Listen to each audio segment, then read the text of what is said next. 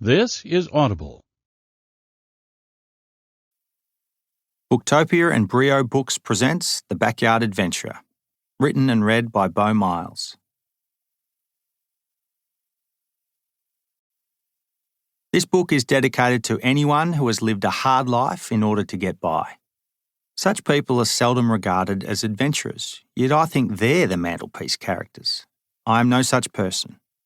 I know lots of people who have done it tough, really tough, and none of them would ever introduce themselves or write about, hint at, or suggest that they're an adventurer, as if such a thing can be a job title. And to May and Helen, my daughter and wife, who have redefined my sense of home and away, golly, I've got it good.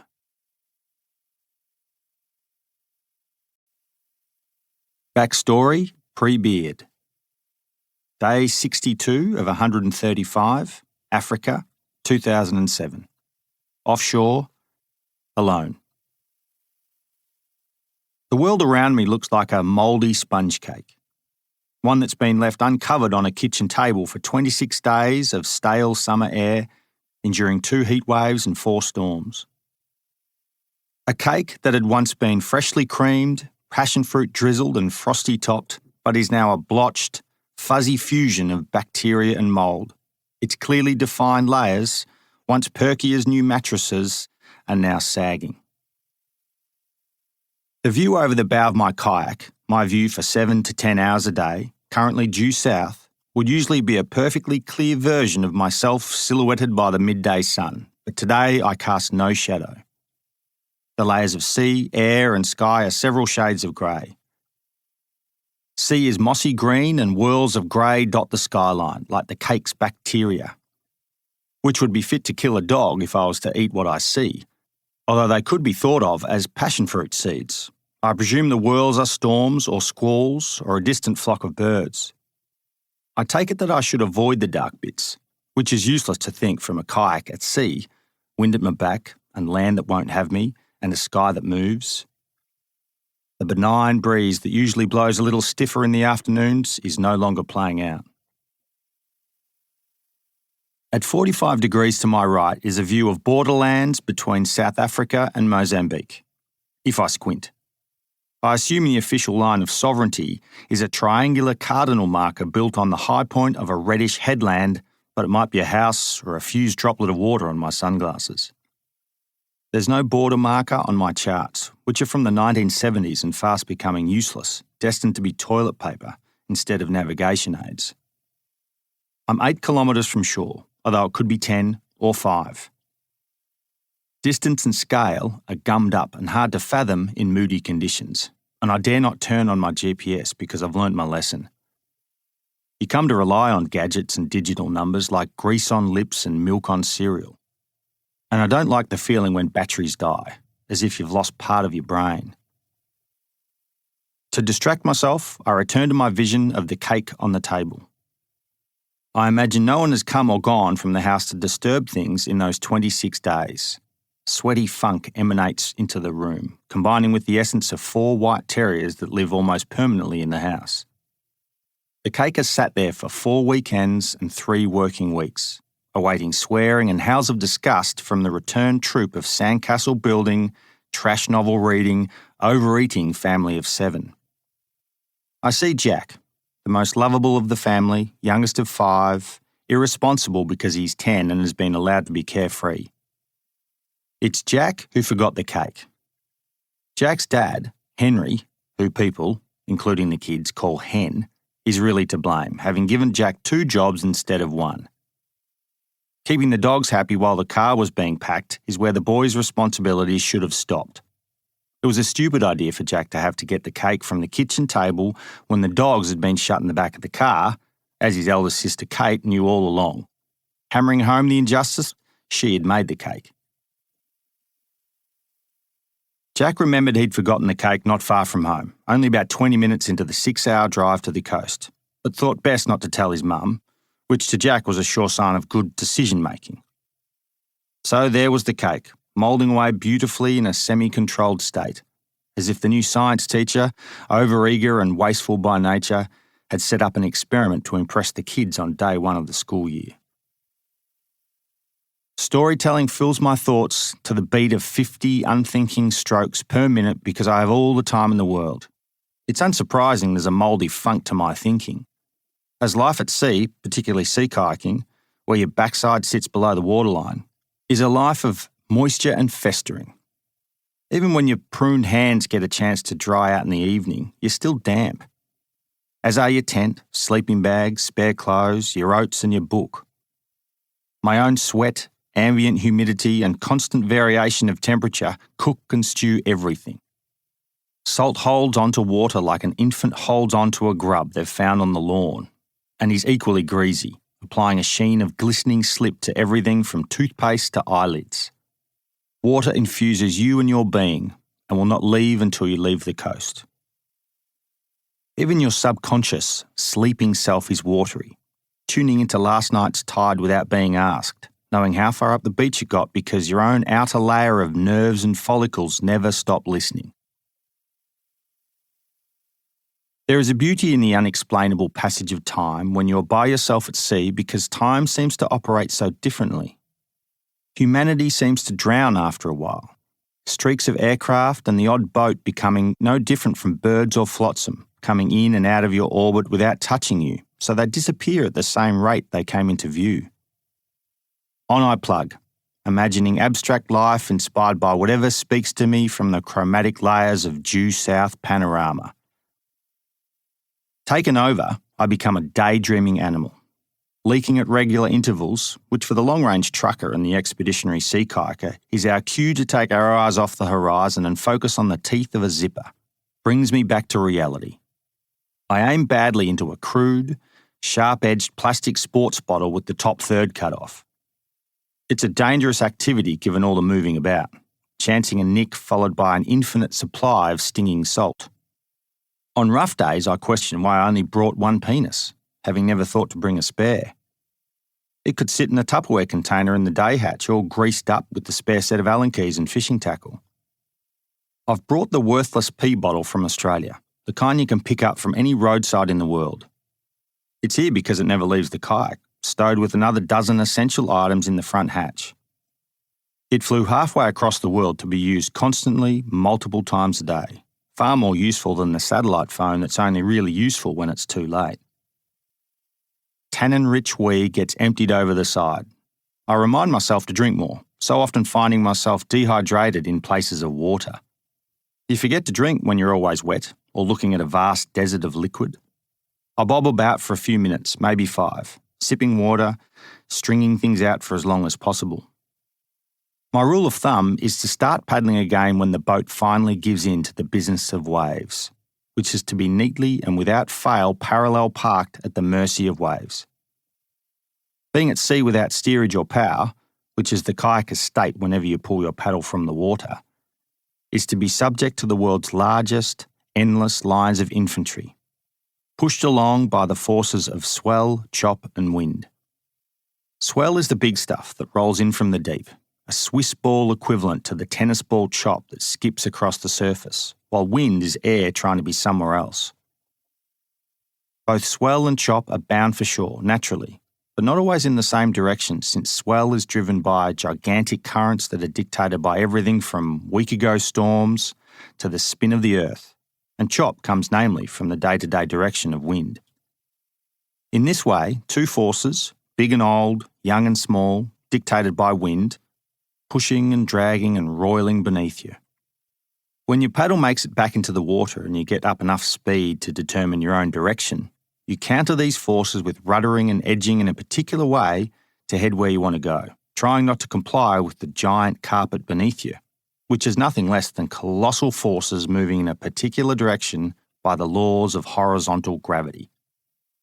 I think, not for the first time, how strange it is that humans piss and drink an almost identical amount of fluid. Buying a lemony or orange-flavoured sports drink, downing it, and leaking the same coloured mix of electrolytes and minerals is a little bonkers, and amazing. But I like pondering these mammalian ins and outs because it's a non-sea-based thing to think about, and I'm lost for a few moments to thoughts of primates becoming upright, the production of sports drinks, and the remarkable expansion of human evolution that's taken place between these two events. My paddle lies across the cockpit, sitting in the V between my knees. A small wave flops from the side into the open cockpit, folding neatly into my lap and ending my break. I sponge out a few handfuls while swearing, which is part of the routine, then reseal my spray skirt. I scan my sponge cake world. No longer rustling along to the unheard sounds of paddling or the relative focus of a fly and zipper, I start to feel what I'm seeing, breaking myself out of the autopilot bubble of slippery time and make-believe. Are conditions worse than an hour ago? I ask myself. No, I don't know. Yes, but not a lot. Given it's taken some time for the day to get so smudgy, I'm surprised when things start to shift quickly. Not unlike a walk to the train station that cuts things a little too close, the walking air has morphed into a jogging breeze. Wind, which can be seen in its distinct speeds in how it interacts with the water, is all of a sudden in a hurry to be somewhere else, more decisive in the way it smears and licks. I take up the paddle and continue south. Africa, to my right, remains indifferent to the pressure shift and the impact it will have on my situation at sea. Land life always seems firm and unchangeable compared to the fickle trends of a life aquatic. It's land where my jealousies and yearnings often reside, like the way I view birds so easily flying amid turbulent winds. Land masses don't think as a human does. It exists in all of its immensity as a self-contained universe. We humans do the thinking, making choices and stuffing things up.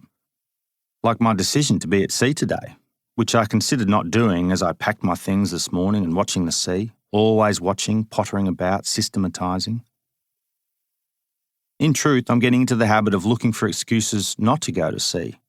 But I'm running out of time on this trip and the reasons for not going are becoming harder to find as days run out.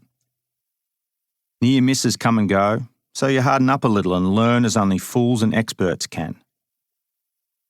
When I watched the sea this morning, clouds were built and fluffed up in the northeast. But so be it. Today was a paddle day because the shore break wasn't all bad, meaning I could launch, meaning I could paddle. So there it sits on the eastern horizon, a visible slice of continent, red, firm ground, yet for now an unreachable place. Reefed and rocked and protected from a landing for another 20 kilometres, the giant landmass remains a distant pariah. I must stay at sea, beyond reach. In a matter of minutes, waves begin to crease and lump in strange ways. No longer does the moving world seem a predictable layer of lines and suggestions of movement.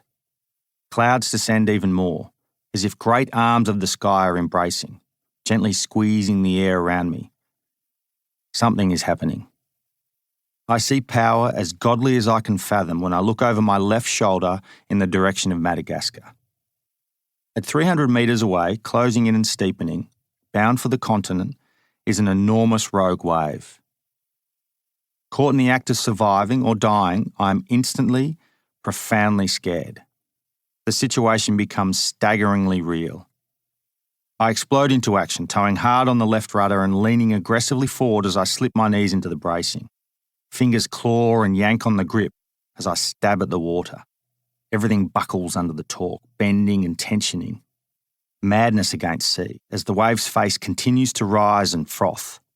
A hiss emanates from the horrid uprising. What the fuck? I spit. A breaker so far out? It took 27 years of life to lead me to that point of high adventure and extreme risk. Knowing that fear deep in my bones, I've tried ever since not to repeat it. Not fully, perhaps, as I always seem to have a perverse attraction to chaos and a toothache-like appetite for occasional misadventure. Sure, I don't like rotten teeth, but if I have one, I play with the spectrum of pain it provides because it tells me I have a galaxy of nerves in my mouth, a universe that was dormant until the rot set in. Misadventure is a toothache, to be avoided, but embraced if it comes along because there's no other choice. In short, I made it over the wave, just, before the full spectacle of terrifying force exploded beyond my stern. 12 years later, here I sit, twirling a pale gold ring on my wedding finger. Heart rate slightly raised at the thought of a wave that spoiled a perfectly good story. It's said that the ring represents a bond to a special nerve that goes all the way to the heart. It doesn't, of course, but it does say something of the socially constructed power of symbolism, that a small band around my finger will dictate where I go from this point on, and in fact will outweigh the experience of a wave that has altered where I go in a sea kayak. When she handed me the ring during our wedding, Helen joked, "This wedding ring is fitted with a GPS tracker so that I'll always know where you are." She wasn't talking about infidelity, but instead my appetite for thick mountains and remote coastlines. Let me be present for a moment. Reflection and reality are blurring the older I get, likely from all my time spent alone, which gets mighty confusing and a little lonely after a while. Here I'm propped, typing, sitting in my small house at a pine, drop-sided kitchen table, which could equally be called a living room table, desk, dumping ground. My third cup of coffee for the day sits on a stained notepad by the open window. I'm not fussy about coffee. White, brown, warm is just fine. I drink it ritualistically, not fanatically. Birdsong crackles, and there's a wash of peripheral green light from a springtime 5-acre block. On the property are 4 buildings I've mostly or fully built. Big barn, small house, small cabin, each with unfinished business. Jobs are everywhere, including a wonky leg of this table. I cursed it just moments ago for spilling my coffee for the second time in as many minutes. My immediate surrounds, the insides of the house, contain the stuff I've accumulated as much as the things I've not kept. Around me is a hand-picked world. Wardrobe of woolly knits, kitchen full of sharp knives and copper pots, bookshelf of books that are mostly read, and walls of artwork that are inviting, evocative, or simple enough to be anything. I spend money on things that should last and not a lot else. A friend told me once that the rooms in my house were masculine, which made sense at the time for a single white male who mostly slept and not dwelled in the house. When Helen started frequenting the farm, a sympathetic touch started to creep in, hanging blinds, unpacking things a little, and generally making the place seem less angular or a retreat from the outside world of work and play. Looking out the window now reveals a cultivated and in so many ways unnatural world. Regardless of how practical I think my existence is, just as the wave on day 62 of my Africa trip altered how and when I have departed land ever since, my small farm is filled with storied objects that are totems for how I live. But as I sit and contemplate, sipping and stirring, it occurs to me that this is only half true. While I have worked over these 5 acres of West Gippsland, Gurnai country, a culmination of my 13,870 days on planet Earth, I have come to know that very little, if anything, of my surroundings, laid with 4.5 billion years of evolution, is unique to me. I am surrounded by copies and blueprints of animals coming and going, promoting or cutting short survival. People, of course, with their innovative minds and tools, at war or conspiring with the neighbours, have a lot to do with how and why I sit in this place. Outside are gigantic trees that regrow after an incinerating bushfire, and oak trees that are magnificent and grand and look as though they belong, but don't.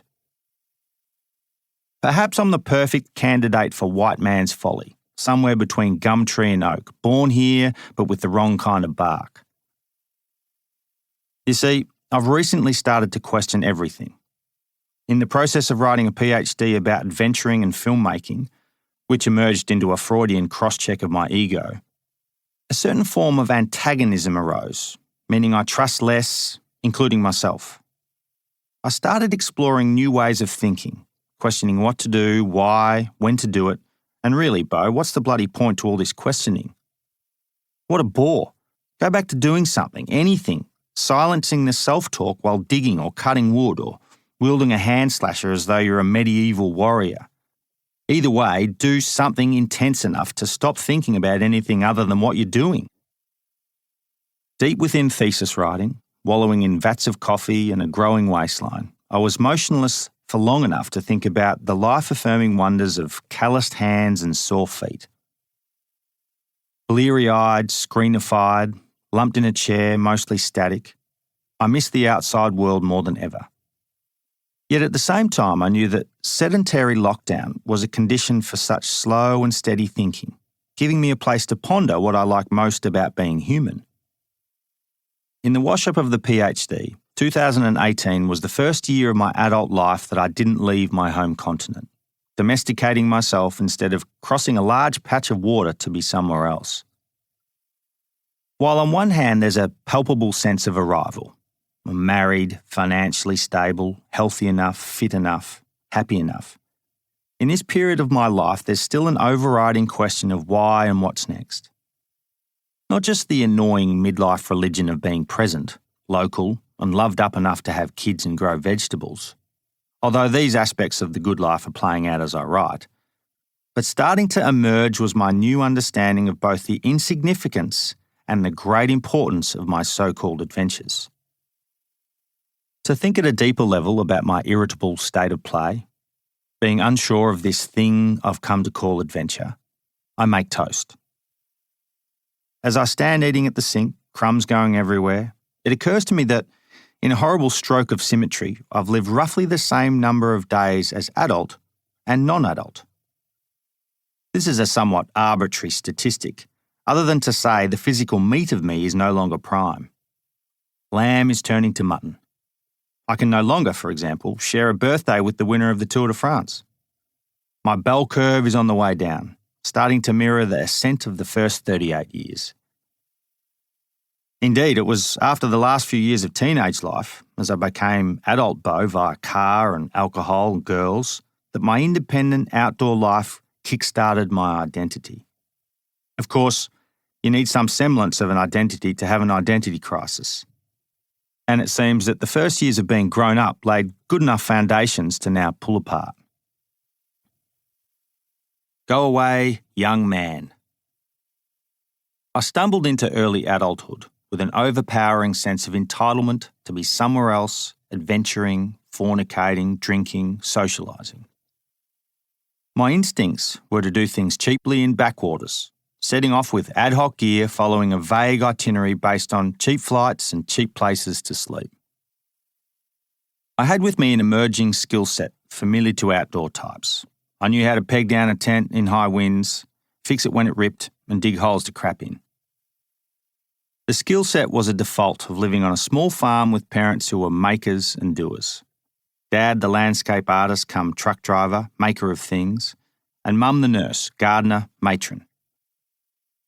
Having been scolded all my life for being in the house during the day, the outdoors became my natural habitat. Mum and Dad spent my childhood bent over a shovel, rotary hoe or bale of hay, sweating their heads off.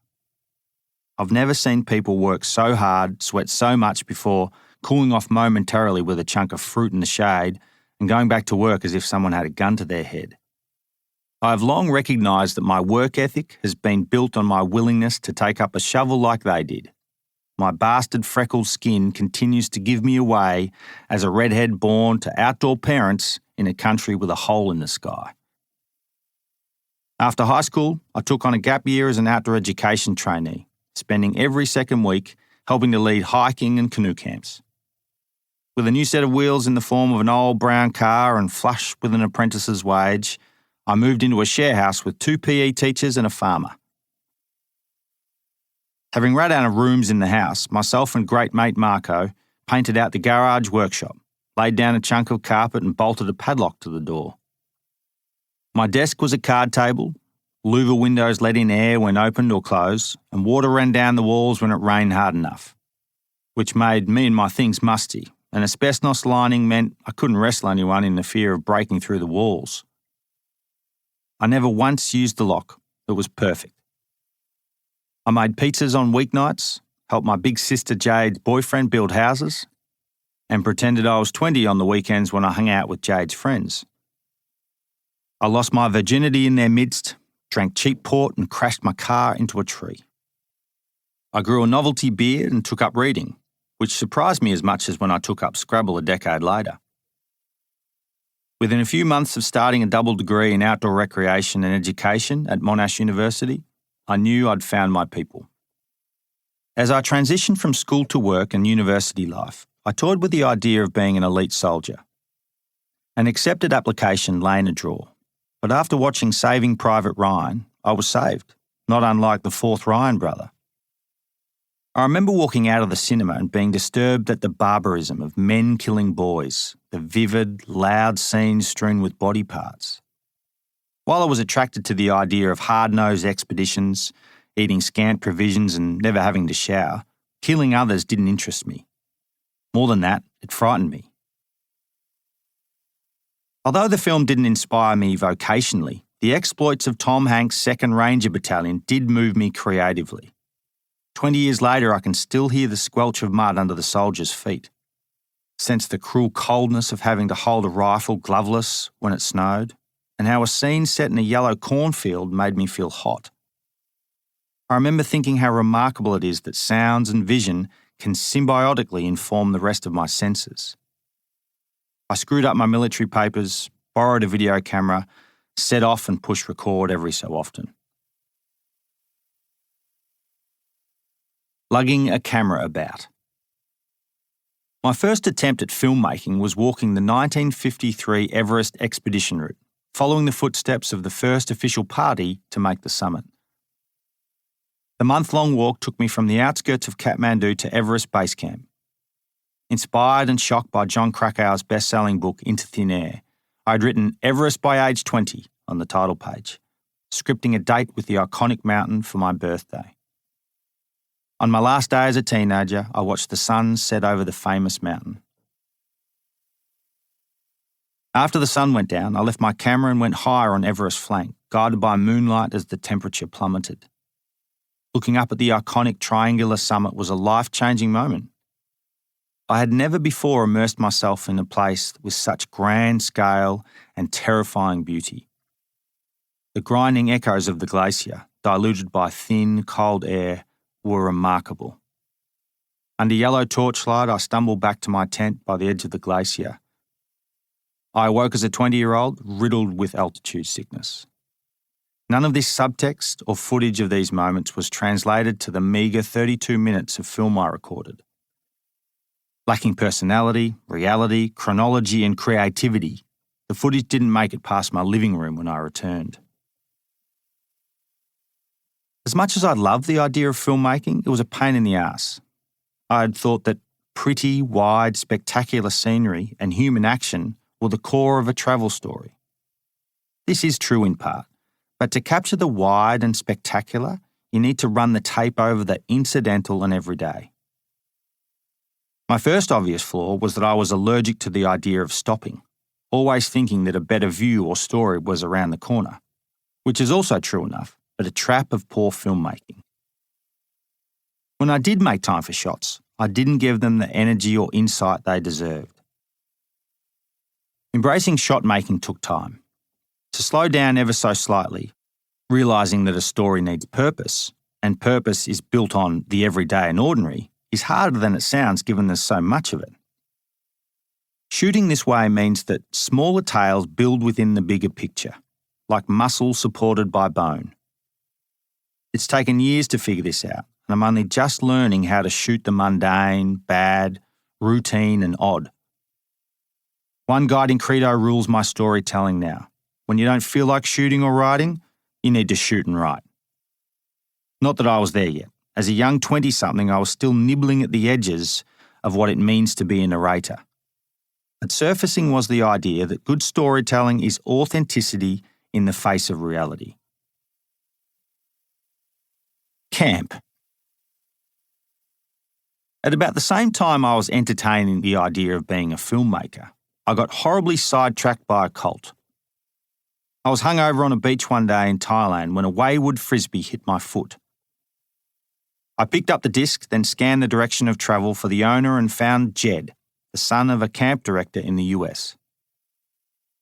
Based on Jed's bad throw or a gust of wind, I spent 10 summers at the alternative and exceptional Camp Sangamon in central Vermont, 5 hours north of New York City by train.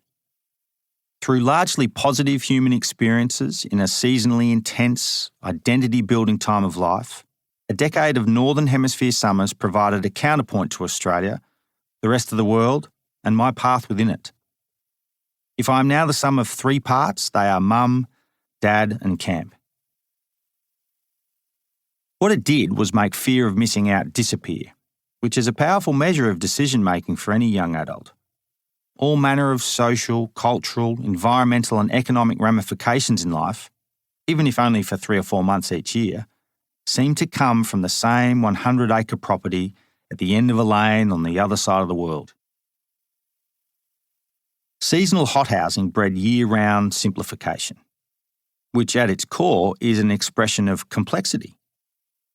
Take, for example, the use of an old pink towel that was left by a camper. When I first came across the towel, cleaning out cabins at the end of the summer, a small fray near the centre of the rectangle had me quickly and without much thought ripping it in half. A pet love of mine is old towels that are thin and almost worn out, and the pink was a salmon colour that made me think of the insides of smoked fish. So I took it on as my own towel. It verged on being not quite enough to do the full job of drying me, leaving a leg or arms to air dry, which for me felt like a perfect compromise. The other half of the towel was used as padding for 2 bars on the canoe trailer, oiled and non-oiled rags for cleaning travel stoves, and a scarf-sized section was nailed to a post next to the basketball court to wipe my brow during 3-on-3.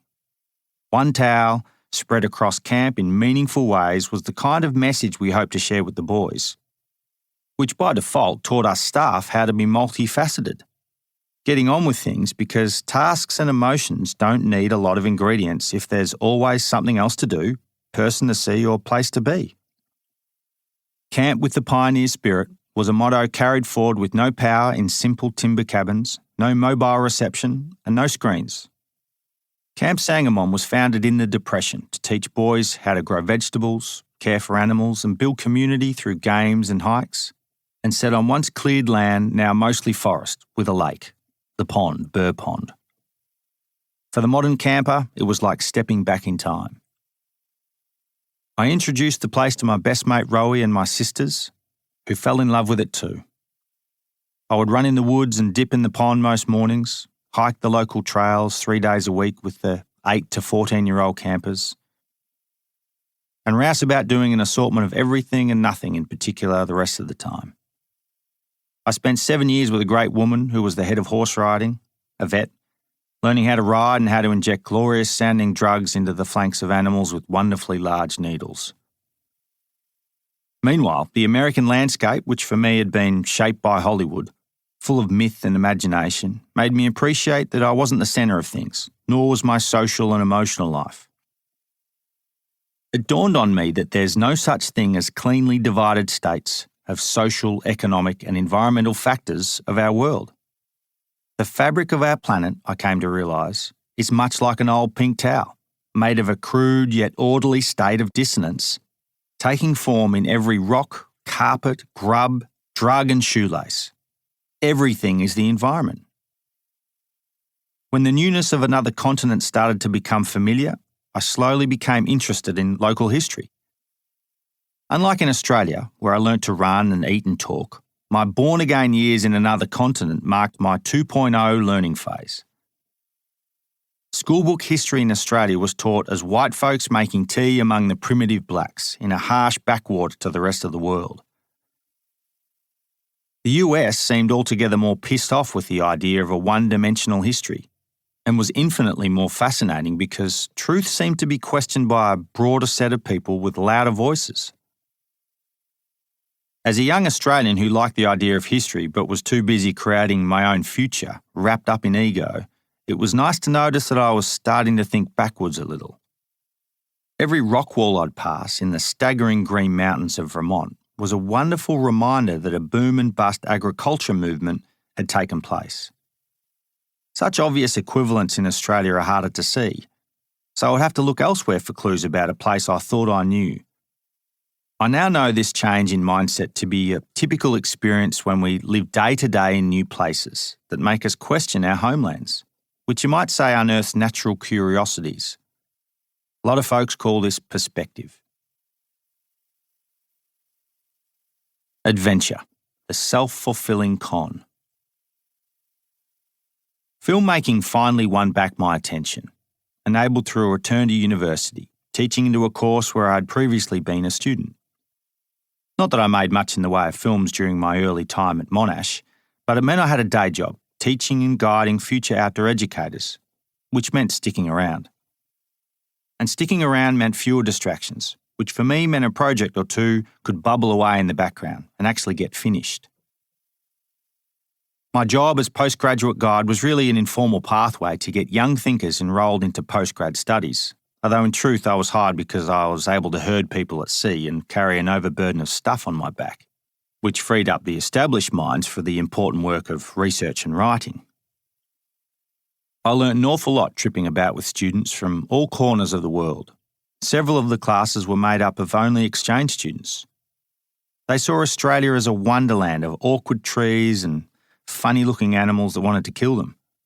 It was excellent work because they, and my American affair, moved my sense of Australia from one of background noise, largely cockies and magpies, to a dreamland of eucalyptus, home to ancient cultures and a vastness that is staggering when you see it over the bow of a kayak or the shoulder of a bushwalking buddy. Such work led to a full-time contract, which led to a PhD, which led to being tenured, which was to be one part industrialised and one part freedom thinker. It was the perfect place to make films. In 2011, I was the first to run the 680-kilometre Australian Alps walking track, end-to-end. Some people clock it at 650 kilometres, but the version I take is 680 kilometres. The track, which is the oldest formal long-distance bushwalking track in Australia, saying nothing of the millennia-old walking lines that First Nations people have taken, had been attempted for a bunch of years by better runners than myself, burning away on the Australian ultra-running scene. I didn't know this until I decided to run it, online searches revealing years' worth of attempts. Friendly chatter of the ultra community was hedging bets on the next bunny rabbit. I penned in a date and signed up my brother-in-law Charlie Showers to be camp manager and pick-me-upper, and cameraman Brett Campbell to film. Off we set across the mountains of Australia, binging on a stupendous number of calories to get the job done. My insights about food were profound as I turned peanut butter and figs and whatever Charlie cooked up into an all-day distance. I barely crapped and leaked a lot, even when I didn't need to because it meant I could stop, and came way too close to stepping on sticks that were in fact snakes. 13 days and 10 hours later, I rolled into Walhalla in Gippsland with a fat, overused left leg, and the right was just fine, thinking about Oprah, which was odd, and a shower, which made sense. The film of the run was the first I'd been involved with that predominantly used footage from another person's eyes, which was a breakthrough as it revealed moments I would never have been able to capture myself. Trials of Miles made me realise that humans are, that I am, fallible, and this is an essential plotline to any adventure tale. My PhD made a bumbling start in 2012, scripted loosely around the idea of investigating the essences of adventure, the phases of expeditionary life, and existential flag raisings in place of mountaintops and new lands. Although I initially wanted to write and film a study of other expeditionary sea kayakers who cross and circumnavigate large chunks of water in much the same unnerving capacity that mountaineers scale high, steep and remote peaks, mid-candidature scrutiny made me turn the lens on myself. The issue, picked up by my panel of examiners, was that I didn't trust myself to inspect others when I was still so hung up on the so what of my own life. Ethnography, a study of others, switched to autoethnography, a study of the self, and how I, ultimately, am a mirror ball of 1,000 shining squares reflecting the world around me.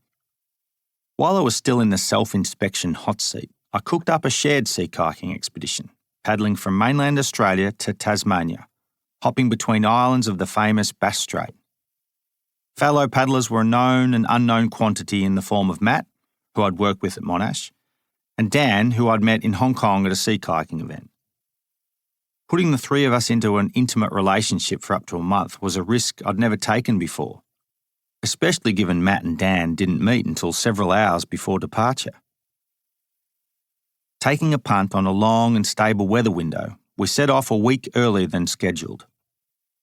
By the first night, I suspected our trio would do just fine. More than that, we were a wonderful mix of odd, direct and zigzag. I've never enjoyed a sea kayaking expedition more, playing third wheel to a developing friendship, later describing Matt and Dan as a watch of exceptional quality, Matt, connected to a Velcro wristband, Dan. This made for a mechanism that was functional, funny to look at, and told us when to leave. At the same time, another great friendship was emerging between ex-student Mitch Drummond, who was fast becoming my filmmaking companion, helping to shoot the expedition as a ghostly fourth member. The 3-week expedition went on to become a 6-part YouTube series, Bass by Kayak, which was poked and prodded into shape as the backbone of my doctoral thesis titled The Secret Life of the Sea Kayaker. Crossing Bass Strait, a series of island hops, is a handsome metaphor for people teleporting into another world. Much like the way the great ascents or descents on land and rivers stretch out people to become new versions of themselves, losing sight of land before a new slice emerges from the horizon makes you evaluate why going places, particularly new places, is so powerful. Yet new lines of travel that I make, often in search of a new me, is one of the great and likeable cons of adventure. These lines, the course of a river, a bearing at sea, or a deep crack up the steepest face of a cliff, have existed in their own way and to others for millennia. Whether we actually follow those same lines or not is another matter, but they were known about, and if they weren't, it's likely because the line is arbitrary, and that a more common, easier, less adventurous way exists.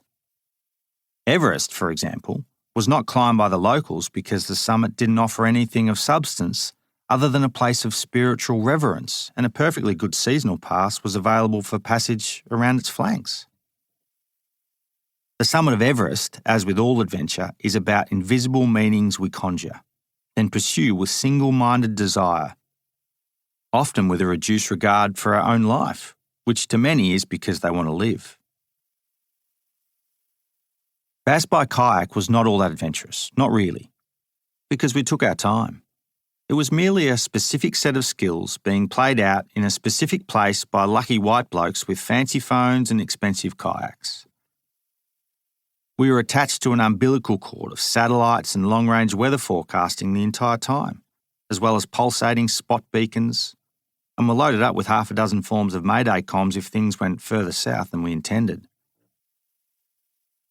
Meanwhile, HD cameras the size of our eyeballs recorded the 15-day expedition, as well as the 6 months that had led up to the first paddle stroke, at a rate of 24 to 100 frames per second. The result was a visual diary of mostly good choices and fleeting dumbassery in blue sea and wide sky, uploaded to YouTube. Yet the making of the film still entailed a process of tripping over myself, presenting to the world via pictures and metaphors and Beauisms my bent form of reality. It felt close to authentic, but not quite. Nut job. Back at the kitchen table, I shift in my seat, flexing my lower back and bum to redirect what seems to be dim-witted blood with no inspiration whatsoever to discover hard-to-reach places.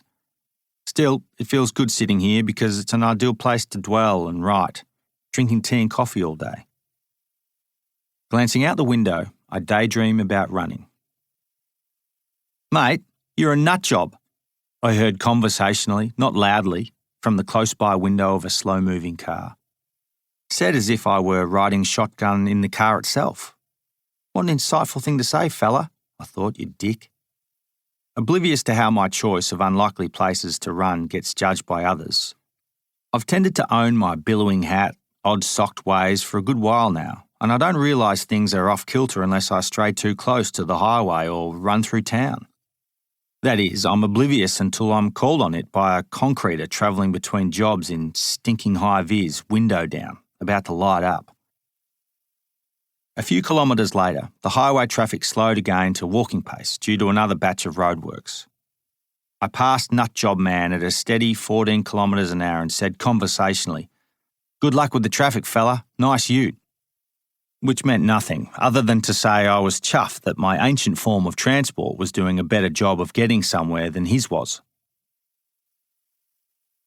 Coming through the front gates after yesterday's run was an arrival home in more ways than one. It was a longish run, being Sunday, my Sabbath for going a little further, hitting up country roads made of dirt, which are rare in my parts now, so I end up joining them together with chunks of highway.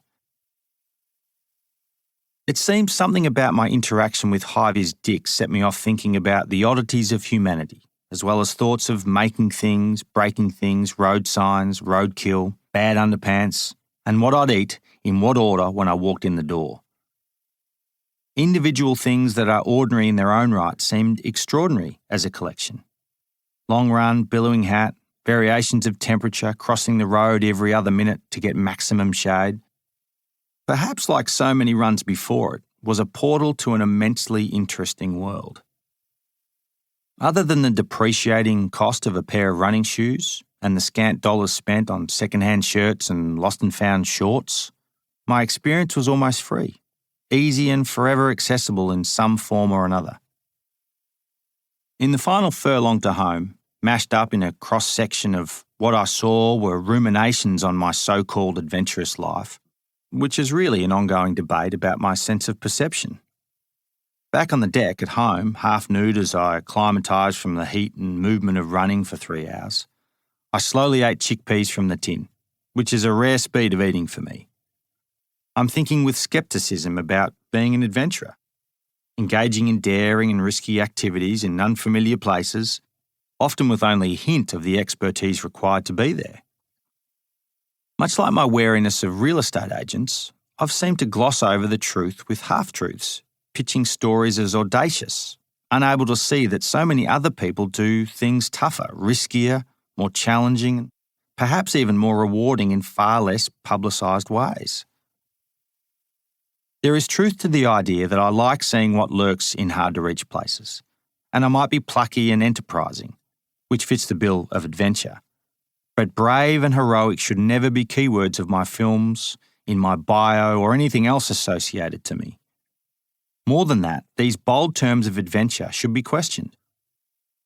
I say this because at various stages I've unwittingly bought into that mindset and looked at maps and charts as if I were a conqueror, out to beat the world. Day 3 without showering, in need of a haircut and shave, about to leave the house to buy milk, I was in fact on the comfortable side of an identity crisis, having come to terms with the fact that I was not the man I thought I was.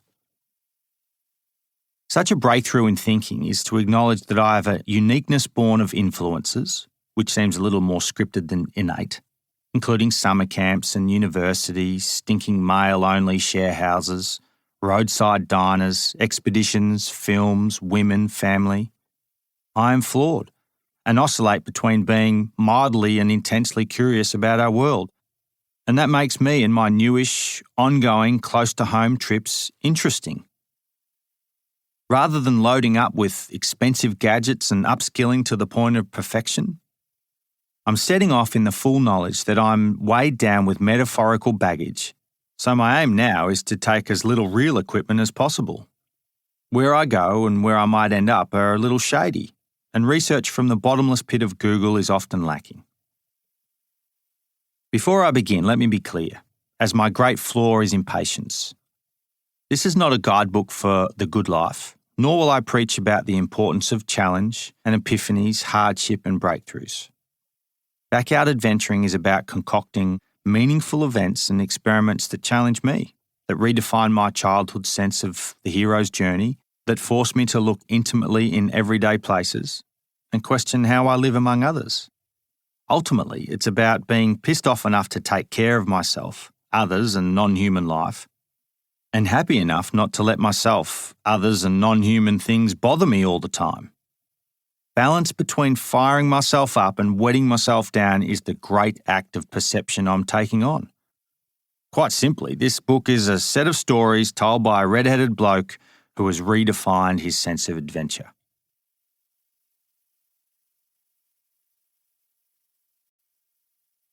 Chapter 1. Walk. Away sick. When you find yourself bored of cashews, your pen is running low on ink, and the book you've just read 3 times is starting to wear thin, you're likely in the midst of a long expedition in a place where the nuts are cheap.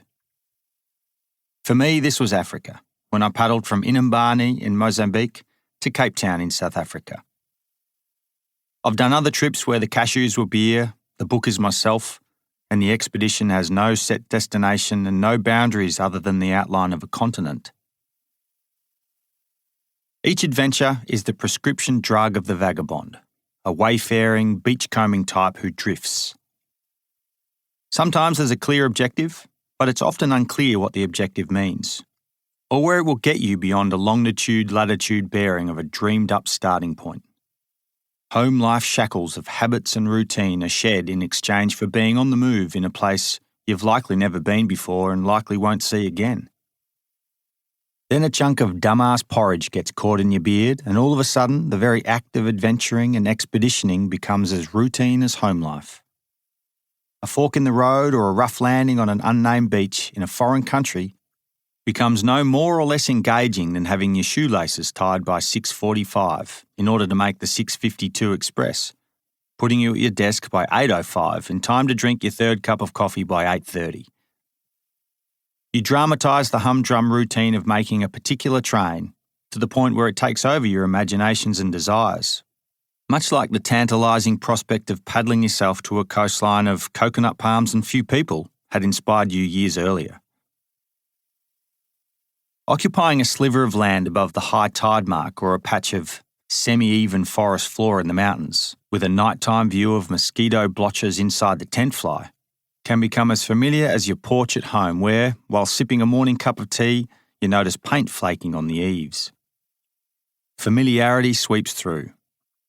I do like the fact that the exotic becomes common, but after so many hundreds of hours of middle-distance landscape or seascape, always moving, bookended with a similar routine of setting up and packing down, new places have lost their sparkle. On a certain day with a long beard, I lost my 20/20 vision of adventure, made obvious with poor hand-to-mouth coordination when porridge missed the hole in my face and occupied my beard instead. Such a moment is really just waking up without an invisible set of goggles on that tint the world. Adventure has not changed, but something in you has. I pilfer salty, almost untouched first aid supplies and barter with the locals for a mirror. The reflection is not of a zinc-smudged, porridge-bearded man with a cracked lip, but instead a cleanly shaved face with diluted freckles framed by a clean collar of a shirt. Of course, I don't see this reflection. Mirrors have no place on expedition. Nor did I barter for a mirror with first aid supplies because I had long ago traded first aid supplies for drinking water. In Africa, my reflection was one I felt. Actually, I smelt it 3 months into the expedition. Unmistakably, 8 kilometres offshore, a strong westerly brought me the smell of eucalyptus from a plantation forest of thick and healthy trees growing in the same latitude and similar dirt to Australia. The scent brought a genuine bolt of sentimentality. For the first time in my life, I felt homesick. Deeply. More so, crystal clear, I felt the sickness of being away. And there's a difference. Homesick is longing for home, while away sick is a longing to be anywhere but the place you're in. While a week of camping in the African gums might have cured me, I didn't dare because such an act would delay the obsession of me and my kayak heading south, which, after a while, is the only thing you do. You want to be anywhere else but the place you find yourself. 7 weeks later, when my Kiwi mate Jared Sharples had rejoined the expedition, the harbour master in Cape Town wanted to impound us when we paddled into town via the industrial wharf. Weaving between freighters the size of city blocks, horns blew and sirens rang. "Fair enough, mate," I said to him on the radio. "Take me in. I'm done."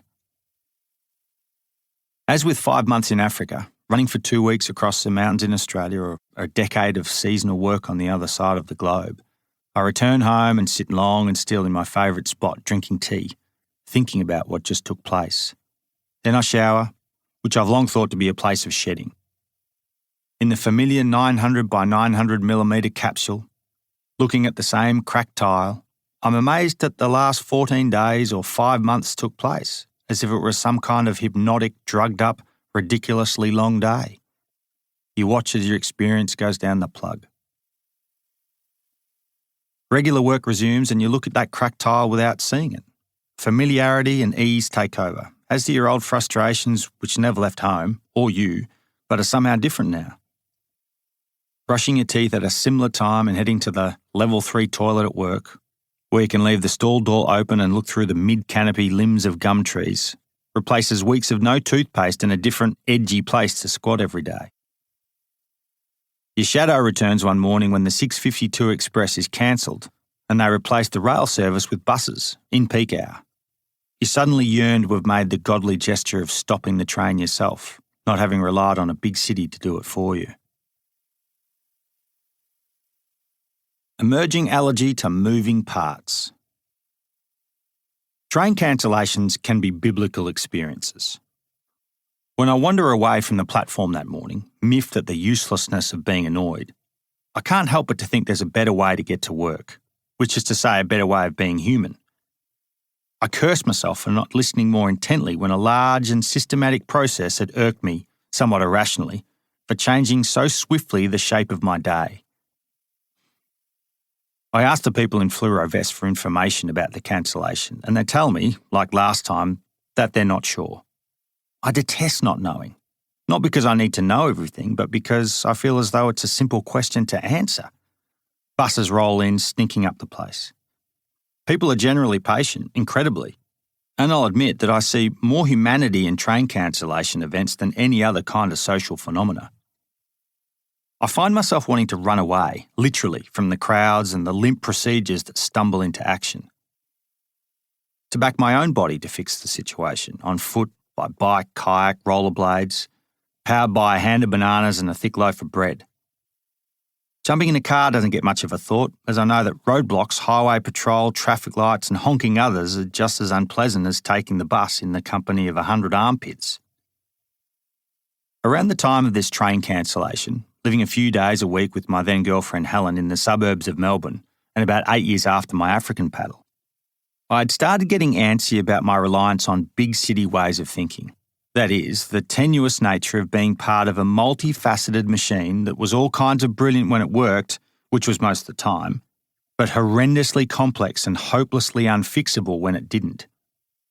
I was becoming uncomfortable with the number of strings attached to the routines of my everyday. Making this funk fester even more was the fact I was locked into self-questioning while writing my PhD, which involves hacking into the bedrock of your worldview. Every researcher should do this, chew over their own needs, wants and prejudices, because there's no such thing as taking on a task objectively.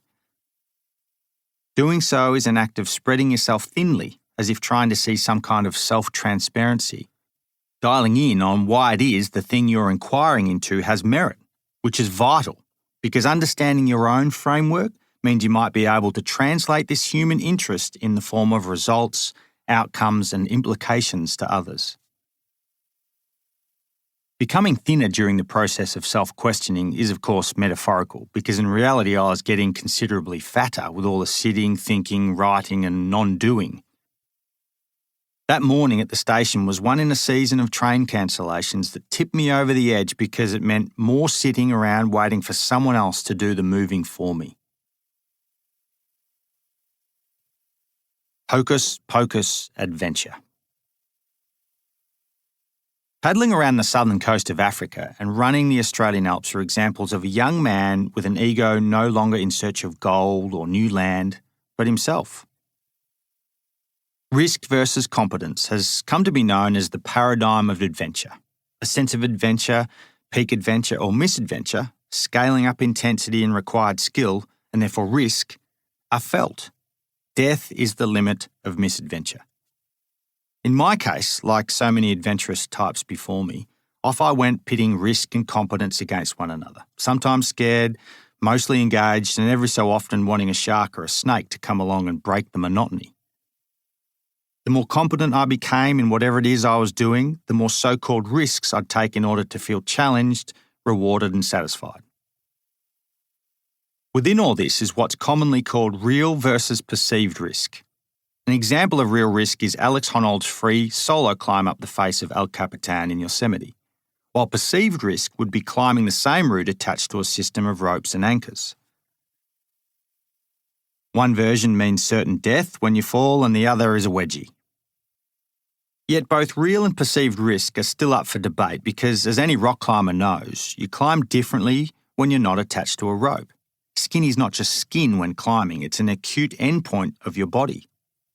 When the climber is at the base of the rock deciding whether or not to go solo, it is here at ground level where real and perceived is a wonderful place to dwell. I'm learning to take notice of this power of perception, and I've come to the realisation that I can do more in less space, intensely, with fewer tools. Stripping back versions of my day-to-day needs and wants has me whispering tall tales to myself in order to retrain my adventurous vocabulary. As socially adapted liars, humans oscillate on a broad scale of how and when we lie, so it makes sense to do ourselves a favour. Convincing my ego that homespun adventures can be challenging, insightful, dirty, intense, intimate and all-consuming might be the most courageous thing I've ever done. Although in reading back over this last sentence in my head, I've yet again wrapped myself in a contradiction because backyard adventures are in fact all of those things. But I'm so used to thinking they're not, so it seems I have to convince myself that the truth is in fact real. The lovely idea of getting from A to B. I'm a licorice man, all the way. Like the Spanish, I'd go to war for the stuff. Chocolate, as a comparison, knowing full well its silky addictability, has no hold on me whatsoever. That is, I like chocolate well enough, but I crave licorice.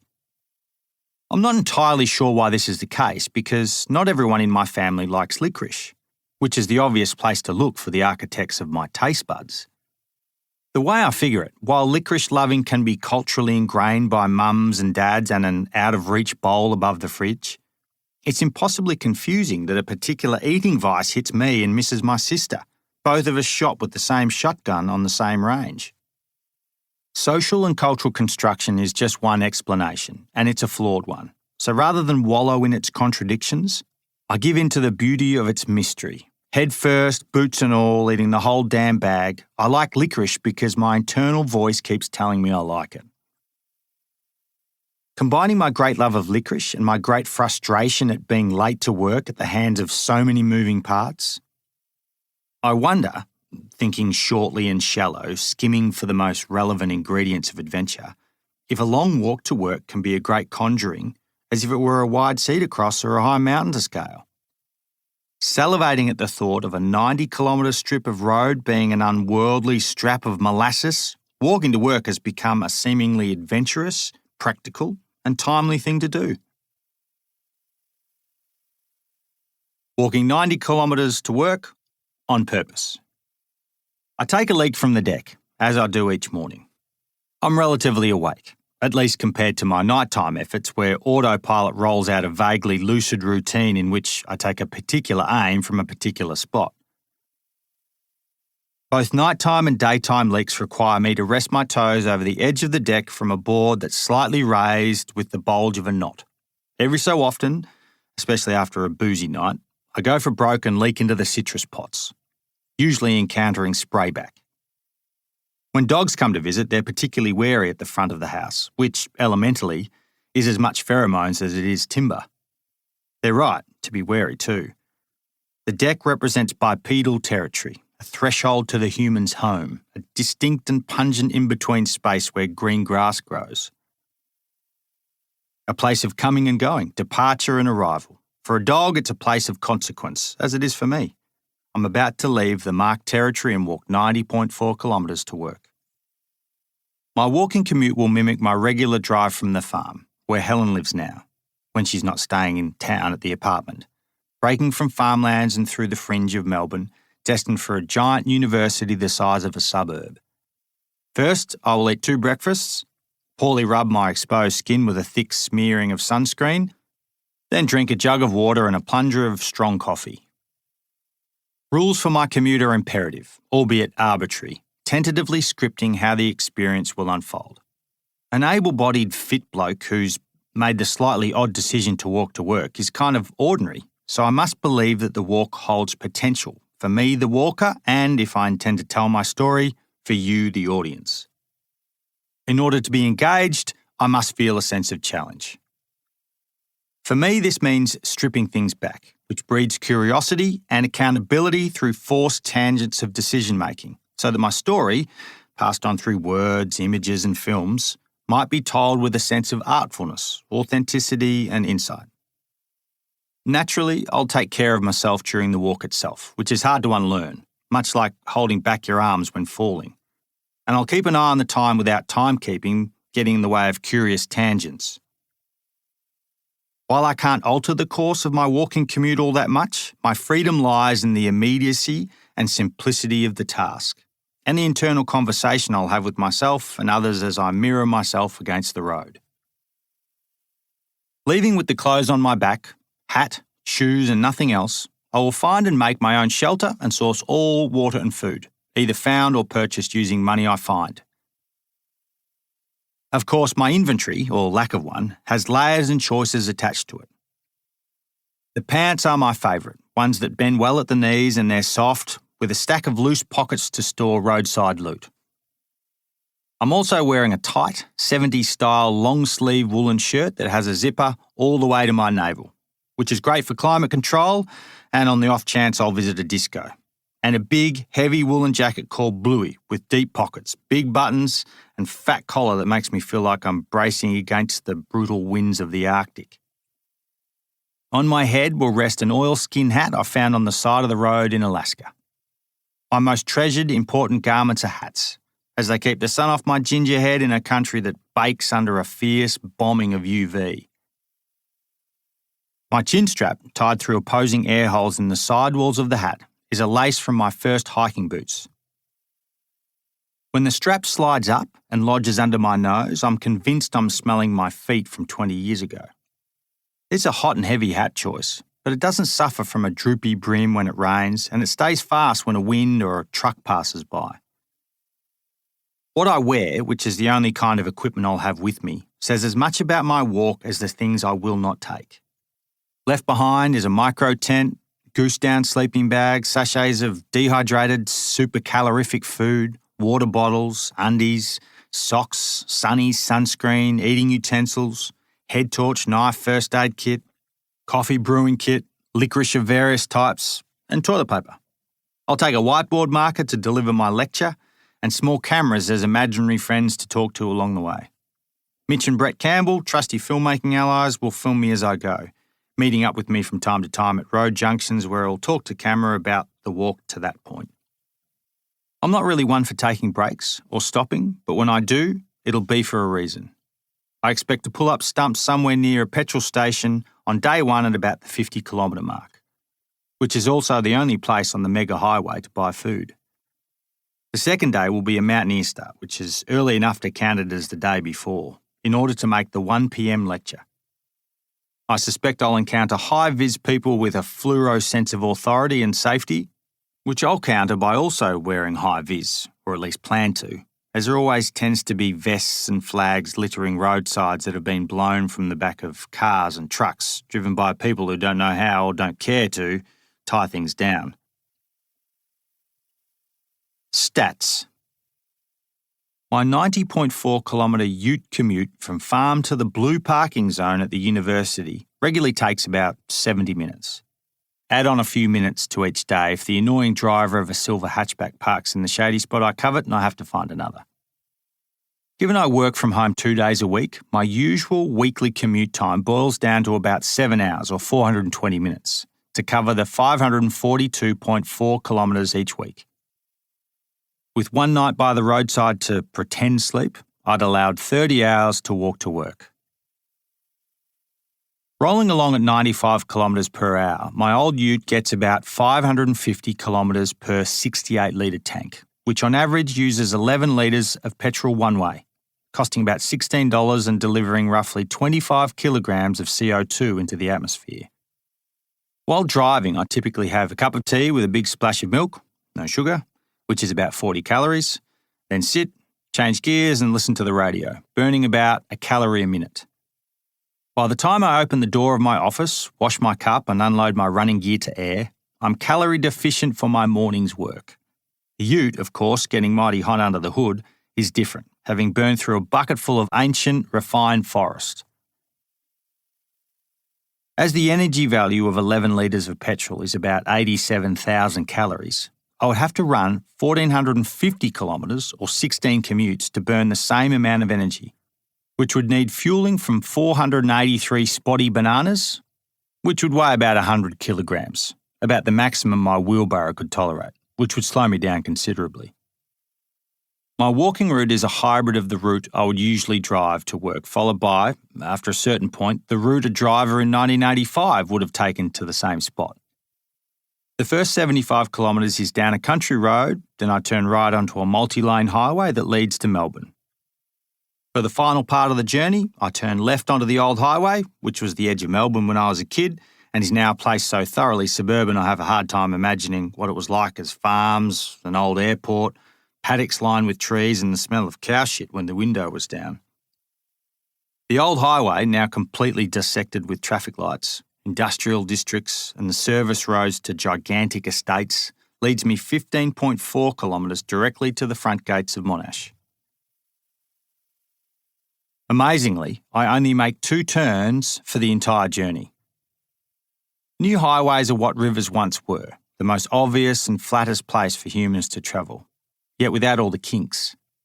Undisturbed by geography as they go through and under, rarely around, with such a premium on vehicle lanes based on all that colossal engineering, the new highway is also illegal for bipeds to travel under their own steam. Taking the old and direct highway dotted with signs and lights and 7-Elevens is not my first choice, but I don't fancy getting arrested either, at least not for walking, which to me seems like getting arrested for inhaling too much air. Given all the consistent and bendless speed that roads promote, I guesstimate walking 9% more distance than if I drove my ute. I'm saying 9 instead of 10, given I'm making it up and 10 sounds too perfect, and nothing, even meat and potatoes walking, is ever that neat. I'll spend 2,900% more time walking as opposed to driving to work. Life afoot is to enact the privilege of the wayfarer. Distracted because we can afford to be by smells and sights and sounds that take us slightly, always, off course. A car travelling at 100 kilometres an hour, for example, takes a remarkably direct line, given inhuman speed doesn't allow drivers to deviate to avoid a cardboard box or a dead cat. When you're an accessory to roadkill as a driver, clipping the fur of a wombat or dismembering a kangaroo, you barely move the steering wheel. By comparison, when I'm on foot, I make detours when I find myself atop half a fox or the entrails of a sheep. I often stop, hand mashed over my face, shuffling around the remnants of life to satisfy an unwanted curiosity at witnessing how good humans are at killing. I also get gripped by gold fever, obsessively chasing after glint from bottle tops in the hope that they will be $1 or $2 coins of the Australian currency. Money hunting on this walk is much like looking for old house sites with remnants of an orchard. It's citrus season, which I'll also do. For the walk, I wear a watch with 3 arms and 12 numbers, ticking along to energy kinetically sapped from my moving body, which I love the thought of. And I'm leaving the phone at home, which means I won't have a satellite mapping my distance or route. Knowing that my stride on flat ground, walking with a medium level of motivation, meaning I've got somewhere to go but I'm not running late, averages out at 85 centimetres per step, I calculate I will take 117,640 steps, give or take a few. Of course, this is another Beau stat, but it's likely pretty close and does say 2 things. First, my step and pace gains a staggeringly consistent chunk of forwardness. My 117,000 odd steps are sending me 100,000 metres forward. Secondly, much like the meddling numbers of GPS tracking, I trust my internal and silent unthinking counting more than I do a wrist-mounted electronic device with a dicky algorithm. I once wore a pedometer during a lacklustre workday and clocked up 11,200 steps doing very little. Leak from the deck, 12 metres, make breakfast, 50 metres, check the rain gauge, 100 metres, put on pants, 8 metres, walk to car, 50 metres, then to office, 300 metres, take 24 trips to the tea room, photocopier and bathroom, let's say 1,000 metres, back to car, 300 metres, supermarket for bananas, 150 metres, check rain gauge, then letterbox, 250 metres, make dinner, 25 metres, pace about the place, wishing I'd gone for a run, 100 metres, brush teeth, 8 metres, leak from the deck, 12 metres. This comes in at 2,365 metres, which at a mildly motivated pace of 85 centimetres per stride should have me at 2,782.4 paces. My final tally of 11,200 steps must have counted all that bouncing on a Swiss ball and driving on a road with potholes in a ute that needs new springs. The distance of the foot, needless to say, is a good reminder of how humans have travelled over time. I think a lot about paces and steps and the length of my stride because I'm a runner who counts without thinking, much like I hum to some songs and not others. Halfway up a hill in the deep bush of Australia, my great mate Ponch instructed me and my fellow outdoor education students to count our steps as we walked, humming to the cadence of our legs while paying attention to where we were, marking off terrain. It was double-think. Counting while trying not to count, which of course meant counting. We did this over the course of a few days, and once we referenced our figures against known quantities of landscape, elevation loss and gain, type of terrain, type of trail, distance, we started to understand what our bodies were doing through numbers. I was taught the invaluable lesson of gauging how my particular set of legs travelled across various surfaces of the earth over time. I've repeated this metronome way of thinking with my students for years. The guide must know where they are in the world at all times. No vagaries should enter your navigational world when you're charged with the care of others. You might not always know where you are, but you must never be lost. Like so many tacit forms of knowledge, acute and embodied navigation is felt, such as knowing how many paces you take in a minute, then an hour. At first you have to use a watch to learn this, but then you eventually know how far you've come based on the position of the sun, if chafe has set in on a particular spot, or if you feel like eating a banana or not. By knowing your pace and shifting your pace scale over different terrains, you can gauge with eerie accuracy how far your legs take you across the shifting shadows of the day. Leave, damn it! Striding out across the lawn is genuinely exciting. I'm full, as I always am at the start, maxed out on energy, time and optimism, belly at capacity. If you time it right and the coffee is strong enough, only the bladder and bowel are empty. As with my arms when I'm paddling, I forget about the key drivers of the initiative, my legs, by the time I pass 2 concrete pillars either side of my driveway. We tend to be guided by our eyes when our body does something ordinary, like walking. I don't think about my legs enough and how lucky I am to have a strong pair that take me wherever I want to go. Just like the 2 pillars beneath me, I haven't given the gatepost a lot of thought either, not since I stood the heavy buggers upright years ago. It's unusual to pass through the great chunks of concrete while on a walk, and not while in the driver's seat of a car, aboard a tractor or running. Even when I'm 15 metres up the road, I still find myself thinking about the posts. I'm slow to leave the property, and my thinking is like slowly pulling a Band-Aid, intensifying and lengthening what is usually so quick. I purchased the farmer-made concrete posts at a clearing sale a few years ago for $1 each, busting my gut to get them into the trailer. 1 foot thick, 6 feet tall, with gently sloping pyramids on each top, they're pretty pompous. I thought this when I passed them just now, tapping one on the way through as walkers do, signing off. Another slowism creeps in 50 metres past the gates when I notice a collection of beer cans scattered within a 2-metre radius of a road marker. I pause for a moment to scrutinise the crime scene, picturing a bastard on his way home from work tossing his empties out the window. I say he because I've never thought of litterers as women. I just can't fathom the thought that a woman would throw stuff from a moving car, which irks me because it goes against the grain of feminism. Well, that is, that women can be as good or as bad as men. Try as I might to believe that men and women are capable of sameness, I struggle to think that any sane female would ever create and drop an atomic bomb. Such violence seems to go against every womanly instinct I've ever witnessed. Concrete posts and bad people occupy my thoughts for the next few minutes, which is okay, but it does occur to me that it's too early to be pessimistic, which is not my nature normally, especially not in the mornings. My legs, meanwhile, forgotten again, haul the rest of me towards the tiny hamlet of Jindavik, over the hill and up the rise. Front post to Jindavik is 2.2 kilometres. Jindavik to work is 88.2. Making smooth strides on an unnaturally flat and linear surface, I travel at an average of 5 kilometres an hour. I'm experiencing what Rebecca Solnit so wonderfully described, where mind and feet operate at the same pace, rhythmically going somewhere. I silently narrate my one-act play, not realising I've slipped from an outside world to an inside one until a car honks. I feel immediately the effect of my slower pace. Rarely do I walk on the roads I drive. So I notice the cracked edges of roads several kilometres from my house, deep into dairy country. These cracks are the result of milk trucks grinding up the road 10 to 15 times faster than I'm travelling. Never have I looked so closely at the glacier-like qualities of bitumen as it whittles away from the edges.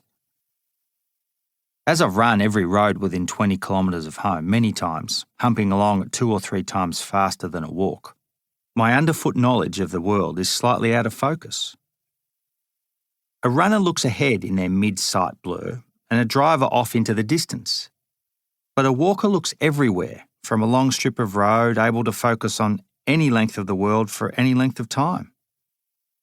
I think of this sight focus versus insight knowledge scale while I walk, and it makes sense to me why babies crawl first, as they're able to take in the surface of the world intimately, looking at and tasting everything within range of their stumpy little arms.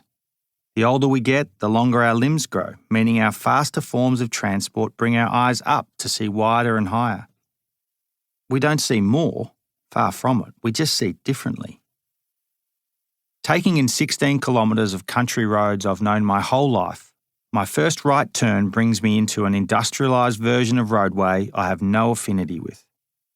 3 times larger and 10 times wider than the type of road I've spent the majority of my life driving or running, it's little wonder modern roads suffer a tragedy of the commons, owned by everyone and no one, where unknowns mow the grass on cleverly articulating machines with flashing lights, which, as far as I can gather, is the extent of rubbish removal, blending it into 1,000 bits. High-vis vest people, good people who work in extreme heat and the deluge of rain, fill potholes at all hours of the day, and road signs are so frequent we only read every third. Of course, I hear all of this highway action for 30-odd minutes before seeing it. A breeze on my right cheek bringing with it the sound of rubber coming into contact with a hard surface, blended with engine sounds coming and going from left to right, right to left. I join the massive road on a long and subtle on-ramp made for gathering up speed. Although unlike the traffic that must merge intravenously at the same pace as those travelling at the speed limit, my cadence was determined in utero when my femur length was set. My maximum speed, which is also my minimum on a walk such as this, was reached 3 hours ago when my right foot first passed my left. Not long onto the main thoroughfare, the road that laps Australia, the Prince's Highway, named after the Duke of Edinburgh, I become a little nervous about all the noise, realising that this is the new norm for the next 24 hours. I stride off into a paddock south, meaning into the gentle breeze, downwind of the noise. It's a glorious reprieve, sheltered by a row of cypress, watched by 2 goats who take a break from scratching each other with their horns. When I cross my first bridge, the insulated safety of a wide, tapered and grassed roadside instantly vanishes. Walking 3 feet away from high-speed traffic feels dangerous to the point that I consider balance beaming the railing instead, Death by plunge seems less likely than being smashed from behind. The other great risk is a presence from above. Not my mistrust of any kind of God, but a complete faith in the strength of the sun. A world without canopy, open and unfiltered, gets at me in slices, small areas uncovered by broad clothing and the shaded brim of my hat, hands, tip of my nose, slivers of neck. The modern road is stripped of vegetation on each side, ready to take another swathe of lanes. There's also very little food on offer. I'd presumed from my thousands of kilometres of running that I'd simply stumble upon half-eaten takeaway and bruised bananas, but I find almost nothing. It also proves fruitless when I head any great distance away from the roadside. Stark, often treeless paddocks stretch either side of me in countless boxes, fenced by barbed wire, offering only grass and weeds. Sure, fat animals of every kind look at me stupidly, sweetly or nervously when I amble past to steal some of their water, but butchering them on my way to work was not part of my plan.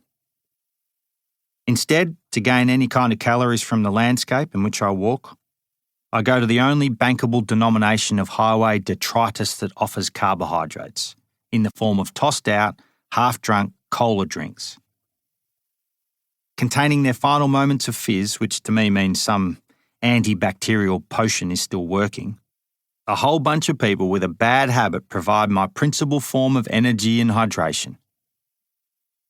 Having weighed up the likelihood of drinking down hepatitis C, I've long hedged my bets on the carbonic acid in the fizzy drinks killing off any nasties for me. Fire killing fire, hydrating me across the years when I was a little far from home in lands without a creek or a cow trough. Drinkable water proves unavailable from natural means.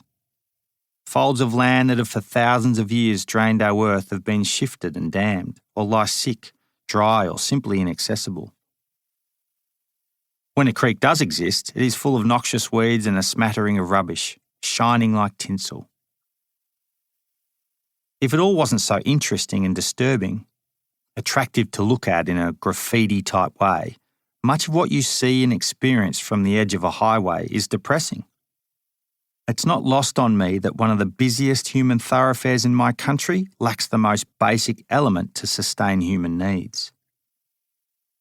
I collect coins obsessively, which makes my eventual decision to spend them on a huge bag of chips and a double chocolate bar a little more deliberate and unlike me than a usual and incidental purchase from a highway servo.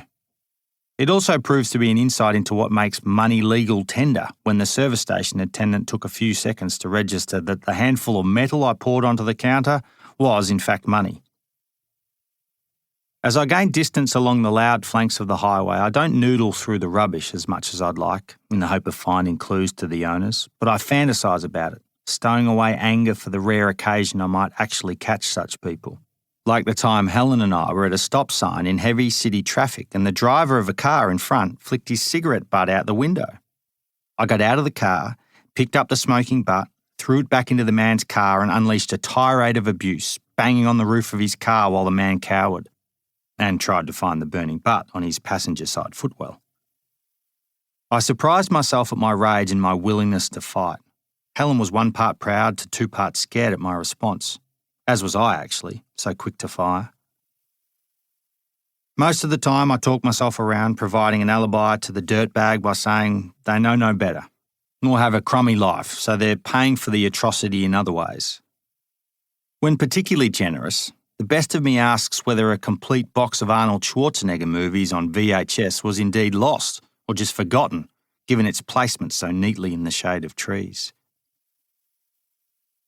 Not wanting to carry loot for too long, but not wanting to pass up good opportunities, I start the serious process of looking for the ingredients of a bed with about 3 hours of daylight left.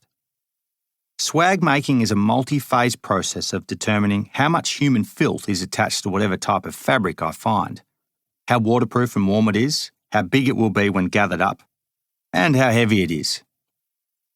Creating a swag, which takes hours, and as much energy as looking for money as I pick over 20-odd kilometres of roadside, is a lot more fun than going to a bedding store or a mattress shop, although I still find I'm being upsold by an annoying salesman, myself. Every other kilometre I have an encounter with a less soiled pillow, a puffier towel or a more appropriately shaped section of housing insulation, adding to my comfort but inevitably making my luggage bigger. This truly is the swaggy's dilemma, what to take and what to leave behind, because walking with nothing is a wonderful thing, but to get something of a comfortable night of rest, I need all the plush things a highway has to offer. I momentarily give a thought to the unknown owners of each piece of rubbish I pick up. When I do decide to return something I've picked up to the roadside, I feel as if I've violated my moral code, as if I was the one now throwing it away, having momentarily taken ownership. Bolts, bricks, milled timber, roofing tiles and drill bits set me off thinking about the world's material ages, stone to bronze to iron, before the overwhelming Prince of Darkness emerged in endless forms of plastic. Synthetic concoctions never before mixed by nature are reverently strewn along our pathways, like beautiful but noxious, unseasonal flowers. The outfall is staggering. All along the roadside there's a full spectrum of packaging, edited into culverts and shaken into size order, with the larger and blunt items laid on top. Shoes, mostly women's of a medium size, are common.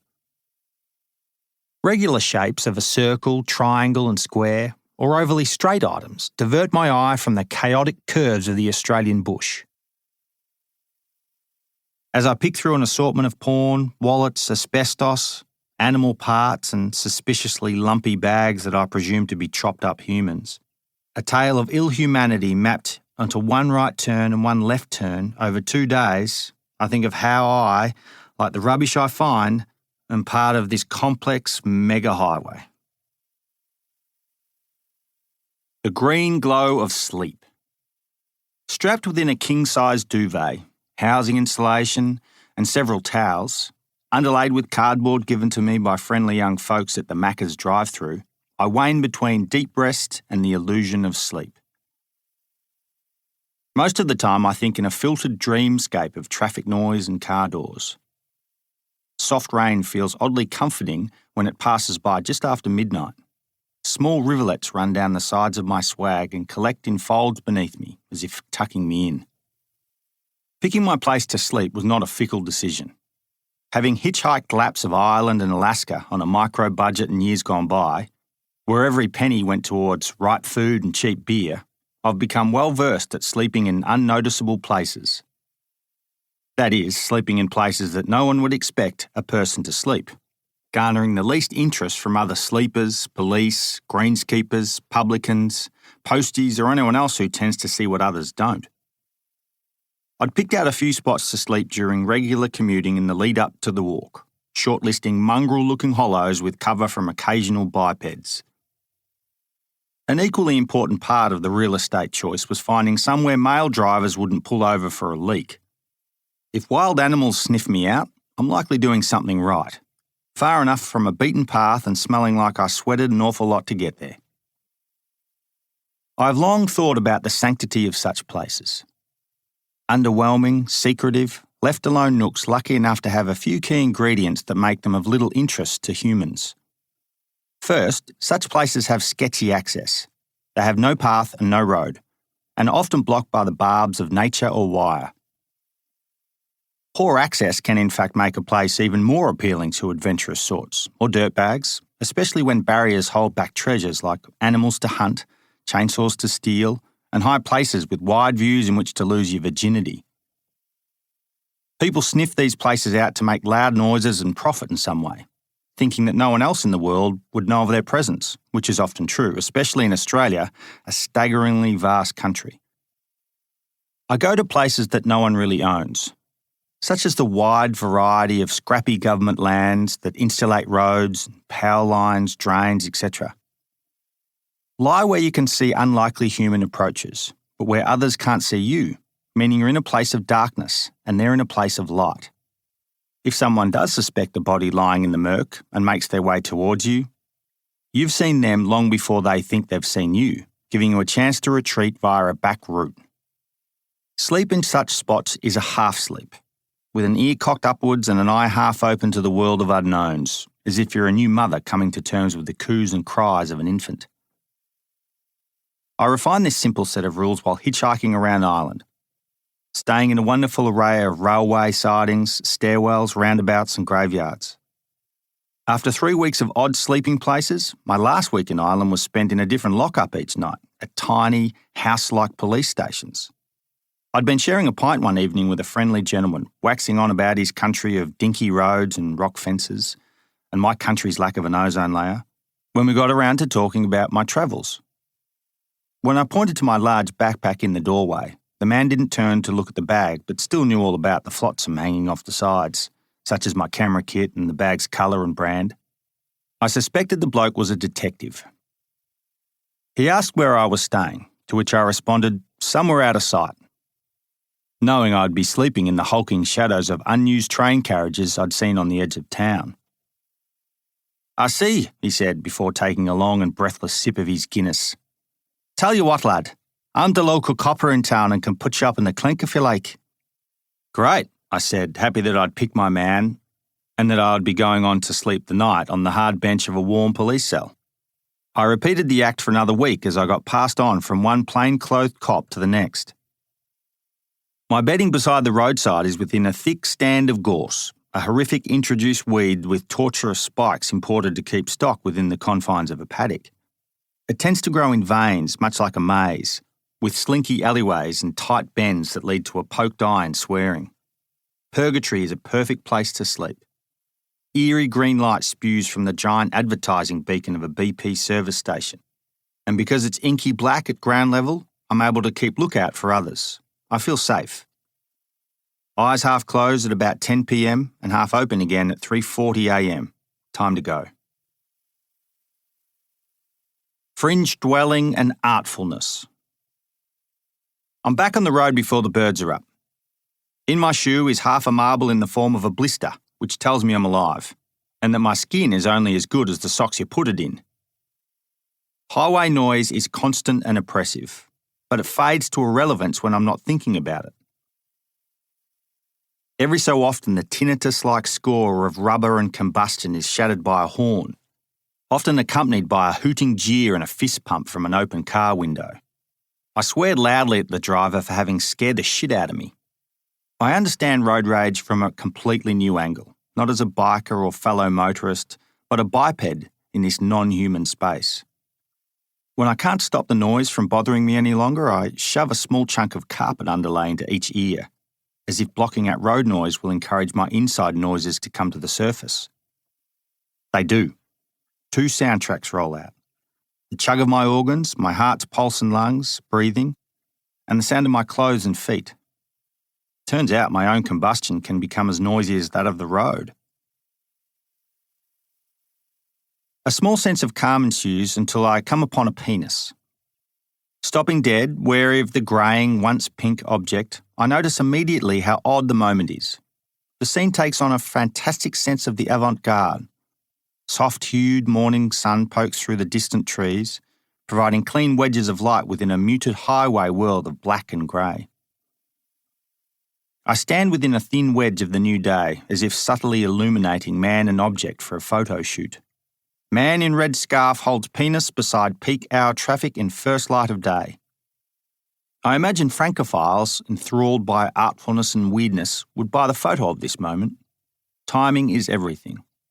Half an hour ago, I stopped long enough in the swale of an emergency pullover bay to notice the roadside light go out. As the light flickered, a raft of moths dissipated in the diluted world of a cloudy day, no longer lusting after the artificial moon. Seeing the moths disband reminds me of when I saw a gigantic grey whale off the tip of Africa in rough seas while I was paddling. The whale was like an up-close mountain range. It came and went in a moment, leaving me questioning the strength of my eyes and the honesty of my logic. Seeing the real and fake celestial bodies compete for moths' attention is a surreal experience, as is seeing a phallic body part that, for a split second, could have been real. It was a fake, massive party straw made for fishbowl-sized cocktails and blushing brides-to-be, I assume.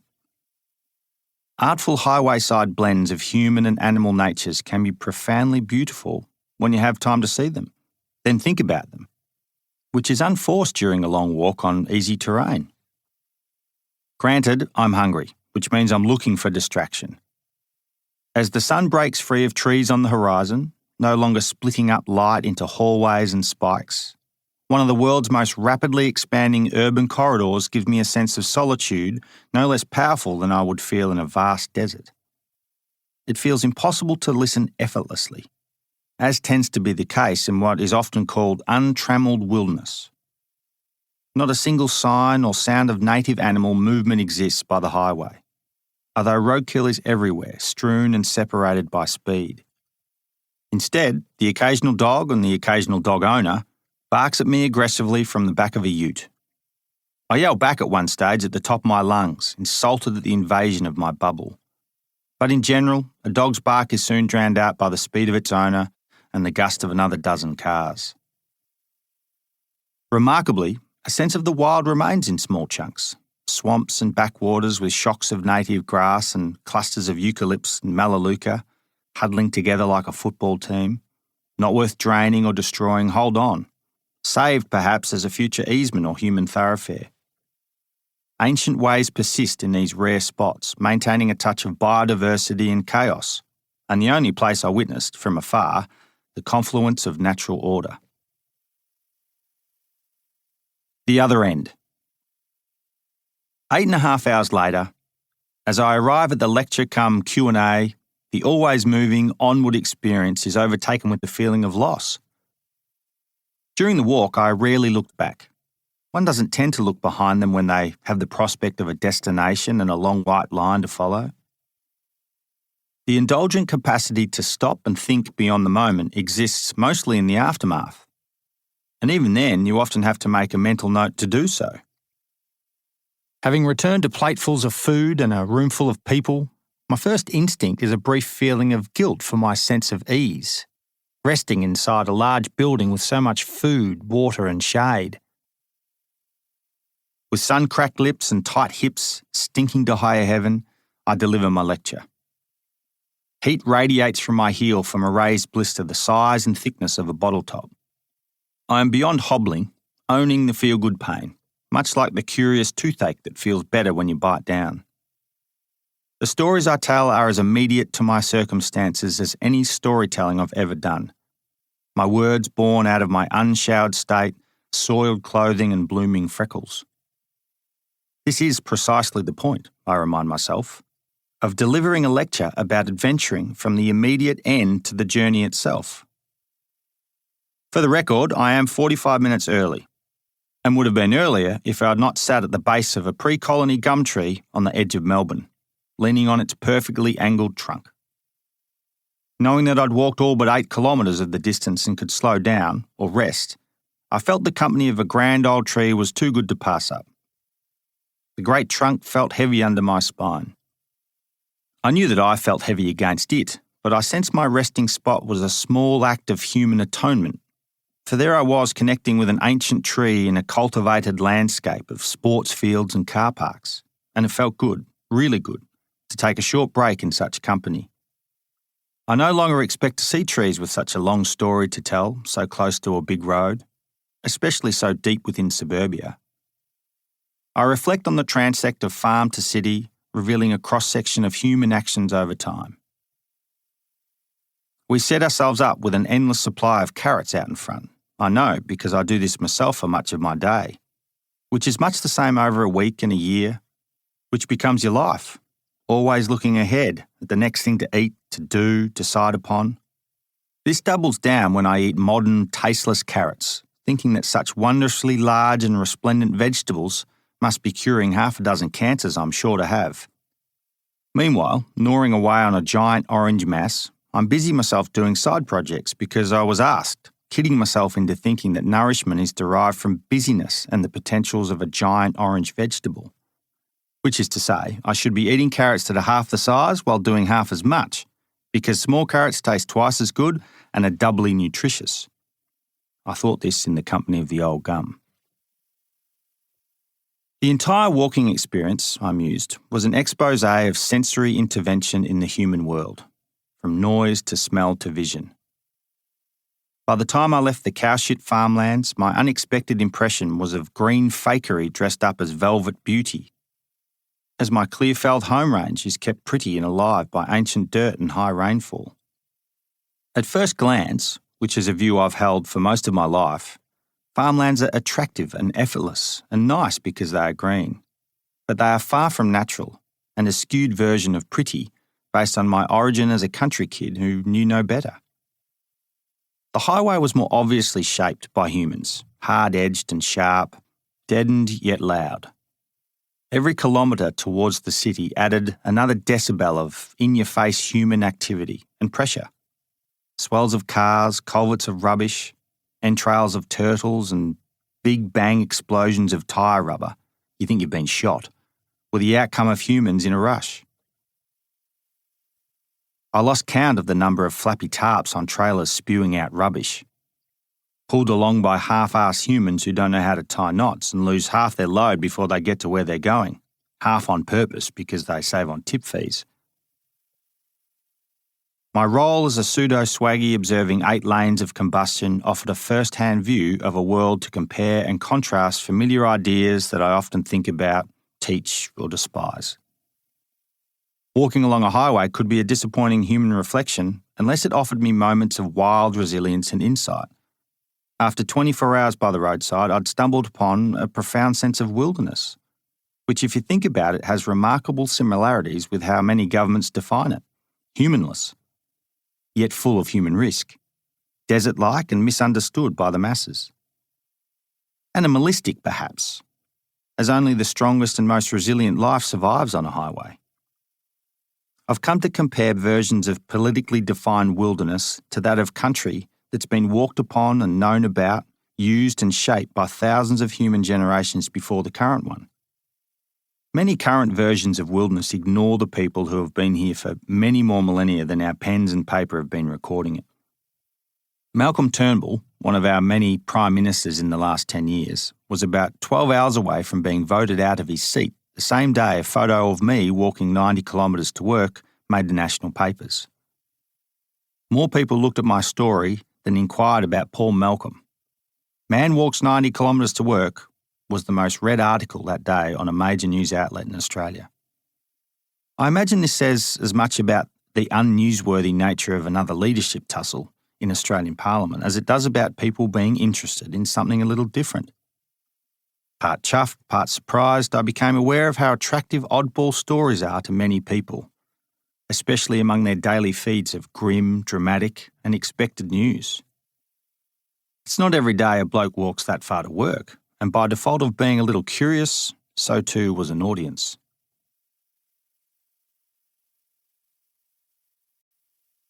Chapter 2. Paddle. Getting to know something I loathe. Having walked to work, I decided to try getting there by kayak. I've always liked the idea of using each chunk of me in different ways to see and experience the world differently, so I switched tarmac and legs for water and arms. At least, that's the idea. I'm yet to zipper my wetsuit. It hangs like a limp, passed-out scarecrow I've tied around my waist. Famously bad at picking the fastest line at the supermarket, I'm equally useless at doing myself up in a full-length wetsuit. When I'm lying on my back, you can pass a water bottle under me from one side to the other without touching my spine. And my post-hole digging, paddling shoulders are as meaty and stiff as my hamstrings, meaning my back hasn't been cleaned properly for 39 years. People within asking distance, many I've never met before, have zipped up my wetsuit more than I have. Until help arrives, with the steady hands of Chris or Mitch, the filmmaking team, I'm undone.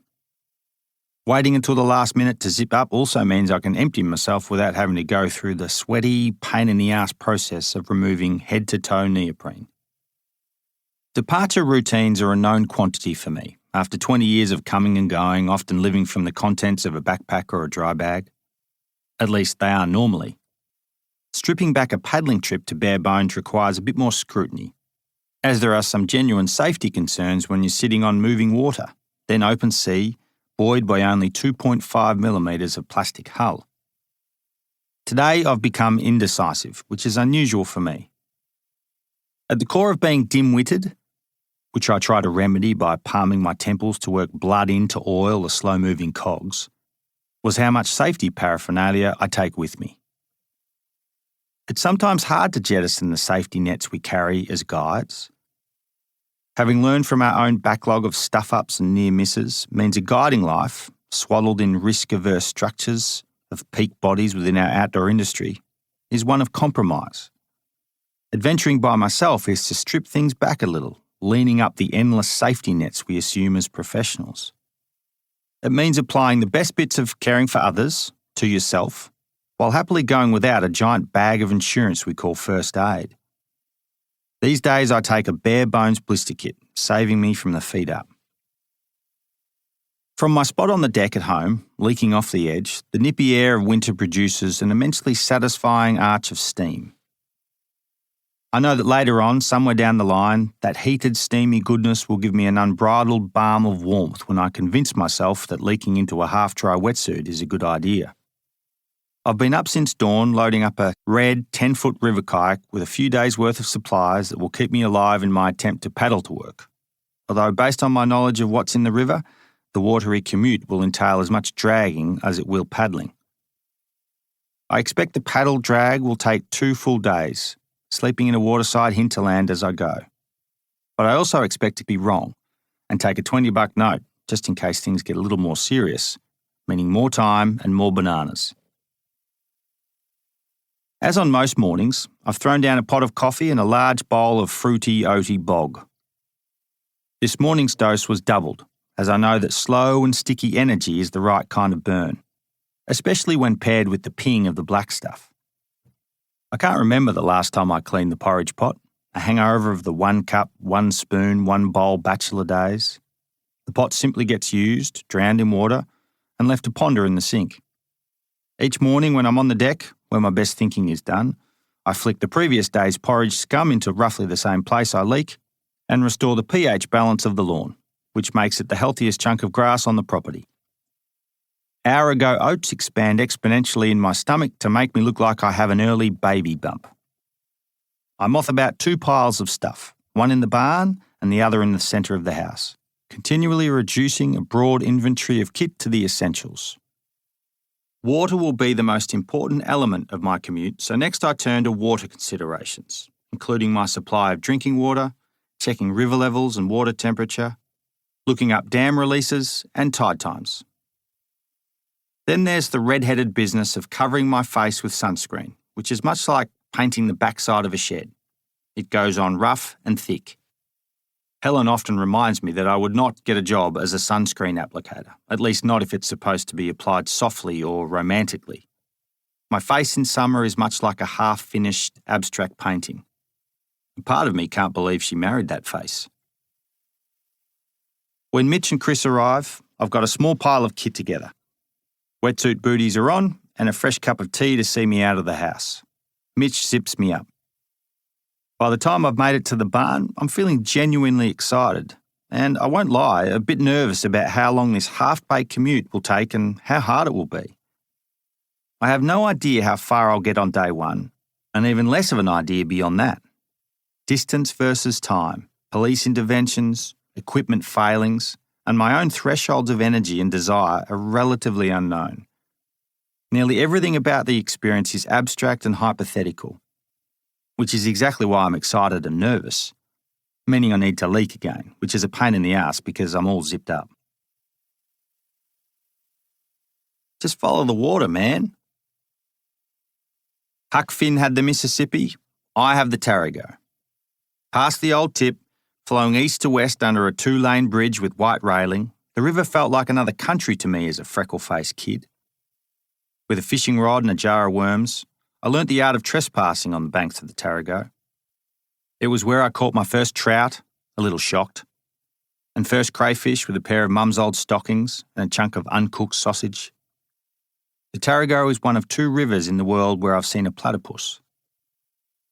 These days, our small farm, 5 minutes drive from my childhood home, sits on a southeast-facing hill that drains into the ancient little groove, adjacent to a road that intersects the river 2.8 kilometres away. Headwaters are in the gummy Yarra Ranges to the north, part of the Tarago and Bunyip State Parks. First trickles of the river cut below three prominent rocks in thick bushland called the Three Sisters, near Gentle Annie Camp, where my Year 11 geography class tested turbidity and pH balance on the foot-wide stream. The eastbound stream gathers up enough water to become a river by the time it heads south, then west towards its final destination of Western Port, on the south coast of mainland Australia. I like the thought of a tiny percentage of rain that falls on my little farm making its way into the open sea of Bass Strait, the superhighway of the Southern Ocean, a week or two after it makes a sound on my roof. Like nearly every vein of water in this continent, the Tarago has been fiddled with. In truth, it's been completely changed. Dammed in 1969 as the Tarago Reservoir, most of its mid to lower reaches were deforested and heavily farmed by the early 20th century. Pockets of bushland exist in the hardest to reach sections, and the headwaters feel as though they belong to a prehistoric era, with their tiny beaches of golden sand shrouded by the world's largest ferns and hardwoods. At about the same point the stream turns into a river, a place where I've fished and run and sat, birdsong of the deep bush blends with the meandering hum of moving water. Pure order in all its wildness seems to exist in the first furlongs of this little river. Not long after it leaves the forest, dammed, farmed and nude, it limps to the sea as a sick version of its former self. The Bunurong people know of the old and vibrant river, full of blackfish and dwarf calaxis and all the other species that are now gone or on the brink. Fresh-thinking farmers are returning the river to a more native state, surrounded by gums and shrubs and ferns, but for the most part, my descent of the Tarago will be a battle against willows, blackberries and fences. Nothing but a rude fringe of vegetation exists along the majority of its farmed flanks. The Tarago, like many other short rivers, breaks from the hills and heads to the sea, taking in every crinkle of lowland it can find, and, like most rivers, it takes a curly path of least resistance. By the time it gets a bit of steam up to make 4 to 5 metre wide sections, the Tarago collides with, and takes on the name of, the Bunyip River, an equally sized, equally pilfered stretch of water. The merged river's death is imminent 4 kilometres downstream of the confluence, when the already sick waterway hits a bolt-straight canal system scandalously called the Bunyip River. Yellow machines operated by hard-hatted workers have pushed up fat banks either side of the drain to contain, I presume, 1,000-year rains. I have no idea why they wear hard hats. There are no longer trees around to fall on them. The river drain will never flood again, with smaller drains diverting any hint of bank-busting levels to arms and legs either side, feeding more farms and pumps. Incredibly rich lands of silted earth, a product of ancient floods, are now locked away in small chunks to grow a huge range of crops. For now, at 38 degrees south, there's little the soil can't grow. Houses are built directly on top of the chocolate soil, immune to inundation, the very inundation their livelihoods is built upon. White Australia is relatively fresh out of the box, having moved into a staggeringly old continent bringing pitched roofs and fences. Many families that dot the hills around my small piece of cultivated land are fifth-generation forester-cum farmer. We're all part of the historical reason the river has taken a radical turn in the past century, and I know I'm part of its demise. I'll pass a dirt road named after a relative before I get to the sea, and eat apples grown from the watershed. Neither road nor apple are bad, products of their circumstances. But I've recently felt discomfort with all the greenness and brownness and straightness and lack of significant signs that it was once, not long ago, a place of complexity. For the most part, my imagination has to fill in the gaps.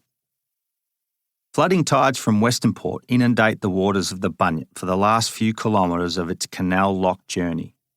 After the river hits the highway between the towns of Tooradin, meaning swamp monster, thus the naming of the Bunyip River, and Kuirup, meaning blackfish, it makes an almost secretive entry into Western Port. Like the ginormous 100-mile-wide delta of islands associated with the rivers of the Amazon, making it almost impossible to know where the actual river flows and what is an archipelago of silty islands it created, The opposite can be said of this once river that looks like a farmer's dam has melted into the bay.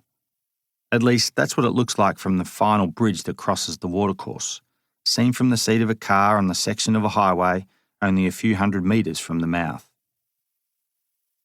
If you care to look at this point, at a full measure of speed from the highway, you see where the little brown river turns green. Western Port is the plug hole for dozens of creeks and small rivers that surround its sizable girth. One of these is Watson's Creek, weaving its last kilometre or two through the white mangroves of the shallow edge. On the northwestern edge of Western Port Bulge, it heads directly towards my place of work in Frankston, although on my commute it will leave me about 12 kilometres short of the university itself.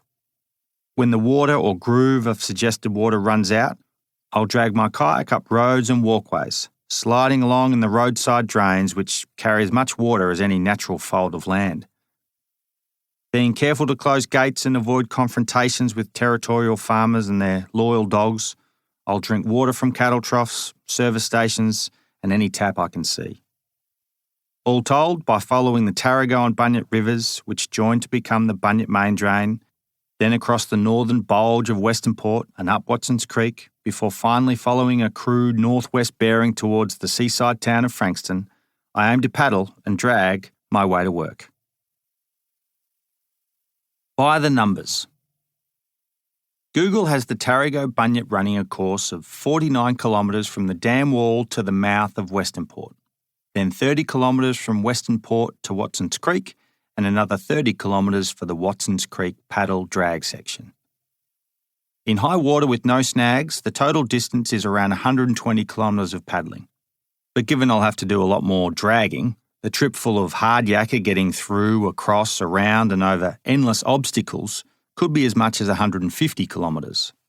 At this time of year, the winter solstice of late June, I get around 10 usable daylight hours within a typical temperature range of 3 to 15 degrees Celsius. Being optimistic, I peg travel time at 20 hours, but know in my heart of hearts I'm being daft and it could be double this, and then some. In work terms, I'm chewing off the equivalent of 3 to 5 full work days just to get to my office, which is 30 to 40 times longer than my regular commute. Statistically, clearly, this is a very inefficient way to get to where I want to go. As an 85 kilogram arm and leg driven biped, I estimate a burn of about 120 calories for every kilometre I travel, based on the rule of thumb that a walk or run on easy ground at roughly sea level burns around 60 calories per kilometre and paddling about 40. I'm doubling the energy output based on past experience, having busted my ass on similar kinds of stints before and knowing it isn't a walk or a paddle or a drag in the park. Apples aren't apples when it comes to comparing distance and energy across the various ways we might enact our forwardness. Comparing a lap around the block with your golden retriever while listening to a podcast, to wading through a blackberry-infested quagmire patrolled by bulls and rimmed with endless barbed wire fences, snags, rapids and tunnels is more like comparing apples and watermelons. In fact, you can keep adding up the calorie count when you combine activities. I'll be essentially running and paddling at the same time when I drag the kayak across land, with the weight of my sleigh, kayak plus gear, added to my body as a combined mass pitted against gravity. When I roll out this math, I estimate my paddle commute to work will burn up to 18,000 calories, which is 171 bananas or 7 marathons. Kayak and kit. French-made, red, the sexy little 10-foot DAG kayak is part of the university's fleet of day-use river kayaks. They have a tip-to-tail rocker, meaning they have a curved hull the shape of your bottom lip when you open your mouth to talk. No hard edges to speak of, everything is rounded, made for manoeuvrability and slipperiness. DAGs contract nicely when the paddler knows how to measure their strokes, but they're not made for straight lines. The cockpit is tighter than that of a sea kayak with moulded foot pegs and an adjustable backrest, but still has enough room for you to paddle with either frogged knees, locked into position under knee braces either side, or knees touching directly in front, much like an ocean paddler. You paddle the craft differently in each position depending on conditions, your flexibility, and if your hamstrings feel like monkeys are swinging on them like vines. As a sea kayaker used to long hauls, I'm a knees-in front man, driving through the toes. My ankles are also pretty stiff, refusing to bend beyond my long-term, non-stretching runner limits. A spray skirt, or deck, would usually seal me into the cockpit, elasticized around the cockpit coaming, keeping the water out, but given I'll be constantly in and out of this kayak, likely a lot more out than in, for days to come, I'll depart without one. The grab loops at each end of the kayak mean I can tow from the stern or bow using a bungee cord tow line and several carabiners. I suspect the hauling, pulling, dropping over edges and in and out nature of the A to B will be a brutish and blunt experience. It's a huge workload, and much like the sledding physicality of polar explorations, a river descent like this is about one chunk at a time, small wins and not stopping. Like an umbilical cord, the tow line will have me in contact with the craft for the entire journey. Wherever I go, the kayak comes with me. Equipment. Unlike for the walk, where I left with only the clothes on my back and cobbled together whatever I needed to live while travelling, I will take some kit with me. My thinking is that the watery course to work will have less on offer in terms of habitable junk, edible scraps and money. The initial pile of kit in the barn is sizable. Stupid, actually, for someone who should know better. Even after a few rounds of culling, it's way too big. First aid kit, clothing, cooking equipment, shoes, and super calorific food make it look like I'm taking a kid across country. Luckily, the space in the back of the kayak is tiny, meaning I can only take so much. Shoving an air-filled 5-litre dry bag each side of the kayak's foam spine gives me 10 litres of storage, 5 of gear and 5 of food. I'll also shove a 5-litre water bladder below my feet. Loose in the cockpit will be a tow leash, tube of sunscreen and a water bottle. I've landed on the rule of 5s, 5 litres of space each for food, clothing and water. Enough for a full tilt adventure over a few days, with scope for topping up in a few towns as I go. I've used similar rules of thumb for hiking over the years. Students at first think it's bonkers reducing life to a seemingly arbitrary figure. But a line in the sand produces great question asking and decision making. You get to know the difference between needs and wants when you haul things with your body, especially when you reduce a beefcake pack full of luxuries and what-ifs into a nimble ballerina. Camping stores nowadays stock nearly every conceivable contraption that mirrors home life, made into comically small and light versions, which Disney-fy the whole experience. Barely needing such contraptions at home, let alone on an overnight hike, I find it odd that anyone would feel compelled to take a miniature cheese grater with them. I feel a little naked without a knife on trips, so a folding knife, albeit one with the side of the handle missing, gets the nod.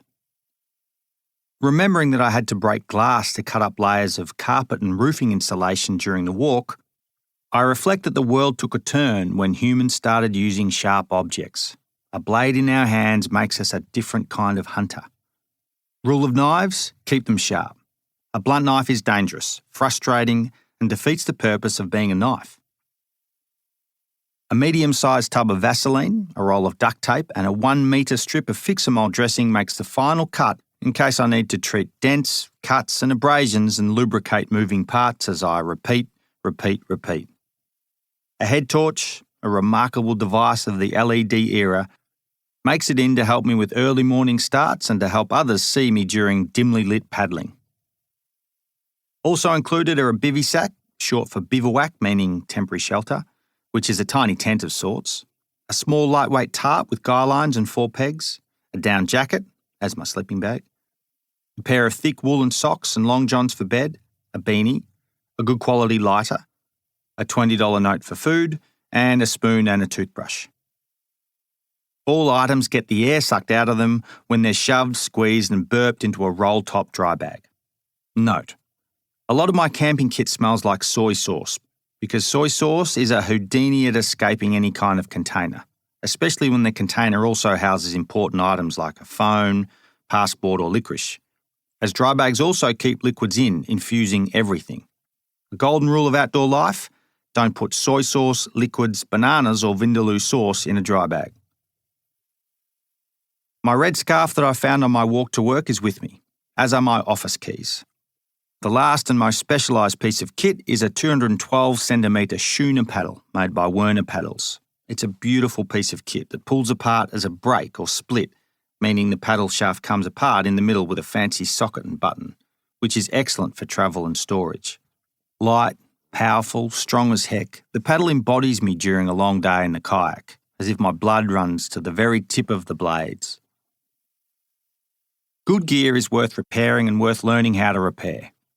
You rely on good gear like a trained set of lungs and muscles because it allows you to simplify, reduce, modify and do more. It's less about sentimentality and more about the ability to have bigger experiences with less moving parts. Old-timers have done this forever, and for some reason younger generations take their time learning what the last generation knows so well. On my head is a limp, overworn Legionnaire's hat with bad Velcro. Shoved next to my gear bag, freewheeling, is my red cag from the French cagoule, which is a neoprene-sealed waist and cuffs and neck shell jacket. Both hat and cag are faded red and blue, baked versions of their former selves. I fear both will dissolve into thin air any day, but for now they feel soft and real and still a few seasons away from the end. Wetsuit booties and black gardening gloves mean I'm head to toe the colour of crude oil, which makes sense because that's what my garments are made of. The cherry on top, down below, is a well-worn pair of undies. Sealed up and slick, warming from within, I become impervious to the weather world. At least that's the idea. Food is ultra basic. That is, not germy or offensive to my taste buds, which, granted, are not all that offendable. Half a dozen tightly clustered bananas, 6 tins of beans, 3 tins of tuna, a dozen muesli bars, 500 grams of dates, 2 bruised apples, a large chunk of yesterday's damper, and 5 thin-skinned oranges left to roll around the hull with the tin goods. While I'm forever loyal to the wonder of bananas, they suck to take on voyages, and they're only getting a run on this trip because they need to be eaten. Oranges are the ticket, in no need of packaging, being carefully packed, no prospect of going bad too soon, even when soaked in the brackish bilge of a kayak for days. To treat myself as if picnicking and to make myself a little more excited for lunch on day one, I'll take a sandwich, shoved high behind the seat to avoid inundation by a slurry of river water. I'll top up food supplies as needed in the towns of Bunyip or Tooradin. In worst case, if I find myself hungry between towns, I'll knock on a farmer's door and ask nicely for a slice of bread or a cup of milk. No more faff. Lashing the fully packed kayak to my wheelbarrow, red scarf hitched around my neck, booties on, I walk the 2.8 kilometres to the river. I stash the wheelbarrow in the bush, to be collected on the other side of the commute, and have a final leak. A moment of deep tiredness sweeps over me. After such a busy few days of whittling down myself and my stuff, excitement wears off during the walk down the hill and I realise just how stuffed I am, which is a horrible thought to have when you haven't even started. Unlike the walk, brilliant in its simplicity and sustainability through a known distance, time, route and cadence, commuting via water was a decision-making bonanza. I have a Google Eye view of what is in front of me, but at ground and river level, nothing is certain. It's common to be stuffed on day one for trips like this, where you've lived a little anxiously for preceding days as you try to square away regular life, emails, bills, lawns, relationships, work, which is only half of it. Just as much energy goes into convincing yourself that the idea is worthy of all the bother and not a waste of your time, and a horrendous display of ego when others are involved. Combine these two anxieties, which could be said as being the good kind of stress, is also where the reality of burning a week's worth of calories in a day is a huge reality check. I smack into this home truth when I make it to the river and I feel that deep sense of weariness, knowing that the energy burn starts now. If you're not careful, you could convince yourself at this point that commuting via water to work, which is really going to be more land than water, is a stupid idea. Perfectly, a loose orange falls into my hand as I adjust myself into the kayak, so I eat it, chased with a deep slug of water. It's enough to make me feel like starting, which at this point is all I need, a push. I enter the water from a small bridge, paddling 5 strokes before willow roots clogging the river have me out and dragging in knee-deep mud. So begins the great con of paddling to work. For the next 10 hours, the great majority of my forward motion, essing my way towards sea, comes from dragging. The opportunity to drift in several sweet sections barely warrants having lugged along a large piece of floatable plastic. But by golly, it's nice when it comes. My wetsuit protects me from most of the blackberries and swordgrass, and the shock of cold water is gone after the first river bend, as I steam up my artificial layer of skin from within.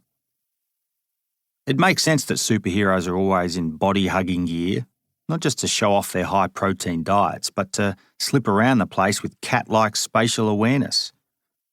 As I slime my way towards sea, the river and I go about our business of least resistance. The neoprene-wrapped human, like the sharp object-wielding human, is perhaps a landmark advancement of the embodied biped. As long as I keep moving, the wetsuit keeps me moist in a luscious warmth. Downed branches, rocks, barbed wire and blackberries snag the full depth of the neoprene instead of my relatively shallow skin. By 11 a.m, I'm thinking of the bread I've brought, destination focused by the reward of food.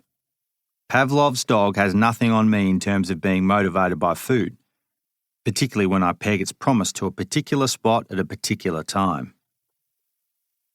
The first bridge I come to, overlooked by a small triangular property my uncle and auntie once owned, and in which they planted trees that now dwarf the house, is my snack point. I do a piece to camera about taking far too long to get there, realising that I'm 3 hours into the commute and I've actually gone the opposite direction to work. Eating my bread too fast, I reevaluate, thinking that tonight's camp will be well short of a particular bridge I had in mind, a junction of road over river 12 minutes into my regular commute. Leaving Mitch and Chris at the bridge, I get back to good old-fashioned swearing at things.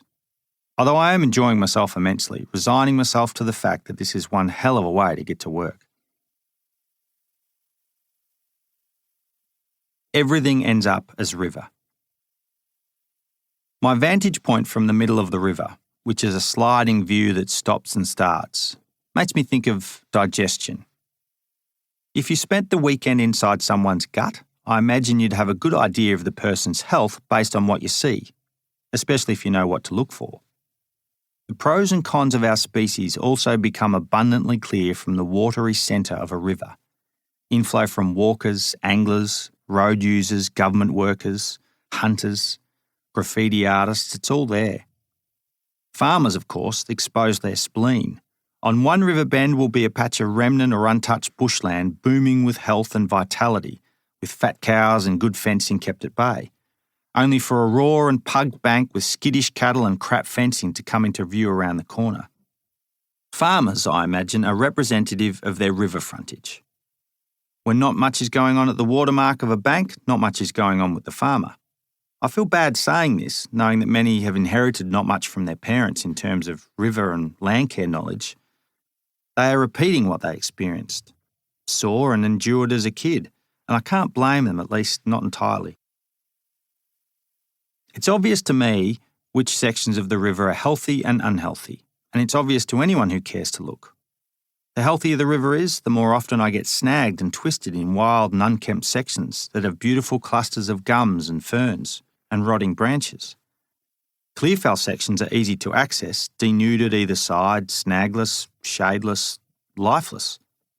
I curse the farmers' forebears for taking away the canopy.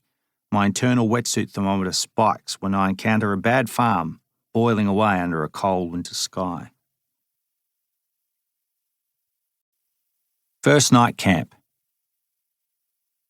For 10 hours, minus a short lunch break not far from home, and a few attempts at getting the wetsuit on and off in a timely manner to leak, I hit a familiar dirt road and decide to make camp. I'm not the first to do such a thing here, as I see fire scars visible in the last light of day. A torn condom wrapper hangs in the remnants of tall summer grass. I look upon it as if I'm seeing the first square flower in history. I don't dwell on the discarded remnant of sex, as the broader scene is far too attractive to be tarnished. I've known this spot my entire life, although it's been far enough out of my regular routes to have been an irregular part of it. Still, at various points of my childhood, I remember fishing here, and more recently sitting in this patch of river with my sister and best mate during a 40-degree day. We were renovating a house at the time and had worked until paint dried on our brushes, and overheating power tools needed to be put in the fridge intermittently just to cool them down. When Rowie painted a window blue that should have been white, we knew it was time to head to the river. We wallowed in the muddy banks, cooling our lower halves, while our torsos baked, thinking life was pretty good. If I was to do an inventory of my nights during my 20s, I would calculate spending as many nights on a camp mat as nights in a bed. Because of this, I prefer board-like mattresses and fresh air on my face whenever I sleep.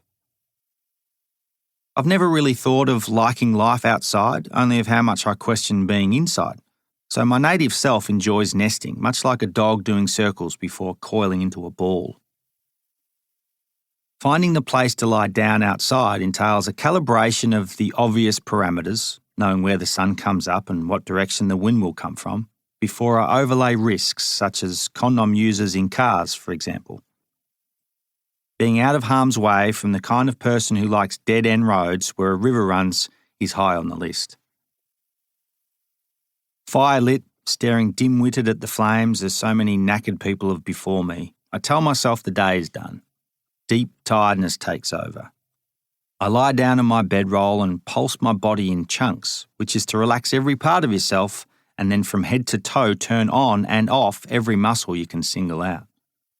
Pulsing this way is a ritual I've done after hard days of toil since I ran the Australian Alps, which shocks me to think was 5 years ago. Slowly and surely applying equal measure of nerves, blood and thought to as many pieces of me as I can reach, I feel out delicate feedback from places I often forget about. Most of the time, my prime movers come back at me with a deep voice telling me to back away and look elsewhere. Small bits of me have occasionally revealed themselves in rude health, like the small muscles behind my ears, feeling fresh and ready to go. But not today. The obvious pillars of my legs, wound up shoulders, clenched bum, clawed toes and flared nostrils are as spent as the discs of flesh behind my ears, coin-sized operators that have scanned all day for gunning motorbikes and the yell of landowners. Dragging a kayak across farmlands is bloody hard work, and feeling out my body is to feel every inch of water, mud and land between here and home. Not wanting to rekindle the flames, I stare down a young fire dying fast, shoveling down a tin of beans and the last of my damper. Fat slugs of water seem to expand me and my stomach in a matter of moments. Impatient to be resting, the last rush of the day is to be jammed full of food and water before allowing myself to sleep. Dressed in everything I've spent the day in, I switch out booties and cag for a down jacket, woolly socks and beanie. Cocooned in my bivvy bag, I feel the icky layer of dirty, sweated-up wetsuit in a way I have never before. A feeling much like being buried alive, submissively letting go amid all the sweat and protest. Lying between small road and small river, I sleep against my kayak, a spooning type arrangement where I feel plastic hull against various bumps of my body, a habit I made in Africa during many nights worrying that my boat would be stolen while I slept. Then, having gone through a range of known and unknown habits, I let go of my thoughts, caring little for being disturbed, run over, robbed or arrested. Head resting on muddy cag, sound of running water close to my head, I feel all the tension in the world carried downstream and I'm asleep in a minute. I don't wake until I hear the bub-bub sound of a distant farmer's motorbike gathering up cows for the morning milking, although it could have been my bladder telling me that it was about to burst, which I remind myself is not the worst thing in the world when you're covered in neoprene. Day 2. My paddle trip, which is really a dragging trip, is looming ahead of me because I know it's going to take more time than I thought, so I must forget days and times and expectations of where I should be and simply get on with the job of finding a way through. Such thinking relieves me of myself and gives me time to think about people who have been here before me. Going backwards, I descend into white and then black history, mashing my slippery presence with an imagined past. Yes, I am classically adventurous in that I have a set of deep and fleshy motivations that compel me onwards, or to stop, camp, dress a wound or eat, based on a time-distance-body relationship that's sometimes hard to explain. But I am otherwise a creature of distraction and side-thinking. I wonder about the naming of the river, the original inhabitants of the river, a fish species that were once in abundance, and the staggering disparity of river health from one farm to the next. Romanticising about the wildness of this place takes over. And I know that this is my thinking self taking the reins, instead of following my overtly practical self who focuses on my muscles and time, counting things as I go. When it's cold enough, and it is cold enough today, I search out third-party distractions which allow me to forget I'm doing any kind of distracting and ignore my woody feet and swollen hands. I found that the colder it gets, the better your self-serving con has to be. Otherwise, all you think about is your hands and feet that are slowly dying. The shortest day of the year is suitably the coldest. I checked this later, and yep, the -3-degree morning, dead still and cloudless, was the chilliest of the year. I make ground slowly through the twists and turns of a wide, white country of river flats. No longer in the foothills of my childhood, I enter the domain of my teens, where my circle of influence grew. I pass a paddock where I drank one of my first ever beers as a 16-year-old and immediately became drunk, thinking the world was marvellous and wobbly. I spend the next 30 minutes recounting the faces and events of that evening, and I feel embarrassed, smiling at my younger self. I bludgeon on, encouraging blood flow via peppy self-talk and blowing my hot breath to warm things up. But neither really works. Today I have to wait for my sometimes nemesis, the sun, to help out. As I get closer to the sea and foothills ease out to become small bumps, then river flats wide enough to be a sea itself, it is the way humans meddle with the riverscape that impacts how I get downstream. Landowners, more than geography, or at least enabled through a certain kind of geography, all but kill the very thing that made their land so profitable in the first place. At one turn, I encounter half a dozen dead dairy cows in various states of decay. Their beautiful black and white hides are either bloated or tight against their large frames. For some reason, I can't smell them, although when I think about it, I realise I'm screwing up my face to close down the vents of my nose. It's a shocking scene so close to the river, but one I imagine has been prevailing since farming came to the area. Cutting a corner, I run directly into a crumbling anabranch, ancient or seldom used ventricles of a river system when in flood, full of old farm machinery and general farm junk, rusty iron replacing sedimentary dirt and a strange swap of new for old. At the confluence of the Tarago and Bunyip rivers, I have a hard time being Beau. While I'm no longer cold, my sunny optimism vacates me. I stew in the Y-shaped scene, hating my kind.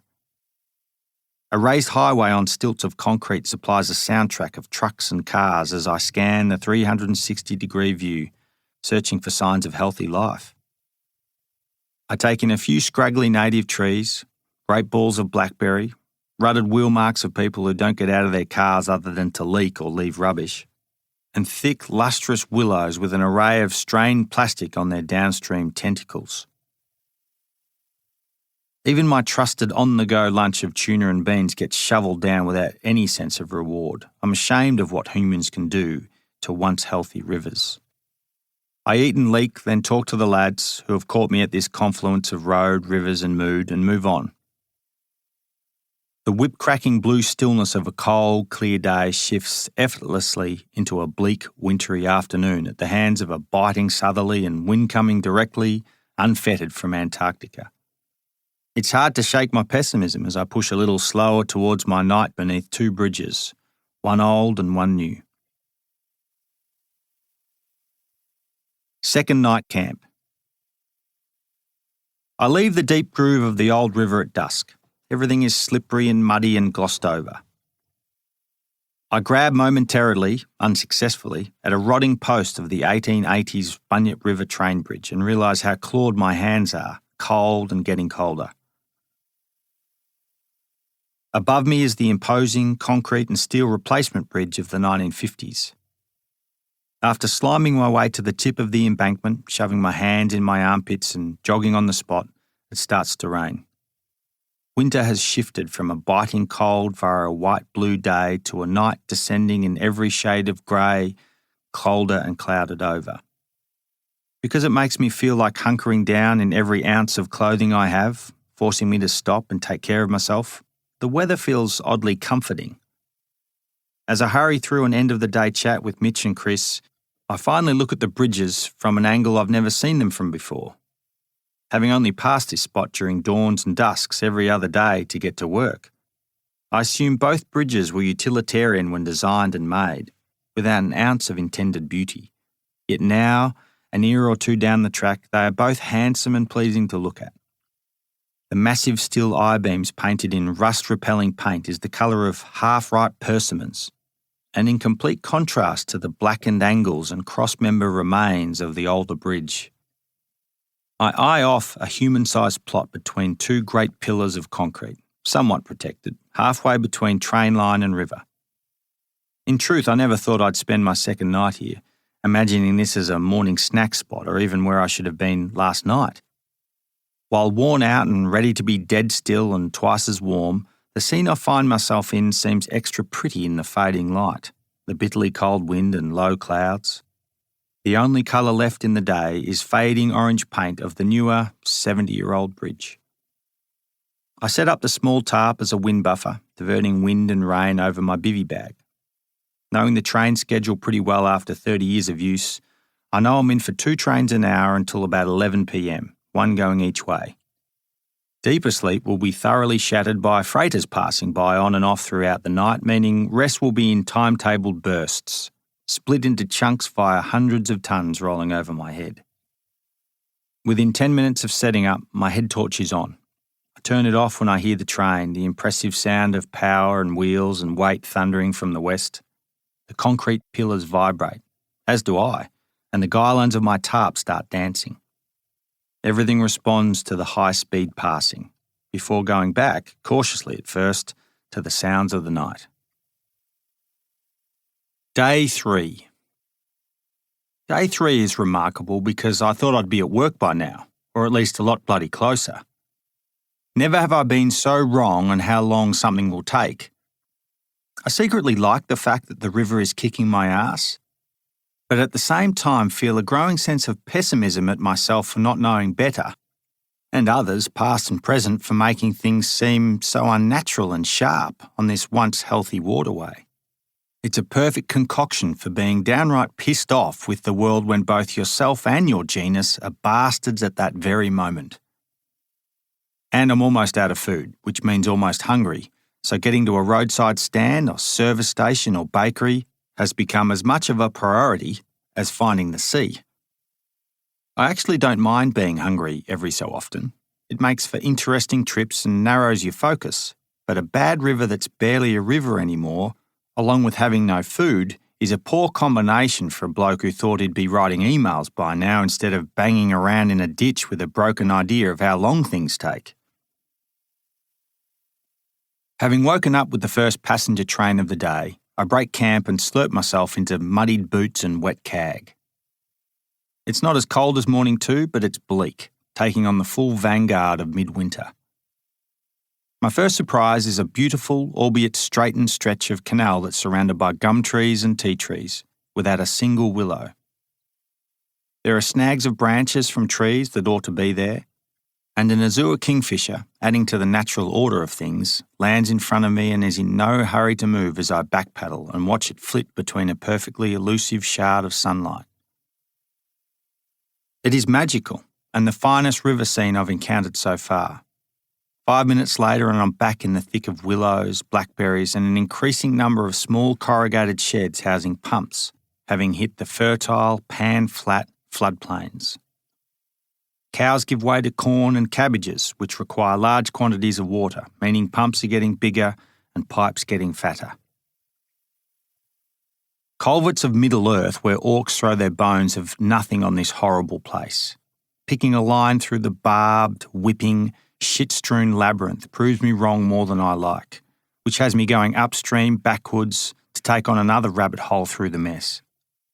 I swear at the camera as if I've been sent down the river to repent for something I didn't do or don't believe in. I'm livid and come close to losing my voice. When an arm of blackberry releases from my ear and dives into my wetsuit, ripping free a coin-sized chunk because I can't halt the thrust of me and my kayak in the current, I concede. Stopping for a leak, I unzip layers and talk myself down over a muesli bar. With something in my gob to stop me from spouting off, I realise my anger is useless. It's full-blown adventure, I remind myself, and I've chosen to be there. Bursting a jugular vein isn't going to help me get any closer to open water, nor the mouth-watering idea of a bakery. Besides, being physically pumped, bloody, no longer cold with the gut-busting workload, and alone, was exactly what I'd come for. I know, and in fact have come to rely on, the fact that I actually enjoy the toil because always, without fail, a bad situation eventually turns into something else. I quickly, almost shockingly, emerge from the dirty, bastardised waterway into reedy, open water that will go all the way to the sea. It's still an unnatural and pilfered place, strewn with floating kids' toys and knots of baling twine, but the absence of willows and blackberries marks a timely shift in the type of human meddling I'm witnessing. Cut at their bases, thousands of trees, both introduced and native, are shorn from the perfectly tapered banks. Work crews have only just gone through, and chips of chainsaw meal are still freshly strewn about the place. Other than getting out for engineered fish ladders, which are human-made rapids constructed from newly crushed quartzite that allow fish to swim upstream, often to get around the blockage of a small dam, which is also human-made, I paddle like a sea kayaker, relatively direct, the next 25 kilometres to a highway juncture. After all my swearing and sliming about and losing blood and patience, I quickly get into a rhythm of paddling and sweating, fantasising about whatever food option I land on first. When I get through to the highway, having paddled for several straight hours, which burns a different kind of candle, I rest on a discarded, filthy, incredibly comfortable faux leather couch. A half-hearted epiphany takes me by surprise, that I should sit on couches more because it feels good, really good. Allowing myself a moment of letting go, which is rare when there's still so much to do, I let the couch absorb my desire to be elsewhere. If I didn't know better, I'd put my head back and nap. During my regular commute, I stop at this spot to take a leak, close to the mouth of the river. Fallow deer were released here by one of the settlers in the 1860s. When I first stopped here, I read this information on a placard glued to a large rock. I guess you could say I was familiar with this small pocket of highway land, but no, I'm a transient, pure and simple, thinking about where I've come from and where I'm going, which is facilitated by the speed of a car. As I sink deeper into the couch, I spare a thought for the people who released the animals and consider they would never have imagined the havoc their decision would cause. Go back another 1,000 generations and an elder standing by this abundant hunting ground would be horrified to hear of these modern-day events and see what I see now. I feel like melting into the disgusting folds of faux leather and calling it a day, but there are more pressing matters than my fatigue, leaking and food in that order, because I'm busting. I think about overriding the whole business of getting the wetsuit and several layers of clothing off for a moment of beautiful warmth and exceptional time management, then think better of it. As I get up from the couch, I flip again and realise a half dip in the ocean at the end of the journey could somewhat atone for my actions. So I go, easily, barely worth all the thinking. My reward for overriding the adult-built system of toilet-trained sensibilities is the sight of a well-known ute towing a well-known caravan pulling into the highway-side car park. The caravan has large red letters saying donuts and in smaller type coffee. On the drop side of the ute, a tethered banner reads apples. God, who I don't believe in, works in mysterious ways, and I'm struck by an almighty belief. I wouldn't usually consider donuts to be spiritual, but right now I believe there is no food more righteous. Never in my life have I emptied a kayak so quickly. Once, when a student was being horrifyingly stung by dozens of blue-bottle jellyfish tentacles, the first aid kit took infinitely more time for me to find than my $20 note in this moment. Trying to keep a lid on my excitement, I offered to help Donut Man set up his trailer by lowering the jockey wheel, chocking the wheels or turning on the gas. He takes his time gliding about the place on much the same kind of autopilot as my newly rebooted leaking system. I finally order 6 jam donuts from the man, who takes about 8 minutes to produce the goods, the longest 8 minutes of my life. I wash down the goo with a cup of coffee and an apple, which is the best food and drink I've ever had. I return to my obscenely dirty kayak full of sticks and barbs and break through to the sea 3 minutes later.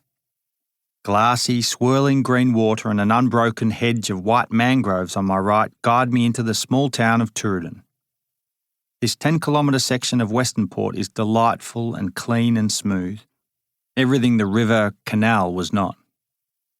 I know that Western Port has its own issues with seagrass health, coastal ecology, bank erosion and pollution of all types. But with my belly full of donuts and needing to find a campsite before dark, I punch out the distance in a high cadence of positivity. Other than feeling my teeth rot, life is on the up, and I'm able to properly use the boat I've hardly paddled for 3 days. There are many wonderful things about a kayak, and one of them is their ability to travel in shallow water, especially this flat-bottom beauty with a draft that's largely dependent on how much I eat. In most other vessels, I'd have to head offshore to deeper water in order to transit.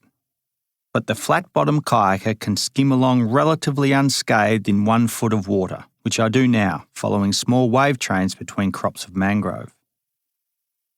I make camp on a small slice of grass next to the town's launching ramp and treat myself to a shower, which is only just hot enough in the lightless toilet block. Redressing is to apply every layer of clothing I've brought with me. A heady smell of cow shit, sea and sweat emanates from me as I stew myself back to warmth. I imagine that, to others, such a smell is simply bad, not a sum of such interesting parts. I hustle to the small supermarket before it closes, wary of others, and purchase a small loaf of dense fruit bread, marked-down avocados and a giant chocolate bar. The rule of thumb for choosing mid-trip food purchases is based on how much I salivate when perusing the aisles, although I find I mostly loiter near the super-calorific food by default of being in energy deficit. If juices start to flow when I'm in front of condensed milk and pumpernickel bread, then boom, I have myself a suspect sandwich combination with enough calories to lapse me into a coma. Scoffing down a large bowl of wedges from the pub, I finish myself off with a muesli bar and 4 escapee dates found in the company of spare lip balm from the bottom of my dry bag. Having completely emptied the tank, I fall asleep as though I've been clocked over the head with a bat. Day 4. Today I will get to work, come hell or high water. As luck has it, high water is a few hours after dawn, meaning I can take the shortest possible route to Watson's Creek across the northwest corner of the tidal, shallow fringes of Western Port, breaking on a few of the islands along the way to Leak and Stretch. It's during this pleasing chunk of my commute, skirting around the channel markers, observing sea life, gliding and twisting, that optimism returns in full force. Sea views tend to do that, which is why the most expensive real estate in the world is built on coastlines, as we look out on magnificent expanses to diminish our earthly problems. For me, the sea provides a break from everything that wasn't supposed to be in the river, which seemed like everything, including myself. Low-lying shoreline that rims the mostly vegetated banks to the north of me is in fact the watery edge of a wide floodplain that was inundated from the sky and sea every so often, making it a marshy, silty extension of Western Port, and not the farmland it now is. Big rain events and the odd lunar anomaly make for interesting commutes through such land. You see everything at a soaked, banked, contained threshold. With the radio off, you can almost hear the locals holding their breath when you transit through their towns, holding on for a break in the weather or a smaller moon. I know a lot of people around the flats of my commute.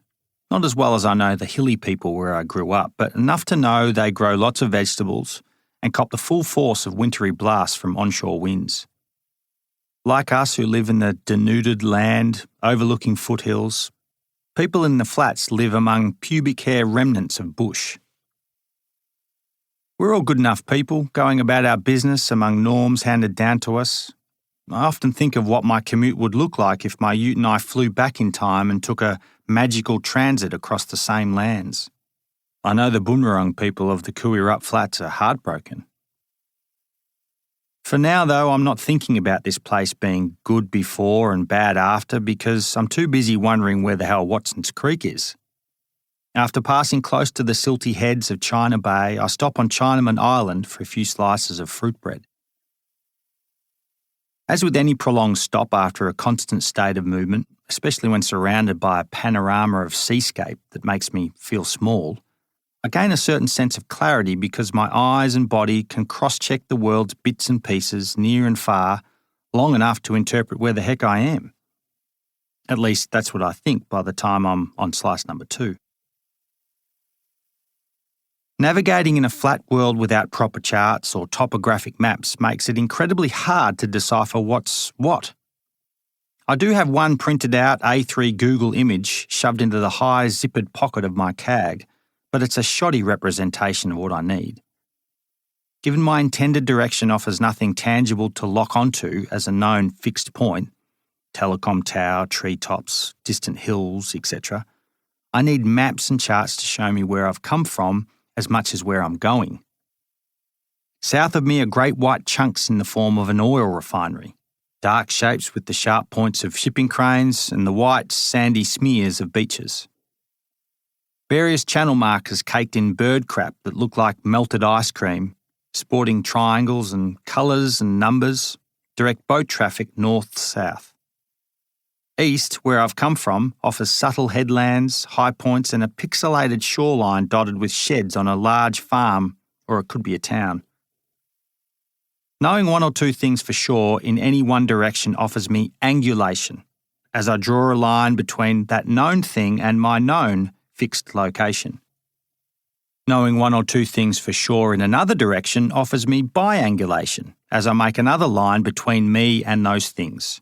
Triangulation involves drawing 3 lines between you and the known world, placing you in the crosshairs of those lines. If you've weighed up the world well enough, the lines come together at your known location, placing your muddy, cold feet on the juncture. If your cross lines create a triangle the size of a small American state, then you best get your specs out and reevaluate. Large white chunks you thought were oil tanks are in fact a set of letterboxes at a beachside nursing home, and the farm shed turns out to be a moving ship. All of this is abstract and useless, of course, without a map, chart or something straight, preferably a ruler, pen and pencil. To put a number from a magnetic bearing to such an act, add a compass. Without such tools, this whole wonderful business of locating yourself with a set of eyeballs and a few key tools of human ingenuity, you're left to your own devices, a shitty photo, and the sun. Looking for a small creek mouth exiting mangroves within a smudged 3 to 5 kilometre chunk of shoreline is like trying to make out the individual eyebrow hairs on someone with a huge fringe who's sitting on the other side of the room. Scanning, squinting and scanning again, scratching my ear, walking up the muddy beach to change the angle slightly, makes me realise I can't see anything in particular. Not one defining feature other than a dense, middle-distance swathe of green. Behind the mangrove line are gum trees, but they're far enough away to be confused as smog or smoke. I'm not lost, but I have no idea where I'm going. I like these moments because as I finish my break and re-enter the small cockpit of the kayak, a homely little place that's becoming more sea than land, filled with sand and seaweed and fragments of shell, I sense I'm either going to find Watson's Creek and pull off this commute, or get horribly lost in a warren of mangroves and have to retreat to where I've come during the next high tide, which is at dusk. Half a map and a compass at this point would make things positively easy. Yet every stroke I take towards finding a place I can't see and I'm yet to feel out, adding to the potential of making the day truly hard, makes me feel equal measures of tension and excitement. After an hour of high cadence pulling towards a rough west-northwest bearing, Multiple openings appear in the mangroves. Poor decision-making at this point would be to charge up a break in the trees thinking I was heading up Watson's Creek, but instead find that I've paddled up an uncanny break in the vegetation or a sliver of water that's not the outfall of Watson's Creek at all, shanking me in a slightly different direction that gently but certainly takes me 5, then 10, then 20 degrees off course. Such a cock-up would be far from fatal, perhaps even interesting, but it would likely add 6 to 8 hours of toil and draw blood on my temple from all the scratching as I try to figure out why all the left turns are not quite right. The worst decision would be to turn myself around entirely, taking multiple wrong approaches through an untrackable pathway in dwindling daylight and ending up spending the night in a mile-wide underbelly of dark green, muddy, flooded treescape. The closer I get to the wide swathe of mangroves, the horizon disappears. Faraway gum trees, which are a sure sign of land life, blot from view as I'm swallowed by the fringe of Australia. Exaggerating things, the midday sun takes a leave of absence, disguised behind multiple layers of edgeless clouds. I find myself saying sweet, back-patting affirmations, jockeying along the thought that I've gone beyond the point of return. So I head faithfully in the vague direction of work. I choose the left of 3 significant gaps. The tide is well against me at this stage, forcing the issue as we go our separate ways. The outpouring water of an ebb tide is what would happen if a very large hand pulled out a very large plug in a bathtub made for a continent-sized man. A highly tensioned, uncompromising sinkhole of gravity has been released, making the physics of water urgent. Mud starts to show where water was moments ago, turning an aquarius world into an earthly one at an alarming pace. Wet becomes damp, leaving me amid waist-deep mud, which forces me to be neither kayaker nor walker. You become a primordial tryhard stuck between one world and another without the tools or skills to survive there. Hearing the high-pitched rev of an outboard motor surprises me because I haven't heard human-made sounds for hours. In-out noise gives the impression of twisting and turning, likely by tracing the same seam of navigable water as me. I tuck between branches as the noise approaches. Occupied by 2 men in blue-checked shirts, a 10-foot tinny zippers past. Heads swivel as our paths cross, the men having picked out my red cag and red kayak as a smudge in their peripherals. We don't have time to acknowledge each other in the blur. If I was any deeper in the foliage, I would have gone unseen, which makes me wish I had been, given they've burst my bubble. In some way, them not knowing I am here would have made my presence seem a little more dicey, but as their weight crinkles me into the arms of the thick and bendy trees, I know they've delivered the message that I'm on the right path. After 20 minutes of hard paddling against the grain, the mangrove alley tightens to the width of my paddle. I hit a fridge-sized beach and see where the tinny has launched. Much like a croc slide, the underside of the boat has made a black smear in the grey sand, cutting the tiny half-moon cove into 2 halves. Scuff marks chew up the sand where the men have loaded their boat, decanting their stuff from an old wheelbarrow that sits in wait for the return trip. I can't see much beyond an immediate band of velvety paddock nibbled to the likes of a golf green by wallabies and roos. Gum trees are instantly everywhere. Backdropping the strip of green, and the gated, poorly fenced paddock seems like a failed farm given back to the native animal population. Serrated tussock and introduced grass pleasing to the eye makes me feel instantly back in the land of fishers, farmers and hunters. So much about this secretive, perhaps private backwater appeals to me because it seems so personal, as if the men own this beach in a country where the coast can't be sold. 3 minutes past the small launching place, I run out of paddleable water, which is bad, but good timing because I need to eat. Knowing I have a clearly defined groove of earth to follow until dusk makes me feel chuffed, but the lack of water means masticating twice as slow trying to eke every ounce of calorie from my food. My kayak commute goes back to dragging a boat next to the suggestion of water, as I chew slowly, making the second last handful of food last as long as possible. I convince myself that today will end in a key turn at work and a destination where I can stop instead of having to make camp. Returning to Helen's apartment in Melbourne for a large bowl of something thick and hot and 5 minutes of conversation is a hard vision to shake. But knowing what lies between me and work, which isn't a lot other than a rude direction and a rough estimate of distance, means I must at least entertain the idea of spending another night out. The adventure of being out longer than you've planned is an awakening of sorts because you have to burn longer and hotter to get the job done. Self-talk during such a stage is important to work through your desire to be elsewhere, especially when the spectre of a hungry, dirty man converting once again his last allotment of daily energy to finding a human-sized hollow to hide and sleep is actually you.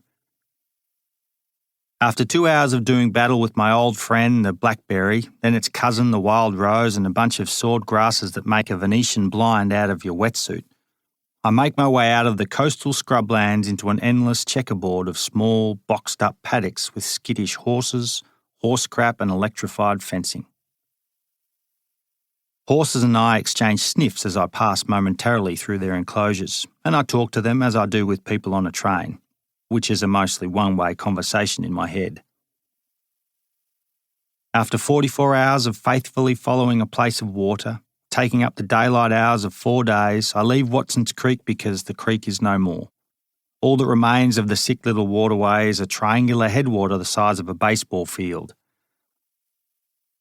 A wise landowner has planted out the creek line with a dozen or so varieties of native plants, all of which are bursting with health from their nursery guards. It feels nice to see the sick little waterway getting a health kick, and I thank the owners as silently as I talk to their horses.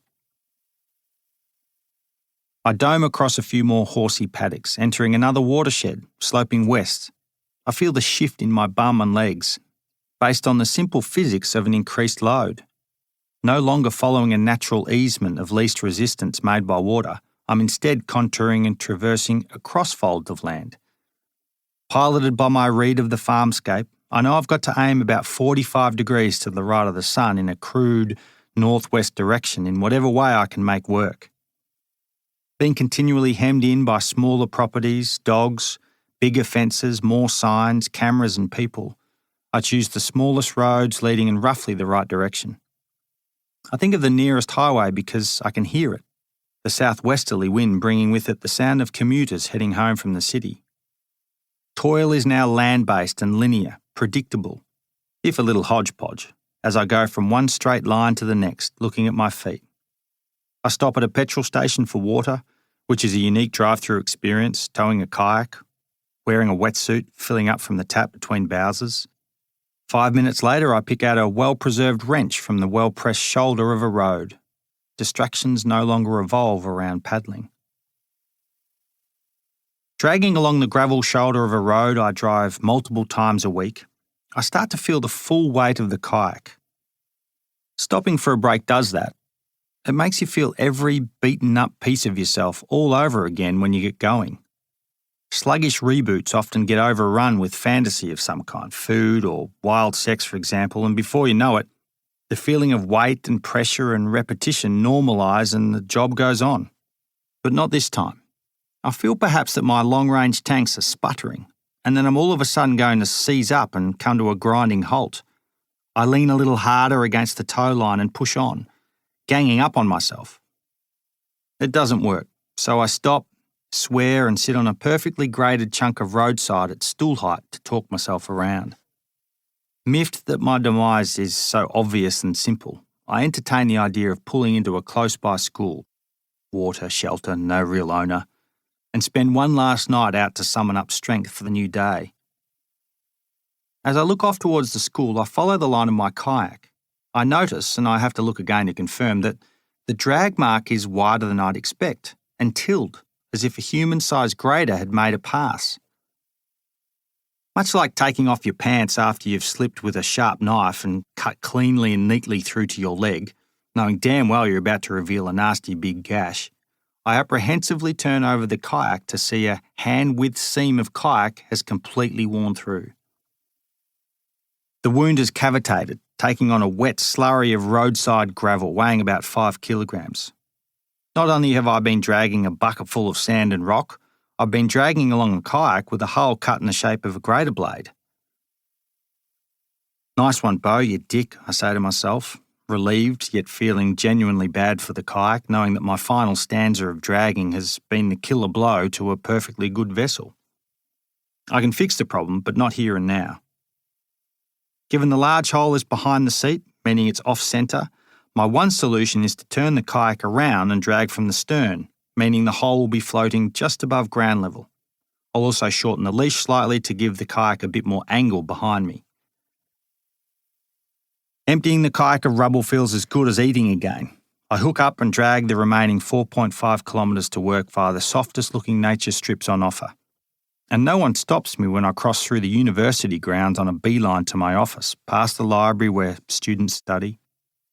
Through automatic doors set off by a late leaving colleague and upstairs to the 4th floor of the 60s neat industrial building, I arrive at my office 82 hours after leaving home.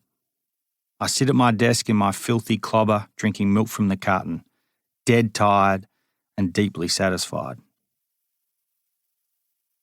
Showered, fed, wired on coffee to get me home in one piece, I drove home that night, having left my car at work in anticipation of this journey, and taking whatever middle ground the old Utes' yellowing headlights pick up. I'm in no rush.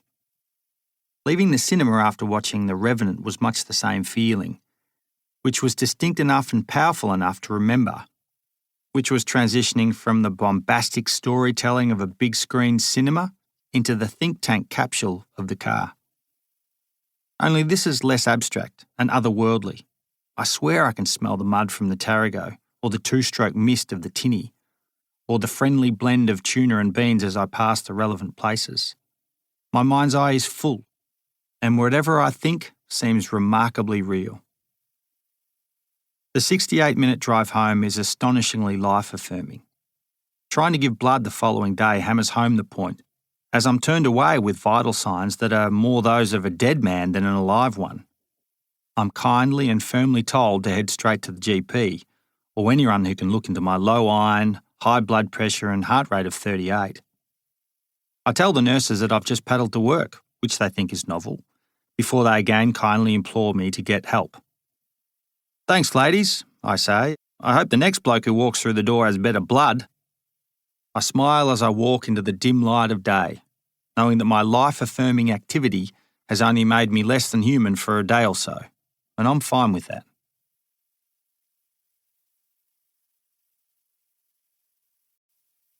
Chapter 3.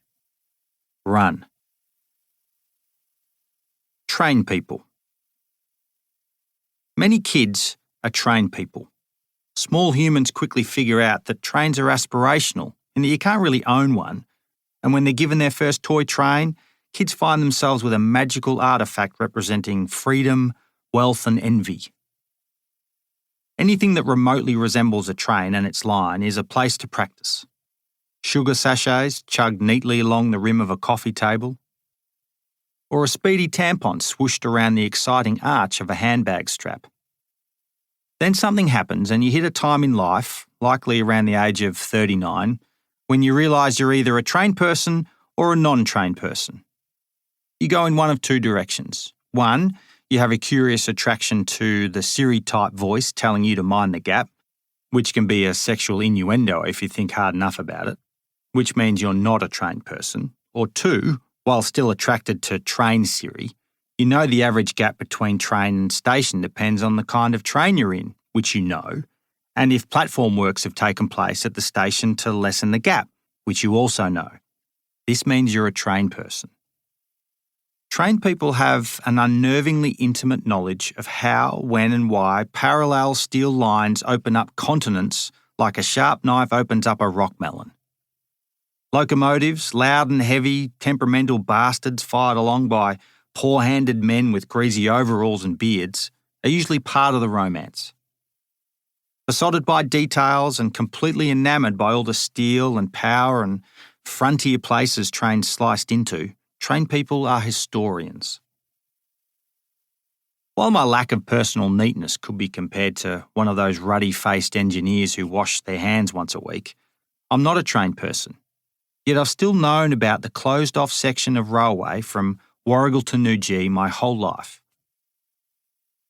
I wouldn't consider my acknowledgement of the line as concrete knowledge, more a fable, on par with, "This town was settled in 1887 by a man named such and such." Like so many places around the world that changed the instant someone had the idea to put a train line in, bringing with it everything the Western world stood for, my knowledge of the old train line, or lack of it, got watered down with all the other bits and pieces of history I should have learned and didn't. Instead, perm-haired school teachers rolled out history as a tale of pyramids and great walls, US presidents, Burke and Wills, and the world wars. Trains made an appearance, much like a porter does at a hotel, as a transport initiative that underpins bigger entities. I likely had childish conversations with Mum and Dad about the old train line when I was a junior redhead, but I frankly don't remember anything about life at that age. Not really. Memories didn't stick for me until I reached 10 or so. It was about that time I tracked along a section of the railway to go fishing. I remember the day vividly because I was far enough from home to make me nervous, shuffling along under a false sense of bravado because my fishing mate was older than me and fearless. It occurred to me that the flat and gently curved bush track we were walking on was likely an old train line. Fishing mate heard me thinking, answering my unsaid observation with, "This is an old train line. Don't know when it was, but it was." Train lines that no longer have tracks on them look awfully suspicious, even to kids. I don't recall thinking of the line again for a handful of years, not seriously and not for what it was, a distinct line of human travel, 43 kilometres in length, that joined together two major places and 7 towns between. Actually, it was because of the line that the towns became towns, and newly minted colonials moved into new space with their axes and teacups. If I roll out an old map of the area I now live in, and it must be an old map as new maps show nothing of the old train line, I would see that the line transects every major town that's had something to do with my formative life. It sweeps by schools where I learnt to write, past trees in front yards where I stole fruit, and across sports grounds that taught me how to lose. It makes sense that train lines are nearly always represented on a map as a series of broken dashes, because we don't actually engage with the line of a train as you would a hiking trail or a road. Only the train driver sees the tracks and where it goes. Maps in our heads and in our stories maybe lack the in-between because our view of trains is from the inside of our carriage, or out the window, never out front. Perhaps the term adulthood refers to a state of mind that acknowledges the world doesn't revolve around our internal sense of the universe. In my part of the world, a complex and incredibly long history unfolded before Europeans came along. All of a sudden, if you roll up your sleeves, you go in search of a better history. Off you go to supplement what Mrs. and Misters taught you at primary school. It's like bread. Poor knowledge is cheap white bread that's part baked somewhere, frozen, shipped, then finished baked, or warmed up, and sold as fresh bread. Such bread is staggeringly cheap and tastes pretty good. Better knowledge is brown bread that you've mixed and kneaded, baked in your own oven before licking the spoon clean of dough and eating the bread hot, ripped apart with a crude slab of butter melted on top. Your own bread tastes better, is healthier, and you know more about its constitution than that of the fluffy white stuff.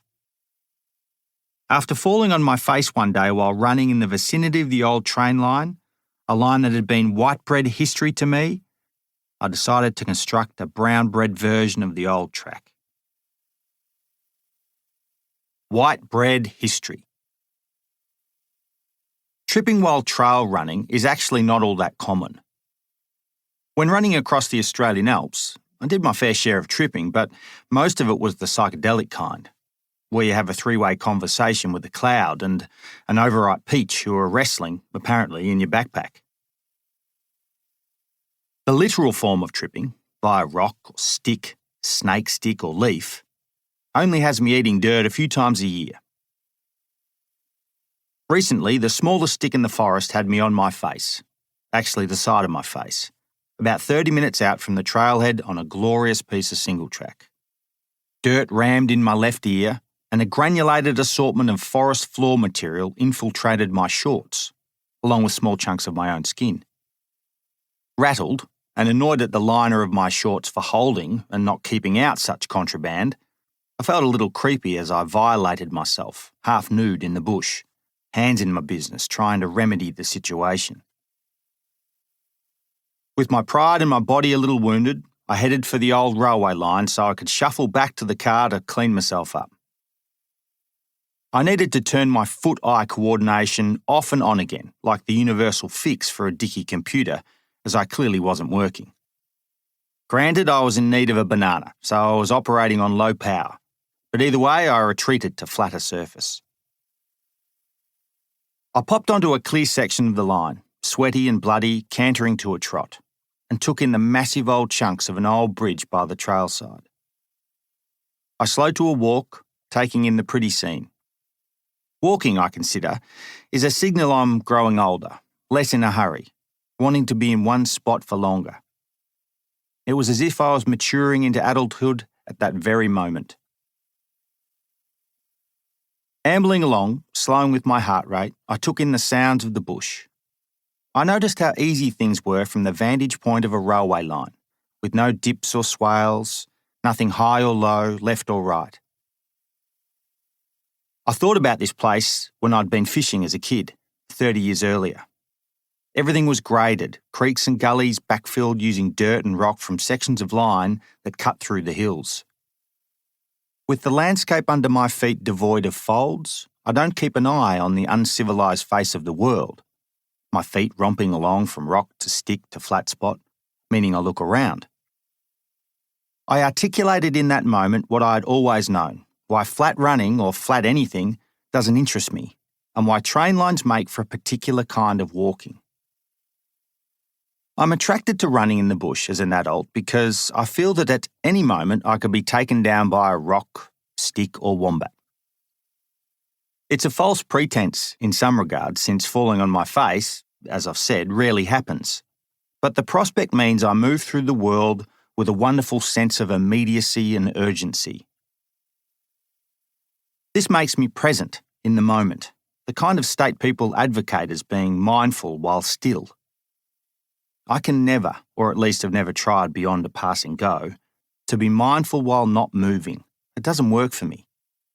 Or I don't really care to try because I have a perfectly good form of Zen.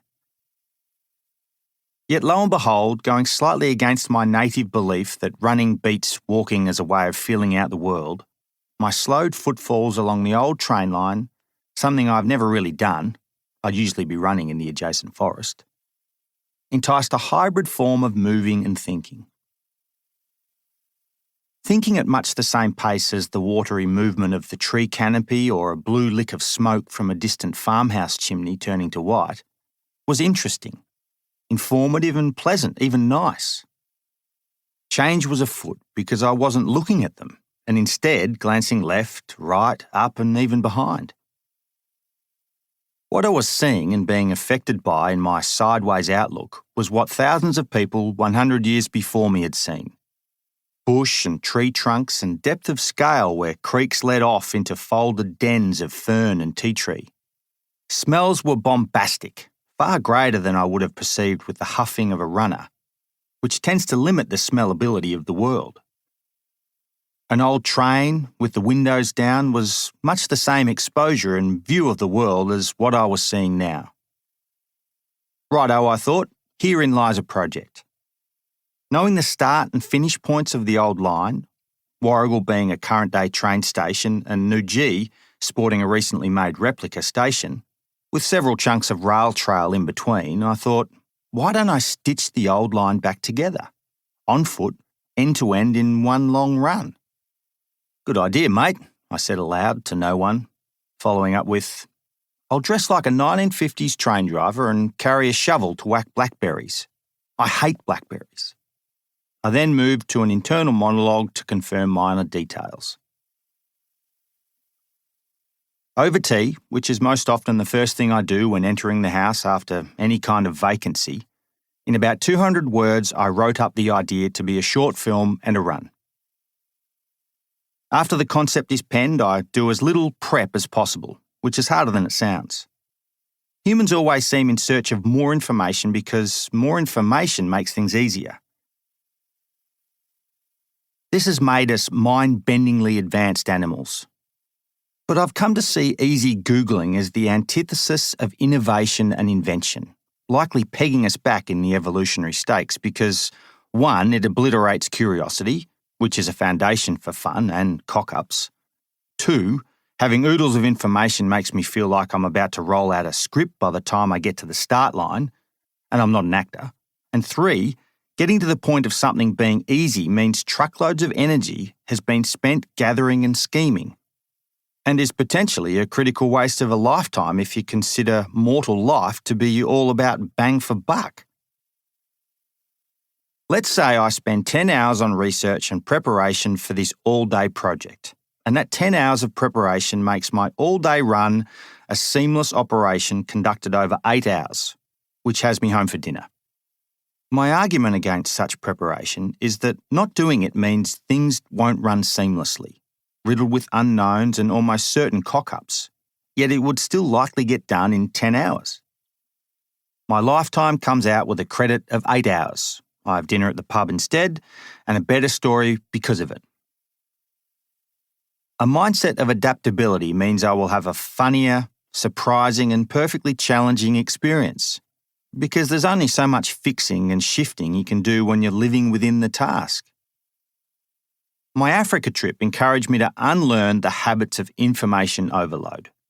2 years of preparations went mostly out the door as soon as I landed on the giant continent.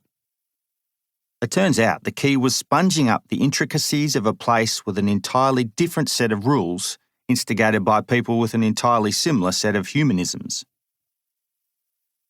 While catching a bus might be different in the way you get on, pay for and get off, the bus driver has a distinctly similar set of attributes to her Manhattan counterpart. In the same way you can read people with some time and attention, you can read the landscape. Heading in as many different directions as I needed to and trusting the first, second or third person I asked about any given thing was the main way that information flowed into the life force of that long expedition.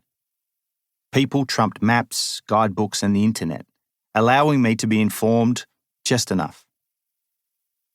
A lack of knowledge loads up the venture with even doses of the unknown, which works well for me, and anxiety, which seems bad but is actually useful to an adventurer. My one piece of homework for the trainline walk was a high-scale flyover on Google Earth, though I had to stop myself from zooming in too close, which was easy enough given the sputtering internet at my place. Based on this satellite quilt, there looked to be about 32 farms and countless suburban homes on the old line. As I plan to do my best to run the original line, I will have to zigzag through the fringe of Warrigal, knowing it's unlikely I'll get all landowners on board, so I go ahead without many of them knowing, thinking I can ask for forgiveness instead of permission. I leave my homework at that and set a date. An unseasonal April day. Helen and I got married in April on a day of sideways rain and wind that blew the tin off my half-finished wood shed, which I'm told is a sign of good luck. In truth, we'd hoped for warm and sunny.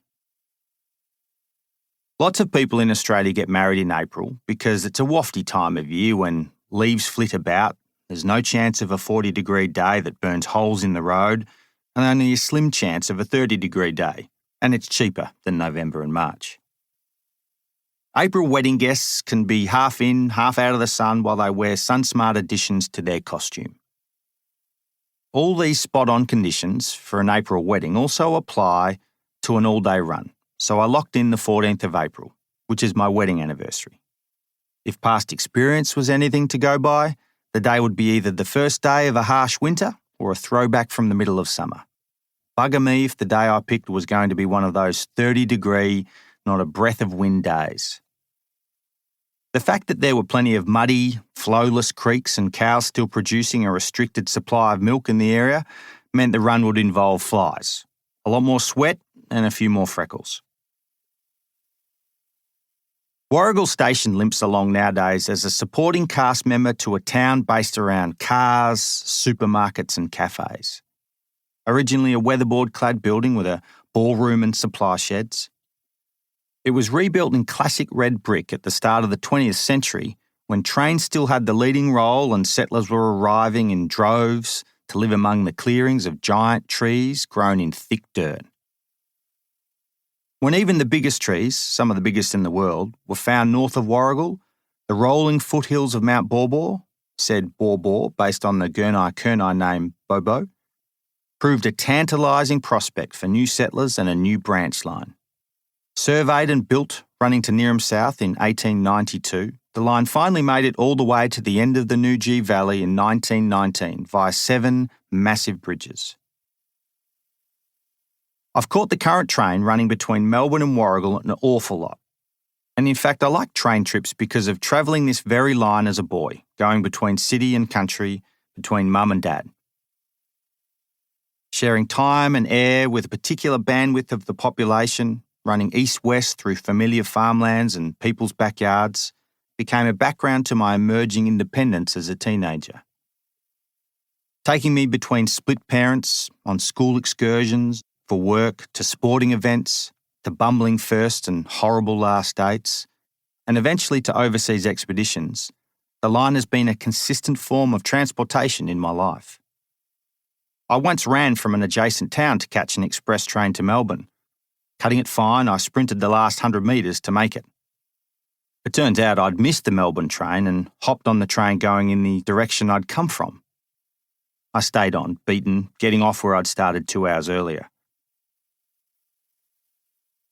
As on my own train today, there's less chance of going the wrong way, and I've settled on leaving Warragul Station at 6:32 a.m, mimicking the first daily train that serviced the line for 65 years. I know about the 6:32 because I was told about it, without warning a few weeks before the intended run. And to be clear, I did not source out this tidbit of information. I had received 50 cents change after buying a $4.50 jar of homemade pickles from a country market that backs onto the old train line. The vendor had asked me something like, "Have you seen a lot of the old line?" To which I answered, "Not as much as I'd like, but I'm about to run it." From out of nowhere, a manly train person appeared and told me about the daily train schedule. I cannot tell you if the train person was correct about the train schedule because I've since looked and I can't find one. As myself and film crew of Mitch, Chris and Brett pull into the new railway precinct car park, a large slab of asphalt covering what was, for 100 years, a wide stabling yard of lines, sheds and piles of rock, I tell the lads about my fabled run that had me back where I started. I laugh as I recount my disbelief when the train pulled off in the other direction. There isn't a lot of love from the others for my perkiness at such an hour, which is often the case for early morning starts in the company of black-dressed men with beards. Film types are rarely morning people. They're creatures of caffeine and late nights, not birdsong and tea as the sun comes up.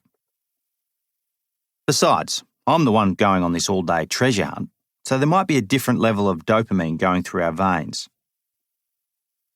I find a similar level of morning perk in the friendly station master, who's an obvious early riser with his neat hair and sharp whiskers. He informs me that no trains are running today, services are being replaced by road coach.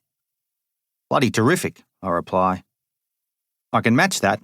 I'm also not a train, and will be replacing the last train that ran to Nujee 61 years ago. I want to run it. Fair enough, mate, he says. And that was that. I take my shovel to the end of the platform, jump onto the tracks and head north. Moments before my feet hit the fist-sized chunks of bluestone between railway sleepers, I hear the station master announce over the loudspeaker. Service heading to Nujee in the form of one man. How bloody fantastic, I think. Only in Australia would an unofficial nod of approval come from an official. I crack on with the first strides of the day, buoyed by the words of a trained person. Getting out or in?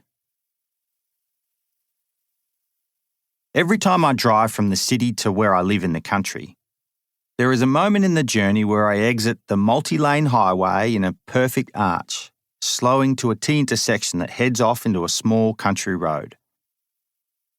Everything industrial and fast-paced seems to instantly slow down and simplify in that moment.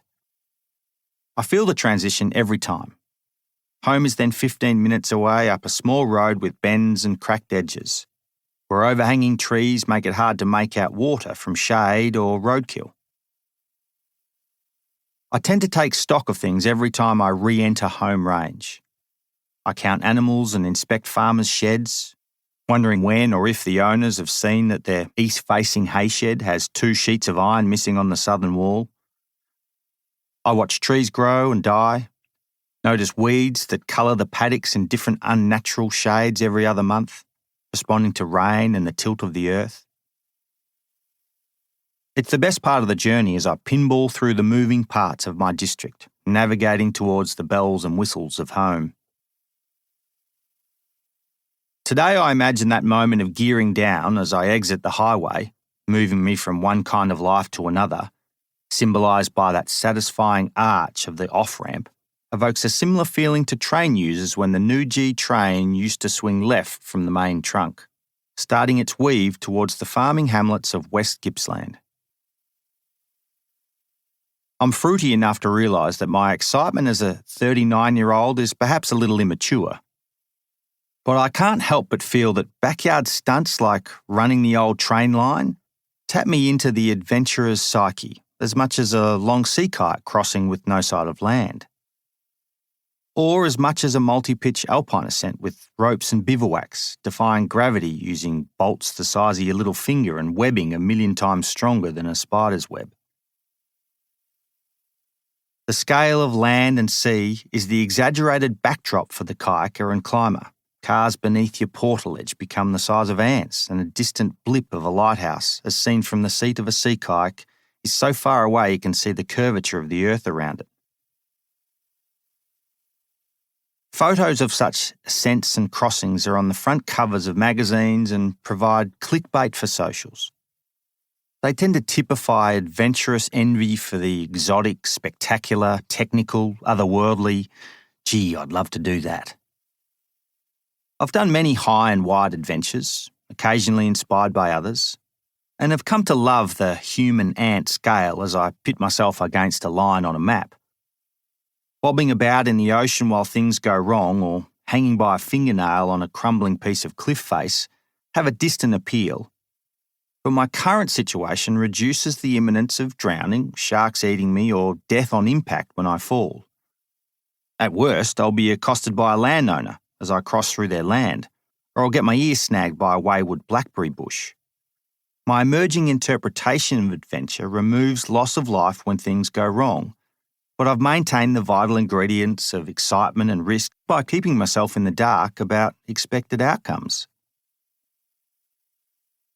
Unknowingness boils up different types of challenge, reward and physical demands, which allows things to become fun and even ridiculous.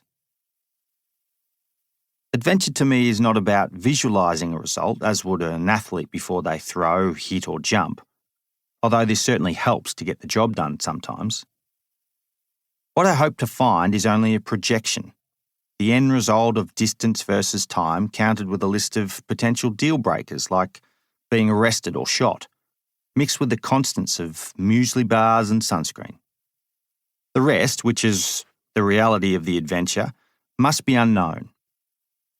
I suppose this is always the case for kinesthetic types, as no one really knows what making the clutch shot feels like. But I presume athletes think they do, so they chase it with obsession and loathing. Herein lies the difference. I chase the end by taming my imagination and doing only what's required to start, shutting down fantasy and doubt. Better yet, it's often only when I'm face down in the dirt and halfway to where I think I'm going when I give in to the reality of what I'm doing. Now that I'm mortgaged, loved up, domesticated, and know that I was once a lot more impulsive and a lot more fun, I also know that my 39-year-old legs have done some serious mileage, so they can actually do what my younger self only dreamed of. 12 minutes in.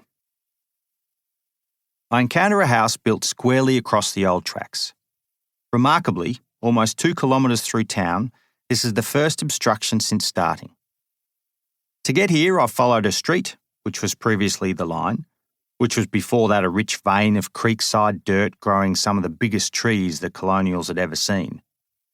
After a roundabout and petrol station, I come onto an awkward little rectangle park via a gravel path, still following the line, through sickly willows past a sports ground that has the remnants of the diverted creek on the outer edge of its boundary. The whole scene was likely a marsh, now drained and pushed up as a playing field. I tracked along the back fences of a dozen homes, all unimpeded, all once upon a time a train line. Things made sense as the land gently rose either side of me as I shuffled along a nearly dead flat section of earth, creekside being the meandering path of least resistance and a perfect place to build a train line. I drift up the driveway of the small home. I see quite clearly that the fences either side of the property are the edges of the railway line easement, typically 15-metre slice of land measuring 7.6 metres each side of the centre line of the track. The ridgeline of the roof is roughly central to the old railway. It feels completely wrong to travel further into the property. Windows and walls and fences hem me in the deeper I go.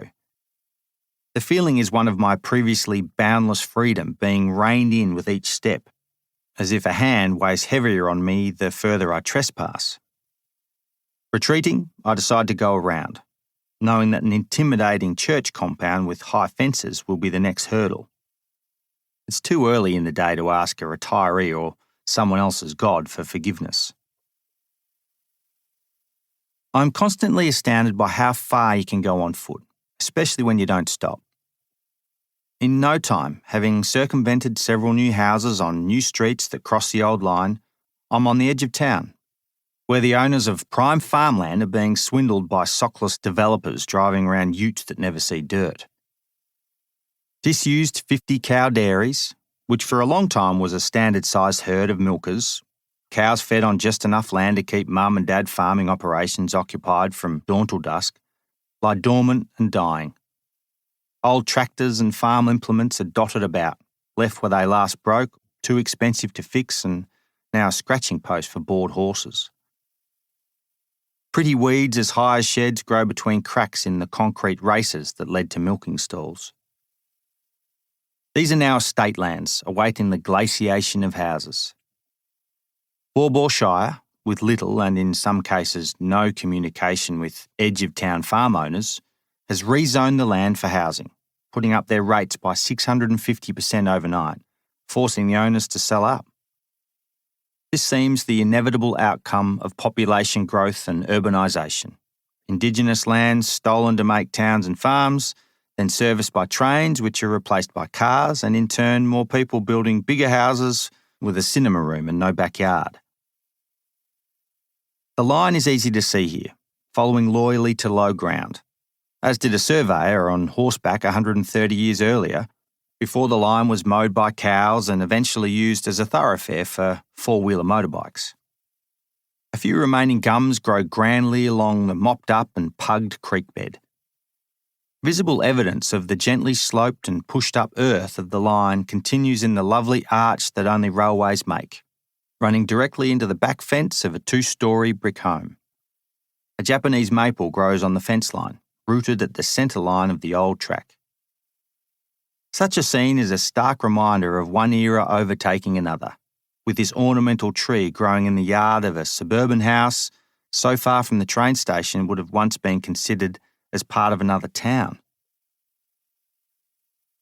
I peer over the fence and see that no evidence of the train line exists in the backyard, the clearly marked section I'm standing on having been smoothed over. I wonder if the owners even know that their kitchen sink sits where a train rumbled through not all that long ago. More suburbia, wider and fatter and more desolate than I thought existed in a town I thought I knew, buffers me until I finally hit the town limits, about 5 kilometres from Warrigal Station. The line is clear again as it makes an obvious course northwards, running along a windrow of pine trees matted with gums. Embodying a sense of Australian oddity, the gums' awkward limbs protrude and counter the symmetrical habit of the pines. Looking back to see if I'm being followed by an irate farmer, which is my first sense of being watched, I notice a brand new cul-de-sac without a street sign that has fresh folds of dirt either side of newly cut driveways with no houses. I imagine the name of the street will be Oak Terrace or Sunny Drive or some other wanky name without an ounce of authenticity. Townland finishes and farmland starts. Tiny boxes with new homes built to the boundaries are replaced with larger boxes of every shape and size, divided by fencing of every kind, grazed and cropped into every colour of an artist's mixing board. Rounded up grass is sickly yellow. Irrigated sections are Kermit green and tilled paddocks are the colour of dried blood. I will cross this quilted landscape for the next 30 kilometres. State bushlands will break up the boxes, but for the most part I'm entering a naked landscape. I imagine I can be seen from verandas and roads as a lone figure with a shovel, looking for something, in a hurry. Knowing I'd be crossing through other people's property on and off for the rest of the day feels edgy, which for some reason seems about right.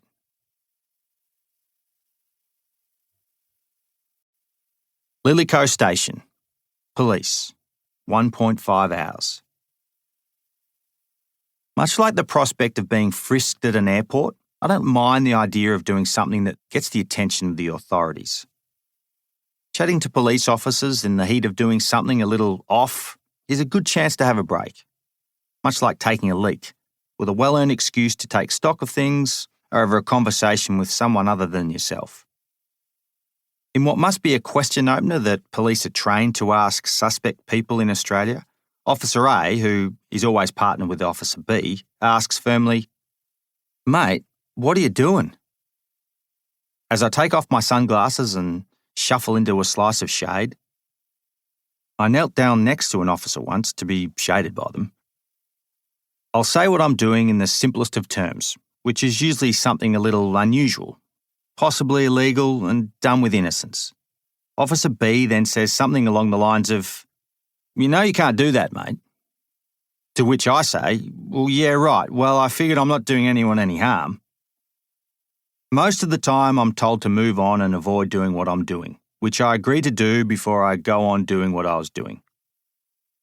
I get the sense that a lot of the time the stern then friendly police are not really sure what's illegal or not, especially when it comes to laws that are not often broken or ones that are fringe, like those that prohibit paddling stormwater drains, sleeping in trees or dismantling an old bed frame on the median strip of a highway.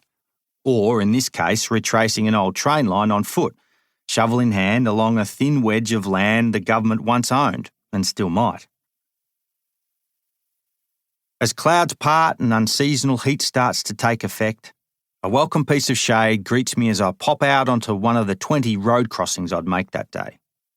The film crew arrive in their cars, having followed me at right angles since the last crossing as I made my way across several farms. A police divisional van approaches from the direction of Warragul, roughly 10 kilometres away. The car pulls up squarely alongside me. Officer A, who is behind the wheel, window down, informs me of the problem. "Mate, what are you doing? People are ringing us about a man crossing their paddocks." I tell them I'm Beau from Jindervik, much like Bilbo Baggins says he's from Hobbiton. As I stand there drenched in sweat, as if I've run from town carrying a shovel, and enjoying the deep shade of a willow that grows firmly from the small remaining slice of pushed-up railway, our conversation warms up. Mitch, Chris and Brett continue to film. As I've been accosted by police before, and all of us know that a rolling camera doesn't look like a rolling camera when you're not looking through the viewfinder or at a screen, cameras continue to roll. I'm running the old Warragul to Newgee railway line, retracing it. I reckon I might be the first person to do it since it closed down in 1958. "Yeah, right," Officer B says. "How far is it?" "Oh, about 43k, close to a marathon, which is kind of why I'm doing it." "Geez," he responds. "What's with the shovel?" Officer A asks. "Well, a few sections coming up are pretty overgrown with blackberries and willows. I thought about carrying a machete, but reckoned you folks would have arrested me by now." "Right," says B, leaning towards the conversation from the passenger seat. "Well, at least you're not crazy." I agree. We laugh. I thank them and they drive off. Feeling a little relieved that I'm actually continuing, I dart across the next slab of green hillside like a hunted fox, as if the trained eyes of police, farmers and anyone else with a gun or a phone are onto me. Bravington Station. Boyhood turf, 2.5 hours. I imagine life for a landowner in Bagshot Row, Bag End, Hobbiton would be much like life for one on Old Telegraph Road West, sometimes called Glencromie Road. Both Hobbiton and Druin West are hinterlands of a green and rolling shire where people have been getting lost since before tracks became roads. When one road gets split into chunks, disjointed by government brainwaves, bushfires or flood, the landscape is divided by twisted creeks and cow-flanked hills and the world becomes a blur to everyone but those who live there. Calling an ambulance for help here would entail giving the operator a mud map of black stumps, potholes and funny-looking letterboxes, or otherwise telling them to head to the home of the oddball artist known for driving around in a Rolls Royce picking up chook pallets and boxes of champagne. Beau Miles, my dad. I know Old Telegraph Road West with its black tarmac 2 tractors wide better than any other road in the world. It's the road I was taken home on as a newborn, the first road I ran to the end of and back, and it was the first road I knew well enough to know that I wanted to leave. As I encounter the raised and flat section of soil that suggests Bravington Station, the third stop of the old line which sits in the middle of a paddock at the end of Old Telegraph Road West, my boyhood road, I reflect that it was likely the first train station I ever set eyes on, although I didn't know it at the time. All these years later, no longer sporting a helmet of orange hair, I enter the Bravington Station paddock, which turns quickly to thick bush that I know intimately, including every inch of the 7-kilometre stretch of train line that runs through the heart of it. This particular section of the old line is considered one of the steepest sections of railway in the state, or was. I know because a train person at my wife's work party told me in the lead up to the run, as did another train person, perhaps tipped off by the woman who sold me pickles, who shoved a note under the front door of my house saying something similar. An email landing in my inbox from another train person confirmed the fact from the first 2 train people. Word had gotten out, and here I was running a line that a lot of people knew more about than me. At least they knew about it factually.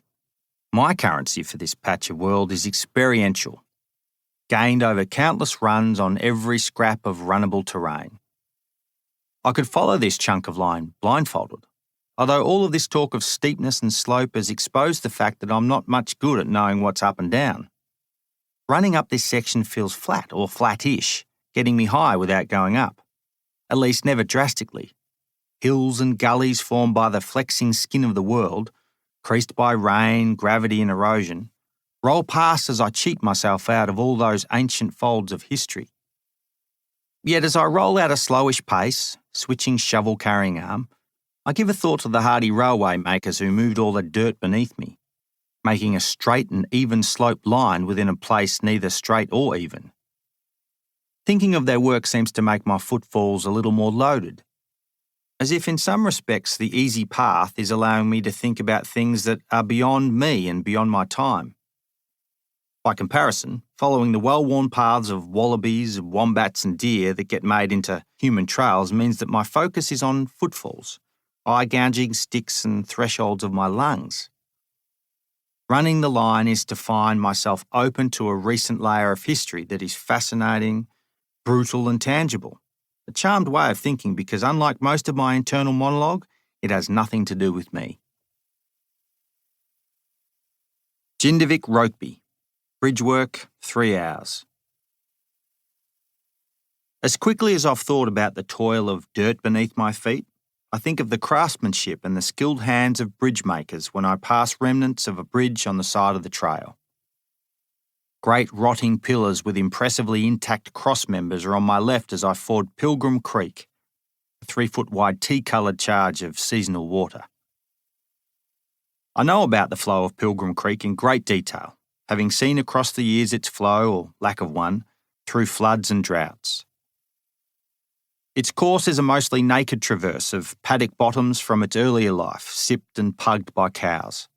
I wonder when platypuses last lived in Pilgrim Creek, or if indeed a hardy family still frequent the waterway, even if it's seasonally for their holiday. The old bridge has been replaced by a mass of concrete tubes, the likes of which would have been a fantasy of bridge engineers 130 years ago. Old bits of bridge unceremoniously cut off at bolted sections have me thinking about rough-handed carpenters. I think of a chain-smoking Joe, who was in charge of railway earthwork, and I think of Bob or Bill, who leads the carpentry side of things. I wonder how the heck timbermen lugged about such giant lengths of wood with no cranes or bespoke machinery, using their own arms, horses and pulleys to do what pneumatic arms with inhuman strength do nowadays, while I glide past on foot. Several kilometres later, when I catch sight of the great, intact, original crossover bridge, I can't think about anything other than the impressive nature of decay.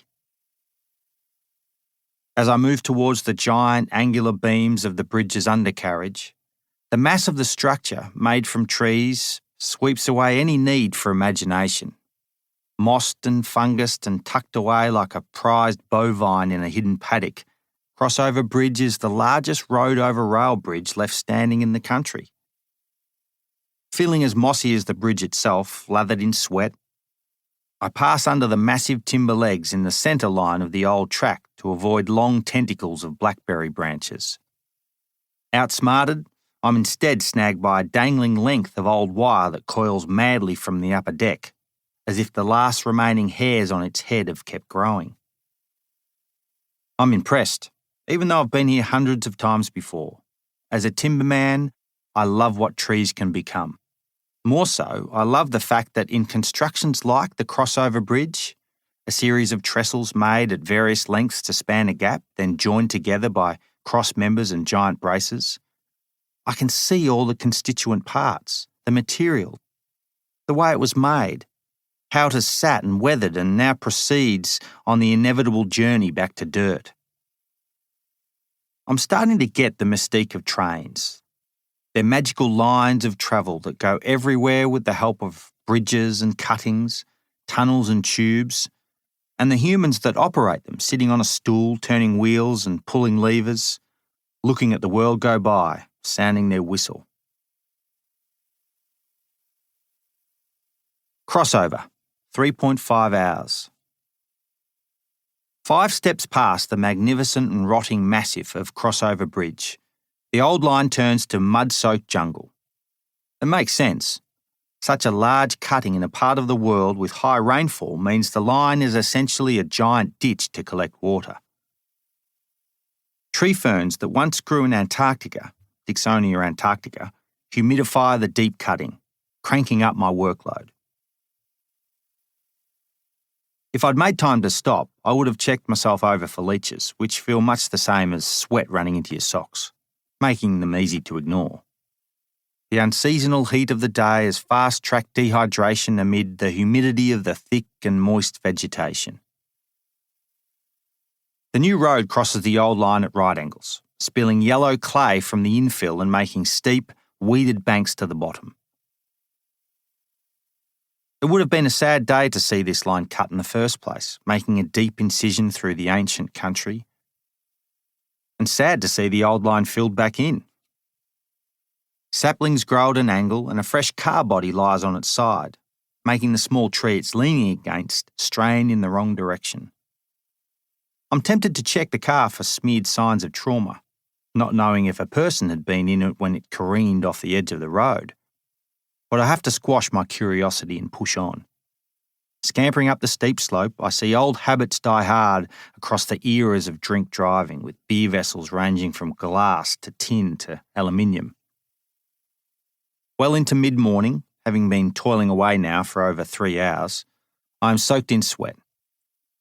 My undies feel sloshy, and grass seeds no longer bother me because they're lubricated by a steady supply of leg sweat that my socks mop into a second skin, feeling much like neoprene.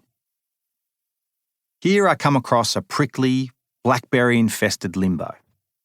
And it is this section that I've carried the shovel for, which in hindsight was a poor decision given I could have done an okay job of bashing through with a large stick.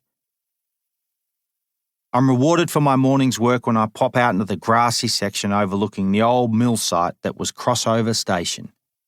It is the last remaining platform on the line, its steel pillars and timber slabs filled in with gravel. Clear edging still defines where people had to mind the gap, stepping onto a giant and loud loco. And it's in this place that I now stand with my shovel in wet green grass, hungry.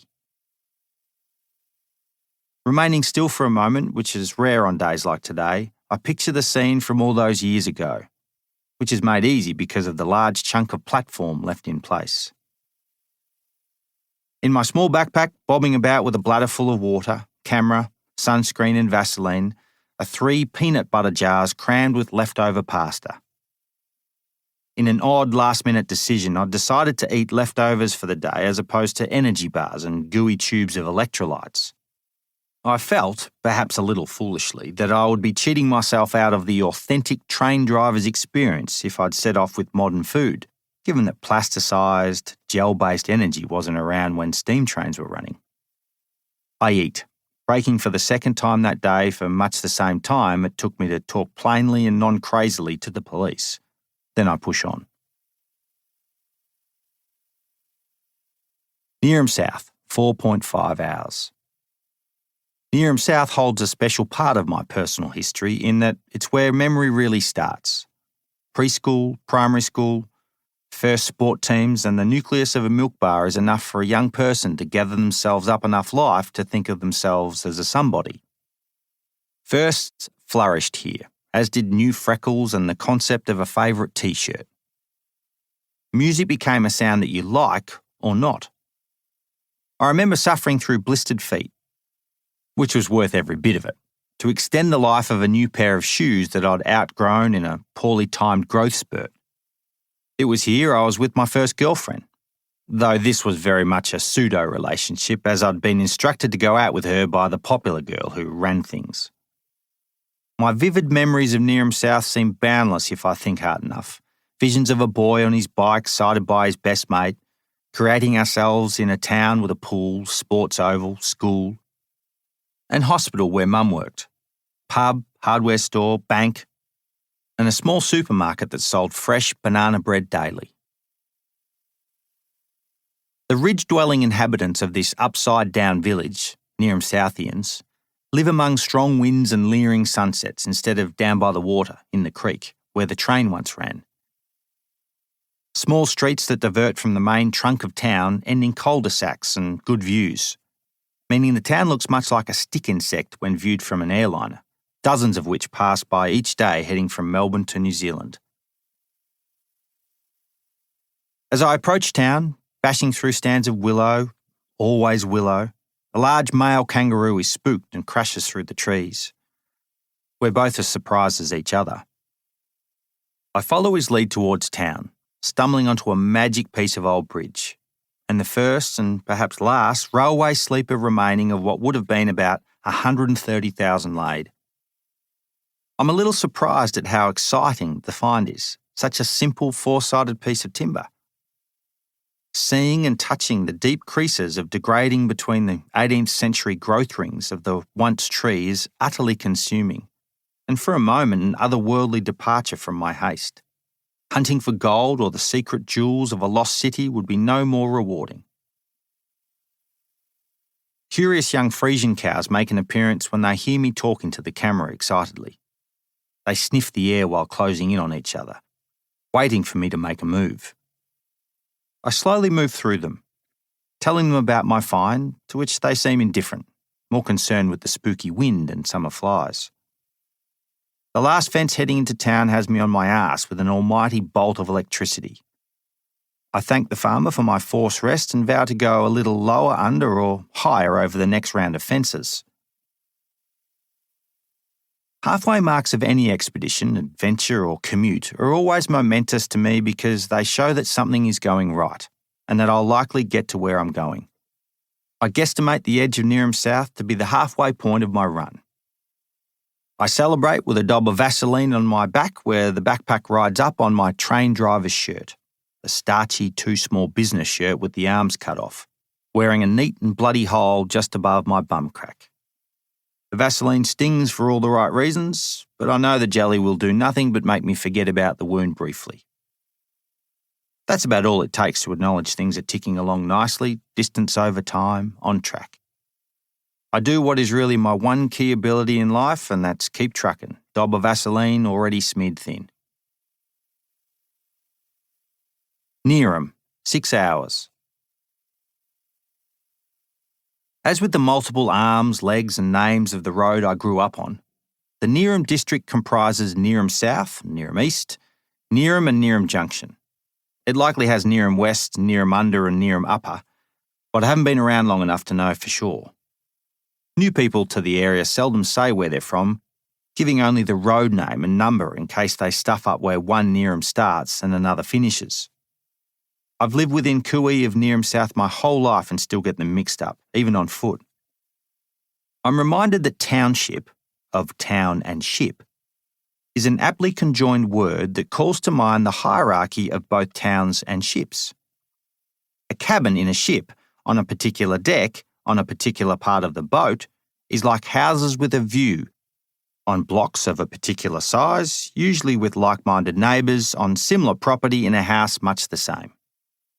Just like the slopping bilge waters of a boat where everything ends up, there's also the paint-flaked, industrial, crappy part of town with no view except for car bodies and blackberries. Towns and ships both have cabin houses and below-deck houses. Now on the creek flats of Neerim South, where the line once tracked, is a culvert to cigarette packets and Jim Beam cans. Worse is the sick remains of the creek, once a vibrant place full of biodiversity as the wettest, most protected, life-preserving part of the district that is now only recognisable by being the lowest part of town. Coming up to the first road crossing, I see the former station master's residence, painted in a familiar trademark colour of rancho, which is browny orange, reminding me of the old farmhouse I grew up in. Same colour, picked and painted by Mum, my childhood home even looked similar. This dishevelled old remnant of the station house sits squarely on exposed stumps on a half-acre block of nibbled thin sheepgrass. Junk lies about in neat enough piles as if each owner, every decade since its use as a railway residence, went through an identity crisis and a renewed enterprise of industry. I fear for this notch-framed, pitch-roof, sash-windowed home in our knockdown world. There's no for sale sign as yet, but there will be any minute. And it will say, knock me down to make your dream home. All I see is preserve and live in this fixable, good-looking slice of history. A friendly, ribby horse slowly wanders towards me as I shuffle past. Limp, bullshit fencing made of lazy, ad hoc bits of anything and everything separates the old brown animal and me. Fuck, I think. There are too many animals like this kept by people who shouldn't own animals. I scratch his nose and move on, catching up with the film crew at the next road junction. It's nice to see my friends and distract myself from an impending house demolition and a horse living a shit life. I push on towards a quarry that my friends and I used to think was the likely residence of He-Man's nemesis, Skeletor. Other Neerims up the line. I track through the back of Neerim not long after realising that places of doom for a kid, like a quarry, are less doomish to adult eyes. Although the beautiful day and lack of a smoking volcano do make me feel a little more optimistic about the exposed innards of the earth as I pass. Knowing there are 2 or 3 bosomy lumps of landscape coming up, I autopilot up the easy, predictable, relatively straight and inclining section of track. My progress is not without surprises, as has been the entire run thus far thanks to my lack of homework and the unspooling role of storybook farmland. Cuttings and creek crossings, fox dens and rabbit warrens, electric fences and more stands of blackberries occupy the decivilised line. Folks none the wiser about this area would have no idea that these cow tracks, windrows and sublime driveways are in fact an old railway. Passing in the land beneath a favourite cheese manufacturer, not long after sweeping past the district's transfer station, the tip, then a slice of my childhood best mate's farm, I pop out at a dirt road a stone's throw away from where my Year 1 teacher lives. Her parents, who live next door, mow the grass I'm sitting on. I eat lunch in complete shade, feeling my body over for wear and tear, eating the last of my gluggy pasta, which is great only by default since it's food. I feel goodish, a little underdone for food and leached of salty minerals that have hardened my pants with dodgy-looking white crusts. I figure I'll get the job done at this rate, and tomorrow, if things continue much the same, won't be a write-off. I guesstimate having run about 35 kilometres to this point, and know there is at least another 15 to go. I hit another roadblock in the form of a driveway that looks as though it might belong to a fake church, with a keypad and fancy, freshly painted gates. The house must have incredible views on the other side, but I can't see them because the cultish gate, blocking the cultish driveway and cultish tree plantings have stopped up every square inch of daylight. Like the old brown horse I took pity on, I feel sorry for couriers and acquaintances who have to sit here with their arm out of the car, plugging in numbers or talking to the gardener, trying to get past this horrible threshold. Turning right angles away from the line, I vent my disgust at a landowner barricading the rest of the world from seeing any further from this spot, as if they own the view of their place as well as the view from within it. Hedges of introduced trees remind me of the walls erected between countries, made at eye-watering expense even in the face of the poverty of people on either side. Not wanting to meet the person who owned such a driveway, I divert and parallel the line by about 200 metres. I'll admit I'm also reluctant at this stage to annoy any more landowners, cult leaders or otherwise, having come so far relatively unscathed. Rejoining the line several farms later, fence hopping and feeling out where the line was, pushed up or dug out and in some places still remains, I take a sweeping left-hand turn through a deep cutting. Now a driveway to several farms, the cutting leads into what I suspect to be the first set of curvaceous bends that will take me to the famous, also bent, final section of line where 7 huge bridges were built. I'm now in country I no longer share a personal history with, having broken my boyhood bubble. I continue to feel wary, as I have to make a choice about whether to jump 8-foot-high deer fencing. I spend no less than 5 minutes debating the options, half enjoying the break in deep shade, feeling as if I'd get a shotgun blasted in my ass if I could vaunt, obviously, through open, highly fenced country. While I contemplate going under the fence, a man on a quad bike guns towards me at breakneck speed.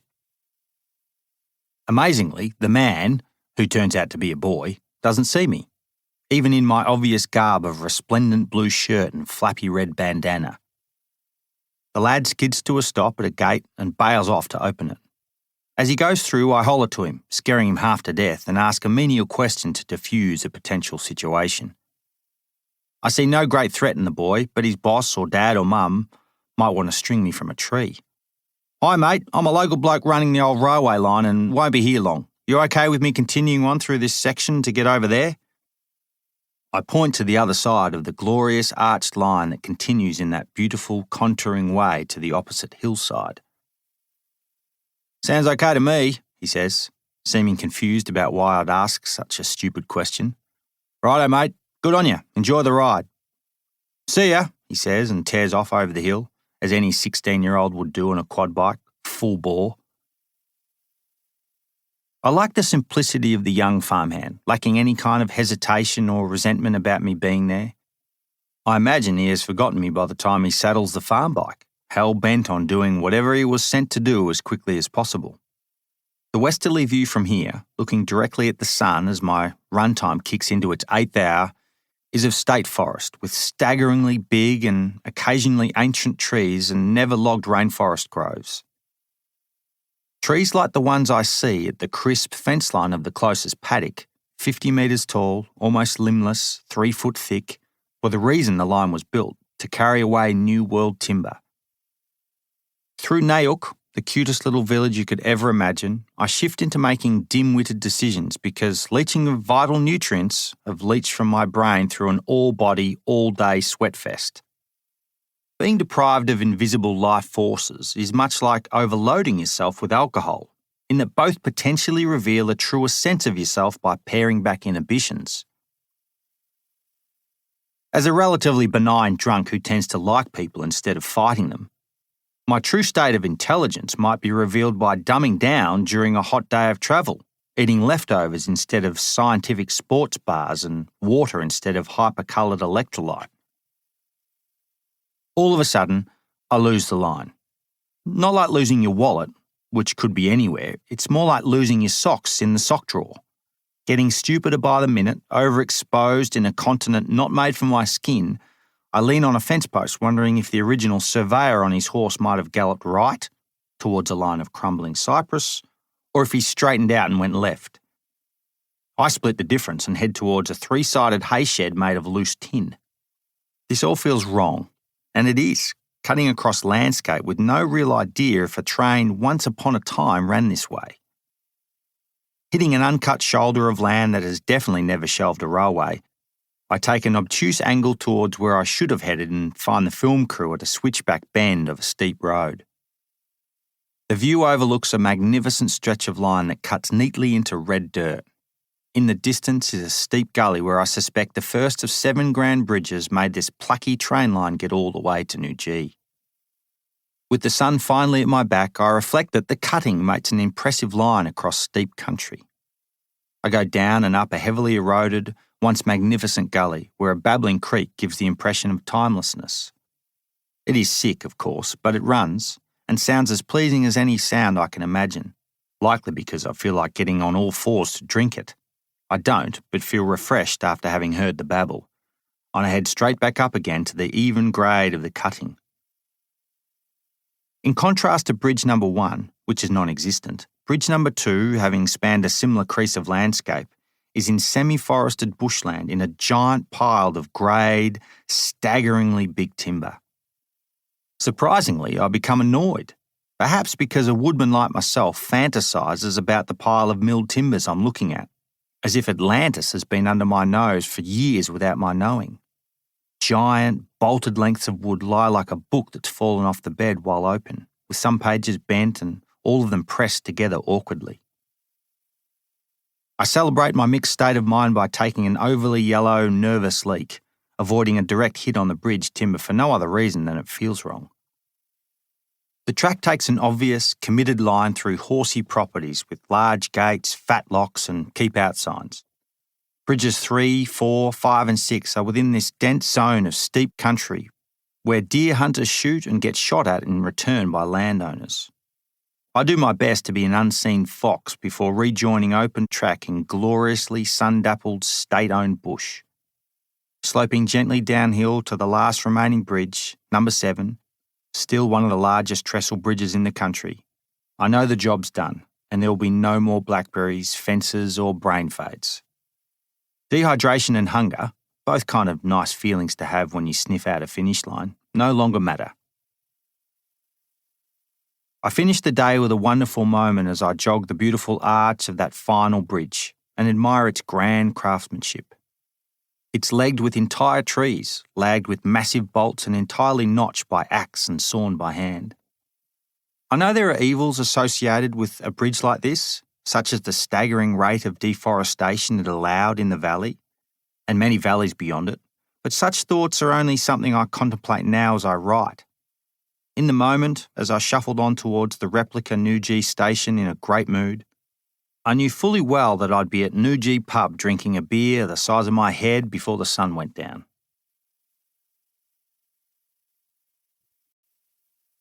Chapter 4. Junk. Heat from above. If the adventuring part of backyard adventuring doesn't work out for me, but I'm still caught up in the idea of raising my heart rate by doing odd things in the cosmos of my little farm, I might transition into growing marijuana. I imagine local narcs having picked up on my antics over the years, joining the dots with a recent spike in drug-related matters on my patch, would fire up their helicopter and hover over the farm to get a bird's-eye view of the operation. Their heat map of the 5-acre triangle property reveals red-hot zones adjoining and surrounding the 2 largest buildings. Then warm orange lines fan out wildly to all corners of the block. The drug plots look to be cleverly disguised between rows of grapevines, blended with pumpkins in a 12-metre diameter wagon wheel veggie garden, sharing a cricket pitch-sized garden bed with tomatoes next to the road, and likely have something to do with the furrows that could be truffles among salvaged building materials under the canopy of 12 large oak trees. When the helicopter lands on the gently sloped paddock, black-clad dudes jump out and throw me against the bonnet of my tractor. But they quickly realise that my farming activity really is just bad winemaking, medium-sized pumpkins and tomatoes that should be staked. An alpha male unkinks my arms and straightens out my collar. I thank them for their time in an elevated state of emotion.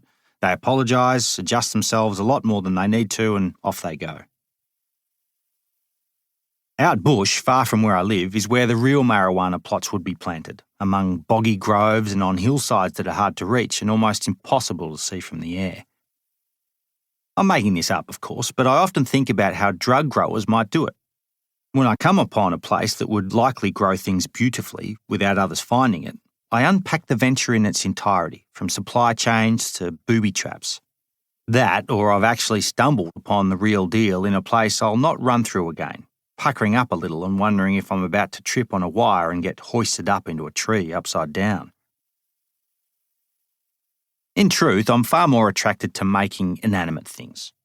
A helicopter hovering above the farm, scrutinising what goes on below, appeals to my imagination because the helmeted, murmuring people in that aircraft would see a plot of land that represents busyness, conservation, enthusiasm, and patience.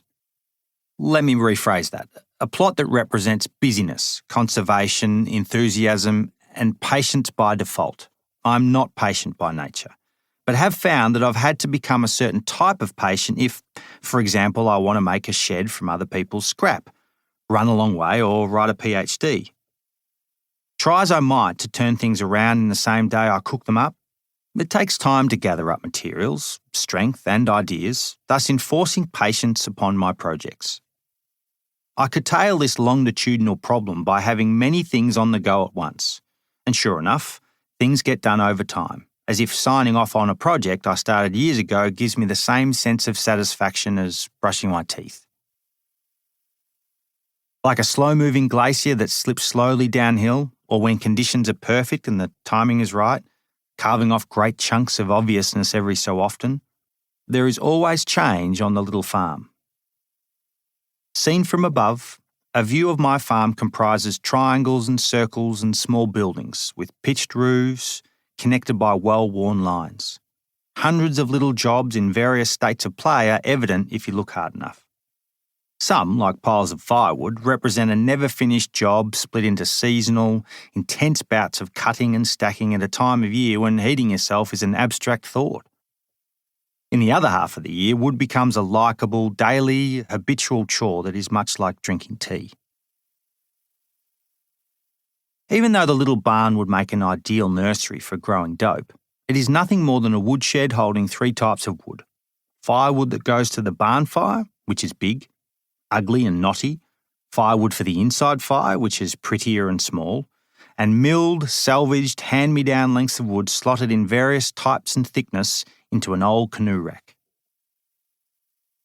The firewood is a life force, firing up 2 key places of human habitation on the property, and the milled wood has been used to construct these very places.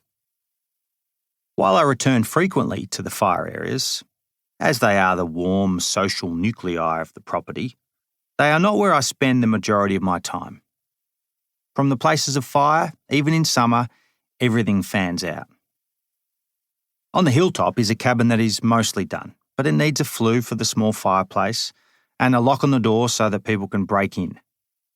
The big barn and little barn still have some big jobs to attend to. Temporary timbers brace the big barn together, which you can see from anywhere in front of the building because it lacks 6 giant doors that I'm yet to make. The back wall of the little barn consists of 4 sheets of corrugated iron awaiting a retrofit of old gates from Helen's apartment, which will be turned into sliding doors. The house is unfinished in ways hardly worth mentioning, other than to say a lot of the jobs would be unknown to passers-by or even frequent visitors. Jobs like giving a coat of tung oil to an old church pew shelf in the kitchen, putting a permanent kickboard on the oak sideboard in the bathroom, or straightening out the flue above the fire by 3 degrees to stop me thinking my sense of level is out. Helen knows about and cares for only a few of these jobs, mentioning them strategically and repeatedly through the year, and doesn't know about the majority of the others. Because my wife only knows about a fraction of the jobs to do in the house, my work seems inefficient because I never seem to do any of the jobs she wants done. Our wagon wheel garden is a place of booms and busts, frequently left to its own devices for large chunks of the year, only to be turned over by rats and kookaburras. Then there's the post and rail fence of the house triangle, which is posted but in need of 50 or so rails, and wire, while 2 large gates into the paddock are temporarily blocked out with large timbers, waiting on Babylon to burn, which is about the time I'll get around to making proper gates. Of course, the house, barn, little barn, cabin, veggie patch and fencing function well enough to be left between bouts of work, often in wait of a few more vital ingredients to appear serendipitously on the side of the road. Meanwhile, the unfinished barn is an arc of 100 or more unfinished projects, furthering the idea that the bigger your barn, the more work you create for yourself. When I replace an axe handle on a rusty axe head, I then feel compelled to sharpen the axe head, which means using the axe, and keeping it sharp, which means one job was rolled into 4. My barn should take over the rabbit as being a symbol of reproduction. Fortunately, I take pleasure in knowing that I'll get all the jobs done eventually, storing up several retirements worth of projects for a slower life I suspect will never actually come. In truth, I don't believe in the concept of retirement any more than I believe in a working and non-working life. That is, I'll work, meaning I'll make things of some description in some capacity until I die, or at least I hope to, because work, if indeed I call it work, defines me. Talking to things. When I leave the house to head to the big or little barn, cabin or garden, I no longer think of myself as the only entity that speaks. I talk to myself, which means I'm actually talking to things. The veggie patch gets a few questions every time I pass on the ride-on lawnmower, as does the concrete water tank. It seems to respond in the constant weeping of its hairline cracks, which is reassuring because I always know how much water it holds. Characters of the cutlery drawer get much the same treatment when I root out my favourite spoon to facilitate a tin of beans lunch on the go. I tend to talk, things tend to listen. If a conversation is by definition a dialogue between 2 or more entities, then I live on a small property with hundreds of chatty, introverted things. I must look bonkers to peeping Toms, but I figure it's even more bonkers to go about my solo days in silence, skulking about the place as if an apple tree isn't worth having a chat with. The point is, a naked human is a useless and impossible animal, hairless and slow, with small fingernails and mediocre senses. It is the tooled, cloaked, added-on world of non-human additions that makes us capable. Ultimately, it is the things around me and my relationship to them that define me as a maker. Tools. Making big and little things from wood is up there with my licorice and banana obsessions, which makes the hand tools of carpentry my favourite conversationalists. Each tool, given how personal they've become over time, helping me, defining me, taking skin from me, has a home in my leathery, homey nail bag. Caked with glue, soaked in years of sweat and shiny where it rubs, tools hang from my hip like flappy, exoskeletal ligaments. I like to think of myself as a mother kangaroo with a front-loading pouch that holds my genus potential. In the left pouch, divided into 2 main compartments and several small sleeves, are pincers, Stanley knife, assorted pens and markers, small spirit level and speed square. Mirrored sections in the right-hand pouch contain an 8-metre measuring tape, 3 hole punches, drill driver bits, assorted pencils, nails and screws. Slotted into the steel loop behind the right pouch is my hammer, and on the left, which sits neatly in the top of my bum crack, slots my butt chisel. It is actually called a butt chisel because of its thickness and bluntness for doing brutish work. Each tool is of high quality, has been with me for around 20 years, and is either worth fixing or doesn't break in the first place. When I lost then found my English-made pincers a few years ago, I almost wrote a letter to the manufacturer to tell them all was well. I use tools often enough to call them friends, not acquaintances, asking them that they hold onto the edge of a beam or memorise a recent measurement, serving as both real and cognitive comrades. When a nail bends early, or the chisel dives off course from poor use, Beau needs a banana, I mortify the nail or chisel wildly, insults I would never consider using on a human. Of course, anger dissipates as the blood dries and the throbbing eases, looking upon what me and my tools have made with great pride. Later that day, when I'm on a steep section of roof I shouldn't be on, calorie deprived yet again in a lather of toil and fading daylight, I'll inevitably repeat myself and shanking a blow that goes close to losing an eye. Easy love becomes easy loathing. Hammer in my right hand and chisel in the left, which is the natural order of things for a righty, means my ape index, a slang way to describe the ratio of an individual's arm span relative to their height, happily competes with even the most talented of disproportionately limbed athletes. Helen's femurs, which are longer than mine, have a different kind of evolutionary advantage. While I go about building things as a half-talented carpenter with hammer and chisel, knocking up sheds and houses and fences, Helen runs and rides through life with the wind in her hair. It makes perfect sense why we married. One of us makes the house with an extended arm span via tools, and the other with incredibly long legs saves our children when it catches fire. Helen's favourite tool is her bike.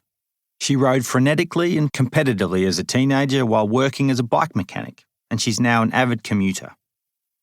The bike is double-tooled, a tool fixed by other tools in order to function.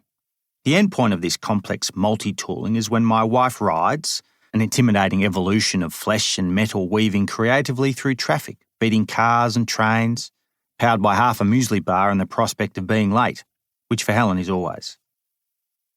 The bike, much like the sea kayak, may have reached its apogee, which is said to be a peak of design. Granted, sea kayaks trump the bike by millennia in terms of human use, and sure, we change what bikes and kayaks are made of every other week, but a Tour de France bike now has a lot in common with one built in 1900. And the current Greenland kayaks, born of 4,000 years of adjustment, look much the same as my plastic version hanging in the barn.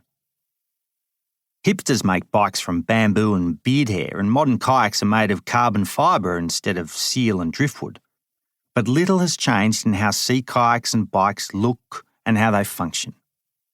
Good tools tend to do that. They find a well-functioning pathway through years of tweaks and inconvenience at the hands of many and the specialised, to the point where they are used with little thought or adjustment as if they've always been complete. In our hands and beneath our backsides, tools make humans a particular kind of problem solver and an even greater type of problem maker. Civilization, as we know it, can be measured from the hands out. For all the good and bad reasons you care to think of, being tooled makes our humanness bigger, increasing our geographic, technological, social and cultural reach. Tools are also responsible for human population booms. Babies get made when a wrench, at the back door used to fix a pipe, is used to warn off bears prowling too close to the house. Well, that is, tools make us feel safe, which makes us attractive to suitors. I've long known this, fantasising that I'm one of those sweaty, tradie types in short shorts who wanders through an office scene in movies and gets ogled by sex-starved workers. Only I'd never be this person, as I'm unauthorised to wear my nail bag at work. And I save most of my projects, and nail bag wearing, for home turf. Helen occasionally mentions the practicality of my look, but rarely indulges in what I'm sure must be a pillar of our chemistry. In any event, I know exactly why tradie attraction exists. It's all about what the belt-wearing, khaki-clad person can do with their hands. I know because I'm a hands man. Hands. Of any body part, I appreciate hands the most. Eyes lie, legs run away, and while breasts are wonderful and practical, they're not really my thing. But hands, especially when they're grasping tools, from the wineglass to the axe, make me appreciate how much humans are capable of as the only primate with an opposable thumb to each of the four fingers. Here I am typing away, drinking tea, gesturing to thin air as I look for the right word. I can't imagine life without my hands. If I no longer had them, I'd have to completely redefine how I interact with the world. I first properly noticed my hands when taking a photo of them. Actually, it was a photo of my right hand, taken with the left. Much of the photo shows my thumb, which is my favourite digit. I was working by the lake at camp in the US, alone, jacking up a mud-sunken timber boathouse. I was conversing with rotten floor joists and slippery boulders, as they were my core company, and I hadn't warmed to my borrowed tools yet. With a fresh wound on my chest inflicted by the wayward use of a ramming bar, I remember saying something along the lines of, "Fuck me, mate, have a break, sit in the shade, drink," and likely a few more swear words to hammer home the point that a break was the best option.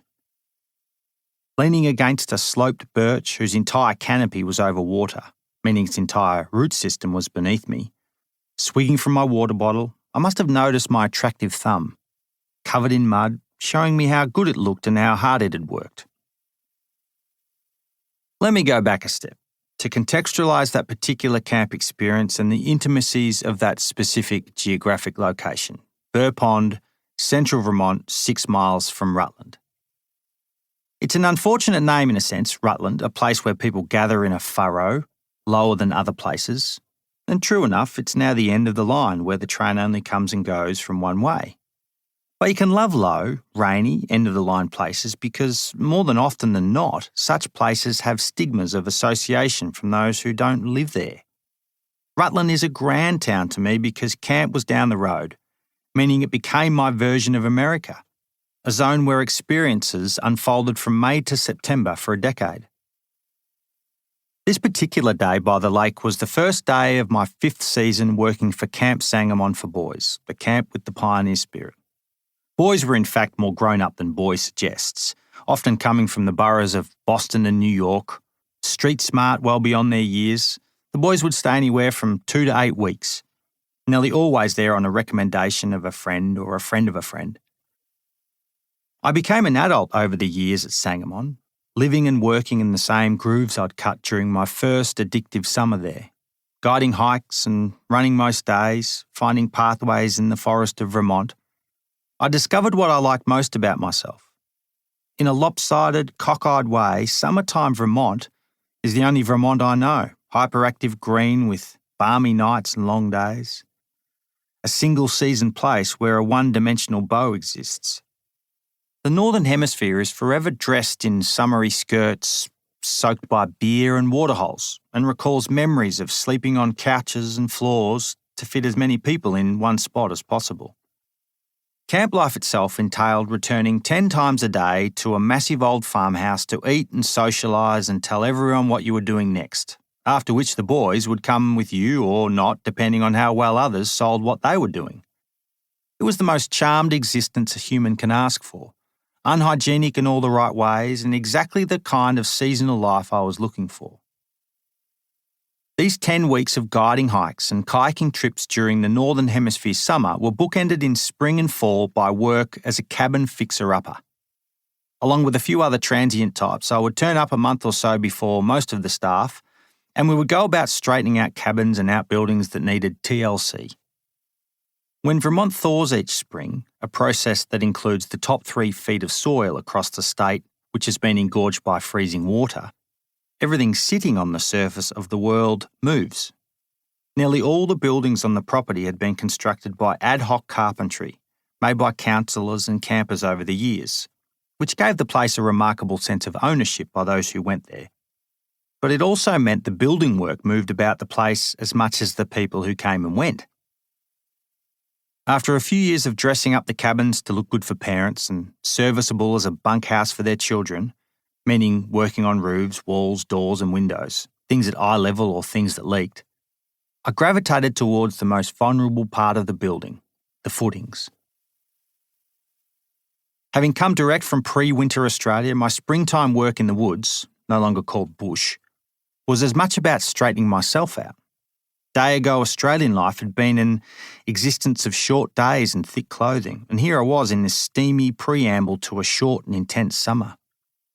My body will be forever shocked when it travels so quickly and unceremoniously from a place of winter to a place of summer.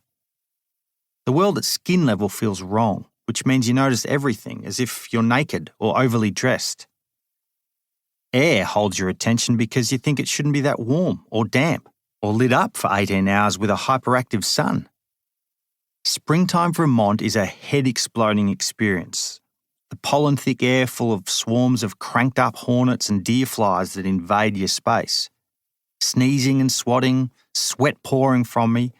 I'd drink up to 8 litres of water a day. During lunch breaks on the hottest of days, I would empty sweat from my boots and treat myself to a fresh set of jocks. Even the rocks sweat on such days.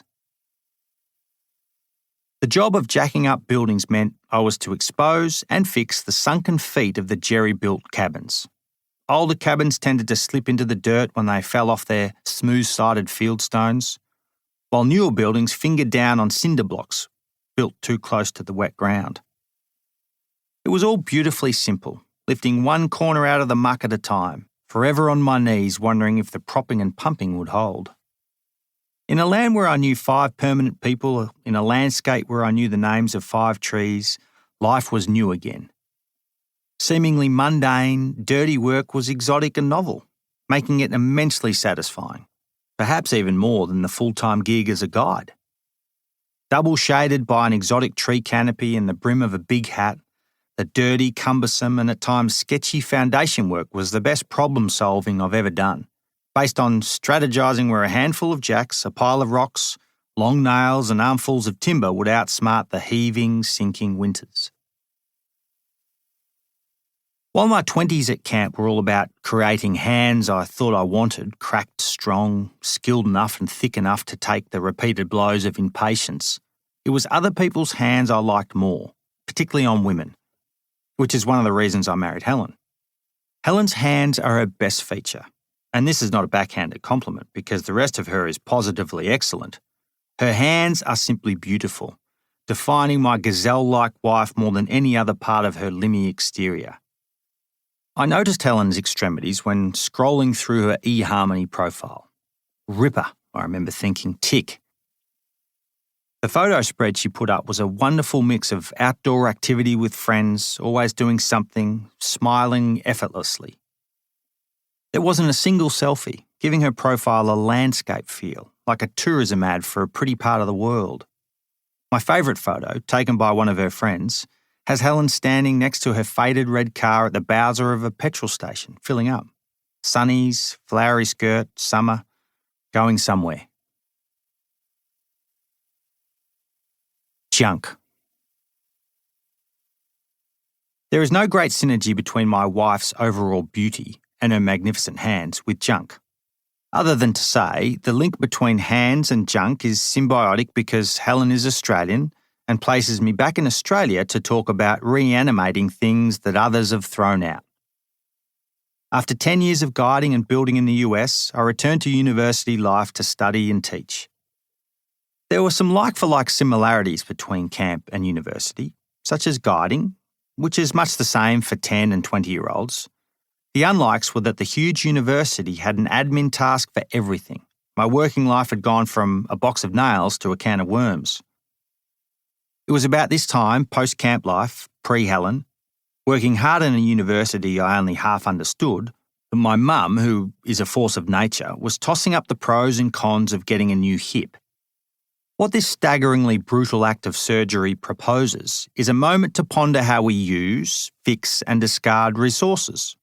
My mum, like an old table, while not the same in terms of sentience or carbon percentage, are both roughly the same weight and, being well made to start with, last about the same amount of time. Placing Mum on the nature strip to be taken away during hard rubbish weeks was well down the list of options. First, naturally, would be a new hip. Second was recommending she spend the next 40 years living in waist-deep water. And third was to encourage a drinking problem. Reluctance to sit my mother against a tree in the front yard with a free, broken sign speaks to my broader worldview. It is, I'll admit, a horrible type of affliction, especially when my daily commute weaves through suburbs during hard rubbish collection. I fear that later in life I'll become one of those grubby hoarders, living among everyone else's junk and a project book big enough for 10 of me living 10 lifetimes. But for now, I'm vaguely hygienic in my collecting. Neat with piles, I give myself a quick cross-examination every time I see something half usable on the side of the road. That is, if it fits in my ute, I take it. Otherwise, I go home to get the trailer. But only if I can still pick Helen up in time from the train, which is the cross-examination part. With only one tennis court's worth of stuff in a paddock that's at least the size of 20 tennis courts, I'm in good shape. Passing on my predilections, I've been teaching paddle making to university students for 10 years, whereby I demonstrate the fundamental idea of collecting, chopping up and gluing together a blank, which looks much like a giant cricket bat, before planing and sanding the awkward, heavy clunker into a beautiful and light canoe paddle. At the heart of this idea is using thrown-out, forgotten junk wood found and sourced from under our noses, which is the last place people look. In the simplest of ways, my directive to students is to get wood from anywhere and everywhere in a mostly legal capacity. Wood, you say. Week 1 of semester is when students bring in their paddle-making wood. One unnamed chap by the name of James brought in a new broom, and his friend, who must have been drinking from the same waterhole, rattled in with a metal street sign.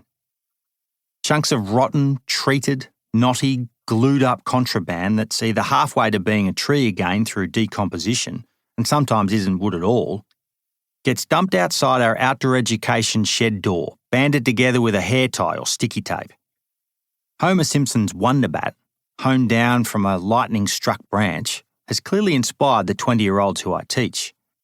Sopping wet, alive yesterday chunks of childhood treehouse turn up, likely in a bid to immortalise the tree that once held a cubby house full of porn mags or shaded them as they played in the sandpit below eating acorns. It's a wonderful but flawed idea, as green limbs are unusable for the job at hand, being too wet for bonding, resistant to coats of oil and still wet enough to shrink, warp and bend. As the week rolls out, university security gets increasingly nervous, watching as our inconspicuous building in the corner of the campus accumulates the ugliest pile of wood ever assembled, as if it's likely to be burnt in a séance by a strange band of students, which is half right. By week 2, I'm starting to break through with the basics. Wood, I have to remind myself, is not a common ingredient in a Melbourne 20-something's day-to-day. Actually, it seems to be much the same story across age groups these days. A plank of wood doesn't seem to mean a lot to the average Australian. Even carpenters I know don't recognise what kinds of trees become the lumber they buy, instead knowing wood by gentrified names, strength ratings, rot ratings, and if they're hard or soft. It is remarkable how much the life of trees, how they look and grow and where they fit within broader ecologies, is removed from the hardware store's version of wood. Spending half my life up a tree as a kid likely explains my love of trees. I suspect current-day university kids didn't spend as much time up a tree in their youth given how dangerous climbing is and how heavy, dirty, woody and wooded wood is. But what many of them have learnt through films like Avatar is that trees are inherently good, so they're ready to learn about the wood business, gunning for action. Monkey see, monkey do teaching methodology means I bring in all sorts of samples to prove that there's wood and there's wood. Wood-containing habitat, or the sickly yellow-green hue of bug-resistant carcinogens, is contrasted with swamp-darkened 500-year-old pieces of apple box or chunks of worn-out bed frame from a good Catholic home. Gum fills the ranks, and rightly so, as it grows in more than 800 forms across Australia and is used in everything from knife handles to house frames. Succulent veranda posts, creamy windowsills, and an odd assortment of anything woody, some of which I'm unable to identify, make their way to our sheds in every shape and size. Young pine, the backbone of plantation forestry with underwhelming lustre and a short history to tell, is almost as common as gum and perfectly fine for a canoe paddle. As I tell my students, if you close your eyes when you paddle, you can't see the paddle, nor the water, but you feel it, and that's what matters. Prospective paddle parts line the wall in awkward clumps, with student names scribbled on duct tape, in a procession to be cut into blades and shafts. The violence and efficiency of the drop saw tells a history lesson, not because it fills our faces with dust, but because it bombs our noses. Much like my hero Marty McFly, we all seem to fantasise about seeing and experiencing another era, travelling back and forward in time. Wood dust becomes this time-travelling portal if you breathe in when you shouldn't. Cutting across the grain of a rotten-ended veranda post, I smell deeply as the saw moves through the history of half a dozen human generations. With my earmuffs on, eyes squinting behind glasses, I listen only to my nose, imagining the mud and snow and wild animals that rubbed against the time capsule of the once tree in my hands. My unremarkable human mind, with the help from an unremarkable nose, is remarkable in its ability to conjure so much from the thick air. I know that the tightly grained cross-section of the outer layers of the tree is the youngest part. As nearly every school kid can tell you, each ring in the wood marks another year of life.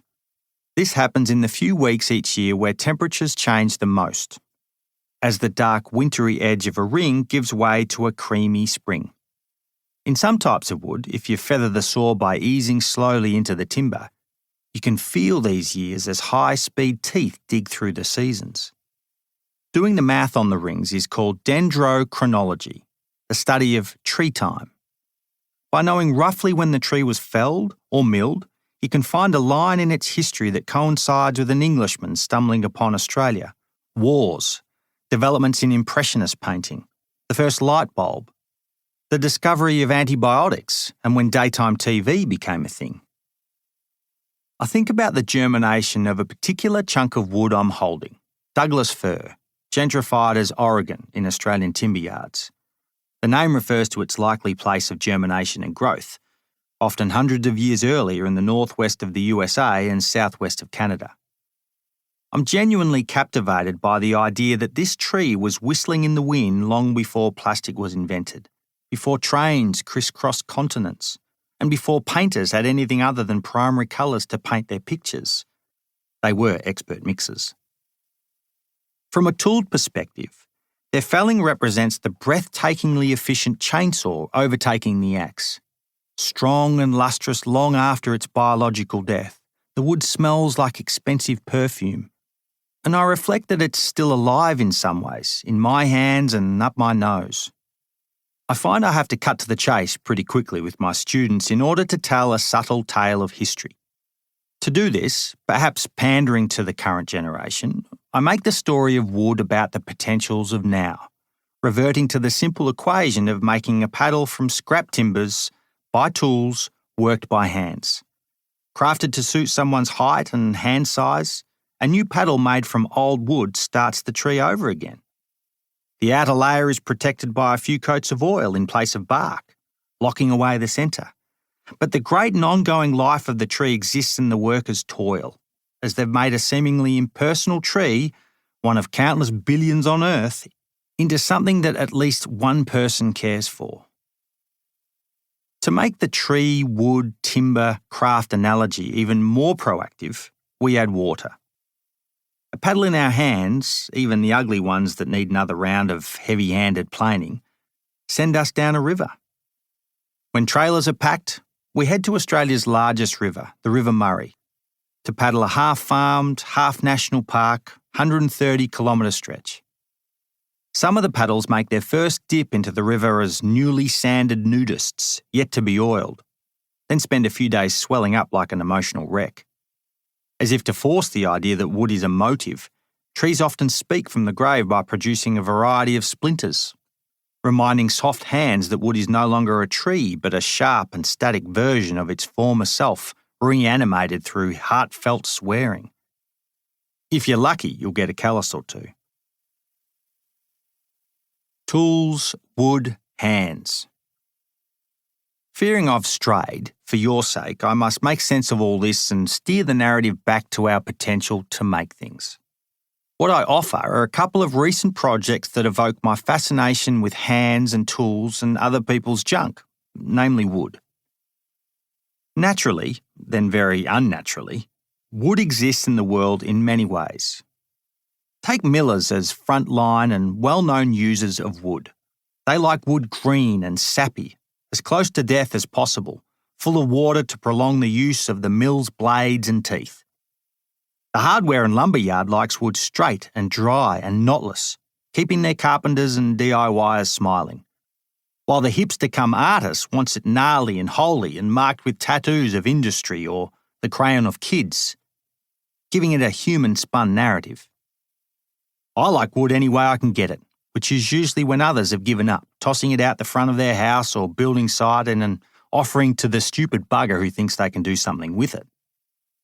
Eating spotty bananas, which I'll talk about later, is much the same experience as pulling over for a pink, broken, Barbie-stickered bed frame. Junk paddle. My most recent paddle is made from wood found between my office and the train station. A 2.1 kilometre commute I take enough times each week to know how many dogs will likely bark at my passing. A student email about not having the funds to buy wood to make a paddle kicked off the idea, which told me he'd skipped the class when I got up on my soapbox and told his peers about the wonderful act of finding wood instead of buying it, which to me is as artful as it is fun. Wood is everywhere, mate, I replied to his email. Along train lines, on building sites, under your neighbour's house, and on every second nature strip in Australia during hard rubbish collection. I emphasised the experiential component, which was just as important. You don't have to skulk around illegally, I banged on. Hunting down wood that's shit to others and good for you is as free as the wind, mate. Bloody good fun and a community service. I mentioned taking along a cart and some beer, and to wear something fluoro so as not to look so obvious. But back to the morning I found the wood. During our departures from Helen's apartment, as we each set off in different directions from the bottom of the stairwell, I mentioned to my lycra-clad, bike-riding wife I'm about to go on a wood-finding safari, gathering up enough usable scraps to make a paddle during my usual 55-minute walk-train-walk commute.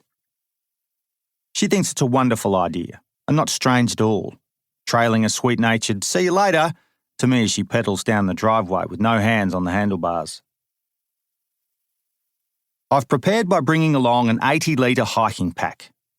By the way, Helen, before knowing I was about to fill the unusually large bag on my back with wood, didn't think to ask why I had a large, empty backpack with me. I suspect she knew I had a purpose for the large bag, and that was enough. It's nice to know that almost 5 years into our relationship, she knows when not to ask questions. As I wait for the 6:52 city to Frankston, going against the morning rush, I watch a fat turtle dove wander about the platform like a retired sports star, full of confidence and a well-fed middle life. The bird is clearly a train station local because it barely reacts to the whooshing train sweeping in a foot from its tail feathers. The direction of travel I'm about to take is no mistake, having vowed 20 years ago that I'd never grind up against the masses in confined spaces as a way of getting to work. As a country kid, I'm more comfortable sitting in the centre of a paddock, chewing grass slowly and sniffing clean air, compared to my city comrades who seem perfectly happy fuzzing up against each other in a fog of pheromones. Going against the grain means I share the first carriage with half a dozen like-minded country types, sniffing and sleeping and chewing at our own pace, each of us in our own bank of seats. I search out a bay of seats on the left-hand side of the train that sits neatly between windows, which means my head can be in shade while my legs get sun, and my eyes have a perfect onward view without early morning sun blinding me from the flanks. My choice of seat is no mistake. In my mind, I finish half conversations around me, taking up the dialogue of people on the other end of fellow passengers' phones. Between calls, my main thought is that I should have brought along a brew kit to make coffee as I go, boiling up water on the floor between my feet and letting it steep between stations. I wonder if I can cook on the train, and know the answer as soon as I think it, but would like to try the idea nonetheless. The womb of the train is bright, although I'm still a little dull, having woken up only 25 minutes ago. A small door at the pointy end of the carriage reminds me that I'm being driven to work by a person I'll never meet. My train journey of 38 minutes across 18 stops is pleasant and warm in the boxed-in, glassy, sunlit space, not unlike British sunrooms. No one here knows me, which is against my preference as a country person, but it's the perfect start to the day, as I'm not a good conversationalist when the sun's coming up, selfishly wanting to keep my thoughts to myself because they're the cleanest of the day. Genuine anticipation brims as the train leaves the last station, as I know I'm about to spend a few hours being thoroughly interrupted by my own curiosity. Stepping off the train. Forget anything I've said to this point about being a banana-eating champion, inventor of the licorice sandwich, or best long-distance sea kayaker in my village. That's all a bunch of baloney. My one remarkable feature is that I'm good at finding things. Screws on a recently vacated worksite, sandals that have been stolen from the front door by the district fox, or any one of Helen's everyday items that have been stowed in everyday places. Whatever you, me, or Helen has lost, I'll find it, but not before finding a few dried slices of apricot, a 50-cent coin, and 3 other versions of the thing we were looking for, likely in the most rational place we could have imagined. I suspect I'm the world's best finder of things. Not because I stumble upon things, but because I'm always looking.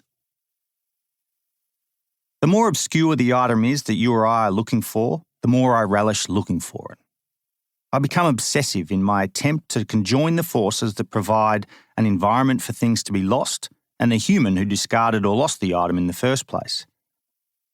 I think long and hard about the motivation patterns of arseholes who throw things away and what absent-minded losers of things like my wife, not bad people, go through when losing track of their stuff.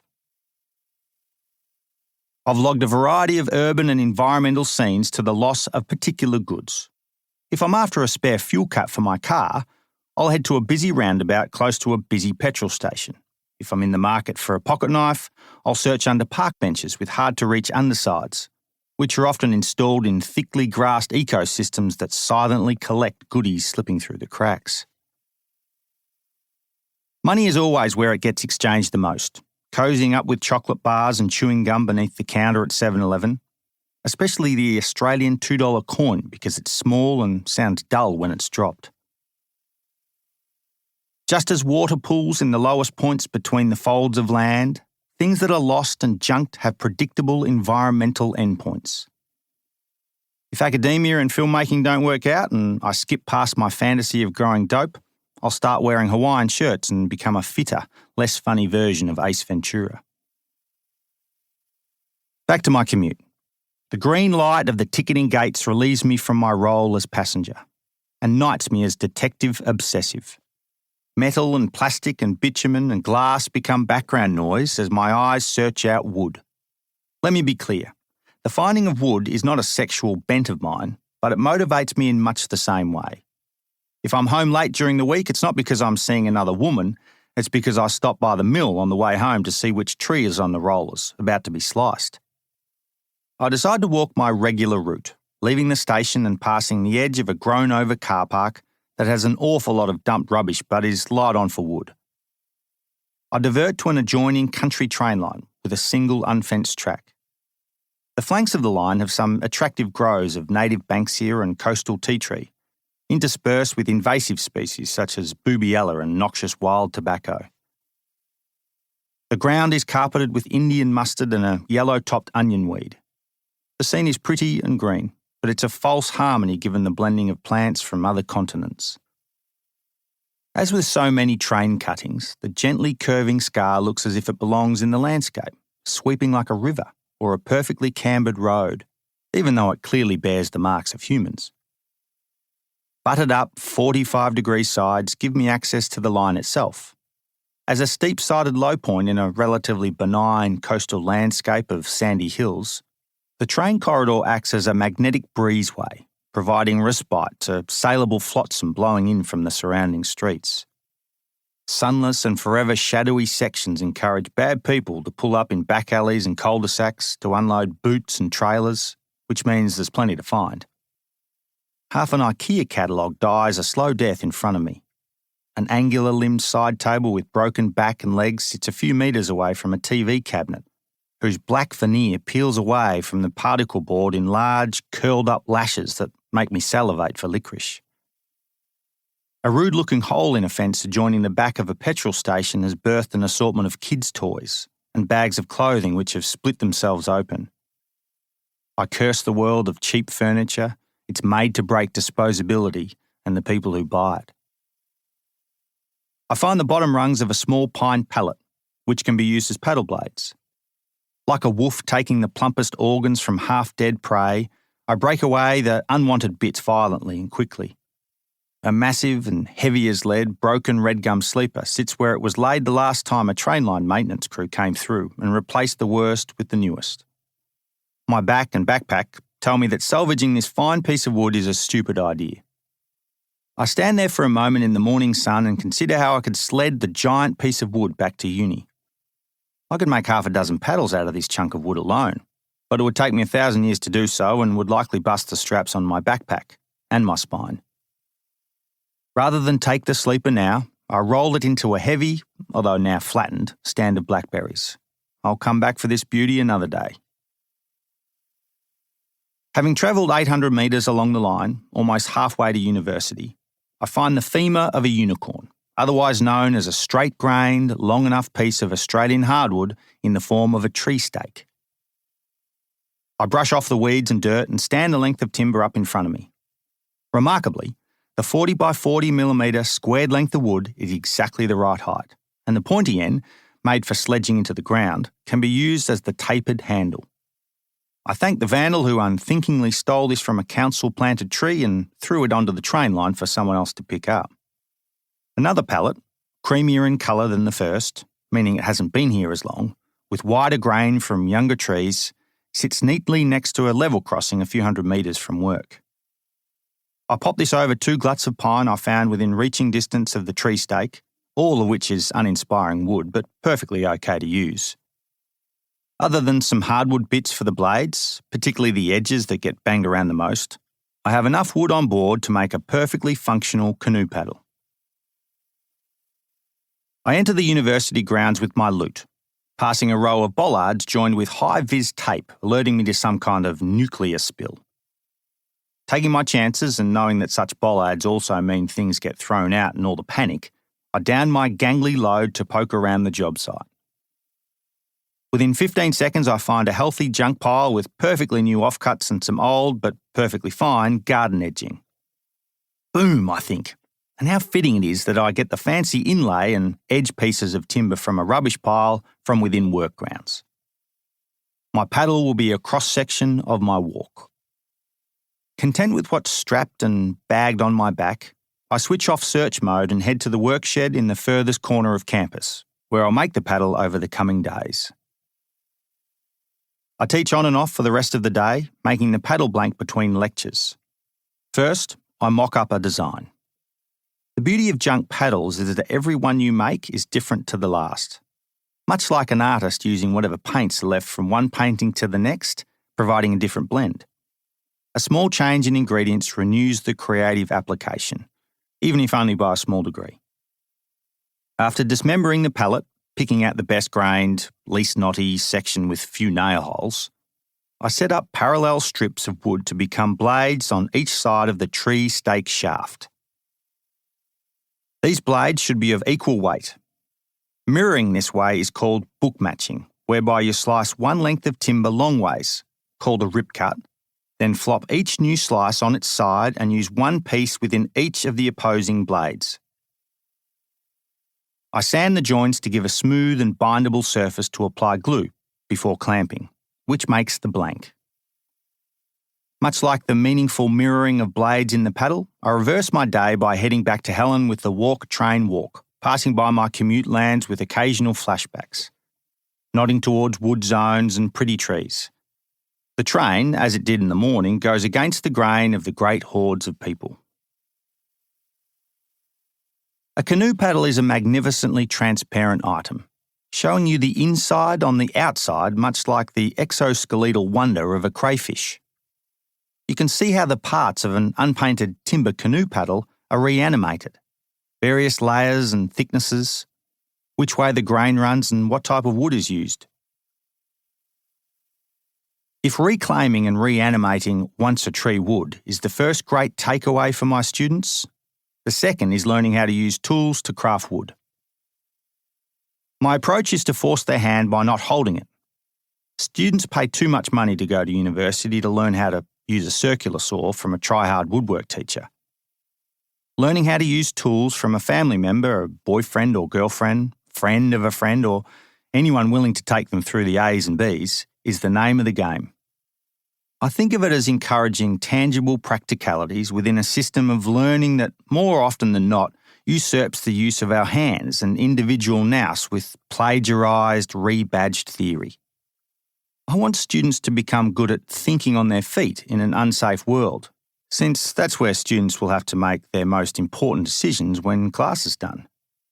I encourage approaching a task in a pre-mass consumerism way. Not because automation and mechanisation are bad, but because some innovation seems to sharpen our brains at the same rate it dumbs down our fingers. I can't think of a better way of communicating the range of human potential than by making. Once the glue dries, which is the next day, I simply trace an outline of my favourite paddle onto the glued-up blank. Jigsaw out the shape, use a circular saw set on 45 degrees to make the square tree stake into an octagonal prism, then plane and belt sand the entire thing an awful lot. The ensemble goes from thick, square and unbendable to thin, tapered, flexible and light. Next and last comes the handle. As the handle is the piece of the paddle that must feel the most comfortable and tends to become personal because you grasp it for days on end, I sniff out a tree to do the work of timber, finding a downed limb of gum in the car park. From the limb, several branches ease away from the larger section of branch to form perfectly natural, pre-bent folds that will fit perfectly between thumb, palm and fingers. After cutting out the branch sections into wedge shapes about the size of cheese for two, I glue each V to the tapered end of the shaft. To give a visual, the garden stake with a point gets two wedges of wood glued either side, making it look like a bulbous T, ready to be shaped down to the grip of your hand. Once glued, I make a few preliminary cuts with the drop saw before taking to it with the belt sander. When it's lean enough and feels sublime to hold, I declare it finished and rag on the first coat of varnish. Paddle meets water. Using a canoe paddle, rather than propping it in the hallway to look good, transitions the canoe paddle into a remarkable, powerful tool. My paddle, like a dozen other student-made beauties created for the occasion, is wrapped in a tarp and packed tight in the trailer with the rest of our gear. As we stumble from a funked-up bus, unbending ourselves to upride in a different state from where we got on, we stand our paddles against the giant trunk of a red gum beside the sandy, cockatoo-screech banks of the River Murray. Paddles tend to resemble their maker, as dogs do their owners. Abby's paddle is a collection of parts that she didn't expect to be so beautiful, such as the handle that's delicate and just right. Tom has made a clunker that is brutish and square and twice as heavy as it should be, but will work and is industrial strength. It could be used as a bench. Jake is uncompromising, making his sublime paddle with hand tools instead of power tools, without an ounce of guidance, and with enough time and patience to figure things out. Hannah's paddle is meticulous and was finished early, based on the advice from half a town with the help of her most trusted. We set off down the river for a week of exploration, and not for the river itself, not really. Day one is a transition day to shake off the vestiges of cars, phones and wallets. My paddle feels different. rather unexpectedly given I've made dozens of paddles before. Having long understood the power of trees being wood, and having had the various layers of tools and kit that give me access to a river journey, I'm surprised at how the knotty handle and tapered hardwood shaft seems fittingly imperfect.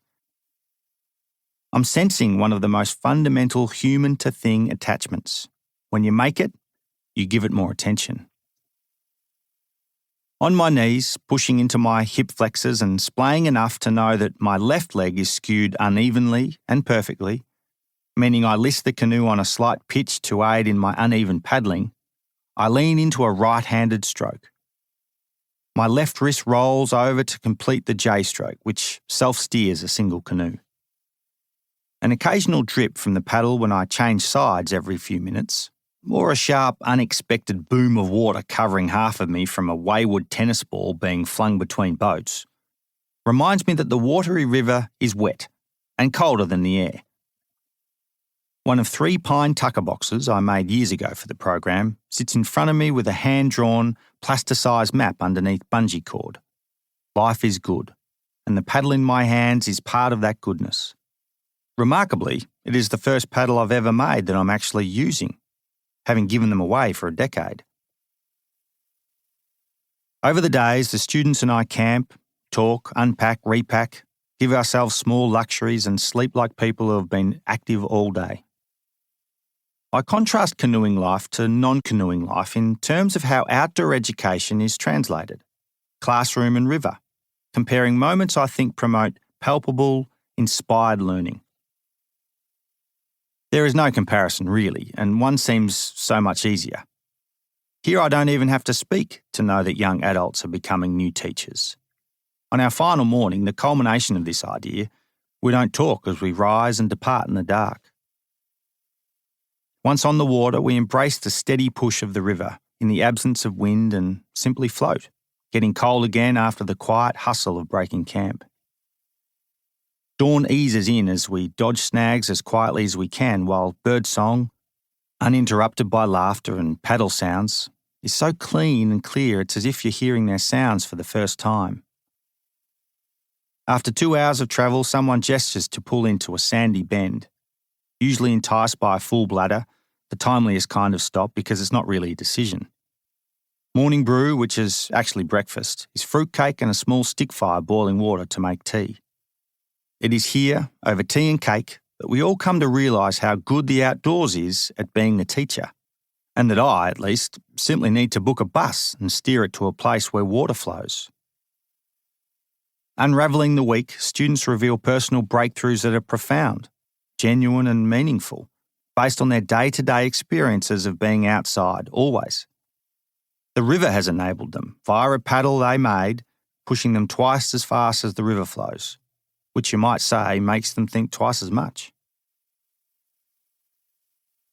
Junk office. Let's say a wayward moment of inspiration strikes. Influenced perhaps by a thoughtfully vandalised street sign on my way to work, or Banksy, I roll into work and arrange thumbtacks on someone else's message board into a medium-sized cock and balls, medium being 25 thumbtacks. Such a brief, immature attempt at doing something a little off-kilter or creative is about the extent I can change the physical world of my office cosmos. As I've said, any changes I can exert on my primary workspace, for example to the air, light or temperature, are marginal. If I turned up with my nail bag and started doing anything that banged, sawed or drilled, I'd be frog-marched from the premises. At least that's what I thought, until I realised I technically work out of 2 offices. One in the climate-controlled mothership in the heart of the university with hundreds of other worker bees ranked in various room sizes, with lifts and inbuilt cafes, lecture theatres and photocopiers, and the other in the wing of our outdoor education equipment shed. I share the shed office, which is slightly larger than my office, with the outdoor education team. Occupying the space is a fridge, 2 chunks of desk, 2 wardrobes, a computer, a printer that ran out of ink in 2005, filing cabinets, 2 bookcases, an assortment of mostly broken outdoor gear and boxes full of geriatric maps that talk in miles and fathoms. Pens don't work in the shed office, likely from temperature variation, and dust covers everything. The shed office has suffered a small tragedy of the commons since it was built. Staff and students drift through the space, leaving hints of their passing. People fiddle, dump and steal. Half an avocado owned by no one has on more than one occasion ended up in a box full of old flares. I stored homemade wine under a deep section of desk during summer a few years ago, having slept under the same deep section of desk the previous winter, blocking out the alarm sensor with someone else's sock. Unlike my office equivalent, fresh air can waft in from the outside world, thus all the goddamn dust. But the trade-off is the sound of birdsong, being able to feel cold or hot, and the simple ability to fix or change things. Over tea one day, my filmmaking partner Mitch, who happens to also manage the shed's ins and outs, and I cooked up a few rough designs for a shed renewal. More shelving, big desk, streamlined sides, and opening up the awkward space to encourage more efficient human use. Incapable of being half-arse, Mitch mocked up a beautiful set of scaled, digital drawings of a new office and sent them off to other university staff to pass around. Several weeks later, I was going about my day as I usually do, that is, doing everything and nothing from the confines of my regular office box, when Mitch calls down from the hallway for a cuppa. Bless him, he doesn't even drink tea or coffee, but knows I bathe in the stuff, and has come to the easy knowledge that I'm incredibly distractible with a hot beverage. He shows me the $12,900 quote for the shed renewal, and my dirty cup of tea spills down my dirty shirt, bringing attention to the sauce stain in roughly the same place the wet tea now resides. I take in the wording of the email and swear to both of us, quietly, knowing that the kindly professor next door, a lovely chap, might be on the phone to a not-so-understanding person. Either way, I'm proud of myself for swearing mostly internally. I fester. Front of mind is my concern that my mostly loved, thriving university is in the midst of rolling out a marketing campaign based on a genuinely inspiring theme. If you don't like it, change it. The 60-second YouTube video pushes out the message through violent and bloody clips of warfare, elephant killing, drug taking and genocidal dictatorship, set to an intense and well-picked score of Aussie rappers AB Original's song, Blackout. It was refreshing to see the marketing team depart from their 22-degree warm and safe stuffiness in an attempt to inspire 18-year-olds. Yet after reading the email, there I was, caught between a good message and a bad quote from the same source. Having been a carpenter in a past life, I knew the quote was bogus, a faceless contractor having a field day on small jobs across a postcode's worth of buildings. I sensed that such a quote was rarely, if ever, called out. What my rational brain was telling me to do, the same brain that wants to fight people who yell at me from a passing car when I run, was pull apart the quote systematically, accept the job offer and set up a meeting with the contractors. Being sure to dress like an academic, elbow patches on, I'd ask the contractors to walk me through the massive inflation on materials by around 300% and the obscene labour allocation, broken down to be $100 an hour for 60 hours of work. I'd use words like methodology, transparency and what the fuck, then would fight. But as I indulged this line of thinking, knowing I'd never do it, I serendipitously tripped on a response. Lining the university's halls, quite literally, queued outside office hubs and choking thoroughfares, were dozens of old and new desks. Smacking me in the shins was the confluence of two institutional pet peeves. Doing it in the only place you can. It seems old desks in perfect working order lack what all bipedal academics want. A desk housing a small engine with a large button that makes it go up and down. Behold the sit-stand desk. I hate them, or as Helen encourages me to say, I strongly dislike them. I detest standing desks for what they represent, how much they cost, what they say about our jump-first office trends, and the cord attached to them, which sucks up energy like a well-oiled sports star. Most of all, I hate the fact that once the new kid on the block gets plugged in, the old desk gets sent to the hallway to await a likely fate of becoming landfill or a decade-long purgatory in a storage facility, collecting dust. Other than all those misgivings, I think standing desks are fab, ergonomically speaking. Friday afternoon CCTV visions capture me and my outdoor ed colleagues, Mitch and Jody, also in on the act, which pleases me given the higher-ups would cause a mutiny if they sacked all three of us, wheeling out muted grey sections of desks from our multi-storey office block.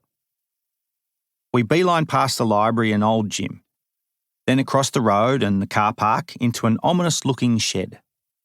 The shed is, of course, the shed, as if a little-known country within a continent, loyally known about by the hundreds of outdoor ed students who have passed through the place within a university of tens of thousands. The innards of the building are like a pea pod, with 5 areas split into bays. We take up the neck of 2 bays, tetrising the old desks around the drawbars of canoe trailers. We are hoarders at work, which pleases me given our contrast with the cookie-cutter, street-swept environment of the university. Just recently, across multiple campuses, some bright spark made the order to swap out countless hundreds of perfectly good, pretty, signed, black-clad bin stands with silver ones at eye-watering expense.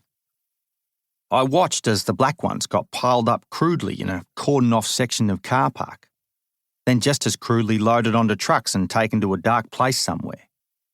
I thought about making a film about it, but missed my opportunity in the face of staggering, surprising efficiency. It seems the dodgier a task is, at an institutional level, the faster it happens. The scene of a tall man, medium man, small woman and half a dozen desks is one of quirky rebellion in the face of bureaucracy. Without realising how much we're also a product of compliance, we put out fluoro cones when opening up the shed doors so that people in cars keep clear of the hustle, as if 3 people and large slabs of desk would be unseen by a driver at walking pace. The shed itself is a building that occasional visitors wouldn't notice, although the college students living next door might think its insides have a neat plastic sheet permanently laid out to catch all the secretive activity that surely takes place there. I fantasise that people think I'm Dexter or Batman as I come and go. More often than not, I arrive dishevelled and unshowered in 3-day-old clothes with bloodied and barked hands, leaving 6 minutes later, a better-kept version, toting a leather bag and damp, civilised hair. The other main role of shed life is coming and going from fieldwork with students in tow, which presents the complete opposite scenario. Students roll in for departure smelling like a lolly factory and return smelling like armpits, albeit leaner and hungrier and in better state of mind than their previous selves. The making. Unlike the making of a canoe paddle, which has elements of poetry and artfulness, making a new office from old desks is like making a cardboard box from old cardboard boxes. Trees, wood and smells of sap and history have been dissolved by a dozen layers of industrialisation. It makes old new desks a bit like plastic in their brilliance, completely junkable, made of a million parts put together by a phantom process few will ever see or understand. True enough, like the granules of plastic that get moulded and thinned and transparentised, desks are made up of sausage wood, which comprises every bit of usable saw log that has been deemed unsuitable as a plank, a slice of beading or wood that looks like wood. Beneath the veneer of desks is a slurry of glue and wood chips pressurised and cooked into shape through a remarkably innovative process. We're told that the granulated insides, as with sausages, are indeed leftovers, and I hope this to be true because there are plenty of stories floating about that suggest even saw logs, good enough to make the grade as a version of its old self, ends up in the pot. I feel like a shifty lawyer who turns murder into manslaughter when I build something out of old desks. Chipboard is still wood, but you'd never know it. Craft itself changes. You no longer have to think of wood being kinked in a particular direction based largely on grain, which gives you a right and a wrong, strong and weak, pretty and ugly way to use it. Grain, after all, tells you how the tree grew, where the sunny side was, what bugs it made friends with, and how many limbs forked off to make a canopy. Chipboard has all of this in there somewhere, but it's invisible, looking much like thick sand or indeed sausage meat with breadcrumbs when you expose its innards. Building with chipboard becomes like a Year 7 geometry lesson. Shapes that were ergonomic in the 90s have to become boring straights and right angles again in order to make a long desk go from one side of the room to the other. Shelving is much the same, with the rectangles of every width and length. To attack the project in an all-out bonanza, which I figure to take somewhere between 1 and 1.5 days' work, or 8 to 12 hours of cutting and drilling, I imagine that the demo and construction will require ski goggles, several sets of earmuffs laid at making and cutting sites, a hat, because who knows, I might go outside the leak, and a bucket of drinking water because it's summer and bloody hot. I overdress in long-sleeve shirt and pants out of habit and to save all the cuts and scrapes for my hands only. Mitch will film the endeavour, and Lara, our education faculty social marketing manager, another friend who gets sacked if it all goes wrong, will take photos. With this dream team assembled, I go bananas. Wish I had actually brought along bananas, which reminds me of licorice. As happened to William Wallace's corpse, I dismember the desks into 4 neat piles of parts, standing them in 4 corners of Bay 1. Each pile represents an anatomical section of the new office: desktop, desk legs, shelving sides, and shelving shelves. After measuring things out a dozen times, I clamp each slab of sausage wood to a fold-up workbench that I keep in the shed for paddle making, then remake the obtuse angles of wraparound desks into right-angled boredom. The rest plays out as you would expect, with glitches here and there, lots of loud noises, sweat running down my bum crack, steamed-up goggles, and swearing when the odd 100mm cock-up happens. I sometimes read a measurement of 1222 as 1122 or 1322, a propensity that's known as dyslexia carpentarius. Building for me involves unadulterated immersion. World wars and famine and trees getting cut down don't exist when I'm neck-deep in a project. Surrounding myself with these moving parts that I can see and contort, like slabs of wood of all shapes and sizes, is full acknowledgement that they have value as part of something bigger, like an office. This is liberating work. I can start, problem solve, make and finish a job without ever having looked too far from the action of my hands and the conundrums of creating something bespoke. When ingredients are few and the potentials are great, single-mindedness seems to flourish. I know too that a few decades of outdoor life have made me a particular kind of builder. Mum once helped me hang sheets of corrugated iron on the outside walls of my big barn over the course of weeks. She hates heights, so her one request was to never leave the ground. Her key jobs were to hand me things, hold ladders, and never cease to comment about the lack of work-safe practices.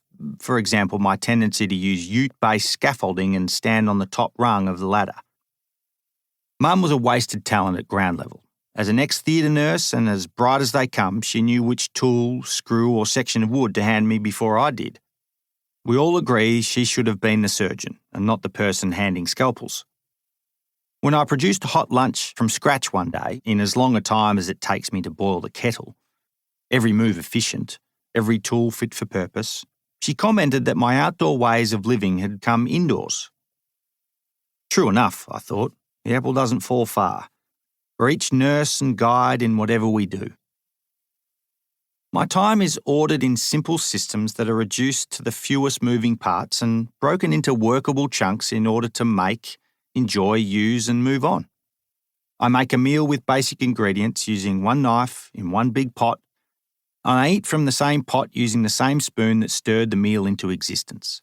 If all goes well, the meal tastes excellent and my food buddy won't be offended when I eat the first half before passing over the pot and spoon for them to have the second half. It means we miss out on eating together, but we save on dishwashing. I can't pass the pot when I'm building, however, because I'm most often alone, meaning my occupational health and safety standards aren't influenced by the safety or hygiene of others. And I'm driven by the same mantra of maximising time and ingredients. The intensity of my time management techniques, which doesn't let up until the job is done, is an easy sell to yourself when you envisage the task can be done in the confines of a perfect, efficient single day. This is not advice for living well, doing as much as possible in the least amount of time, because like so much advice, it's hugely flawed and entirely contextual. Even so, making a desk from junk wood when I really should be budgeting for a conference in New Zealand becomes an intense one-pot wonder because it means something like a new office made of old desks can actually come to life, and I can shove it to the man rather than letting these ideas flit away. And besides, I love the work. Contextually speaking, this construction means multiple forms of life can coexist under the one roof, such as that of carpenter and academic. This coexistence is rarely possible, to the detriment of institutions whose leading figures make a song and dance about being staggeringly good at one thing, even though many, including myself, are staggeringly mediocre. An adventure education lecturer at our university, for example, toiling away on an academic contract, would not be allowed to be our shed maintenance person as the work is seen as professional, non-teaching. But we should be able to use our hands and brain in equal measure at universities. Regardless of how satisfying a peer-reviewed publication in the academic world can be, or being asked to keynote about the prejudices and brilliance of adventuring, both of which I enjoy, they have nothing on the sweated-up, problem-solving bonanza of making one thing into another thing with my hands, brain working 1,000,000 miles an hour. Of course, this is also my failing. If I were to ever have a job interview where someone asked me to reveal my character flaw, this is it, tunnel vision, burning hot kilowatts of calories on one goal. To make matters worse, I'm more often like this in formal settings such as paid work when I risk getting fired or in circumstances that might get me arrested, as I have been in some of my films. If I decide to make a garden shed out of an old cupboard at home, which I did, it takes weeks. And now I've taken on several garden sheds at once, spreading my tools across 4 jobs in various states of play. As any successful job applicant knows, you should exploit your weaknesses by going to bed with it. By the end of day 1, I have the desk in place, screwed tentatively into position, hedging my bets that a brainwave will happen overnight and a tweak or two might be made tomorrow. The left and right shelving, suffering end-of-the-day decision fatigue, are also tacked into place. Yet to be made is the long top shelf that will go from one side of the room to the other, largely mirroring the desk below. Awaiting facelift are 2 purple cupboards, yet to be refitted with rails and shelving to house a dozen slide-in, slide-out crates. The doors from the cupboards will be used for the long shelf above the desk, held up using second-hand right-angle brackets. Exposed sections of sausage, a side of chipboard that has no plastic edging because I've cut it to size, will be covered with strips of hardwood left over from paddle making, finishing off the project so the space looks much like a hipster's cafe or illegal shedding at a carpenter's house. Resting for the first time that day, I sit in the car park drinking a shitty cup of green tea. I don't like green tea, it's bitter and cruel on my milky taste buds and completely misses the mark as a celebration. But sitting feels good, really good, because rest at the end of intense work feels like it's the only thing left to do. Washing away horrible afterburn of green tea with an out-of-date beer from the fridge crosses my mind, but I don't trust myself to have only one, given how parched I am, and I'm forever in fear of being breath tested in Australia after too many close calls as a stupid young man. On day 2, I'm expecting a top of 40 degrees by lunchtime, so it passes in a blur of sweat with the prospect of a happy ending, which is a cold shower before drinking real tea in a place of deep shade and breeze. I start early, but then I read some work emails and my mind is in 2 places. Splitting the day as carpenter and academic proves another weakness of my character. One or the other, I'm solid, even inspired, but with 2 hats on during the same day I make mistakes with my measurements, meaning I'm thinking too much about anything but the wood in my hands. Nonetheless, given the pressure-cooked day of booming heat and relentless inbox, I surprise myself at how relaxed I am with the remakes and redesigns. Saving the most visually pleasing jobs for last, I finally affix the hardwood beading along the front of the desk and screw into place a central leg in the form of an old veranda post. It all looks remarkably simple, and it is, reminding me that things that look and function well in a finished state appear just right. You know it's meant to be when, after you finish, you feel like immediately using the thing you're looking at. Hidden in this desk is the fact that there are twice as many joins as there should be, and bound together with screws that are either slightly too long or a little rusty. Not to say that this office is artless, far from it, but it doesn't look like a regular office at a modern university, whose outfit always seems aimed at winning architectural awards, after consulting people who pick colours and fabrics at staggering expense. And these architect-designed buildings often are artful and beautiful and practical. My beef is not with some of the great new buildings that get built at wealthy universities. No, my beef lies with the blatant amount of waste that goes into the construction and the contradictory greenwashing on every second billboard, which I've seen in dumpsters after the campaign has run. Frustratingly, the friendly middle people in this whole process, the numbers of whom seem to outweigh the number of actual tradespeople, justify every ounce of expenditure on a litany of on-costs that make a simple carpet job end up costing the same as a new car. Simplistic and naive thinking, which doesn't mean it's wrong, would report that modern businesses are all about making jobs out of thin air by charging too much for things that shouldn't cost so much. At close inspection, I guess you could say a junk-made office is not a sleek or professional workspace, with its scars and oddities. It's true that the creation of such a room flies in the face of the demand for sit-stand desks, which require blank rooms with a power socket and become a hot desk in more ways than one. But with a few scenic watercolours, a photo of check-shirted men on top of a crag, a bulldog clip holding recycled paper to write the day's to-dos, this junk office is a fine space to lose our short-sighted eyes in no time at all, making it the perfect kind of space to read emails and pore over maps. Dollars and cents. One of my good mates, Benji, is a forensic accountant, which means his dog is named Excel, and he occupies the corner office next to the owner of a drug cartel. Both lies, of course, but from what I can tell, Benji and his kind do more gambling on sport than actual accounting because they're so good at their job they have more time and money than anyone else. At one stage in history, somewhere between the invention of pencils and computers, Benji would have used a purple pen a few hours a day for his morning's work. Red pen would have been deemed too murderous and wrong, black too similar to the text of forms, and all the other colours too hard to read. Purple became the colour of correctness. So, with Benji on the speed dial to check my accounting, to put a purple line under this job, the breakdown of numbers for one junk office looks something like this. Actual cost, $12.50 for one box of 100 by 35mm zinc wood screws. I use mostly second-hand screws from the original desks and a box of mongrel assorted second-hand screws from home. Implied costs. Labour, 10 hours at $50 an hour, which is $500. This is the rate I get paid for emailing, writing, teaching, guiding.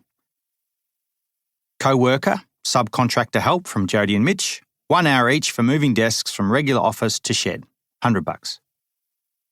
Laminated chipboard at new cost, $1,100.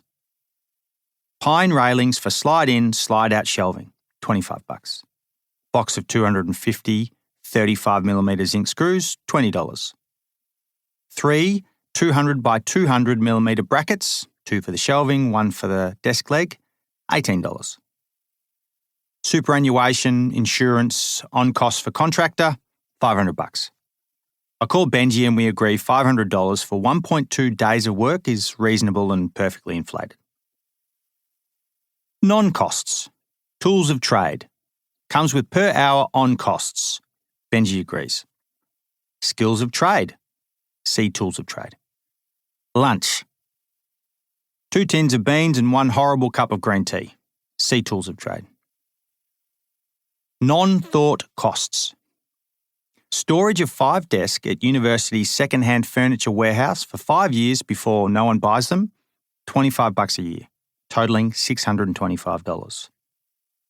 Contractor fee, after 5 years, to put old desks in dumpster, $240. Tip fees for desks in small dumpster, $120. Cartage and pickup of small dumpster, $80.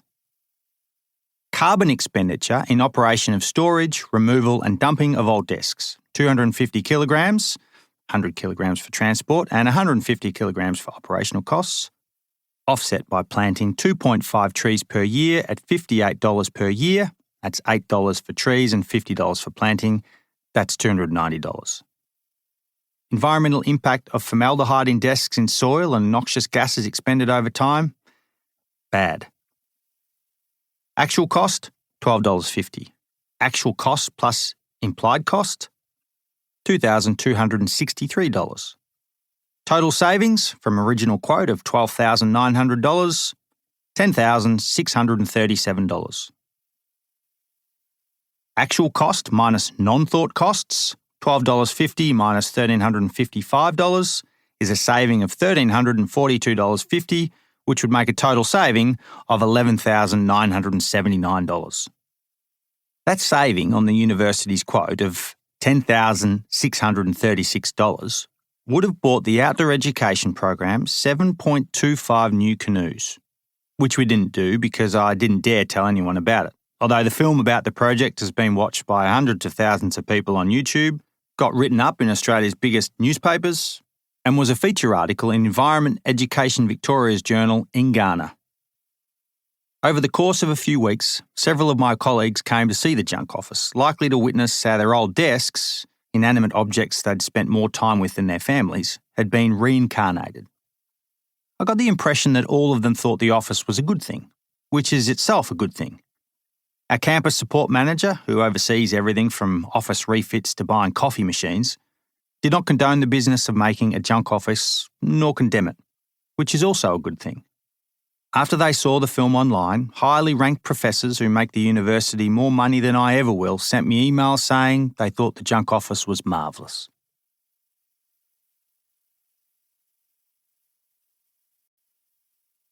Chapter 5. Eat. Eaty versus foodie. I'm not an expert on food. I'm an expert on eating. We all are. Whether we're any good at it or not is beside the point. You could imagine that a chunk of writing about eating should really be about food because eating is just the operational part of our hand-to-mouth, jaw going up and down, sucking to drink, slurping lives.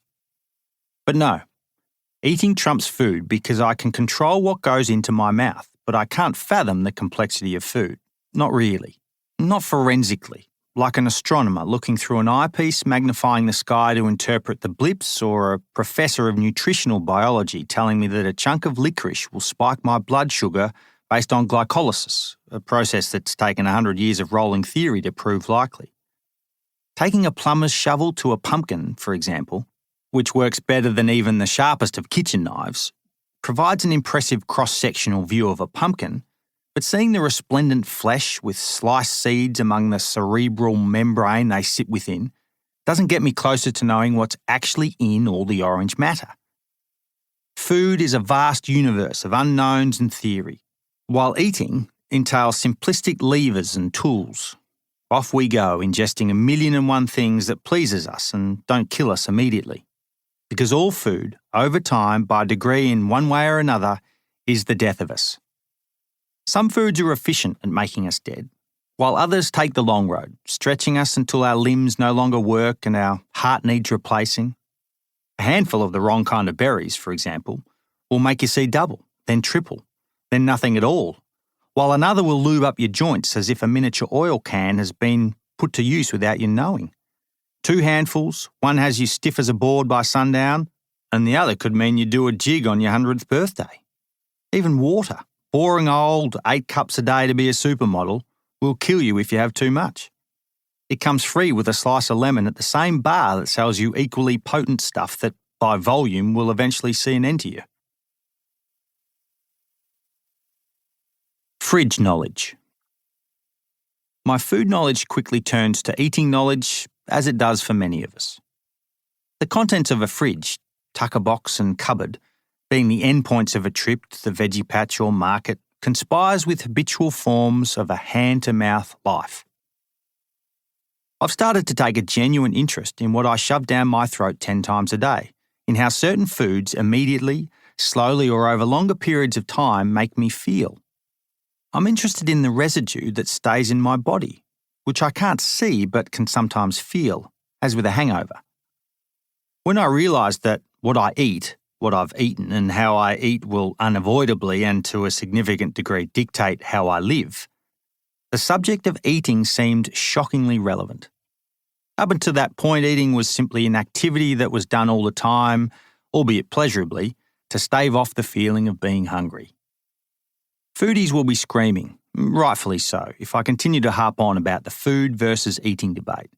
But my point is that the theory and complexity of what's inside food and what food does to us in various combinations, quantities and consistencies seems to change each time the Earth completes a lap of the sun. I'd rather inquire about my own experiential understandings of what goes in and how it makes me feel rather than reading about it. Source knowledge. Expedition partners over the years, or my students, would vouch for me being a simpleton in how I eat, as I often take a bulk supply of one food into the field and take few luxuries, never really dwelling on the finer points of mixing and blending. Flatbreads without butter, brown rice that's warm or half-cooked, and leftovers in any form long after they should have gone to the chooks are fine by me. Indifference about food has got to the point of being a character flaw of mine, in the eyes of others. For my part, I love simple eating because it involves fewer moving parts, is more efficient and this is what shocks people, for the taste. I love simple tastes. Rowie, my best mate, who is a good eater by his own reckoning, gave me an evergreen piece of advice one day when we were eating California rolls. As a man of taste, I was surprised to see he didn't infuse his sushi with soy sauce. "No soy, mate?" I asked. "Nah, don't use the stuff. You can't taste anything. All you taste is soy." There were two clear messages in Rowie's genius words. One, sauces are brilliant in that they make whatever you're about to eat taste like sauce. And two, without sauce, you taste a thing that would otherwise be soaked in sauce. It seems my friend's dual stroke of advice has been a pillar of my eating ever since, because I'm now a man who loves sauces for what they do to bland foods and love bland foods for what they lack in sauce. Most of my meals now revolve around this basic mantra of consumption. Of course, I'm oversimplifying things. Foodies once again are screaming from their kitchens saying that complementary cooking is all about taste enhancement. I know this, and I like the flavours you concoct, but I just don't care to create them myself. I also know that reductionism, which I was briefly trained in as a green researcher embarking on a PhD, is a maddening pursuit, as it involves layering up complex and tangential thinking only to boil it back down to essences and simplicity, which seems to me like getting drunk every day for a year to demonstrate the folly of alcohol. I like food of all shapes and sizes, prepared in complex and wonderful ways, but I can take or leave such mouth-watering creations because I've never craved complicated food, even when genuinely hungry. Marooned on expedition somewhere with an endless supply of couscous doesn't spiral me into fantasising about duck à l'orange slow-cooked for 3 days and served with seasonal vegetables that have been glazed in the reduced innards of the same animal. I'm sure I'd love the taste of such a creation, but when I'm sitting in the sand looking out to sea, a bit hungry, I just feel like an apple or a biscuit. I suppose I'd call myself an eatie. Much like running and paddling, food gets me places, which is a utilitarian approach, but perhaps the march of time demands it. I like my sea kayak and a good pair of running shoes a lot, and would even say I love them at times for what they allow me to see and do. Thus, I say the same for food. It enables me. When things get serious, I think of bananas. It's no accident that a cluster of bananas is called a hand, and you've heard what I've had to say about hands. Hold a hand of bananas in your paw and you'd be forgiven for seeing double. Granted, you'd have a severe case of jaundice with all that yellow, and golly, you would have large hands. But in my mind, what you'd be seeing is the confluence of supreme evolutionary success, linking a fleshy, skilled human hand with a non-human equivalent.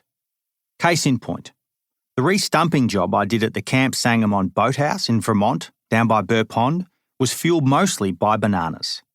A mix-up in the ordering meant that a box of Colombian Cavendish was without eaters and was browning away in the storeroom, ripening by the minute. When I rolled into camp on day one, I could sense their presence, the sticky air fogging up the place as they turned from yellow to brown.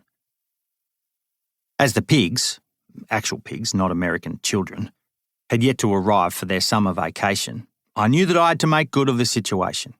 The hands of Cavendish and I, after all, had come a long way to be in that one spot.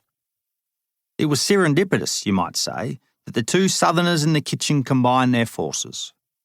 I stemmed the growth of the localised fruit fly colony by placing the box on the veranda, where a steady breeze blew, and placed a plank of wood across the lid of the box to keep the squirrels out. I would see to it that the 5,000 calories of energy would go to good use. The following morning, day 2 of that particular stint in the US, having heard the night before that the boathouse had sunk into the mud, I packed a set of tools, a dozen bananas, and headed to the pond. The rest you know. Much of what I think about eating now might very well stem from my increased curiosity about life closer to home, a curiosity that is both practical and philosophical in nature. In part, encounters like eating sushi with Rowie have added to my increasing interest in our food-obsessed yet often underthinking population of humans who want everything immediately, who want to be full of maximum health while tasting food that is rich, wicked and aspirational. To save us from any more of the food versus eating debate, which is pointless since, when you get down to it, most of us would agree that food is life. Life is food. I will discuss how my fascination with my lack of deep food knowledge has turned into a midlife experiment with eating. What the fridge and sauce told me. We're not there yet, though. I've only recently arrived at my current thinking, meaning I have to go back to when I was a newly minted adult to gain insight into where the differences lie between then and now. It's taken most of my adulthood for me to appreciate that eating might well be the most adventurous, life-affirming and infinitely challenging thing I'll ever do. Here's where we need backstory to frame where my midlife experiments have come from, as if the next few pages are a geological lesson in hydrology and physics, so that we might understand how and why a spring came to be in the middle of my paddock. My attempt at mapping my self-inflicted eating-based experiments starts with my year of study in Canada, before my decade of US summers. At that time of my life, I hit the road to experience what my imagination had started to suspect. Steinbeck and road trips. Many of us go through a Steinbeck phase. Somewhere between pubic hair and baldness, we go to bed with Of Mice and Men or The Grapes of Wrath, and head to poor little towns like Tortilla Flat in search of a wine that tastes like dirt. It's an awakening of a kind, where we question what we hadn't thought to question before, playing out the words in our minds and lives as if we had one version of imagination before the book came along, and then have another. The hard lives contained within these books, told by an expert storyteller, force many of us to realise our own shortcomings and insecurities because we never had it so hard. New scenes occupy our mind's eye, and as much as you gargle and hock, you can't seem to clear the newly formed skin coating your insides. A good book can do that. Inspired, you feel about for shifts, upheaval, to match these new visions. You find yourself searching out windswept places with an intense sun, craving blisters and being cooked by the biggest and fiercest sky you've ever seen. Properly crackled, you retreat to the deep shade of a sprawling, standalone tree, where lower limbs almost touch the ground. Long-range views from the tree are important, as you mustn't be hemmed in by forest or buildings. A broken-down farmhouse and outbuildings are near but occupy the middle distance, and a driveway of sorts, no longer used by cars but by tractors from far away that come to work the land, provides you with a longitudinal line to split your scene into two hemispheres. If you were being hunted, you could watch as stalkers approach. Landscapes are best seen from shade, which is why writers often narrate from the porch or veranda looking out. With a shaded forehead, you don't have to squint, so you see more, further and cleaner. Story spreads before you, broad and unimpeded. This is what Steinbeck has given you. Not everyone goes to the places they've so vividly conjured. This has a lot to do with how much a person wants to taste and touch, sniff and sound out. Baby boomers tend to talk themselves down from taking these journeys, fantasising and festering about lost opportunities, given they have obligations like a dog to feed and a lawn to mow. Gen Xers teeter about whether or not to venture off, disciplined enough to salve the itch with balm in the form of rational excuses, having reached an age with a perverse loyalty to a student loan and a Tuesday night basketball team. Meanwhile, new adults with their spongy and fresh brains take their first leaps into the meaning-making potential of a road trip because the great book they just read about road tripping has converged with a new car licence burning a hole in their pocket. They pull up Google Maps long before checking their bank balance. Then they head across country in whatever car they can get their hands on, preferably one that looks as raw and authentic as the towns and townspeople they hope to find. Door handles that work are a bonus, and the only safety feature is a seatbelt. Stains on the back seat mean you're not the first to use the car as a story maker. You smell the mission brown upholstery the first few times you slide into the middle seat, but it becomes as normal as smelling your own beard after a while, which is fitting because both contain masses of pheromones. When I first crossed the US, cinematic gas stations with bright lights and retro signs meant chewing gum, dodgy toilets and cheap junk food, the likes of which I'd never seen. I took photos from the Bowser because it's where we loiter for moments between each other's ablutions or indecisiveness. You have to rehydrate the car as much as yourself, topping up the radiator, petrol tank and hungover comrades every few hours. Petrol and pretzels become the commas to a shared story, as do 3 radio stations playing the same song at the same time, or finding $10 in a second-hand pair of shorts you bought for $1 at the thrift store. Once I stupidly, shockingly, travelling 50 miles an hour, climbed out the window and clambered over the roof to come in the other side. It's taken 20 years for me to realise I had a close call without knowing it. Kerouac's On the Road came along with me and 4 stinking mates when we drove from New York to Seattle in 8 days. The book itself was nowhere to be seen after I packed it, but its sentiments were with us as we weaved a northern, late summer route across the states. The memories of that particular week-long continent-crossing road trip are of beer, speeding fines, chicken wings, more beer and camping sites that weren't official camping sites. The dark, unknown places you pull into one evening look mighty different in the morning. You don't realise you're on a baseball diamond until little Johnny, in his pinstriped uniform, asks his giant dad in a high-pitched squeak, "Who are all those sleeping men?" You hear this as you slumber, satisfied that you were called a man, then realise you and your mates must move on with the least amount of fanfare in the next 30 seconds to save your skin. You own the situation as only young people can, getting to your feet and moving towards the car as if you've only been there for 30 minutes or so, picnicking. Nothing to see here, just early birds who took a quick nap after eating half a grapefruit. You reckon that little Johnny's dad did something similar from the back of a pickup when he was young and footloose, and hope he walks the other way, smiling and shaking his head at the same time.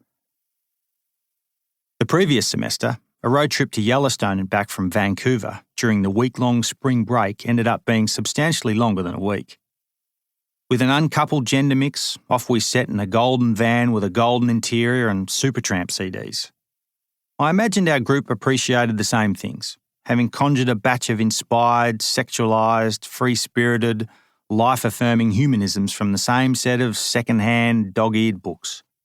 Although in truth, it was probably just me fantasising through books as much as I was, and really our group was just a carload of same-aged young adults with enough time and money to go somewhere else.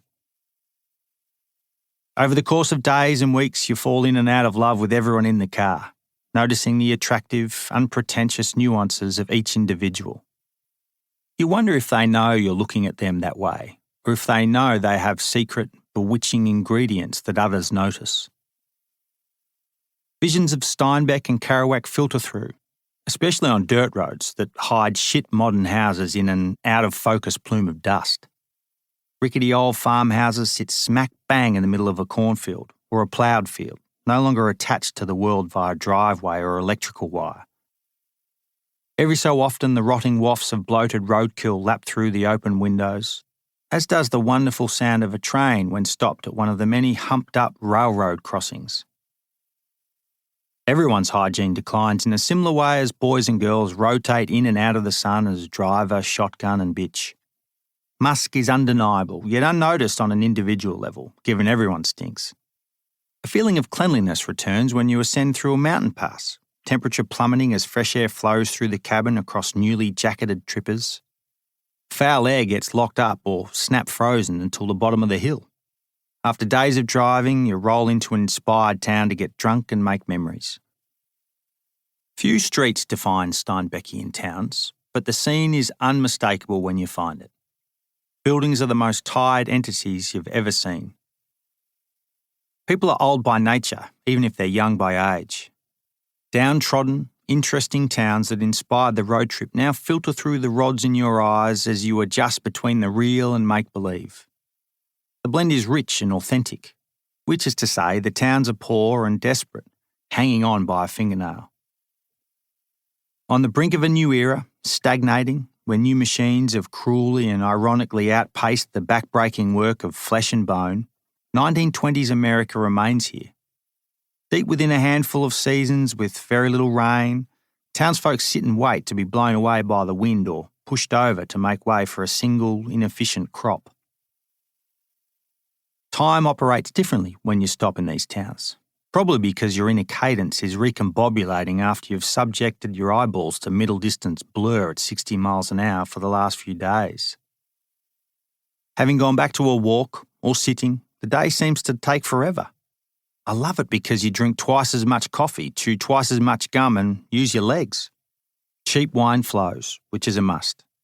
Water must be put aside while in a Steinbeck town because it makes you feel too human, clean thinking and hydrated.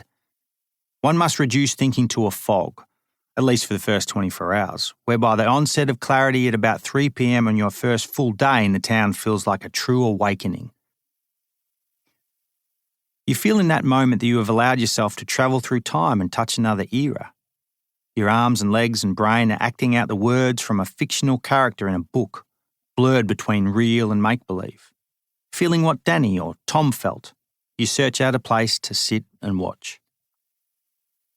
I've been here before, through strings of words made into imaginations and scenes. Solo thinking takes over, especially in the mornings when the others are asleep. Having made a significant dent on the second flagon long after I went to bed, my comrades are soaked to the core, something that at heart I detest because it ruins the next day. And the prospect of tomorrow is what our human mind loves most. I've seen half the town, albeit feeling like shit, by the time my friends finally spend money in their obvious hour of need, recovering over a mountainous plate of greasy food after a dollar bill shower. Then you leave before you experience anything normal or habitual, bending back into the car holding the largest milkshake of your life. You funnel back to interstate highways from state roads and dirt roads and places where there are no roads at all, without having to leak into a water bottle. Stopping to kick stones about and take in the view is no longer an option because you've run out of time and need to get where you're going, already late. Besides, most of your stories are in the can.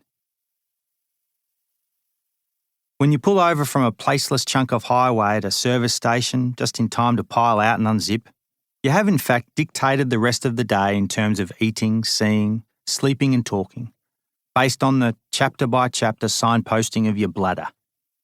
Just as important, you've realised on the return journey that the wide town you're on the fringe of, having used the same off-ramp to get petrol, has a depressing sense of concrete prosperity about it. Many hard-edged towns in the world exist like this one, trumping other towns over the years by having toilets and gasoline under the same roof, evenly spaced from another toilet in Bowser 100 miles up the road. You cook up the easy metaphor that old towns on bendy, hilly roads with a steadily declining population of true believers that start and finish their lives there, are the equivalent to congealed oil. The concreted town of toilets and gasoline where you're filling up the car, dollar and gallon numbers rolling over, surrounded by giant cars and boulevards and estates, has oil flowing down the streets, moving all the parts about. In all the flatness and squareness and right angles of the built world, you try to imagine where a stream ran and what an indigenous stand of trees might look like. The squiggly outlines and bends and chaos of non-human environments are non-existent in the place you stand. An hour ago, back in Steinbeck's town, a version of indigenous nature was visible from every spot you cared to stop, but not here. Hicks seem to live in a better, compromised world, unlike their highway town neighbours. Everything all of a sudden is depressing, because I know I'm part of the square town more than the bent one.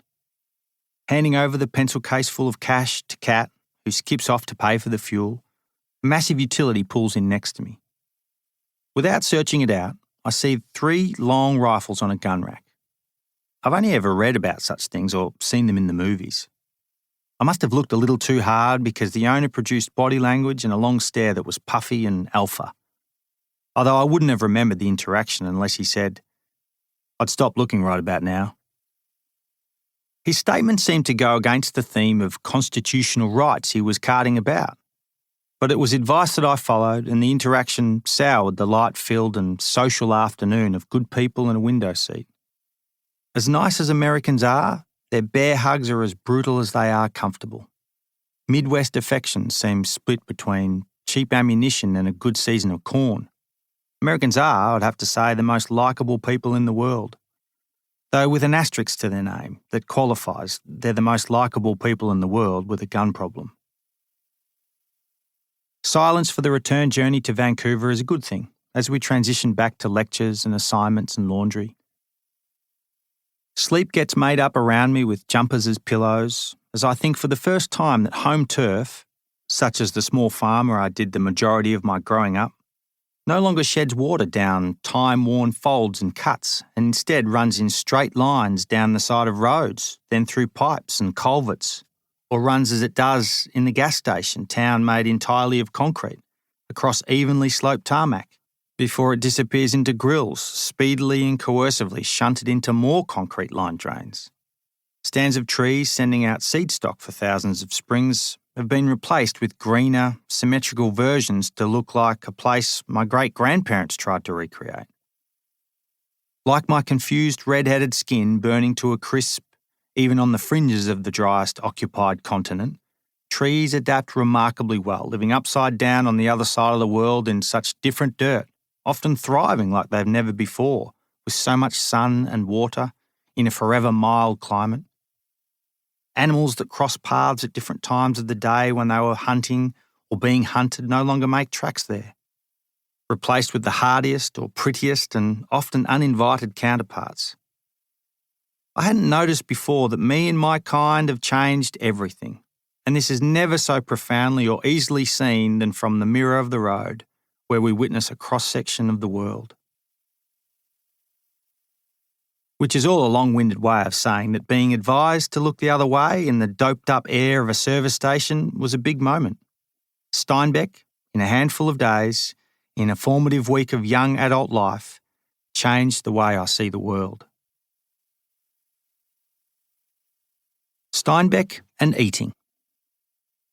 I will always be that road tripper, easy decision maker, risk taker, thrifty or broke, happy to go showerless for days, which turns into weeks.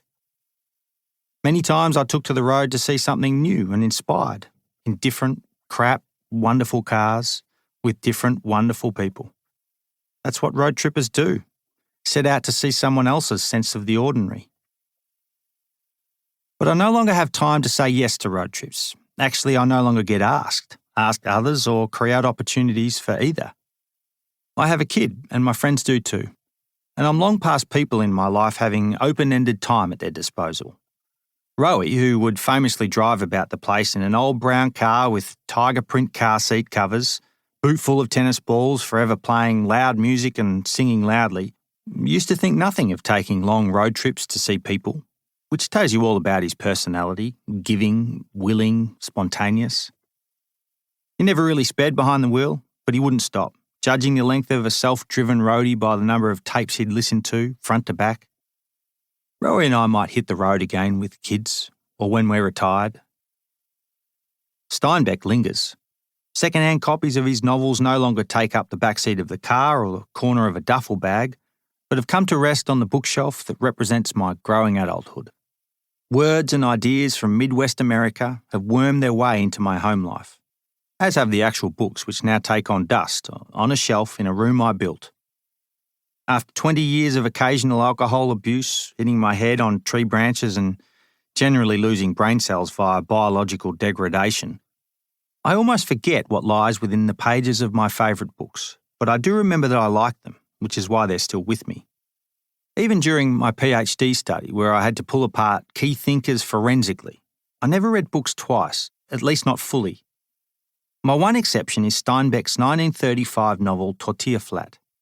I'm dangerously close to reading it a third time as I sit here on the verge of procrastination. I have no idea why my finger pulled Tortilla Flat towards me for the second reading. I might have been hungry, and suitably within a Mexican food phase that Helen was championing, but I was likely just looking for something, anything other than the screen in front of me, to take my attention. I was also wearing pyjamas, itself a sign of my adulthood, having only owned specific bed clothing for as many years as I'd been eating fajitas. Neat and orderly in a lamp-lit room with a tepid cup of tea, clothed in pyjamas, I was likely the most comfortable and close to sleeping while awake I've ever been. Feeling the satisfying knobs of sisal carpet through the caster wheels of a nice office chair, I read the blurb. Above the Californian fishing port of Monterey stands an old settlement called Tortilla Flat. It is inhabited by people whose blood is a mixture of Spanish, Mexican, Italian, and other assorted varieties. Paisanos, they are called, and no more vivid community exists anywhere on the West Coast. Some of them work a little in the fish canning factories of Monterey. But one of the main activities is the cultivation of indolence in all its forms. I read the first 5 pages without moving, testing to see if I remember things correctly. I do, but not enough to stop. I'm off, reading into the most productive part of the day when I should have been writing words for other people to read. Guilty Beau says something internally about an hour later, so I put the book down and go about packing for a 10-day sea kayaking program that begins the next day.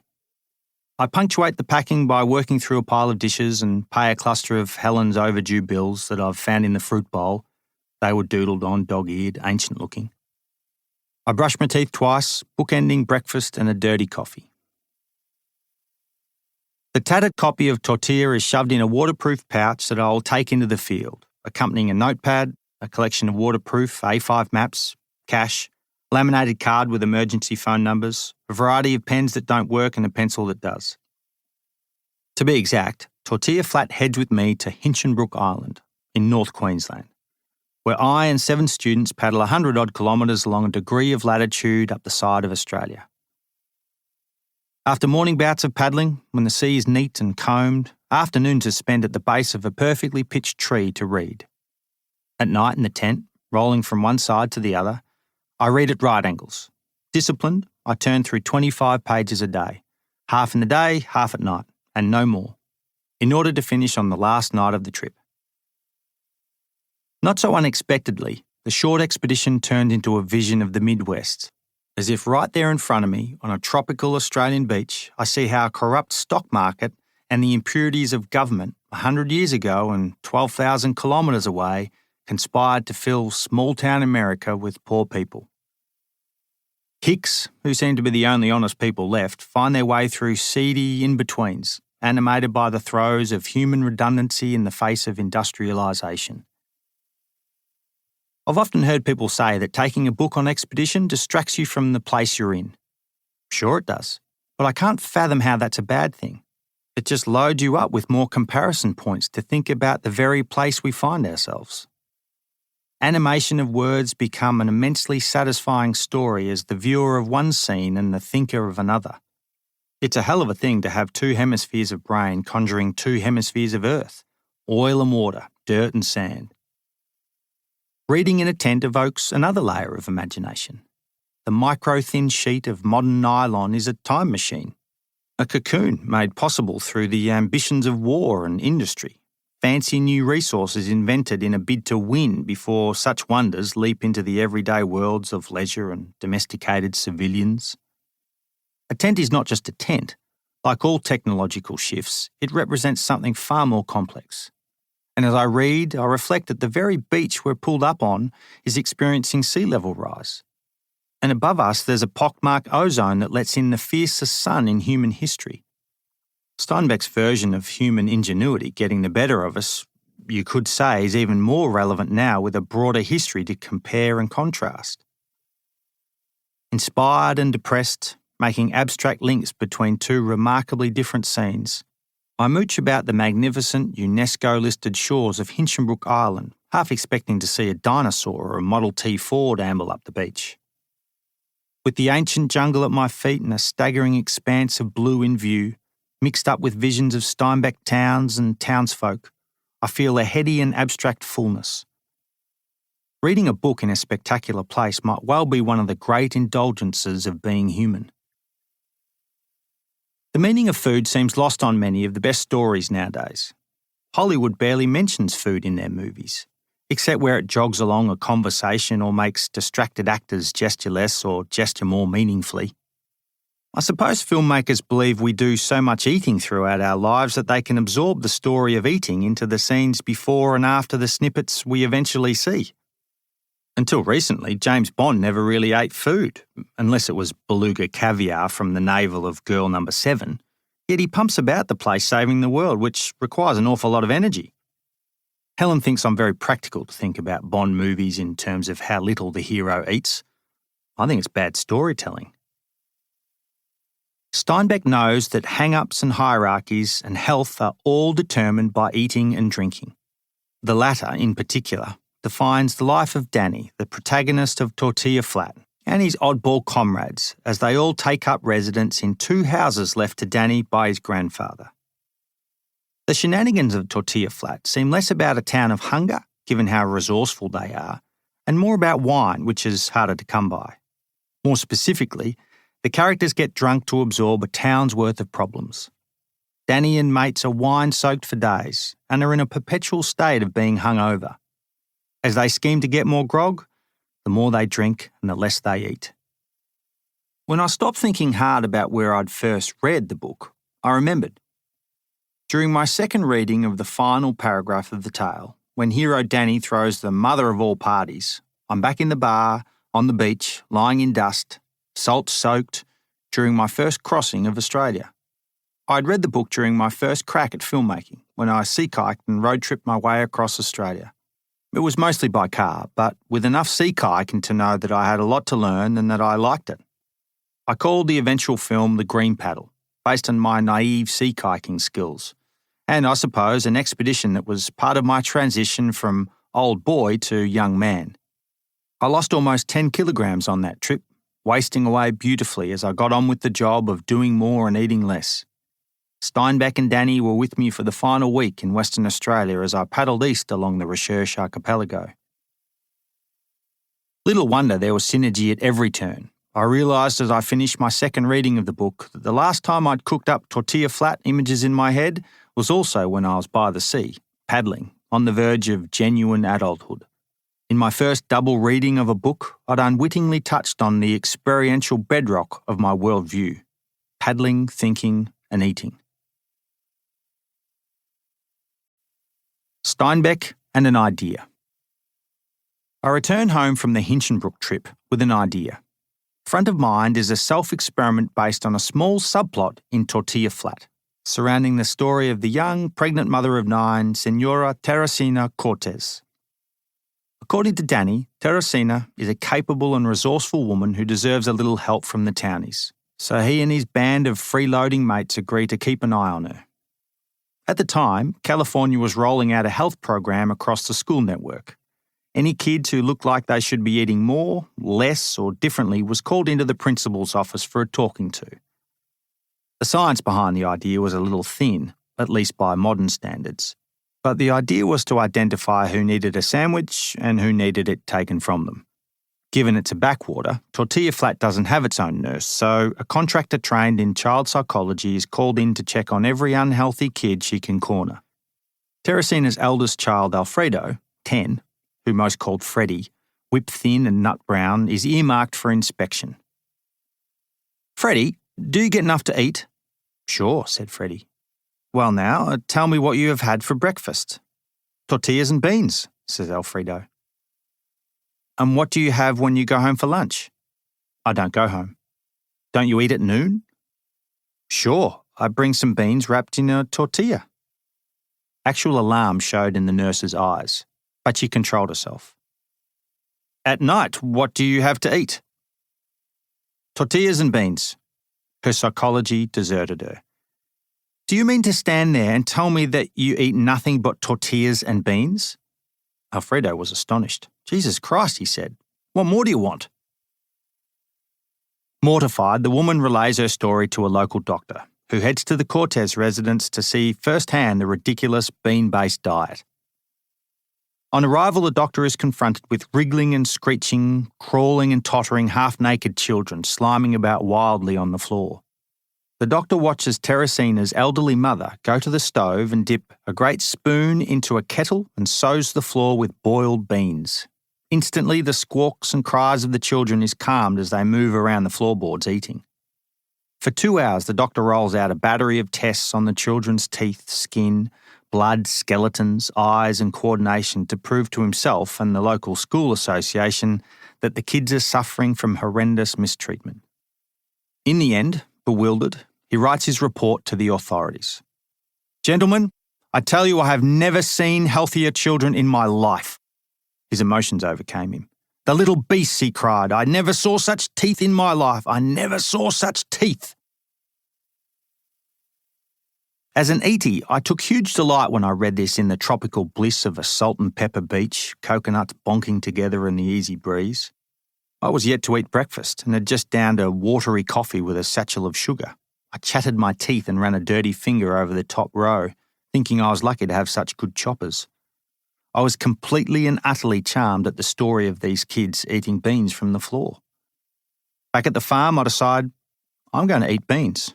I'm going to eat a lot of beans. Eating my body weight in beans. I happen to like beans. Not as much as bananas or licorice or half loaves of brown bread from Bubba A. Louie Bakery on a side street of Rutland, Vermont, but almost as much. What I like about beans is that I've never craved them, not once, yet they always satisfy me. This is often the case for food you don't crave, but also don't hate, meaning you'll eat them unthinkingly and easily. I don't crave air either, but I appreciate it at all times, especially on the odd occasion I actually think about it. I've never had a bad bean experience. Some brands do tend to overdo the liquid to bean ratio, but for 75 cents a tin, I can imagine it's a fair enough part of their business case. All said, I think beans are a wonderful, forgettable, life-affirming pillar of humanity. Always keen to remove moving parts within the web of what researchers say are 35,000 decisions I make each day, I concoct an idea to eat my body weight in beans. Unlike the giant cauldron that was forever bubbling away on Teresina's stove, I'll go with tin beans, so that I'll have an easy metric to weigh and count as I go. For a sense of variety, I sex up the process by removing the labels of 200 mixed tins, so that I can lucky dip my way through 5 to 6 weeks of bean eating. Naturally, most people I tell about the project question the premise. Baked beans? You're going to eat 200 tins of baked beans? Well, no, not exactly. I'm going to eat as many types of beans as the supermarket offers. Ideally organic, with fewest additives and varieties so that I can at least have a variable sense of taste across the day. I will simply walk down the aisle of the grocery store and load up on black beans, 4-bean mix, navy beans, baked beans in tomato sauce, Mexican beans, white beans, chickpeas, a bean, and a few other expensive oddities that would make the lucky dip feel like a lottery. As with other kooky experiments, I challenge myself to do as little homework as possible, which was going swimmingly until Helen told all the women in my life about my intentions, all of whom have me answering far more questions than I thought possible, and all before I open a tin. Even ex-girlfriends on other continents weigh in on the idea, telling me how the stunt will nuke my gut flora within an inch of its life. While men and boys didn't give a hoot what I ate or don't eat, the women inform me that a bean-only diet will reduce my sperm count, increase my irritability, and encourage bad sleep, bad breath, and a bad personality. Getting dumber is another possible side effect, but I get the feeling they like this idea as I'd become easy to beat at Scrabble. Having listened to the advice but thoroughly sold on the idea that even the stuffy old doctor who treated the Cortez children was willing to prove himself wrong, I charge my film camera and head to the local supermarket. For the counters among us, not all beans are created equal. Tins and their contents are not the same size, nor is the fluid to bean ratio a universal rule. The very simple math behind the idea is that I will eat as many tins of beans as I like for as long as it takes to eat my body weight equivalent. I will eat around 5 tins a day, 1 for breakfast, lunch and dinner, and 2 as snacks. Based on my current body weight of 85 kilograms and the average weight of a tin of beans being 440 grams, I'll be eating around 200 tins over 40 days. But I realise I will face a wicked conundrum. The more beans I eat, the fewer days it takes to reach my body weight. But in doing so, it means I'll likely gain weight, thus increasing the number of tins I'll have to eat in order to reach my own increased volume. Whatever, that's future Beau's problem. For now, I have to start, because there are no front doors on the barn where I'm storing my stockpile of delabelled cans and I look like I'm stockpiling for a pandemic. Tin 1. I cracked my first tin of beans on a live radio interview, talking to the friendly Rochelle Hunt in Melbourne's ABC studios. As I wait outside the studio for my slot, I watch a few heroes pass by, questioning my stunt against their lifetimes of creative greatness. In wanders John Butler for a sing and a chat, then Deborah Conway, both legendary crooners who perform with heartstrings attached to their vocal cords.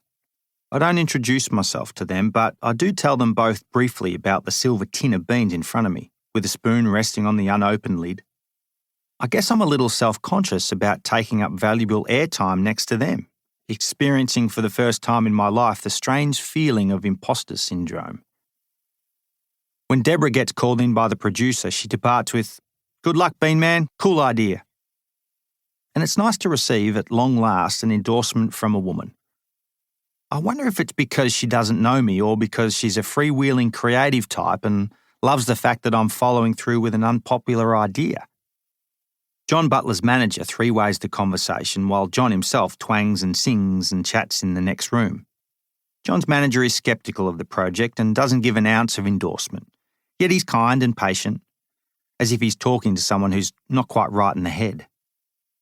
In the space of 5 minutes, I've reconfigured the pigeonholing of views about my stunt from men and women, which feels like vindication. That is, I realise it's a stupid idea which has as much merit as it does genuine potential for self-harm, and gender likely has little to do with it whether or not people see it as a good or a bad idea.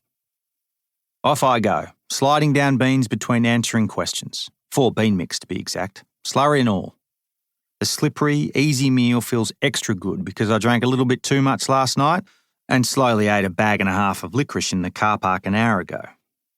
Being soaked in vices beforehand helps me get on with the job, thinking only about the power of beans for the next 40 days. I will consume them and they will consume me. More than that, they will be me. I will be made of beans. The film we're making of the exercise will be titled The Human Bean, which is precisely the point. As my food-based decisions start to mirror an infant's desire for milk, and only milk, my only consideration is having a spoon with me at all times. I thread a yellow piece of string through a drilled hole in a spoon handle and wear it as a necklace. A supply of tins are stockpiled in various places I inhabit, which started out as an impressive 85-kilogram pyramid after the delabelling process in the barn. It really is shocking to see what 200 tins looks like when they're stacked together. Hearing the faint echo of womenfolk in my life, I start to wonder if I'll get tin poisoning or if my skin colour will change into a meek orangey brown, as if a fake tan has gone wrong. As I'm impatient and only ever open half a tin in order to get out the contents, I wonder how many times I will cut myself on bent lids and if I should get a tetanus booster. But I move ahead with the plan, caching the stores in my office, ute, and the shed at work. As a gunslinger is to their cult, I will never be more than a moment's away from a tin of beans. Tin 7. Not much happened between tins 1 and 7. I feel good, likely operating on deeply held stores of carbs in my body from 39 years' worth of oats and wheat. What is momentous about tin 7, black beans in black slurry, has to do with a bean of another kind. A bean which is actually not a bean, coffee. It's technically a pea.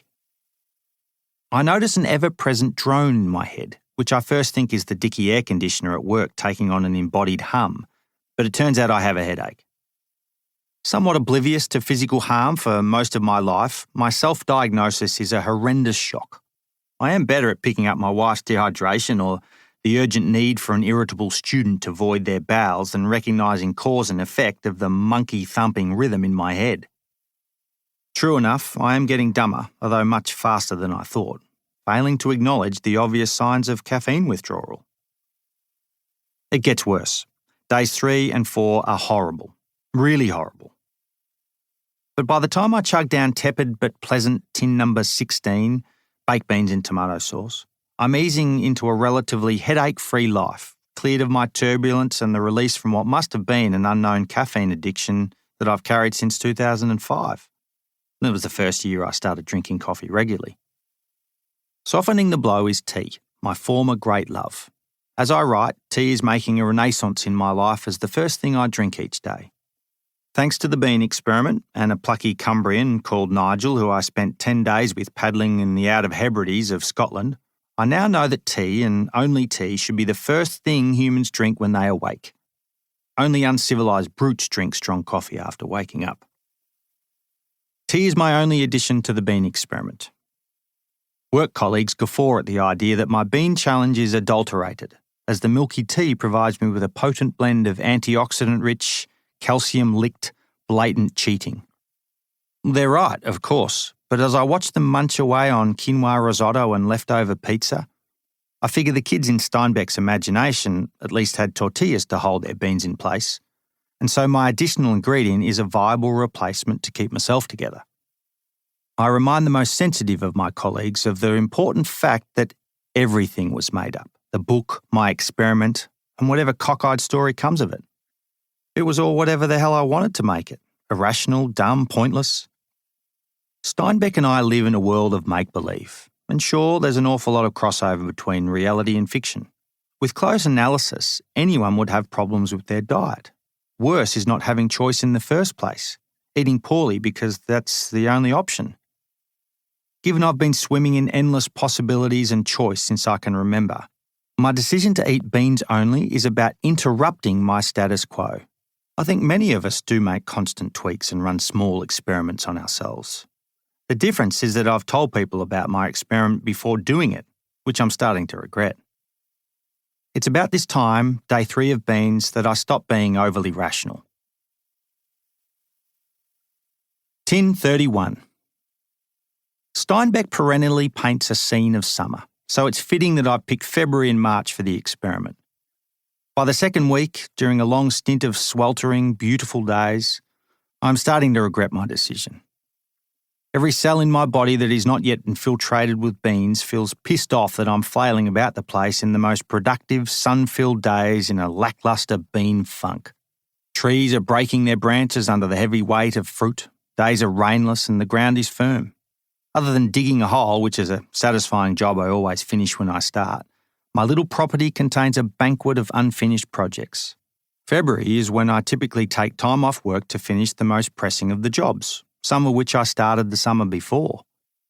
I normally bustle about the place fueled almost exclusively on apples. Helena's my witness. I eat between 8 and 12 apples a day, fizzing and burping, light on my feet.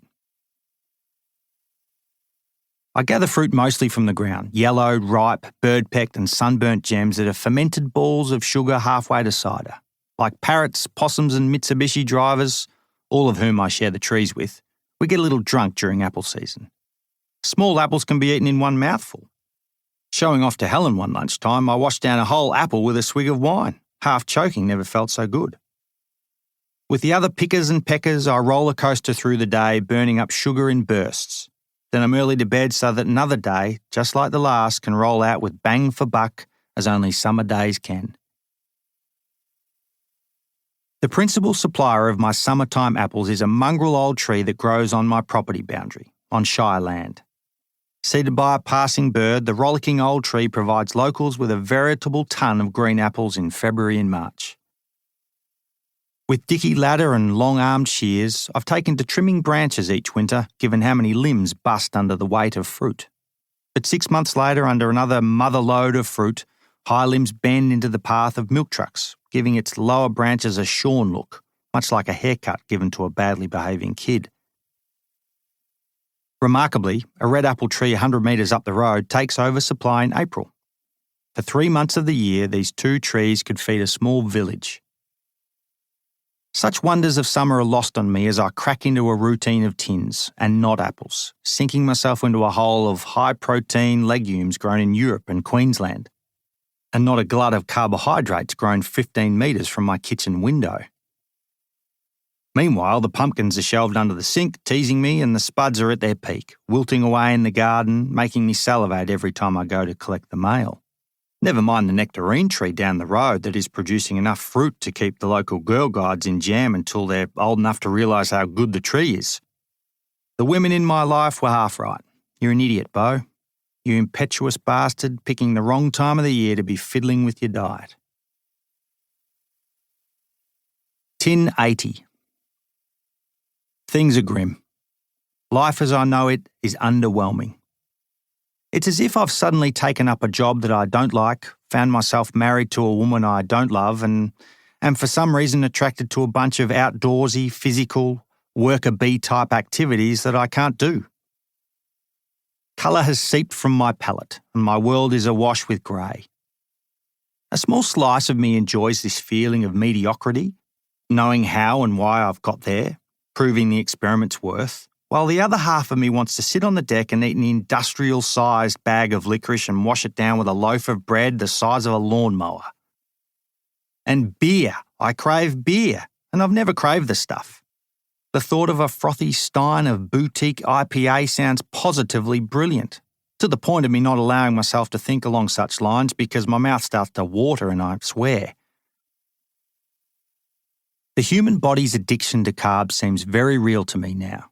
Alfredo, Teresina's eldest, may have looked like an undernourished pauper, blowing about the place like a tumbleweed, but he was in fact the perfect blend of bean and rice, protein and carbs.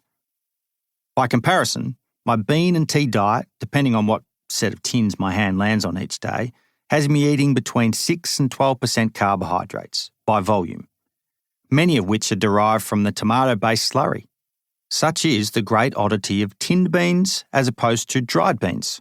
Untinned beans are incredibly high in carbs, but when they're soaked, tinned and liquefied, they become a shell of their former self. Good, but not so good. Not like Teresina's brand.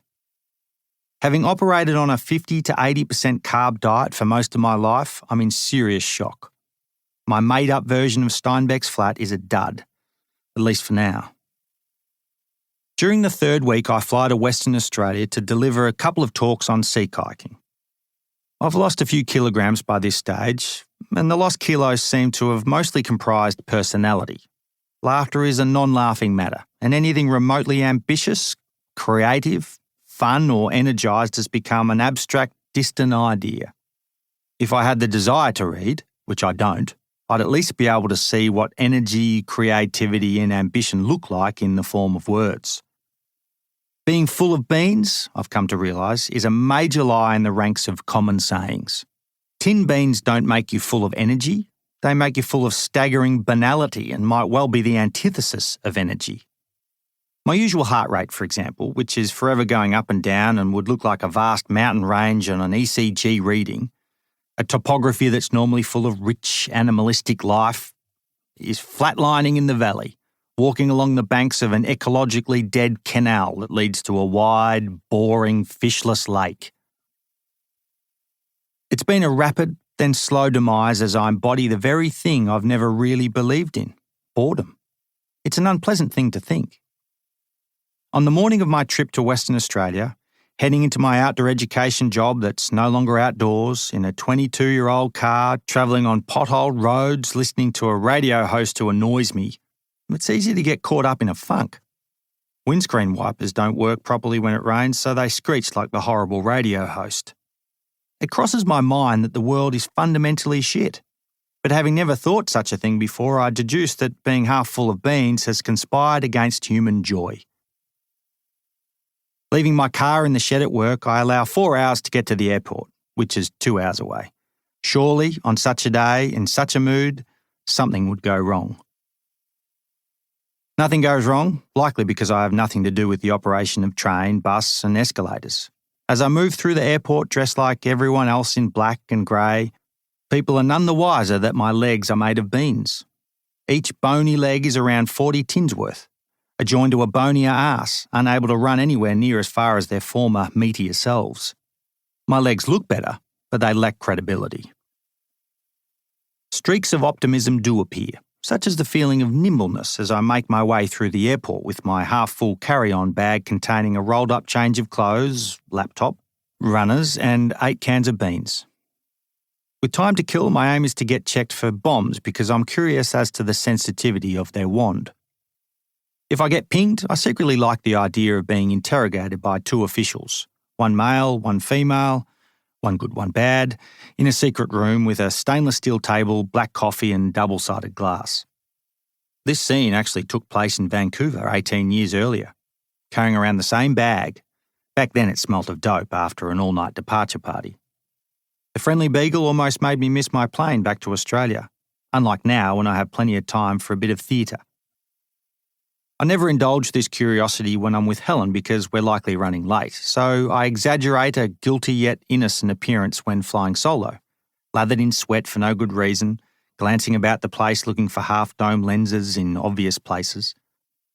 The whole charade means I have to look like a drunk person trying not to look drunk, a pretense that only exaggerates the fake non-drunkenness. Security gets me before the bomb checker, although in truth the tins do the job for me, getting the X-rayer's attention. "Are you carrying tinned food, sir?" "Yes, 8 tins of beans. I'm not sure what type they are. Hopefully not black beans. I'm getting a little sick of black beans." "Can you please take out the tins for me?" "Sure." "Why don't they have labels?" "I like not knowing what kind of beans they are."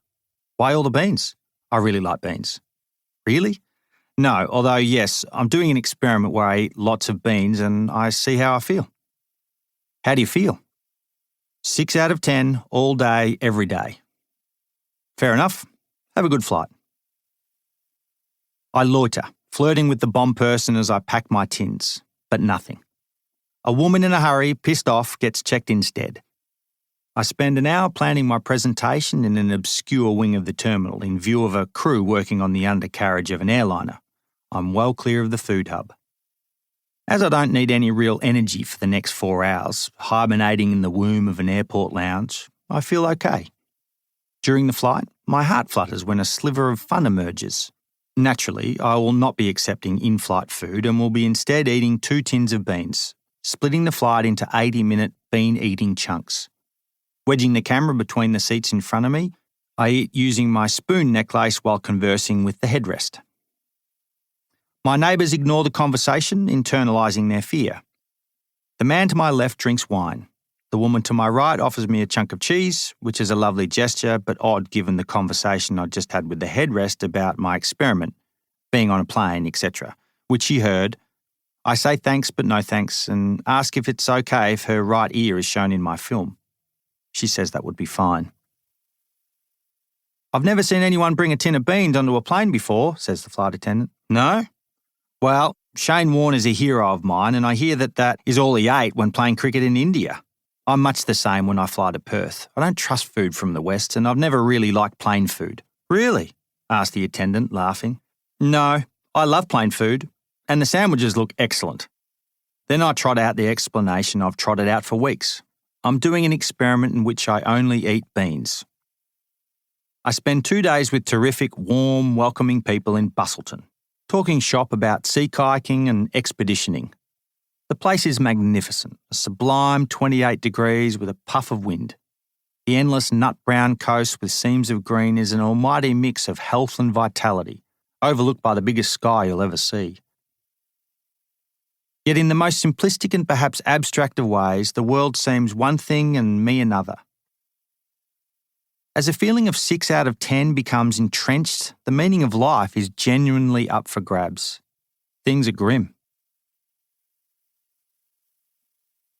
Tin 121. Feeling light is perhaps the most liberating sensation anyone can feel. I don't often feel light. I feel mostly thick, as if a flesh wound would never hit anything important, only slicing through a nice slab of muscle or fat. I'm no Stallone or Schwarzenegger, heavy brutes with the thickest of hides, fending off deep wounds with an impressive amount of bleeding. But I'm usually more like them than ballerinas or rock climbers. They flit about like small birds or summer grass, blown around in a stiff breeze. Yet here I was, feeling light for the first time in years. Horrible, but light. I have lost 6 kilograms by this point, and while my running legs are atrophying, my torso has also lost what felt like a pulpy layer of skin, as if I'd been walking around caked in mud and a passing monsoon had slimmed me down. I take to climbing again, which feels like the most seismic day-to-day shift in response to being a man made of 75% beans. Unlike running, which requires I churn away for longish chunks of time with a high heart rate, sweating profusely, thinking little about pace and time, on autopilot, climbing is shorter and sharper and more immediate. Beans have made me shift gears. I work on several easy routes that are covered in jug-like plastic holes bolted to a U-shaped section of our university gym. Bedded in soft tan bark with a long-winded risk mitigation sign overlooking the death-defying space, I spend 15 minutes every other day doing as many laps as my unseasoned muscles will allow. Rather than covering endless distance over ground, it's nice to be going up, even if only a few feet off the ground, and it's nice to be powered by my upper rather than my lower half. I'm not setting the world alight with my climbing, but it feels good and different, and a tonic to replace the tonics I've banished myself from drinking. Tin 150. I chug Tin 150 like you would a cold glass of water after digging a hole. Several navy beans, which are the most common type of bean found in baked bean varieties, jump ship because of poor tin-to-mouth coordination, but are held in place with a thick coat of tomato sauce and a sideways kink of beard. If I were to look at myself in the mirror, I'd see an unkempt, careless slob of a man who needs to consider Helen's eyeballs more. I think about having a shave, showering and drinking a tall glass of water, all neat and tidy things to do, but instead go for a run in yesterday's running shorts, which are still wet from sweat and smell twice as bad as you'd expect. If medium-paced and slovenly is the new me, then so be it. I'm rewarded by my commitment because my legs actually feel like they have something to give. Not necessarily because they do, but likely because there's less of me to carry about and a lovely tipping point is being struck between wattage, weight, fitness and timing, conspiring to give me something that feels like running. What it means is that I've started ever so slightly to convert beans into energy. Let me rephrase that. My body, being a remarkable universe of moving parts, is somehow turning beans into what feels like a dusting of burnable fuel. Great hubris is at play because I have a daft conversation with Mitch where I say, half joking, but knowing what it means, that I'll complete a 50k trail run on the final day of the bean experiment, sloping down beans as I go. Metabolic witchcraft aside, I would have needed to train, and here I am on about my 15th run of the experiment and only now starting to feel like I can run around the block, let alone an ultra-marathon, which is 9 days away. What makes this run so daunting is that 2 weeks ago I slipped away on an imaginary vacation to a small bean-shaped island. The island itself is the size of a tennis court, so running wasn't really possible, And as I was on vacation, exercise wasn't a priority. Even so, I took along an old pair of running shoes just in case. One day, my runners and I reminded myself that I needed to conjure beans into energy. Things, you will recall, were grim. I took to religion, specifically geographology, which is a made-up religion that talks about the human body as if it were hemispheres, much like Buddhists suggesting a mind-body split. Northern continents are the head, organs and arms, and the lower half is an unsplit Gondwana land in the shape of legs. Sure, the northern half, much like on Earth, holds lots of the important stuff, the decision makers and good-looking places, but it's the southern half that does most of the physical moving. My idea is to convince the important northern states, which are being convinced by a large portion of the northern half itself, preaching to the choir you might say, that my southern hemisphere is able to be powered by beans because that's the only fuel available to me. If beans are it, then beans it will be. The ultimate, only, running fuel, regardless of how far I can or can't run. Having returned from Bean Island, I'm headed to the bush to feel out this new bean-based religion. The beginning starts okay, and even halfway through the run I feel good, which is half a lie that I am able to convince much of my body is true. Since Tin 1, I'd been slogging out 30 to 40-minute runs to demonstrate just how bad running feels when I don't have rice or oats or bananas or anything other than goddamn beans fueling me. 5 kilometres of thinking how pretty ferns are is a little different from 50 kilometres in the bush, with others, in summer, with almost no training. Lying to myself, hoping that a whole bunch of self-talking crap and a few dogged runs will get me across the line, I continue to run. Tin 194. Kilometre 32 is easier than kilometre 22. I don't dare question how or why this happens, I just keep going, thanking a canopy of gum trees for some delicious shade. I suspect the 32 mark is palatable, even enjoyable, because 22 was after half a dozen kilometres of mostly uphill, slippery, wild terrain. By 10 a.m, having started running at 7:30 a.m, all I've eaten is 1.8 tins of beans, 0.2 down the front in the beard and hair and one solitary bean in my ear. When the 32-kilometre aid station emerges from the mega forest in a clearing at the end of an old tram line, I smell wood smoke from a camping fire and hear music playing from speakers. People mill about, clapping and talking and having a heck of a good time as the runners come and go. Tin number 3 for the day, which I chug at this point, is the second last of the experiment, and I reflect that I'm probably closer to my body weight by now with all the sweating I've done. I cut my nose and finger on the tin, which at least means I don't think about the beige legs I'm carrying about. It's hard to describe what the next 18 kilometres feels like, or the 30 minutes of sitting in the shade at the finish line. My friends Jody, Kelly and Mitch hand over a basket of fruit and licorice and beer, stuff that makes the world spin. It is perhaps in that basket of goods that the experiment holds a true insight. I realise I'm in no rush to eat it. I no longer crave, which is a hell of a finding when you stumble upon it. Over the following few days, I eat a bounty of foods that are not beans. Life goes on, endlessly. At least for a while it does, whether I'm eating beans or not. 6 out of 10 days still come and go, turning easily into 7s and 8s, or a different version of a 7 when it starts out good then goes bad. Then there are great days, or days where something remarkable happens. Rarely are my days bad. So in some respect, being uncomfortable is more remarkable than feeling good. In the weeks that follow the bean experiment, I feel revitalised and refreshed with greenery and the sugary bang of fruit, rehydrated with all the right kind of juices in large pots of veggies. My running legs slowly return to a peppier state, my vices of coffee and wine flow, and life is good. But in so many ways, comfortable is just another form of discomfort, with as many inputs, just less complaining. I still love beans, and yes, the experiment was flawed. But that should be the nature of experiments, because doing it right all the time would mean we wouldn't learn a thing.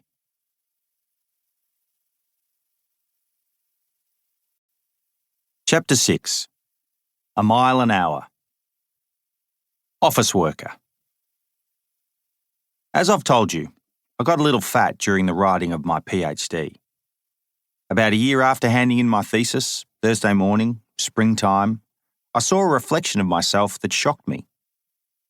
In the 5 or 6 seconds my computer screen took to warm up, remaining black, dusty and fingerprint smeared, a man I didn't expect to see looked back at me. He was an office worker.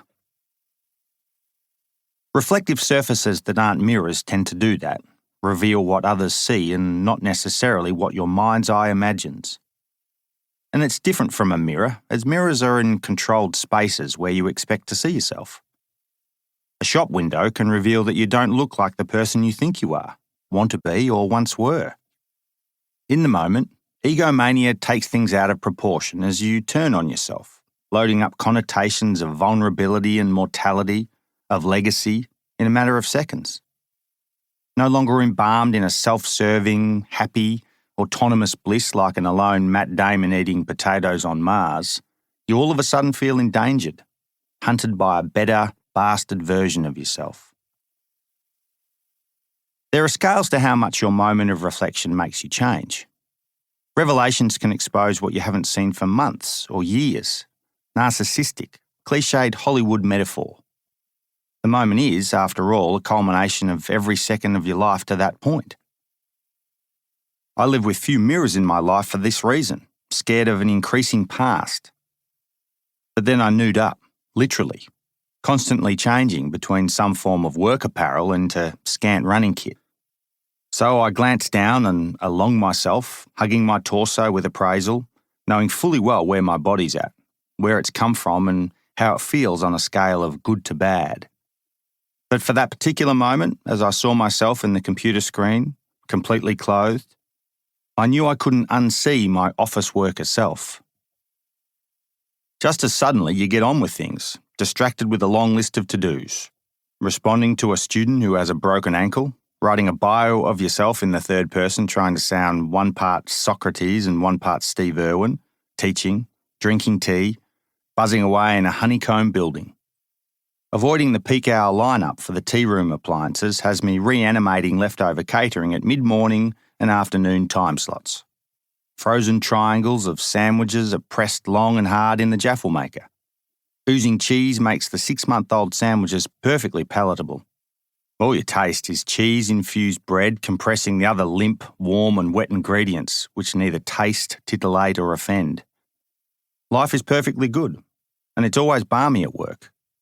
The environment is pretty much a womb, 22-degree, carpeted hallways, rooms with bottomless tea, coffee, milk and fruit in a bowl, clean toilets, hot water in taps and frozen sandwiches.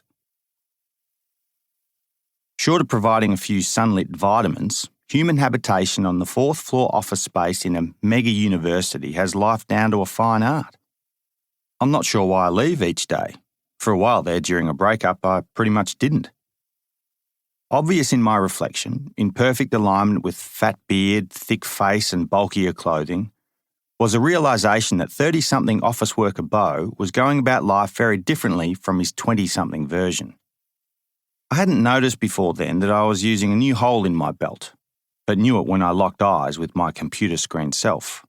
Granted, much of this thickening and sitting is an expected evolution, but I didn't think it would come so soon. I knew, for example, that the intensely static final 10 months of the PhD process was unhealthy, but I was willing to be my own sacrificial lamb, knowing that comebacks are half the fun. The very stories of this book and this particular chapter that cleverly brings them all together is in some ways a story of atonement. Figuring out that life on the other side would give my mid-30s body and mind a bloody great reminder that there are good and bad ways to spend the hours of my day. I spat out the other side of my PhD thinking I would never, in my life, live such a one-dimensional day-to-day. And yet here I was. In the fluorescent wash of the computer screen scene, an incredibly different set of moving parts presented itself in that 5-second image. Daily splits of time, space, and a coffee-smudged list of to-dos meant my current worldview had defaulted to an impractical and organised algorithm of insidedness. I represented less than well-being, a clean-handed man with the worst RSI injuries of my adult life. Hatless, which for most of my life has meant a feeling of nakedness, I felt unruly hair flop about in a stream of manufactured air blowing in from ceiling ducts. In becoming the heaviest version of myself, air-conditioned, pouring myself to all-day tea and coffee, eating frozen sandwiches, my identity in that one image was no longer what I hoped it was. It was as if I'd moved to the northern hemisphere and not realised that the sun arched in the southern half of the sky and not the north. My spots, defining me like those of a big cat, were fading. A certain kind of in-between. A version of my curious self returns when I leave the office building. It always does. But with the sun not far from the horizon, it leaves only a small wedge of the day to tap into my preferred state. I walk 2.2 kilometres to the train station, down the hill via a few suburban streets. I love the walk. It's the slowest walking I do, thinking about everything and nothing, completely distracted. I pass pivot points of front gates that somehow make a gate work at a skewed road pitch, the flaking paint of a renovator's delight, and the veggie patch nature strip of an industrious gardener. This all means I've left work at my desk between two slabs of laptop. I think about what I experience. By the time I see the train station, I wonder if I have credit on my train pass, and if I should go via the fruit shop to buy an apple. I eat too much fruit, but figure it's not a bad habit to have. Against the grain of commuter traffic, I enter the train that was moments ago chock full of city workers. As I've mentioned before, I've never in my life wanted to sardine myself in a train, breathing almost sexually down the ear of a stranger. So I reversed what I did that morning by going against the grain by sharing a carriage with a dozen, maybe 20 like-minded commuters. I return to my morning thoughts when I see my reflection in the train window. It seems there are two clear, very simple themes in my newly reflected self. I've become an inside person, and I'm less physical than I once was. Cloaking these two new identities are the same clothes that 20-something Beau was wearing and a thick wild man beard. Very little skin is exposed. If office life was strictly naked, maybe I'd compare myself to others.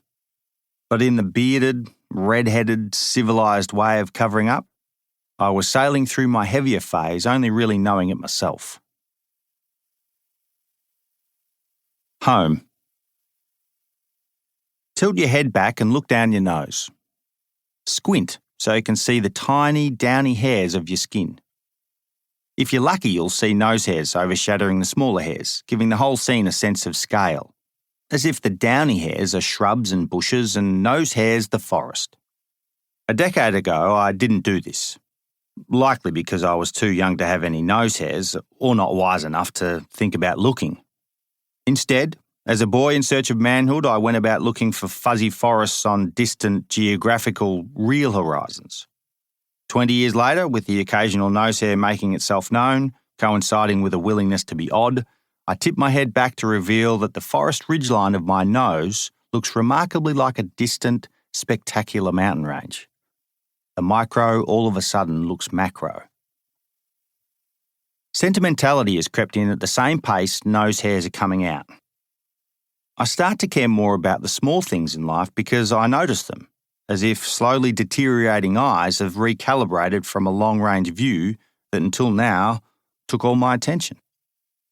Objects around the home, for example, a particular fence post that wonks in one direction, or a pile of rocks that have been gathered, moved and moved again, all have a sense of future purpose and can be artefacts and anecdotes of exoticness if I think of them that way. Not because they're special ingredients or spaces, but because they've become an object of focus for me. My home study, which is really just a table in a room that we don't sleep in and will soon house the sweet-smelling stuff of a child, is really where this penultimate chapter starts and finishes.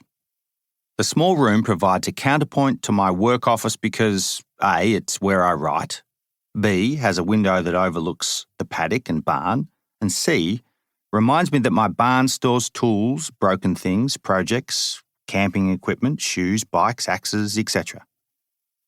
My work office represents a place where my fingers pogo across a keyboard and my eyes look 70 centimetres ahead for hours and hours as I drink too much tea and coffee. The home study is a version of my office, only colder, where I buy my own milk.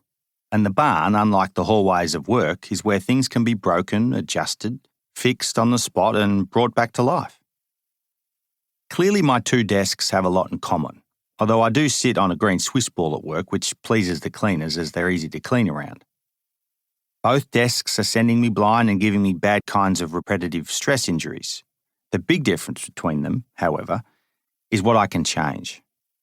At work, I can hang a poster and adjust the blinds, but I can't change a light bulb, the temperature, the colour of the walls, or even open a window. Completely out of the question would be to help the tradespeople working constantly, safely, and slowly at various jobs. Something is always getting fixed at work, which makes sense as most things work only most of the time. No, the practicalities of my job at the university involve me sitting behind a computer screen, thinking, writing, and occasionally teaching. Every 7th full moon I get to go into the field and talk to people around a fire or from the middle of a canoe, but such excursions are becoming endangered. I really like my job, but very little of my office world is changeable by me unless it's via my fingertips or an occasional animated, trying not to swear, lecture. Home is a space that I can alter in 1,000,001 ways based on 1,000,001 influences. This is somewhat obvious, I know, but my point is that home is a place of impact based on alterations, and work seems to be a place of impact based on implications. Put another way, work is often about being a middle person shuffling ideas, emails, lists, and content from one source to another, while home is on the front line, turning wood into a fence, water into pumpkins, and grass into hay. I like both places, but I seem to get fatter when spending time in the former. This is likely the case for all of us, which is why I'd like to change my particular version of it. I'm constantly thinking that there has to be more to an adult's working life than eat, work, sleep, repeat, doing much the same thing, especially when it means being boxed up to think and write about the practical things I'd rather be doing. It seems the better we get at something, the less of it we do, taking up our craft via the one-dimensional capacity of a screen. My other voice argues back, saying there's nothing wrong with a neat and tidy eating and repeating, thinking about outdoor life instead of doing it, especially when you can run or pull or spin at any time of the day while watching YouTube on a gym device that costs as much as a new hip. There are, in effect, plenty of positives and viable physical outlets in my current everyday breakdown. Besides, I secretly love habits and routine, finding myself constantly using one spoon in a particular cup and wearing the same 4 pairs of undies on high rotation. Most of the stuff in our kitchen is used by Helen or the occasional visitor, and there are parts of the couch I've never sat on. At work, running in the deep shade of a room on a wide rubber band of a treadmill with the fan on is utterly fine. My peeve with routine and repetition is therefore riddled with contradiction, resting squarely on my shoulders as a conundrum of perception. I know this. Conflict is then an act of redefining what might be considered mundane home and work life into something more meaningful. Or, better yet, making small tweaks and adjustments that make the regular and habitual repetitions seem different and purposeful. For me, this means peppering my routine behaviours with the use of my body, and not, I'd stress, through segmenting chunks of the day to hit the treadmill or kettlebells. I want my energy to end in something, be it a hole in the ground or footfalls that make me think about the human condition, and not the time, distance, and calories I'm burning. I have no beef with the ideology of office life, only what it says about my physical body. More to the point, what it says about my physical demise if I type one more email. Pouring porridge scum on the same spot where I leak from the deck is a great example of balance and weirdness and systems right under my nose. Something seemingly lazy, disgusting, uncouth and noxious comes together to reveal meaning. Beyond all else, it's unusual, the kind of thing you can do only on your own patch. At least it has meaning and is interesting to me, and that's important. Having a small plot of land and a small home, brimful of moving parts, with immense personal and physical potential. You could say that after so many years of going to other places to do things, to test myself and experience whatever it is I was looking for, with work most certainly being a part of this otherness, it seems blindingly obvious that one location can now take over in terms of satisfying a primal desire for physicality and mindfulness. After seeing a bit of the world, my backyard has become just as worldly. The block. About 6 months before handing my PhD in, I looked out the window lusting to be outside and actually said the words, 15 more minutes of riding, mate, and you can go for a short run. A short pause, thinking where a short run would take me. Around the block. I felt a little self-conscious saying such a thing, which is rare because I always talk to myself. Instead, I recognised the task was a little embarrassing, having never in my life arranged a 7-minute run. I felt fraudulent, perhaps, like I was convincing myself to buy an 8-minute ab machine in 8 easy-to-make payments. After writing a lukewarm paragraph about widows reflecting on their dead adventurer husbands, I laced up for the mile-long lap around the block. I paid attention to a few cows and the novice flight of a young magpie, thought of a half-pleasing itch between my waistband, and licking my lips made me realise beard hairs were curling into my mouth. And before I knew it, I was back at the barn. Bloody hell, smack me in the face, how novel the ridiculous notion of a 7-minute run. With barely a sweat, I was chuffed, I think, because as if a great whale was breaching in front of me, I was not all that sure about what had just taken place. Nevertheless, having broken up my PhD writing with a famous mile of travel, somewhere between real and make-believe, I returned to my desk. And it worked. As if feet and hands exchanged cadence, words trotted out like juiced-up footfalls. I took up the inner conversation again. Beau, knock out a fast, crude, idea-dumping 1,000 words, then run another lap. I scrolled through to a section of thesis that I could let my mind run unhinged, somewhere I wouldn't need to hitchhike using other people's ideas, and let rip. 75 minutes later, I'd produced a few pages of grammatically poor hijinks, releasing me from my own grip. Still in my running shorts, I set off for lap number 2. Thrilled with my reward mechanism, and amazed I hadn't thought of it earlier, on my second lap it dawned on me that I could supersize this idea and run a lap an hour for 24 hours, which would be almost a marathon. The all-day stunt, I imagine, would be reward for finishing the thesis. Rather than write between laps, I'd set upon all the unfinished, dodgy, ad hoc, swinging-in-the-breeze jobs that I'd seen from my study window during the writing process, calling me like Odysseus's nymphs. And there it was. A measly run between bouts of questionable writing had morphed into something with a bit more oomph, skill and intent. Assemble team, try not to list jobs. I dot point the idea of running a single lap around the block every hour for 24 hours based around doing fix-it, make-it, perennially put-off jobs in between. I've become a stuck record on the benefits of loose planning. It must not, I remind myself, look or feel like my calendar, a place of colours and grids and double bookings and half-valuable time wasters. Time needs to take on the simplistic breakdown of needs, then wants, then demands, in that order. A large vat of soup, for example, is a need, and will give this project sustenance. Fixing a stepladder that sat on a nail in the barn and another shed before that, and God knows where it actually broke, is a want because I'm sick of not doing it, and doing it will bring me a decade's worth of gratification. While crafting up a long-awaited outdoor table is a demand because Helen wants one and I refuse to buy one. I also know, as a daily list writer, that listing jobs as opposed to doing jobs is easy. I have to save myself from myself, knowing that the bigger my list becomes, the less of it I'll get done. So I stop myself after writing big soup, stepladder and Helen table. I want to float around on a cloud of serendipity where my to-do list can change at any time based on the need, want, demand hierarchy.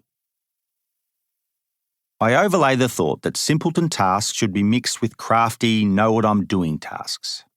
My regular workday at a computer is structured in much the same way, with submissive bureaucratic work that hurts my brain, punctuated by easy emails to students, When I'm bleary-eyed, which is concerning when you notice it, which isn't often enough, I walk 382 paces to the gear shed and straighten tent pegs which are horrendously bent by students who have no idea how to use them without bending them. Against my better judgment, I've often sung praise to peg benders because the opportunity to straighten them back out breaks up my computer-bound day with a small and simple purpose. Like a lap around the block, the tent pegs save me from myself. I talk to Mitch and set a date, then Chris, who's available. Team assembled, we're on. Miles. While I think it's becoming less common for people to feel how their body, mind counts and deciphers distance, humans still seem fundamentally attached to denominations of a mile in a way it tracks life affirmations. To practice a skill is to get miles under the belt, which is another way of saying that self-efficacies are either good or miles off. Milestones are no longer large chunks of rock set along trails to tell wayfarers the distance between points, but are the moment of our lives, or even our day, that steer us socially and hierarchically. Joining the Mile High Club is not just elbows and knees in a confined space, and not technically true given the deed is done from 5 miles up when the seatbelt sign has gone off, but it does say a lot about our sexed-up minds thinking in mile-sized manoeuvres. More than any other unit of measurement, the mile is a chunk of measurable meaning that goes well beyond the lineal gauge of distance. I recently gave a presentation to an association of orthopaedic surgeons. Afterwards, when Helen and I sat with a table of them for a meal, I mentioned to my table mates that Helen is excellent at estimating weights and measures, which she is.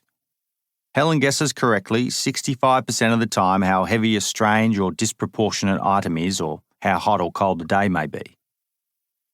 While I beat Helen at Scrabble at roughly the same rate, we agree that Helen is statistically a better person than I am, given that Helen will soon learn not to open up the triple word scores and will thus beat me at everything.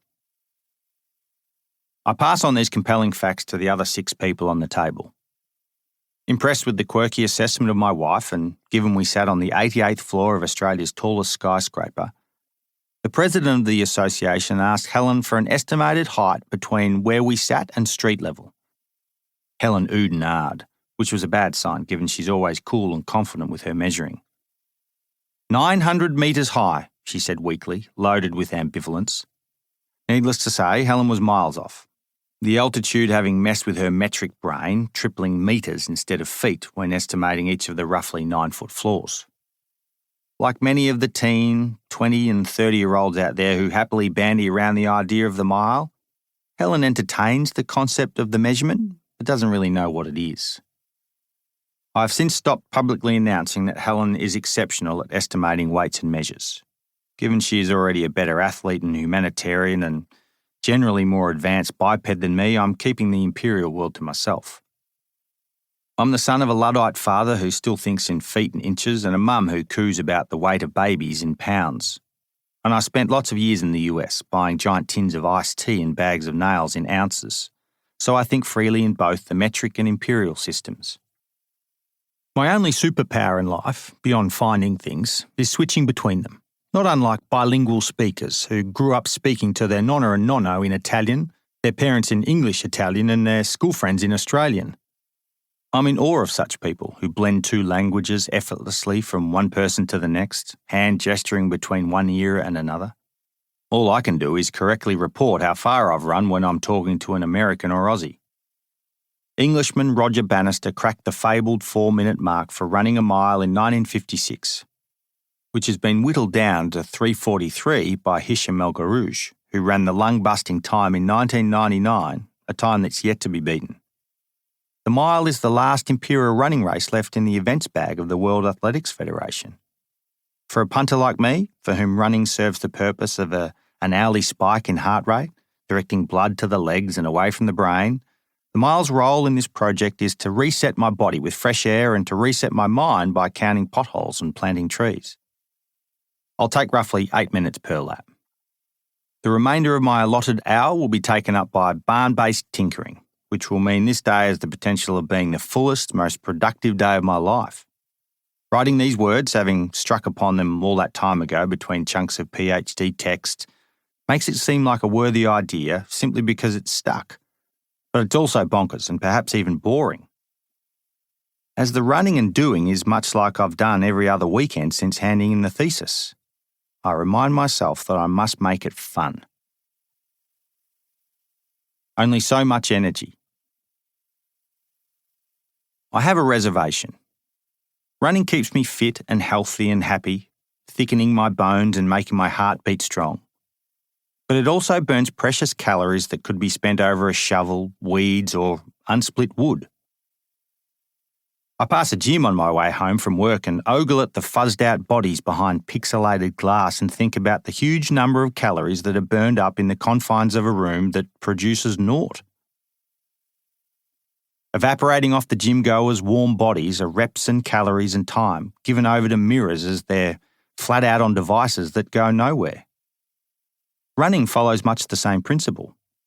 Burning between 500 and 2,000 calories every time I run, I return home every other day as a sweaty mess to a cruel circumstance. In my absence, my job list has actually increased, the grass having grown, gutters filled with leaves, and a door handle newly broken at the unbelieving hands of my wife.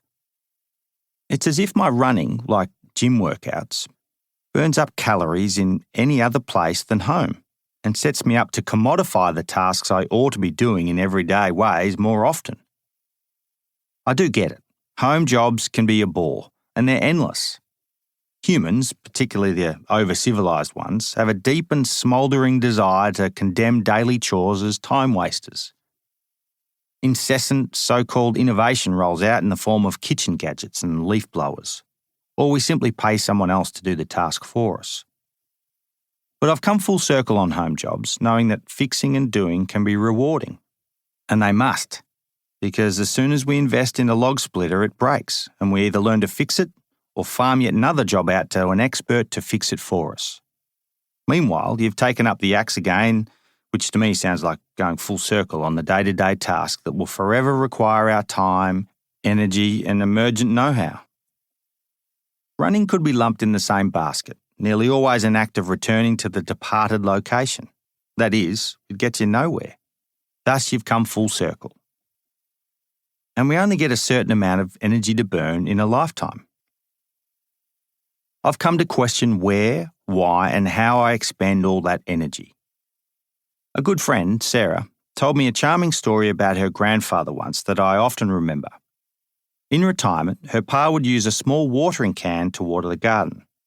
His children thought he was dim for not using the hose, not realising that his back and forward, filling and emptying process was both physically and mindfully therapeutic, giving him a long and gentle workout, and giving himself time among the birdsong and bugs of his garden. He knew what he was doing and passed on this anecdote to his granddaughter, who understood. Sarah now copies her grandfather in meaningful ways. It could be that the entire slow movement is about grandkids wanting to recapture the lifestyle of their grandparents, shaking their heads at their baby boomer parents who sped up the entire world. I think slow is actually a poor choice of words for the slow movement. You don't go slowly at all, at least I don't, because there's so much to do. The math doesn't stack up with the concept, as going slowly actually requires you do a wider variety of tasks with more elbow grease, care and skill. The gym user, like the runner, might very well have a host of jobs they could be burning all that energy on.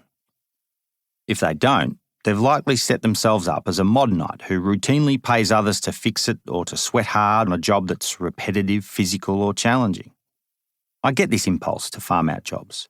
When I simply can't bring myself to learn how to rewire the remote control that's fallen in the toilet, I do my best to clean it and take it to someone who knows what they're doing. Like an unpopular piece of artwork eventually charming someone, there always seems to be individuals who like or are willing to do what others do not. Perhaps because they've accidentally found themselves to be an expert at their particular trade. At heart, I know fully well that being an expert can be a comfortable perch to sit on. Yet I never want to rest in such a place or be this person, which is why this project of a mile an hour in my late 30s is about having a number of skills, being master of none. What this also means, given I'm in no mood to actually give up running, is at the very least a need to redefine how, when, and why I run. Laps 1 to 15, noon to midnight. In the week leading up to the big day, I pick up 50 tube stock trees, 30 local Casuarina equisetifolia, known as she oaks, and 20 native grasses, along with flour, butter, eggs, wine and beer for me and the crew. I buy screws and some industrial lights to illuminate my workbench. I throw blankets into the back canopy of my ute, where I hope to squeeze in pockets of sleep during the wee hours of the night. I tell myself to wash my favourite pair of running socks, but forget. For those counting, which is most runners, the maths of a mile an hour for 24 hours, you'll notice this doesn't stack up to a marathon. I'm several miles short. Marathon distance is 26.219 miles, which is at least 26 laps of my block. So I'll run 3 laps in the first hour and then a lap of my paddock, which I estimate to be around 500 metres, at the 24-hour mark. At risk of being subject to emails for the rest of my life, given people are obsessed with marathon mythology, I'll be logging every inch of the famous distance. It's a truism that jobs themselves don't take long, but assembling tools and materials does. A furniture fixing book I once read, written by a grumpy old man, said something along the lines of, "Score and unravel the onion, don't cut the bastard," in reference to renovating things because there are always more layers and sometimes rot in whatever you're doing. Scheduled blowouts are becoming a bad habit of mine. A job to fix a leaking tap that I think will take 2 tools and 5 minutes turns out to be 17 tools and 3 hours. I hate jobs that prove me wrong, like fixing range hoods. God, I hate range hoods. Cutting into walls, running power through cabinetry and rendered brick, being delicate around fussy stainless steel, rebaiting into ceiling cornice, all in hard-to-reach places where mice piss on you every now and again just for sport. I've never been right about the time or tools required to fit a range hood and hate using them out of spite. I remind myself to start this potentially overburdened project with slow, easy thinking. I make breakfast for Helen and myself, which is a heaped pile of Weet-Bix and muesli cemented with suspect yogurt and drizzled with honey to mask the potential zip that bad yogurt gives off. Helen is onto me and without sniffing or tasting the concoction refuses the food like a child refuses Brussels sprouts, without trial, meaning I eat 2 breakfasts and the remainder of the yogurt. The mass of calories springs me to life. When Mitch and Chris arrive, I crack on with lighting the fire while they adjust themselves from the car ride. I'm busting to get running, even though my noon start time is still hours away. I remind myself of the onion and sit back down to talk. Mitch reinforces patience, which is his natural state, and also because he doesn't want to cheat the cameras out of the soon-to-start story. So I restrict myself to poking and prodding the young fire. Chris tells me about his daughters and his busy work life, and we generally have a moment of calm before the wheels start to turn. We drink tea and charge camera batteries, chatting about the importance of authentically capturing what's about to take place. Finally, lap 1 begins. Such a simple gesture of leaving the barn past the concrete posts marking a line between my patch and Shire land feels momentous, like the start of a wedding day. If you give yourself a fleeting moment to recognise what you are doing, you realise how good it feels embarking on something that's been a long time coming. I'm attracted to firsts, like so many of us, the glorious starting points of potential. First steps, first turn sod, first nail, first sex. I remember my first paddle strokes in Africa after years of thinking and planning, delays and distractions. To start was to prove and mean so much. Visions of first steps can motivate you for years. By the time I take my first right-hand bend, an impression of novelty surfaces without me having to talk myself into it. In my right hand is a shovel, which is fitting because the shovel and I first met by the roadside. Vagrant runner meets loot. After which I carried it home for 30 minutes and realised how pleasing it was switching hands, penduluming along. In my left hand are several plants. 35 seconds into the run, I stop on the poorly named council-owned nature strip, which was a strip of noxious weeds and bullshit before I came along. This particular chunk of strip is seed-banked with unkillable hemlock and Californian thistle, which I see and curse from my kitchen window when I skim my eyes across my small plot of wine grapes. I spoon out a shovel full of rich soil and make history by enacting the best form of legacy I know. 2 she oaks go in, stomp firm with running shoes and a firm press of the palm. I slam the shovel in tight enough to hold vertically a few metres along the strip where the next tree will go in. I run past my neighbour's house, taking 2 right-hand bends to get back to the barn. I have passed 7 homes on the lap, with houses at various distances from the road. I can only see into one room of one house, as trees, distance and folds of pushed-up earth hide most aspects of other people's lives. I do, however, get insights into their outside world which blueprints how they think, their lawns, grass, garden, fencing, sheds, trees, play areas, solar panels, burn-off piles, compost heaps, the temperament of their cows and the type of letterbox they use to advertise, or not, who lives there. As a maker of things, I'm always looking for like-minded souls, which is almost impossible not to find in a rural area. Morris and Jackie, the 94 and 91-year-old couple below my block, are remarkable humans. Morris makes everything still, having welded up a new gate for his cattle yards recently, painting it rust red and hanging it during the first hours of day, tinkering slowly and purposefully. If the sick yellow of Roundup is splashed like cheap perfume used to kill off greenery in hard-to-reach places, I tend to run a little faster. I even judge aftermarket add-ons that sit on cars like jewellery, telling me what people get up to or wish they got up to when they go places.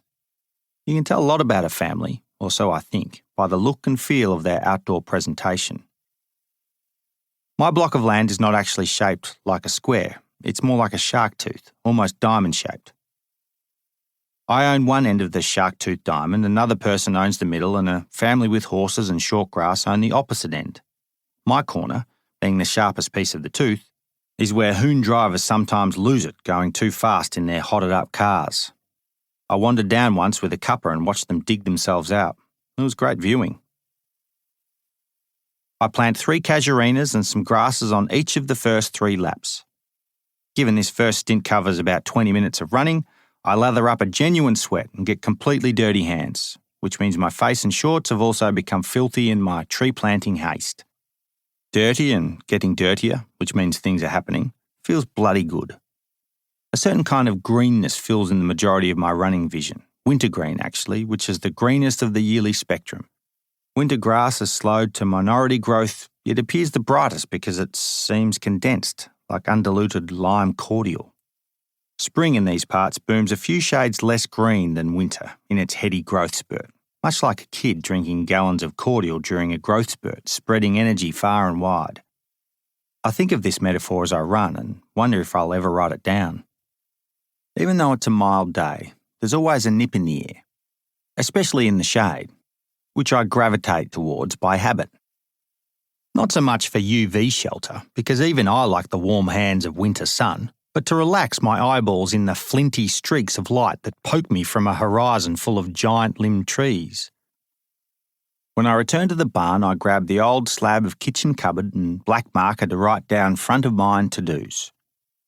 Written in pissed-off cursive is pick up rubbish. Having kept a peripheral check on my feet, as runners do, counting things, I noticed how many cigarette packs and beer cans were in the fringes of the road. Specifically, how many are clustered in one spot, meaning serial offenders have made themselves a habitual place to turf. I tell myself and the camera that I'll take a backpack with me on lap 4. In the remaining 30-odd minutes of that first hour, I crack on with gluing up a canoe paddle blank and sourcing wood for the outdoor table. Minutes fly. Good sweat embrawls me as I work. Coffee swills down with chunks of licorice. As cameras roll, I have no idea if this will make a good film. And in the moment, I don't really care. A sense of constant busyness holds me in a rare state of presence. 5 minutes before the top of the hour, 1 p.m, I take a moment perched over my growing list of to-dos. I continue to add jobs, the damn wall of ideas having well and truly burst. As I scan the walls and shelving for broken, half-made or annoying things to do, the list-making is an eye-to-hand process. As a feedback loop, it's immediate and satisfying. My broken and beloved stepladder I've carted around for decades, made in Year 7 woodwork class, hangs on a nail in 2 parts. It's genuinely the oldest thing I own that I've made. A wobbly chair hangs next to it with a broken crossmember, snapped from someone having a wild time at our wedding, likely Tom, one of Helen's kooky friends who pretended to be drunk during an impromptu speech, which was hilarious. Drunk chair and boy stepladder go on the list. Other jobs I conjure easily, having already failed at not thinking of them in the lead-up to today. Namely small jobs that I've been putting off for too long, such as hanging 2 small maps that Helen and her friends Nikki and Trent framed up for my birthday. Small jobs tend to do that, get put off for larger jobs. Yet it's the small jobs that make the biggest difference because they're the things we turn, make blunt, pull in and out all day, turn on and off and over the most.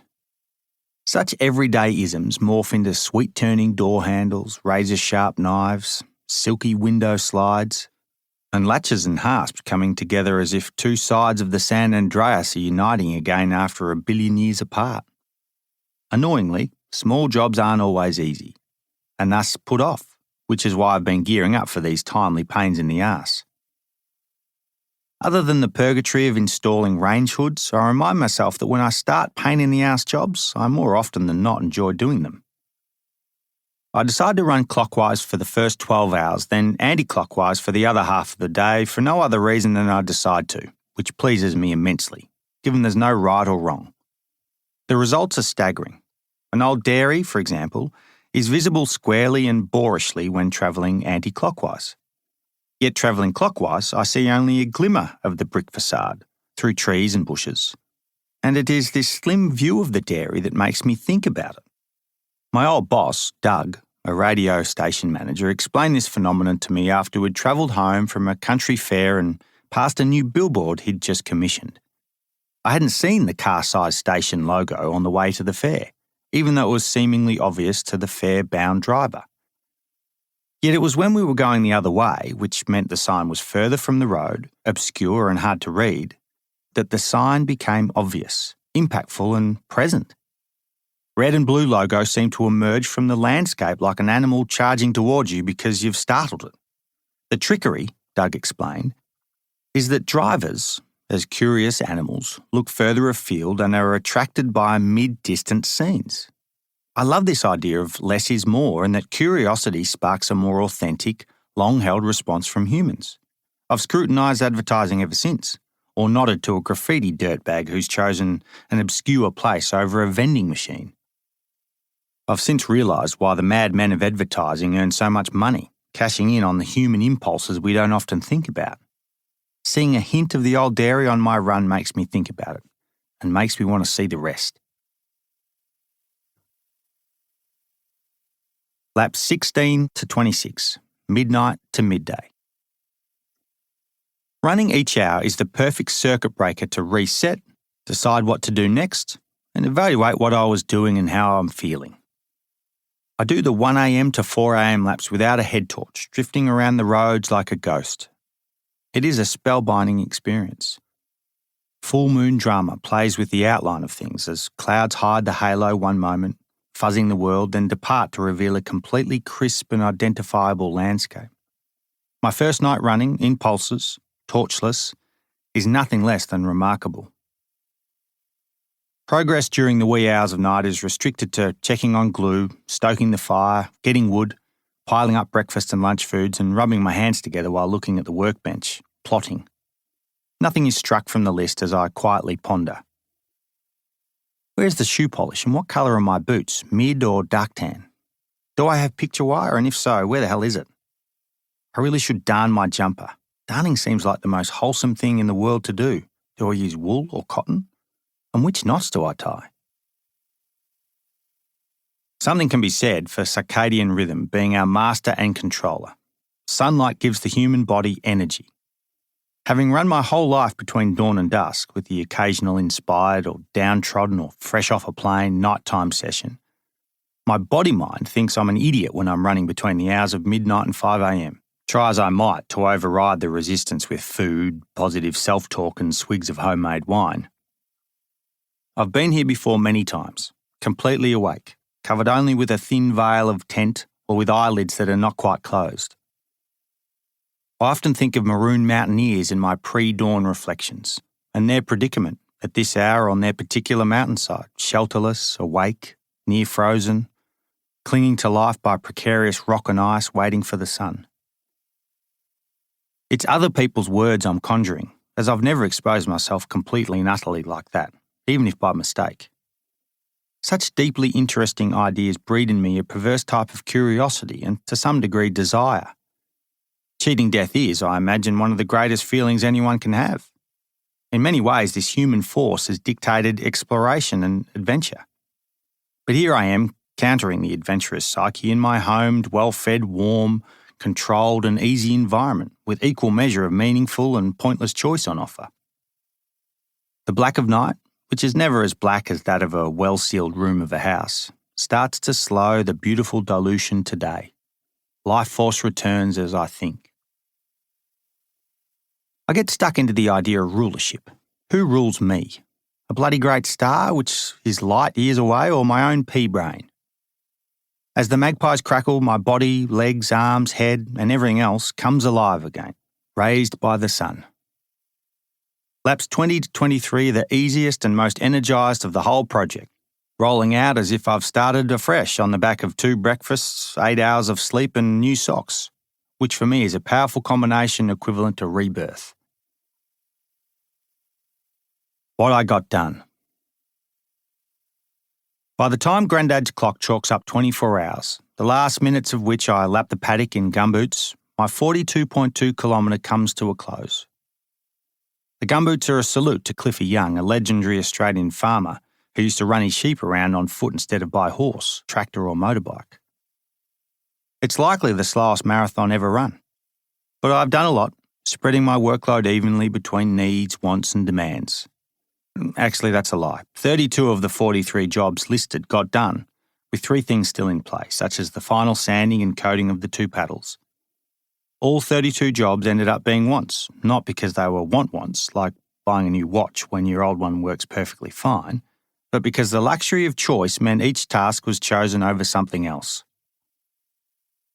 You can do a lot in 86,400 seconds, which of course we all get each day of our lives. My sense of presence during this one long day was a mix of now, past and future, which I like an awful lot. I would not want my days to be otherwise, oscillating between the direct experience of what's in my hands and underfoot, or drizzling down my face, blended with a conversation I had 15 years ago with a former boss on the return trip from a country fair.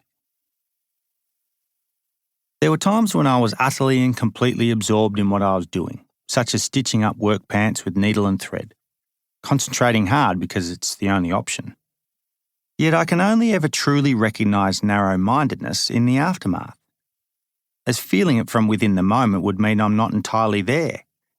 Herein lies the conundrum of presence, as it seems to be a recognition that ongoing focus takes us away from all the other white noise of life, but acknowledging a state of presence is to burst its own bubble. One way to achieve this state is by blending challenge and rewards in relatively equal measure to balance out the feedback loop.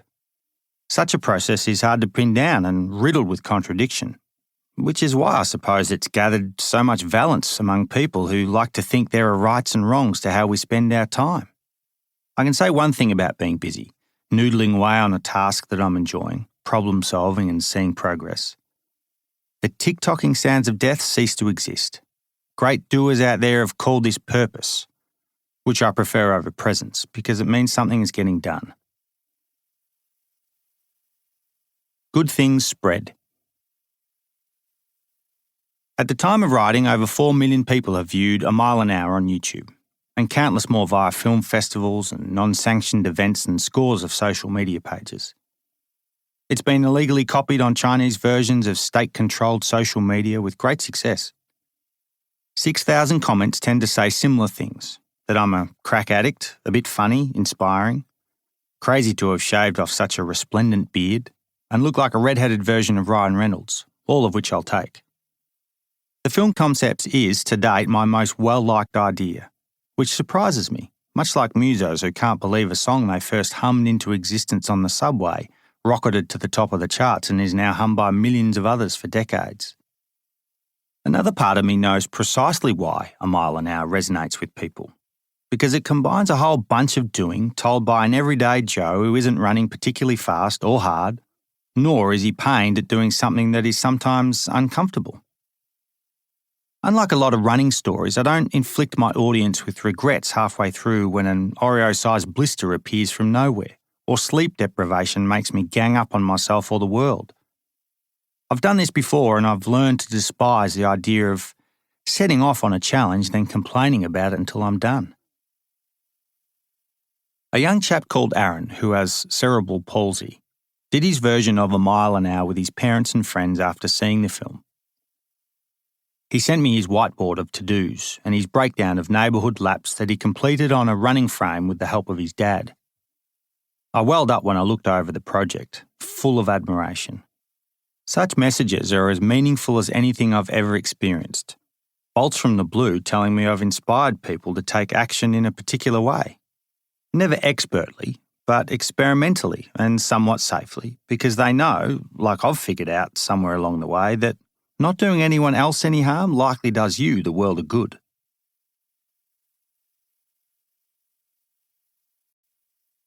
Chapter 7. Home. 6 months of May. Halfway through writing this book, May came along. First the month, then the child. May Mary Miles, named after Helen's grandmothers from both sides. Life as I know it changed in a moment. Actually, it changed slowly over 9 months to the day, then at a medium pace for 11 hours before all of a sudden a few seconds brought new life. A squirming, purple, dimple-cheeked infant getting plonked onto a table for a rub-down, then plonked back onto Helen's arms, was the most meaningful moment of my existence. Seismic feelings took over in what was nothing short of a shocking scene of blood and goo. I choked back tears that I should have let gush, allowing myself a release on behalf of my heroic wife. May had landed. But first came Helen, 5 years and 2 months earlier. Somewhere, somehow in my 18-month recovery from a breakup with a good woman and after a brief encounter with a Swiss beauty, I realised what I was missing. My aloneness, which I liked, had all of a sudden turned to loneliness. In a departure from my working with hands, face-to-face personality, I decided to try online dating. A perfect evening of mediocrity in the company of sensible drinking proved my tipping point. I signed up to the most expensive eHarmony package, then went about presenting myself to the world of women via photos and stories. Having no real selfies of myself, I stole photos from middle sister Alice's Facebook page, told fables about travel and tried to be real, which is a sham when you try so hard, and went live just before dawn. My online adventure started. I had an inkling that this uncharacteristic adventure was a big deal. With my finger poised above the laptop ready to publish my profile, I suspected that the return button was a portal to a changed life. It was, and here I am, married, different, renewed, and completely sold on the idea of online dating. Although that's the hindsight view of things, because it was an awkward and fumbling experience for the first few weeks, as if I was a virgin all over again. I called the helpline twice, about what I thought were nonsensical web page issues and once about the various levels of service the platform provides. I talked to the same person, bonding in a pseudo way with a caseworker who seemed genuinely interested in the gig.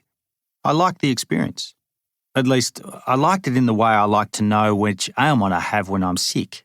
Much like Walter Mitty, I was never confident with the proceedings, but happy to proceed based on not trusting my instinct. This turned out to be the right decision. My one oversight was that I hated dating. All the over-communication before meeting, the vagaries of subtext between unmet parties, and all the personal hygiene required if you finally arrange to meet. I don't like showers at the best of times, let alone when the reason for showering is to meet a person I might never see again. As a water-energy-time equation, dating seemed environmentally poor and a pain in the arse. After a flood of emails from a wide variety of great women swirled around for weeks, I sensed I'd lose my job due to a drastic downturn in productivity. I promised myself one more week before I'd throw in the dating towel and turn to God.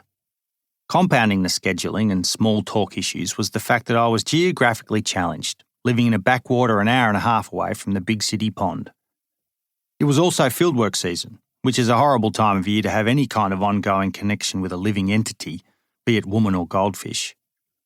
Large chunks of my calendar were blocked out with expeditions, so my dating schedule would need to mirror that of an overpaid sports star, fitting things in between pumping iron, running and dodging and physio. For me, this meant meeting girls at whatever venue, whatever time of the day, doing whatever they fancied doing. I listed options like kayaking and running, as long as I wasn't off running or kayaking for work. Drinking coffee 5 times a day with different women in an industrial estate where beards and frocks have replaced imports and exports sounded like the best way to snag myself a wife. With great jostling, I arranged 10 dates in 4 days, based on two 2-day blocks 2 weeks apart. Each block contained 5 dates, spread between breakfast and after-work drinks. I purposely didn't schedule dinner dates given I like to go to bed early, and dinner dates were loaded with potential, and I had no time for that. This meant I'd only be in Melbourne for 1 night for each block, saving on travel time and showers. Helen slotted in at number 4 based on that wonderful array of non-selfie pics I've told you about, and quirky profile writing. She was a front-runner by a country mile, which is not just hindsight speaking. My stepfather Warren and I heavily vetted all profiles, and we can attest that Helen was my favourite filly going into the experiment. If my impression of Helen turned out to be right, and I held up to her expectations, would date for 2 years before one of us would pop the question, get married a year later during autumn, and have a child the following year in spring. But first we had to meet.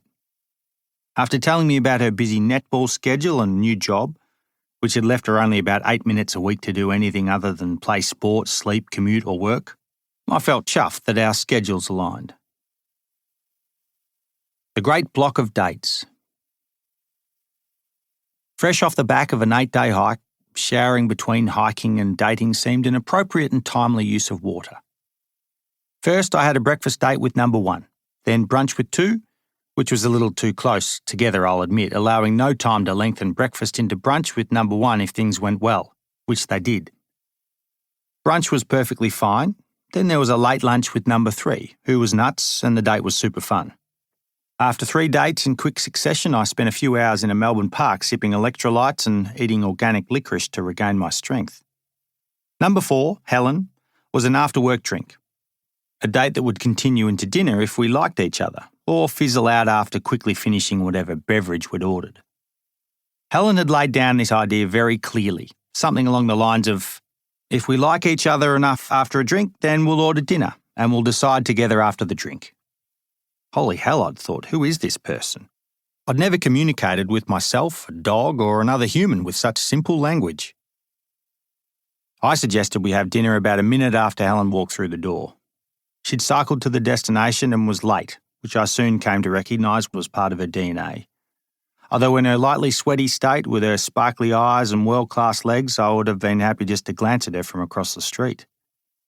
The date went well, 8 out of 10, until I got to drive Helen to the train station, which made it a 9. I suppose the date was a 10 in reality, as I drove away from the train station and decided to finish my barn in the coming months in order to marry her in the following year. But I reminded myself I still had 6 dates to come, so I cooled my jets and went back to my parents' house to rest. At 6 a.m. the next day, I was going running with number 5, which was nice. 6 was similar, without the running. I ordered soup. 7 was my undoing. Try as I did to remember her name, I got halfway through the date and forgot if I was talking to Kate, or was it Katie, who was actually date number 2, Maya, my yet-to-meet number 8, but with whom I'd exchanged so many emails, thus she was front of mind, Vanessa, date number 3, bonkers, hard to forget, thus easy to remember her name, or none of the above. I also couldn't remember if we'd talked about the tram saga or if that was early in the day with Steph, date number 5, or Crystal, date number 6. In short, I called number 7 Helen, which ended my great date experiment. Helen gave me flowers, natives, beautiful with a small handmade card, on date number 3, when she came out to the farm via train for a skillet-cooked lunch from the fire in the paddock. Just as notable from the same date was a text she had sent to her best mates with the location of my farm, listing the times and intentions of the date, based on the slim chance I'd kill her around dusk when the date was due to finish. I know about the text because she told me about it moments after handing me the flowers. Things went from very good to very great over the next 2.5 years. We bought a yellow bricked apartment together in Melbourne's southeast, equidistant to our respective workplaces, me on train, Helen on bike. Next, there was a proposal on Boxing Day in front of our respective families. Then we were married in the barn and had our reception at Dad and Maggie's, my stepmum's, old hall, where we ate and drank until we passed out in the loft of their barn. Our honeymoon was in a neat little shack by the side of a lake a few hours from home, where I fished all day and Helen read books. And after a few months of wondering how the hell to get pregnant, Helen handed me the small plastic thing that told us the good news. Dadhood. The first run I took as a new dad, 2 days after May's birthday, strung out on coffee and hung over to high hell, presented an unexpected bonanza of newness. The monkey in my frontal cortex beating its fists softly and repeatedly on the bouncy section of my brain was an old feeling. But the bush and the sounds of my feet on early summer trail and trees rubbing against each other in the breeze seemed new, as if I'd never heard the sounds of a human moving across the surface of Australia before. Some kind of mammalian awakening of the senses was taking place, whereby my registry of the world around me was reset to the level of dog or owl. New sounds and new feelings from the second floor of Warrigal Hospital, room 205, were sprouting out of me as if my favourite shovel had unearthed a geyser.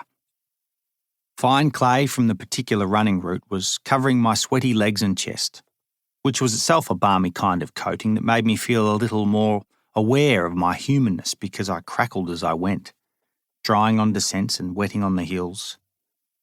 But really, everything about my current embodiment conspired to generate a profound sense of awareness because my world's mass had shifted. A fallen tree branch had me momentarily back on the trail, thinking about my feet. Underfoot sounds are louder than the forest when you listen to them, a roughage-like mixture of landings and takeoffs that plant and push over a granola belt of leaves, tree roots, puddles, snake sticks and wombat shit. Thin-edged swordgrass and bracken whip at your shins as your arms push through saggy branches of tea tree and wattle. The soundscape makes you think, only if you don't think about the sounds, that life is the same old groove you've worn out over 39 years. Of course, things weren't the same as always on this day, which I reminded myself when I hit a straight section of track needing almost no foot-to-brain power to coordinate things, thus allowing space to think about the gravity of new life. May, by heck, was here, meaning that my actions once I returned to the car would no longer be what they had been for so long as I remember. Beau the outdoor educator, or Beau the builder, filmmaker, writer or husband. I had never emerged from the bush as Beau the father. The way I use time and the way I explore, challenge and venture into the world shifted as soon as I left the canopy of trees. My ute would take me directly to the bedside of a new human and the newest adventure of all. Mayhood. I'm fully aware that my ego expanded as a new parent, taking on the kicking legs and fat hands of my newborn as if they were my own.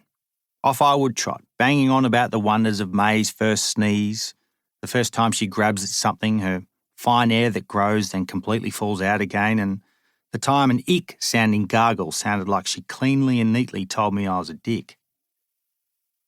I am new again through the newness of May, talking to others as if such things are happening to me. Parental gushing is mathematical. A single 1.0 human becomes a 1.5 human after the birth of their new child, with the other parent owning the other half of the new human, adding to their 1.0 self. We then go about telling the story of our overinflated 1.5s, having increased our sense of self by 50% overnight. I'm not sure when May gets ownership of her full self and when we go back to a single figure, but for the sake of argument, let's say she can take the reins on her 10th birthday. But the equation of adding another human to a functioning duo becomes even more slippery when May simultaneously adds to and subtracts from mum and dad. The newborn also waters down our singular identities as there is only so much time in the day to operate as one. By taking on another half-human, you have to do more with your 120 awake hours a week, which often means doing less, perhaps poorly or not at all. Such an equation requires you to reinvent your use of time and what it is you think you are. Man, oh man. I'm very male, and it's taken my whole life to figure this out. From the way I interact with a train timetable to loading timber on my ute, it's all skewed towards a particular type of thinking and acting. Up until now, for example, I've never felt unsafe at any point of the day anywhere. City, town or wilderness were simply places to go, not locations to be guarded or tactful. Caution at times was geared around my practical capacities, not fending off another human by, for example, walking on one side of the road compared to the other. Growing up, I'd never thought about being in the world as anything other than a boy who, after a few years on the road under my own devices, would become a man.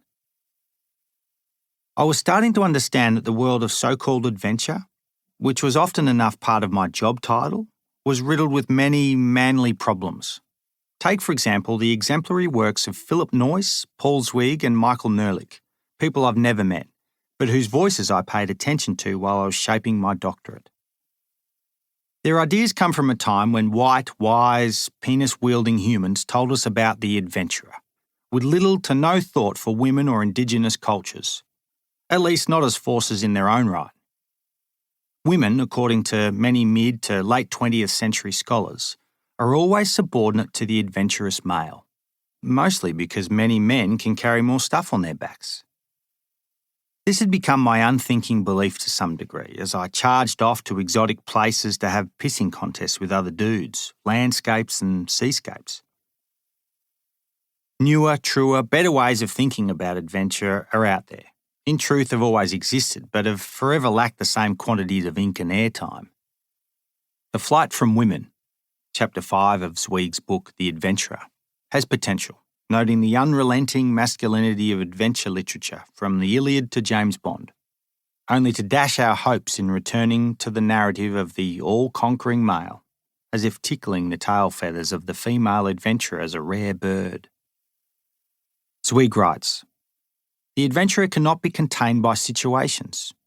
His life is a flight into danger, as if he were pursued by an enemy which he fears more than danger itself. And this appearance of flight is altogether apt, for the adventurer does have such an enemy. The adventurer is in flight from women." I wonder if this sentence could be flipped. The adventurer is in flight from man. Saying this aloud makes a lot more sense, women fleeing from the brutish male, and in doing so, embodying acts of bravery, strength and stamina. Sounds pretty adventurous. Fittingly, back at the kitchen table, my wife enters the house at the same time I'm thinking about another Helen, the beauty of the Iliad. Governed by the power of women, it is Helen who creates the epic occasion by running off with Paris. As we talk about something ordinary and pleasantly everyday, I look back at the computer screen and smile at the juncture of the Iliad's Helen and the one digging into a muffin at the kitchen bench. It's important to know that the most proficient and staggeringly brave sea kayaker in the world today is Freya Hofmeister, a German paddler who has recently circumnavigated South America. Yet for the roughly 450 paddlers who have crossed Bass Strait in the modern era of sea kayaking, only a handful are women. It was not for a lack of trying that I failed to get a mixed male-female cohort on the film I made, Bass by Kayak, asking far and wide for female co-expedition members to sign up. Male members were also hard to come by, but ultimately available. And this may be telling of the gender imbalance in the so-called adventure stakes. This contrasts with the university where I work, where more than half the outdoor education students are female, as has been the case for over 10 years. Many of these women go on to become proficient paddlers, climbers, hikers and doers. And I was heartened to see an evenly mixed showing of faces at a recent presentation of Bass by Kayak to one of Australia's largest sea kayaking clubs. Why there are so few female crossers of Bass Strait, therefore, is a little baffling. It is likely that Bass Strait, as with many of the famous mountaineering routes, is on the bucket list of an overwhelming number of male paddlers, perhaps thanks to the dominant masculine bias in the culture associated with risky adventure travel. The order, size, and weight of ingredients.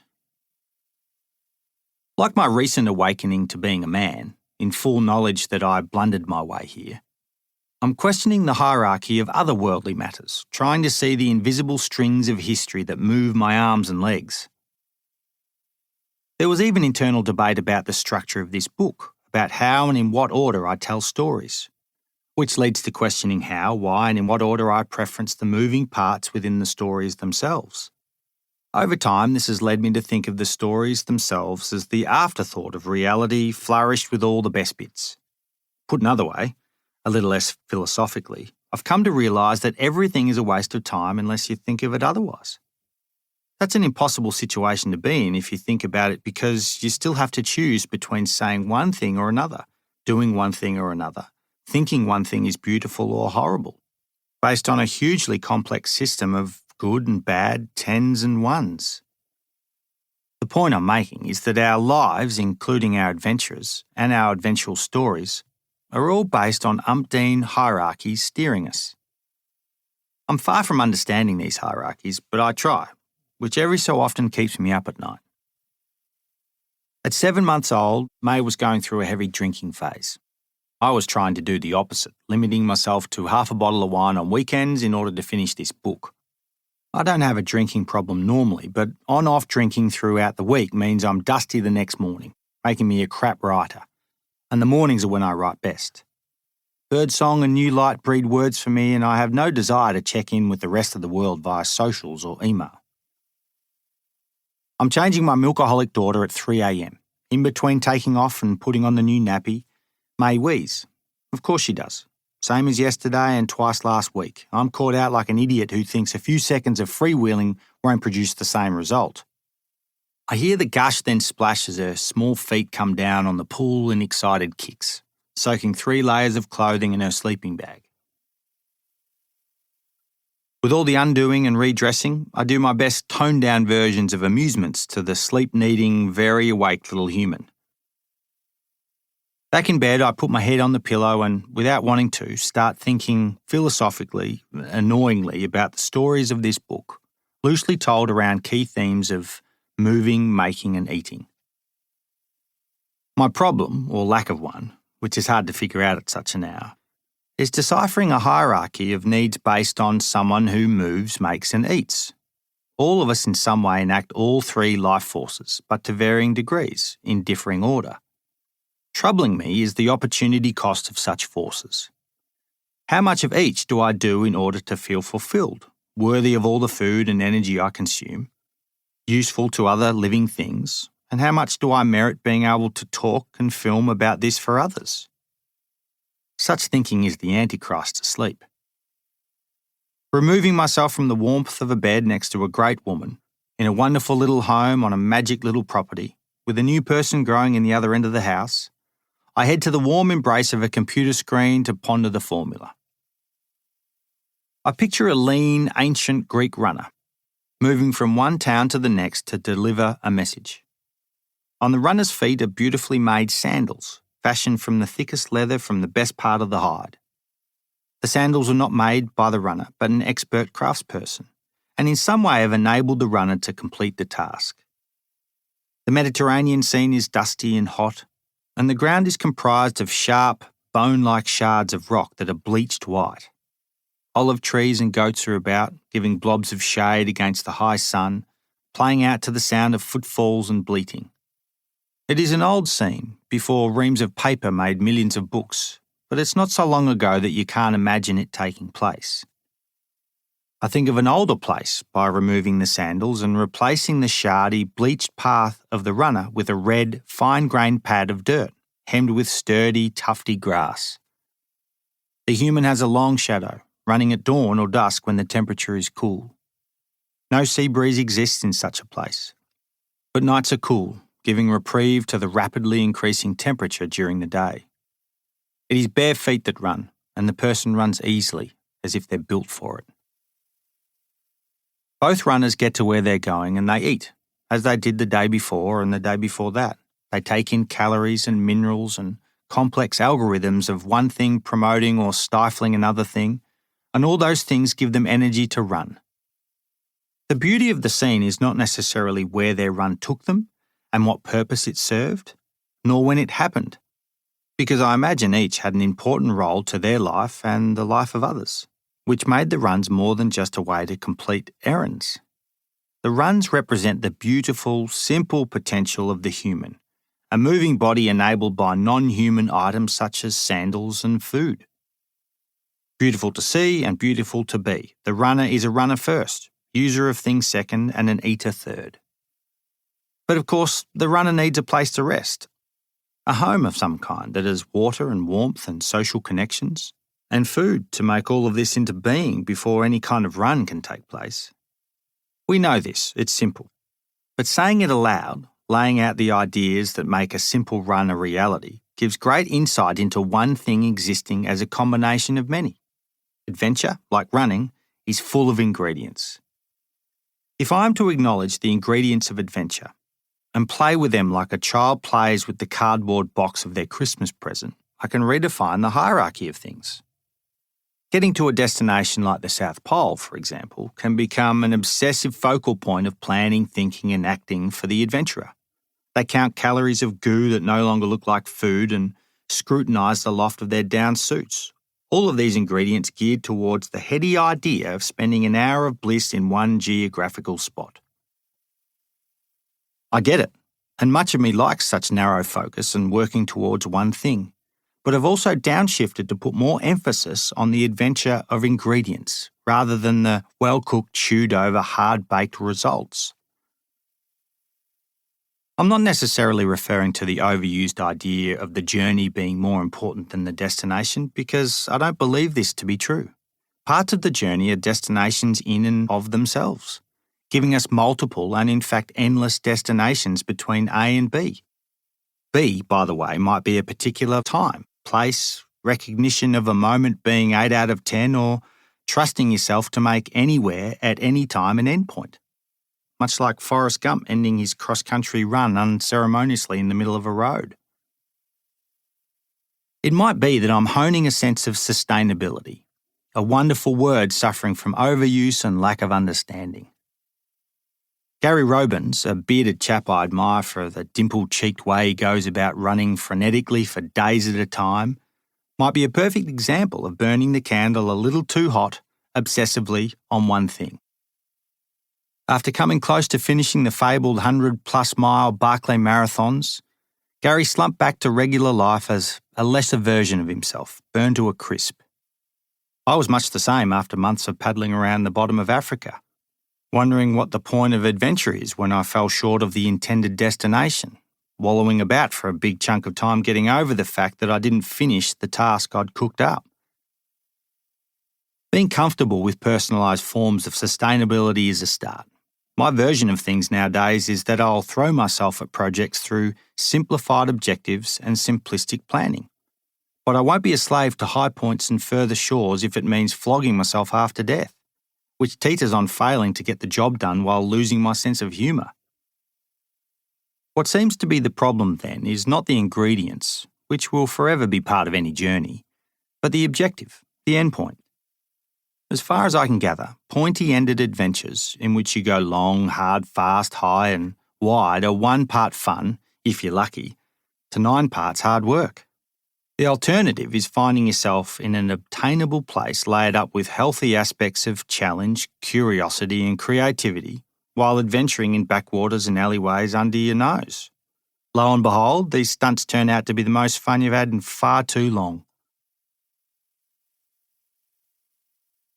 Big gums. I decided to spend a night in a gum tree. Helen didn't think the idea was all that odd, issuing a hall pass without any reluctance, shooing me off to the barn to gather my thoughts. 11 gum trees shade the barn and yard, at least 11 that you can eyeball from the barn or front door. Half a dozen giant stumps still protrude from the lawn like headstones and tell of a past megaforest. So those that remain seem both ordinary in their Australian gum tree way and extraordinary in that they're still here after a century and a half of land clearing. While a handful of gum varieties grow on the farm, it's lorded over by the impressive Eucalyptus strzelecki, named after Polish explorer Paul Strzelecki, who passed through the district in 1840, although the gums themselves were not known to be distinct from the swamp gum, Eucalyptus ovata, until 1990. In their later years, being likely around 150 years old, they rimmed the house, shading us during the summer and dropping limbs throughout the year to provide firewood. A gum tree is unremarkable in Australia, in that it's one tree in a landscape of billions, in what really is a giant pad of old dirt held together by gum roots.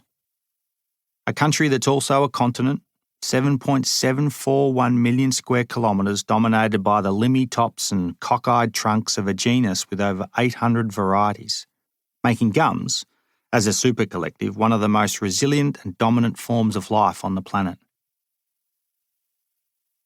A year or so out from the obsessive final throes of my thesis, when I still functioned as a relatively inside-outside human, I looked up into the canopy of the gums during a particularly hot, windy afternoon.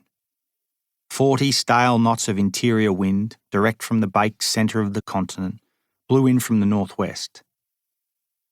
As Helen and I live in foothills that run into the coast, we get the throaty last gasp before it dilutes into sea breeze. I met the wind on the deck, which is the only spot to sit on such a day because it's front row, as the gusts hit the house broadside, smacking into the front door. I watched in awe as the surface of the world became harebrained with air that's in a hurry. Facing wind, especially hard wind, is impressive because its rushing presence is the only thing you can think about, breeding narrow-mindedness and unease. Like torrential rain, periods of high wind tend to contain thresholds, a tension built upon the breaking points of power poles and roofing screws, hanging over us the longer it goes on, anticipating something bad. Soaked in sweat from half a day's work, I took a few minutes to do nothing but look into the canopy of the gums. They epitomise summer, having lessened their leaf load to cope with the reduced groundwater. I'd noticed cracks for the first time a few weeks ago, inch-wide lightning bolt incisions opening up the subterranean world. I watched as the 4 giant gum trees on the northern border of the property roared into action, capturing the full force of turbulence as gusts swept into their canopy from the long fetch of bare paddocks. Trees in our area tend to suffer from a lack of support from smaller trees, bushes or ecological diversity, left alone to fend for themselves, defenceless from all quarters. 10 lanes of high-speed traffic have nothing on the rush of air ripped hard through thousands of long, fibrous leaves. I've been inspired by the sound of wind before, scared stiff at times, as it crosses paths with elements of the world. That's the thing about wind. For all of its power, you can't actually see it unless you see what it encounters. For humans to get a sense of scale, wind needs something to push around, like bedsheets on a single string of line tethered to a weathered Nebraskan homestead. The world moves because one thing in the landscape tells you about it.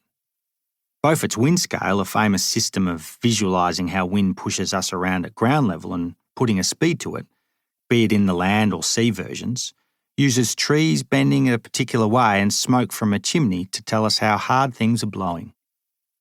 In the bake of summer, when things are crisping off and are becoming less flexible versions of their supple and moist wintry selves, the top half of the trees whip and scratch at their lower halves like fingers and arms of a hyperextending gymnast. Hairs raise on my arms as I estimate, not for the first time, if the largest gum would hit me if it were to fall. I like the drama of such a scene. When the house moves in the height of the gust, the deck does too, which gives the feeling of the earth moving beneath me. My gaze shifts from one violent branch movement to another before I strategise a little more by trying to identify the largest section of tree taking on the greatest movement. I do this by sitting still and closing one eye, lining up the section of gum with distant hills to set my point of reference. I spend a winky minute or two trying to figure out size of branch versus size of movement, at the same time trying to decipher the strength of the gusts. As I sip water, I think, gee, that'd be a hell of an adventure, spending time in the canopy of those trees, strapped to a branch like a bucking bronco. 4 years later, when a virus started to spread around the world with alarming pace, my backyard and being home took on a profound sense of potential. Green grass and the deep shade of the barn started to sparkle at me like icy mountain summits and wide horizons of sea. Of course, I'm romanticising a moment as if it was a moment, and it wasn't. But it was a time when I wanted to be nowhere else because what I saw offered so much. No doubt a small baby lording over the house had a lot to do with my willingness to nest. And so Big Gums, the film, based on a few notes written down years earlier, kicked off.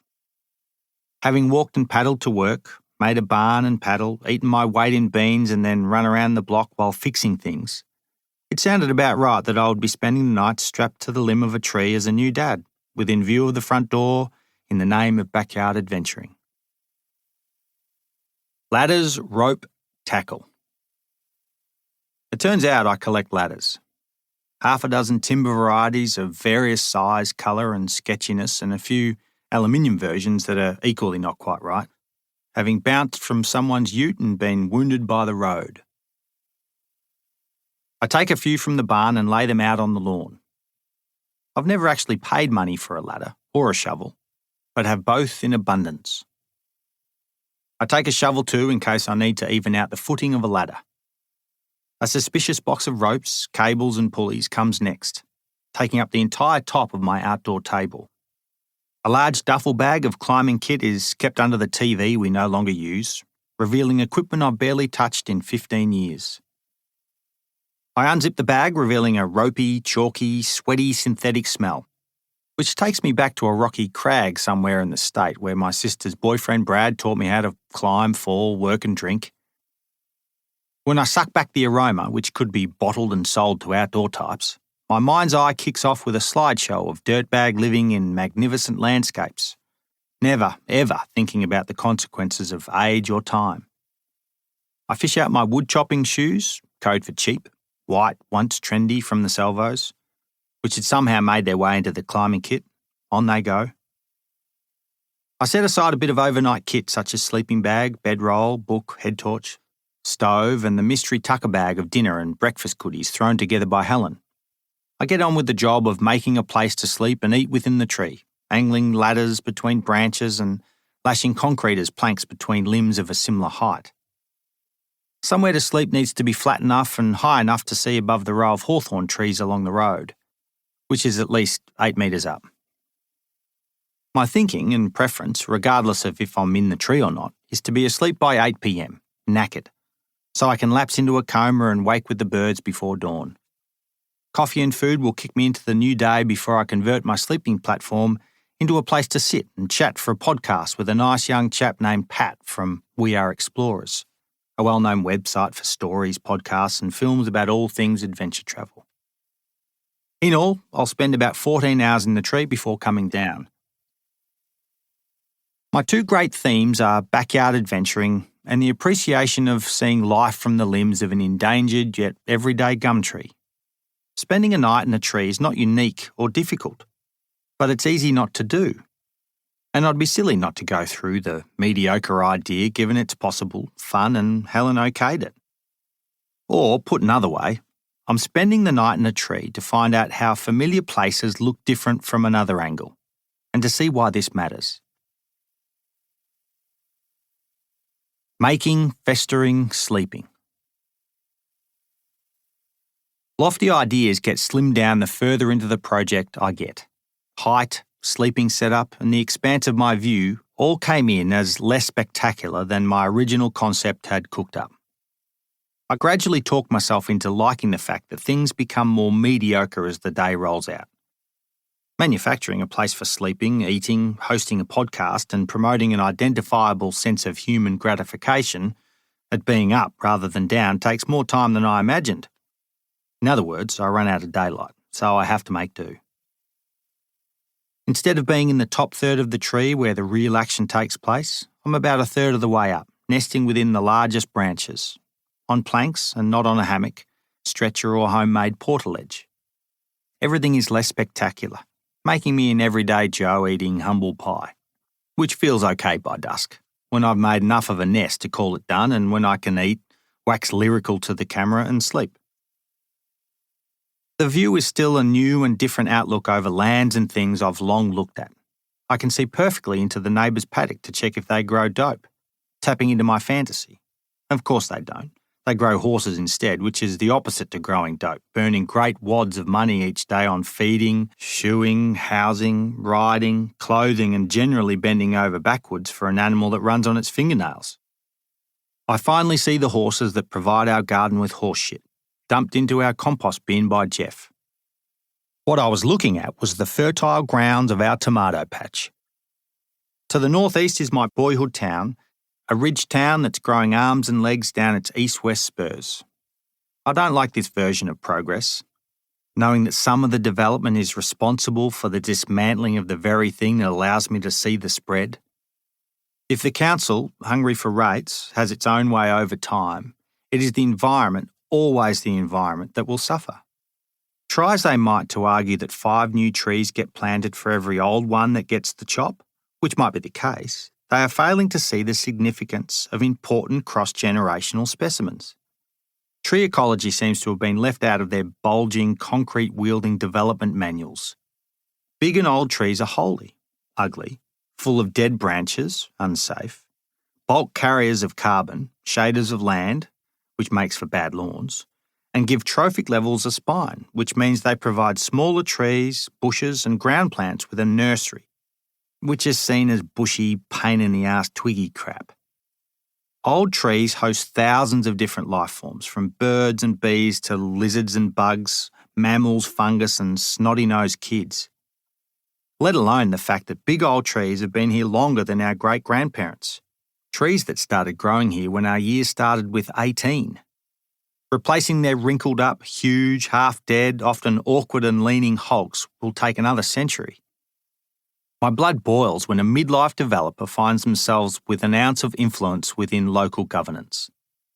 All of a sudden, 1 or 2 individuals, part of a community made up of tens of thousands, are able to kill off giant old trees like I kill mosquitoes, which is a poor use of metaphor, because I know of the great pollinating work that mosquitoes do, and it seems our decision makers who cull trees don't help the environment at all.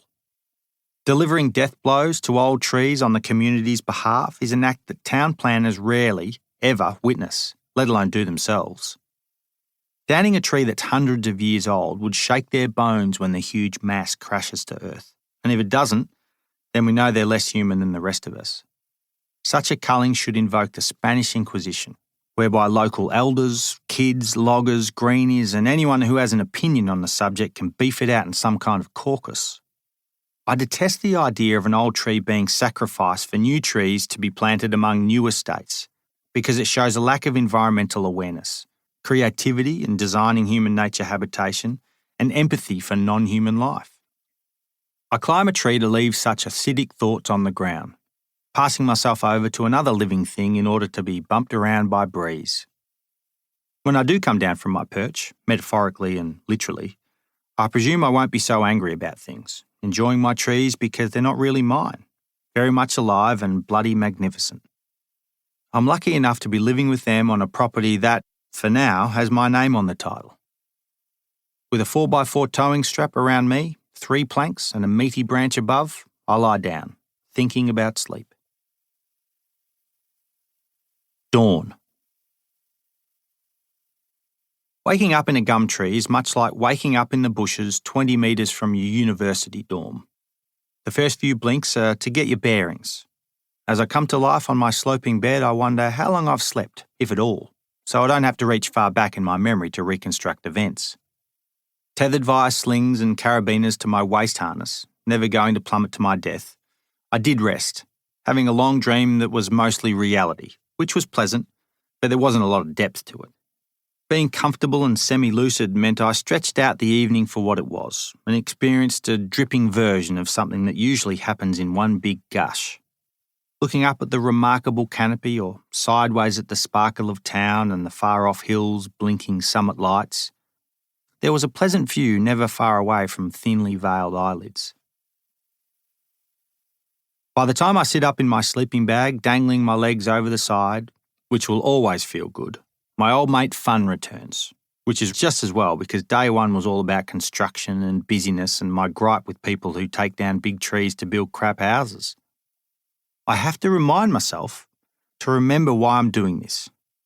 In the face of so much doing, it was nice and necessary, even if prodded, to be washed over with a sense of satisfaction, to sit still for long enough to think about the afterglow while still in the venture itself.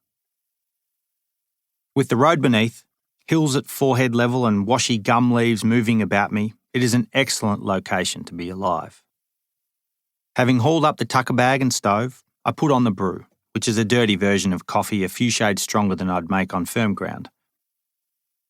I've forgotten my cup, so I drink a large vat of grainy mud with oodles of sugar from the stovepot, blackening my hands. I feel like I'm adding to the general oddness of the 24-hour tattoo, which I like. I take my time, having forgotten to remind myself to slow down, meaning things are working. Ever so slightly, I spoil the pleasant occasion by making a film about it, pushing record every other minute, or verbalising instead of internalising, making good use of the fuzzy mic that's clipped to my jacket. Mitch, flying drones, and Chris from the bucket of a cherry picker train their cameras on the scene, and me and the gums, and the morning gets recorded for the film. I've become better at experiencing things genuinely in front of a camera, so the coffee is made to be drunk, and beans, which I'm far from sick of, are cooked and eaten from the grainy remains of the coffee pot. Things are real, because it's easier that way. By the time the sun comes up all the way, it's as if I've had a full head of sleep. Not an ounce of tiredness remains when daylight arrives in earnest. Things are golden and glinting, and a breeze makes for the perfect companion to keep away mozzies. Back to being task-orientated, having indulged long enough in thinking good and unusual thoughts, which itself is a good thing because the unexpected is what keeps humans going. I stuff gear back in canvas haul bags and start to reverse the process of making a home in a tree. Helen makes a fleeting appearance on the deck of the house in her blue dressing gown before remembering that a film crew is here spying on her husband, retreating to the company of a hairbrush and May. Having feared I've become one of those people who has park benches sitting on their lawns but only ever looks at them or moves them to mow the lawn instead of sitting on them, I haul the park bench to my sleeping platform to conduct the In-Tree podcast with Pat, who's also taking photographs of the escapade. We talk about adventure and travel and life as a wealthy enough bloke who's jetted about the place to go find himself, and now finds himself back on home turf, musing. My ego gets worked over as I navigate between what I've been, what I currently am, and where I'd like to go. After 50 minutes of chatting, we call it a wrap, both film and podcast. I take a big breath, knowing that we've jammed an awful lot of living into the last day, and unhitch the park bench to lower it down to the lawn below. The lads pack their things. When the last car departs, including Helen taking May on a trip to town for groceries, and I regret not going with them as I like buying vegetables, I sit on the park bench and do nothing, absolutely nothing, for 20 minutes, which is the first time I've done such a thing from that bench ever, even having remade the contraption years ago with new, old wood, and actually new bolts. Nothing is not always everything, but at that particular time it was, and a perfect way to end the odd brilliance of a night in a tree.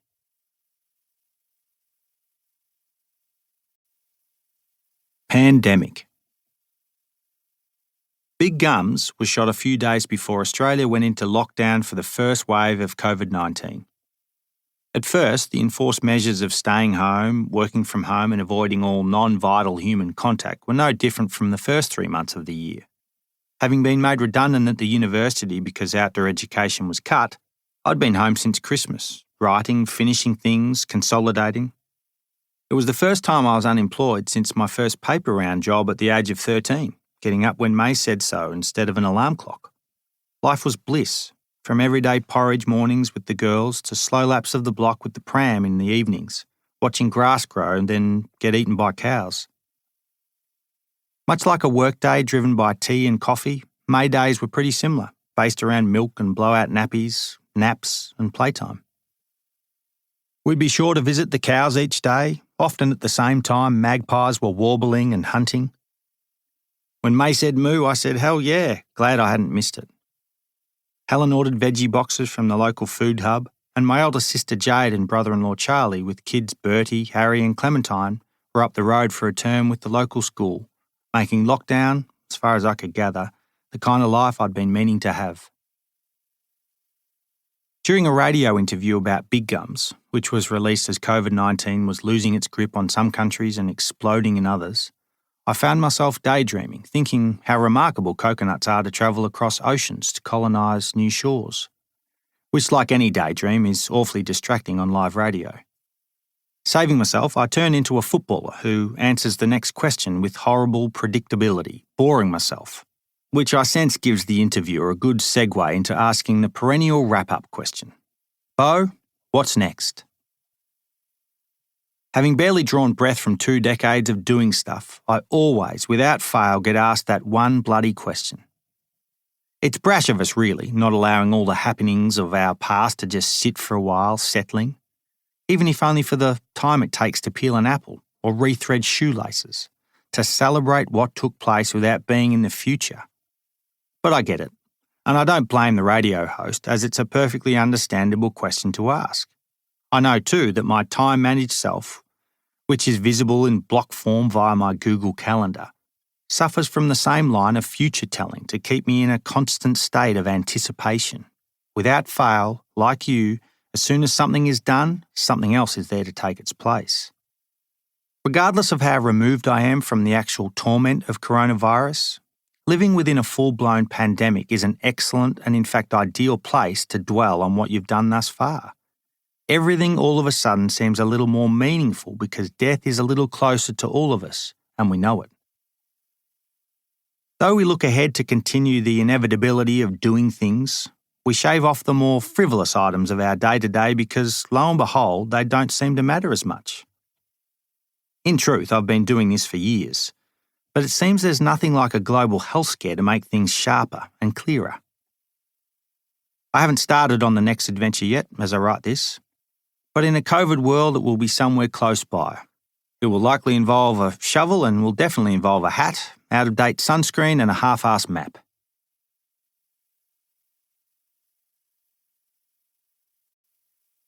Thanks. I'm crummy at doing this because I rarely thank the people who deserve it the most. Perhaps thankable people are so much a part of my ecosystem that their obviousness eludes me. At my wedding, not yet drunk, which may have given me half an excuse, I forgot to mention my mum, best mate, and Helen.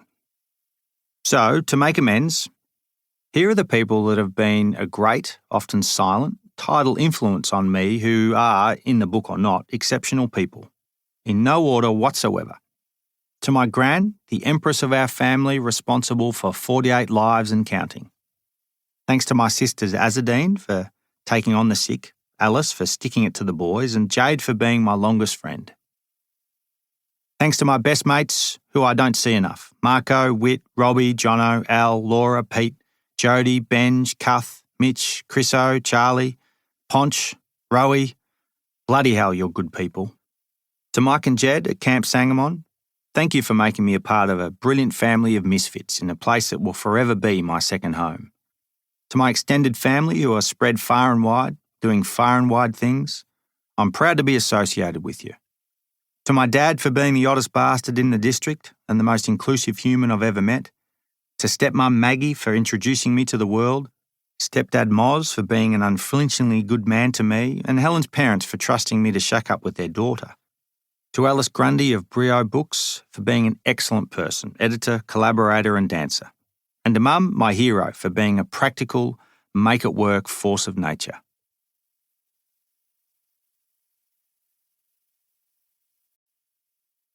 You've been listening to The Backyard Adventurer, written and read by Beau Miles. If you would like to find out more about myself, go to beaumiles.com. Text copyright Beau Miles, 2021. Production copyright Booktopia, 2021. Recorded at Square Sound Studios, Melbourne, Australia. All rights reserved.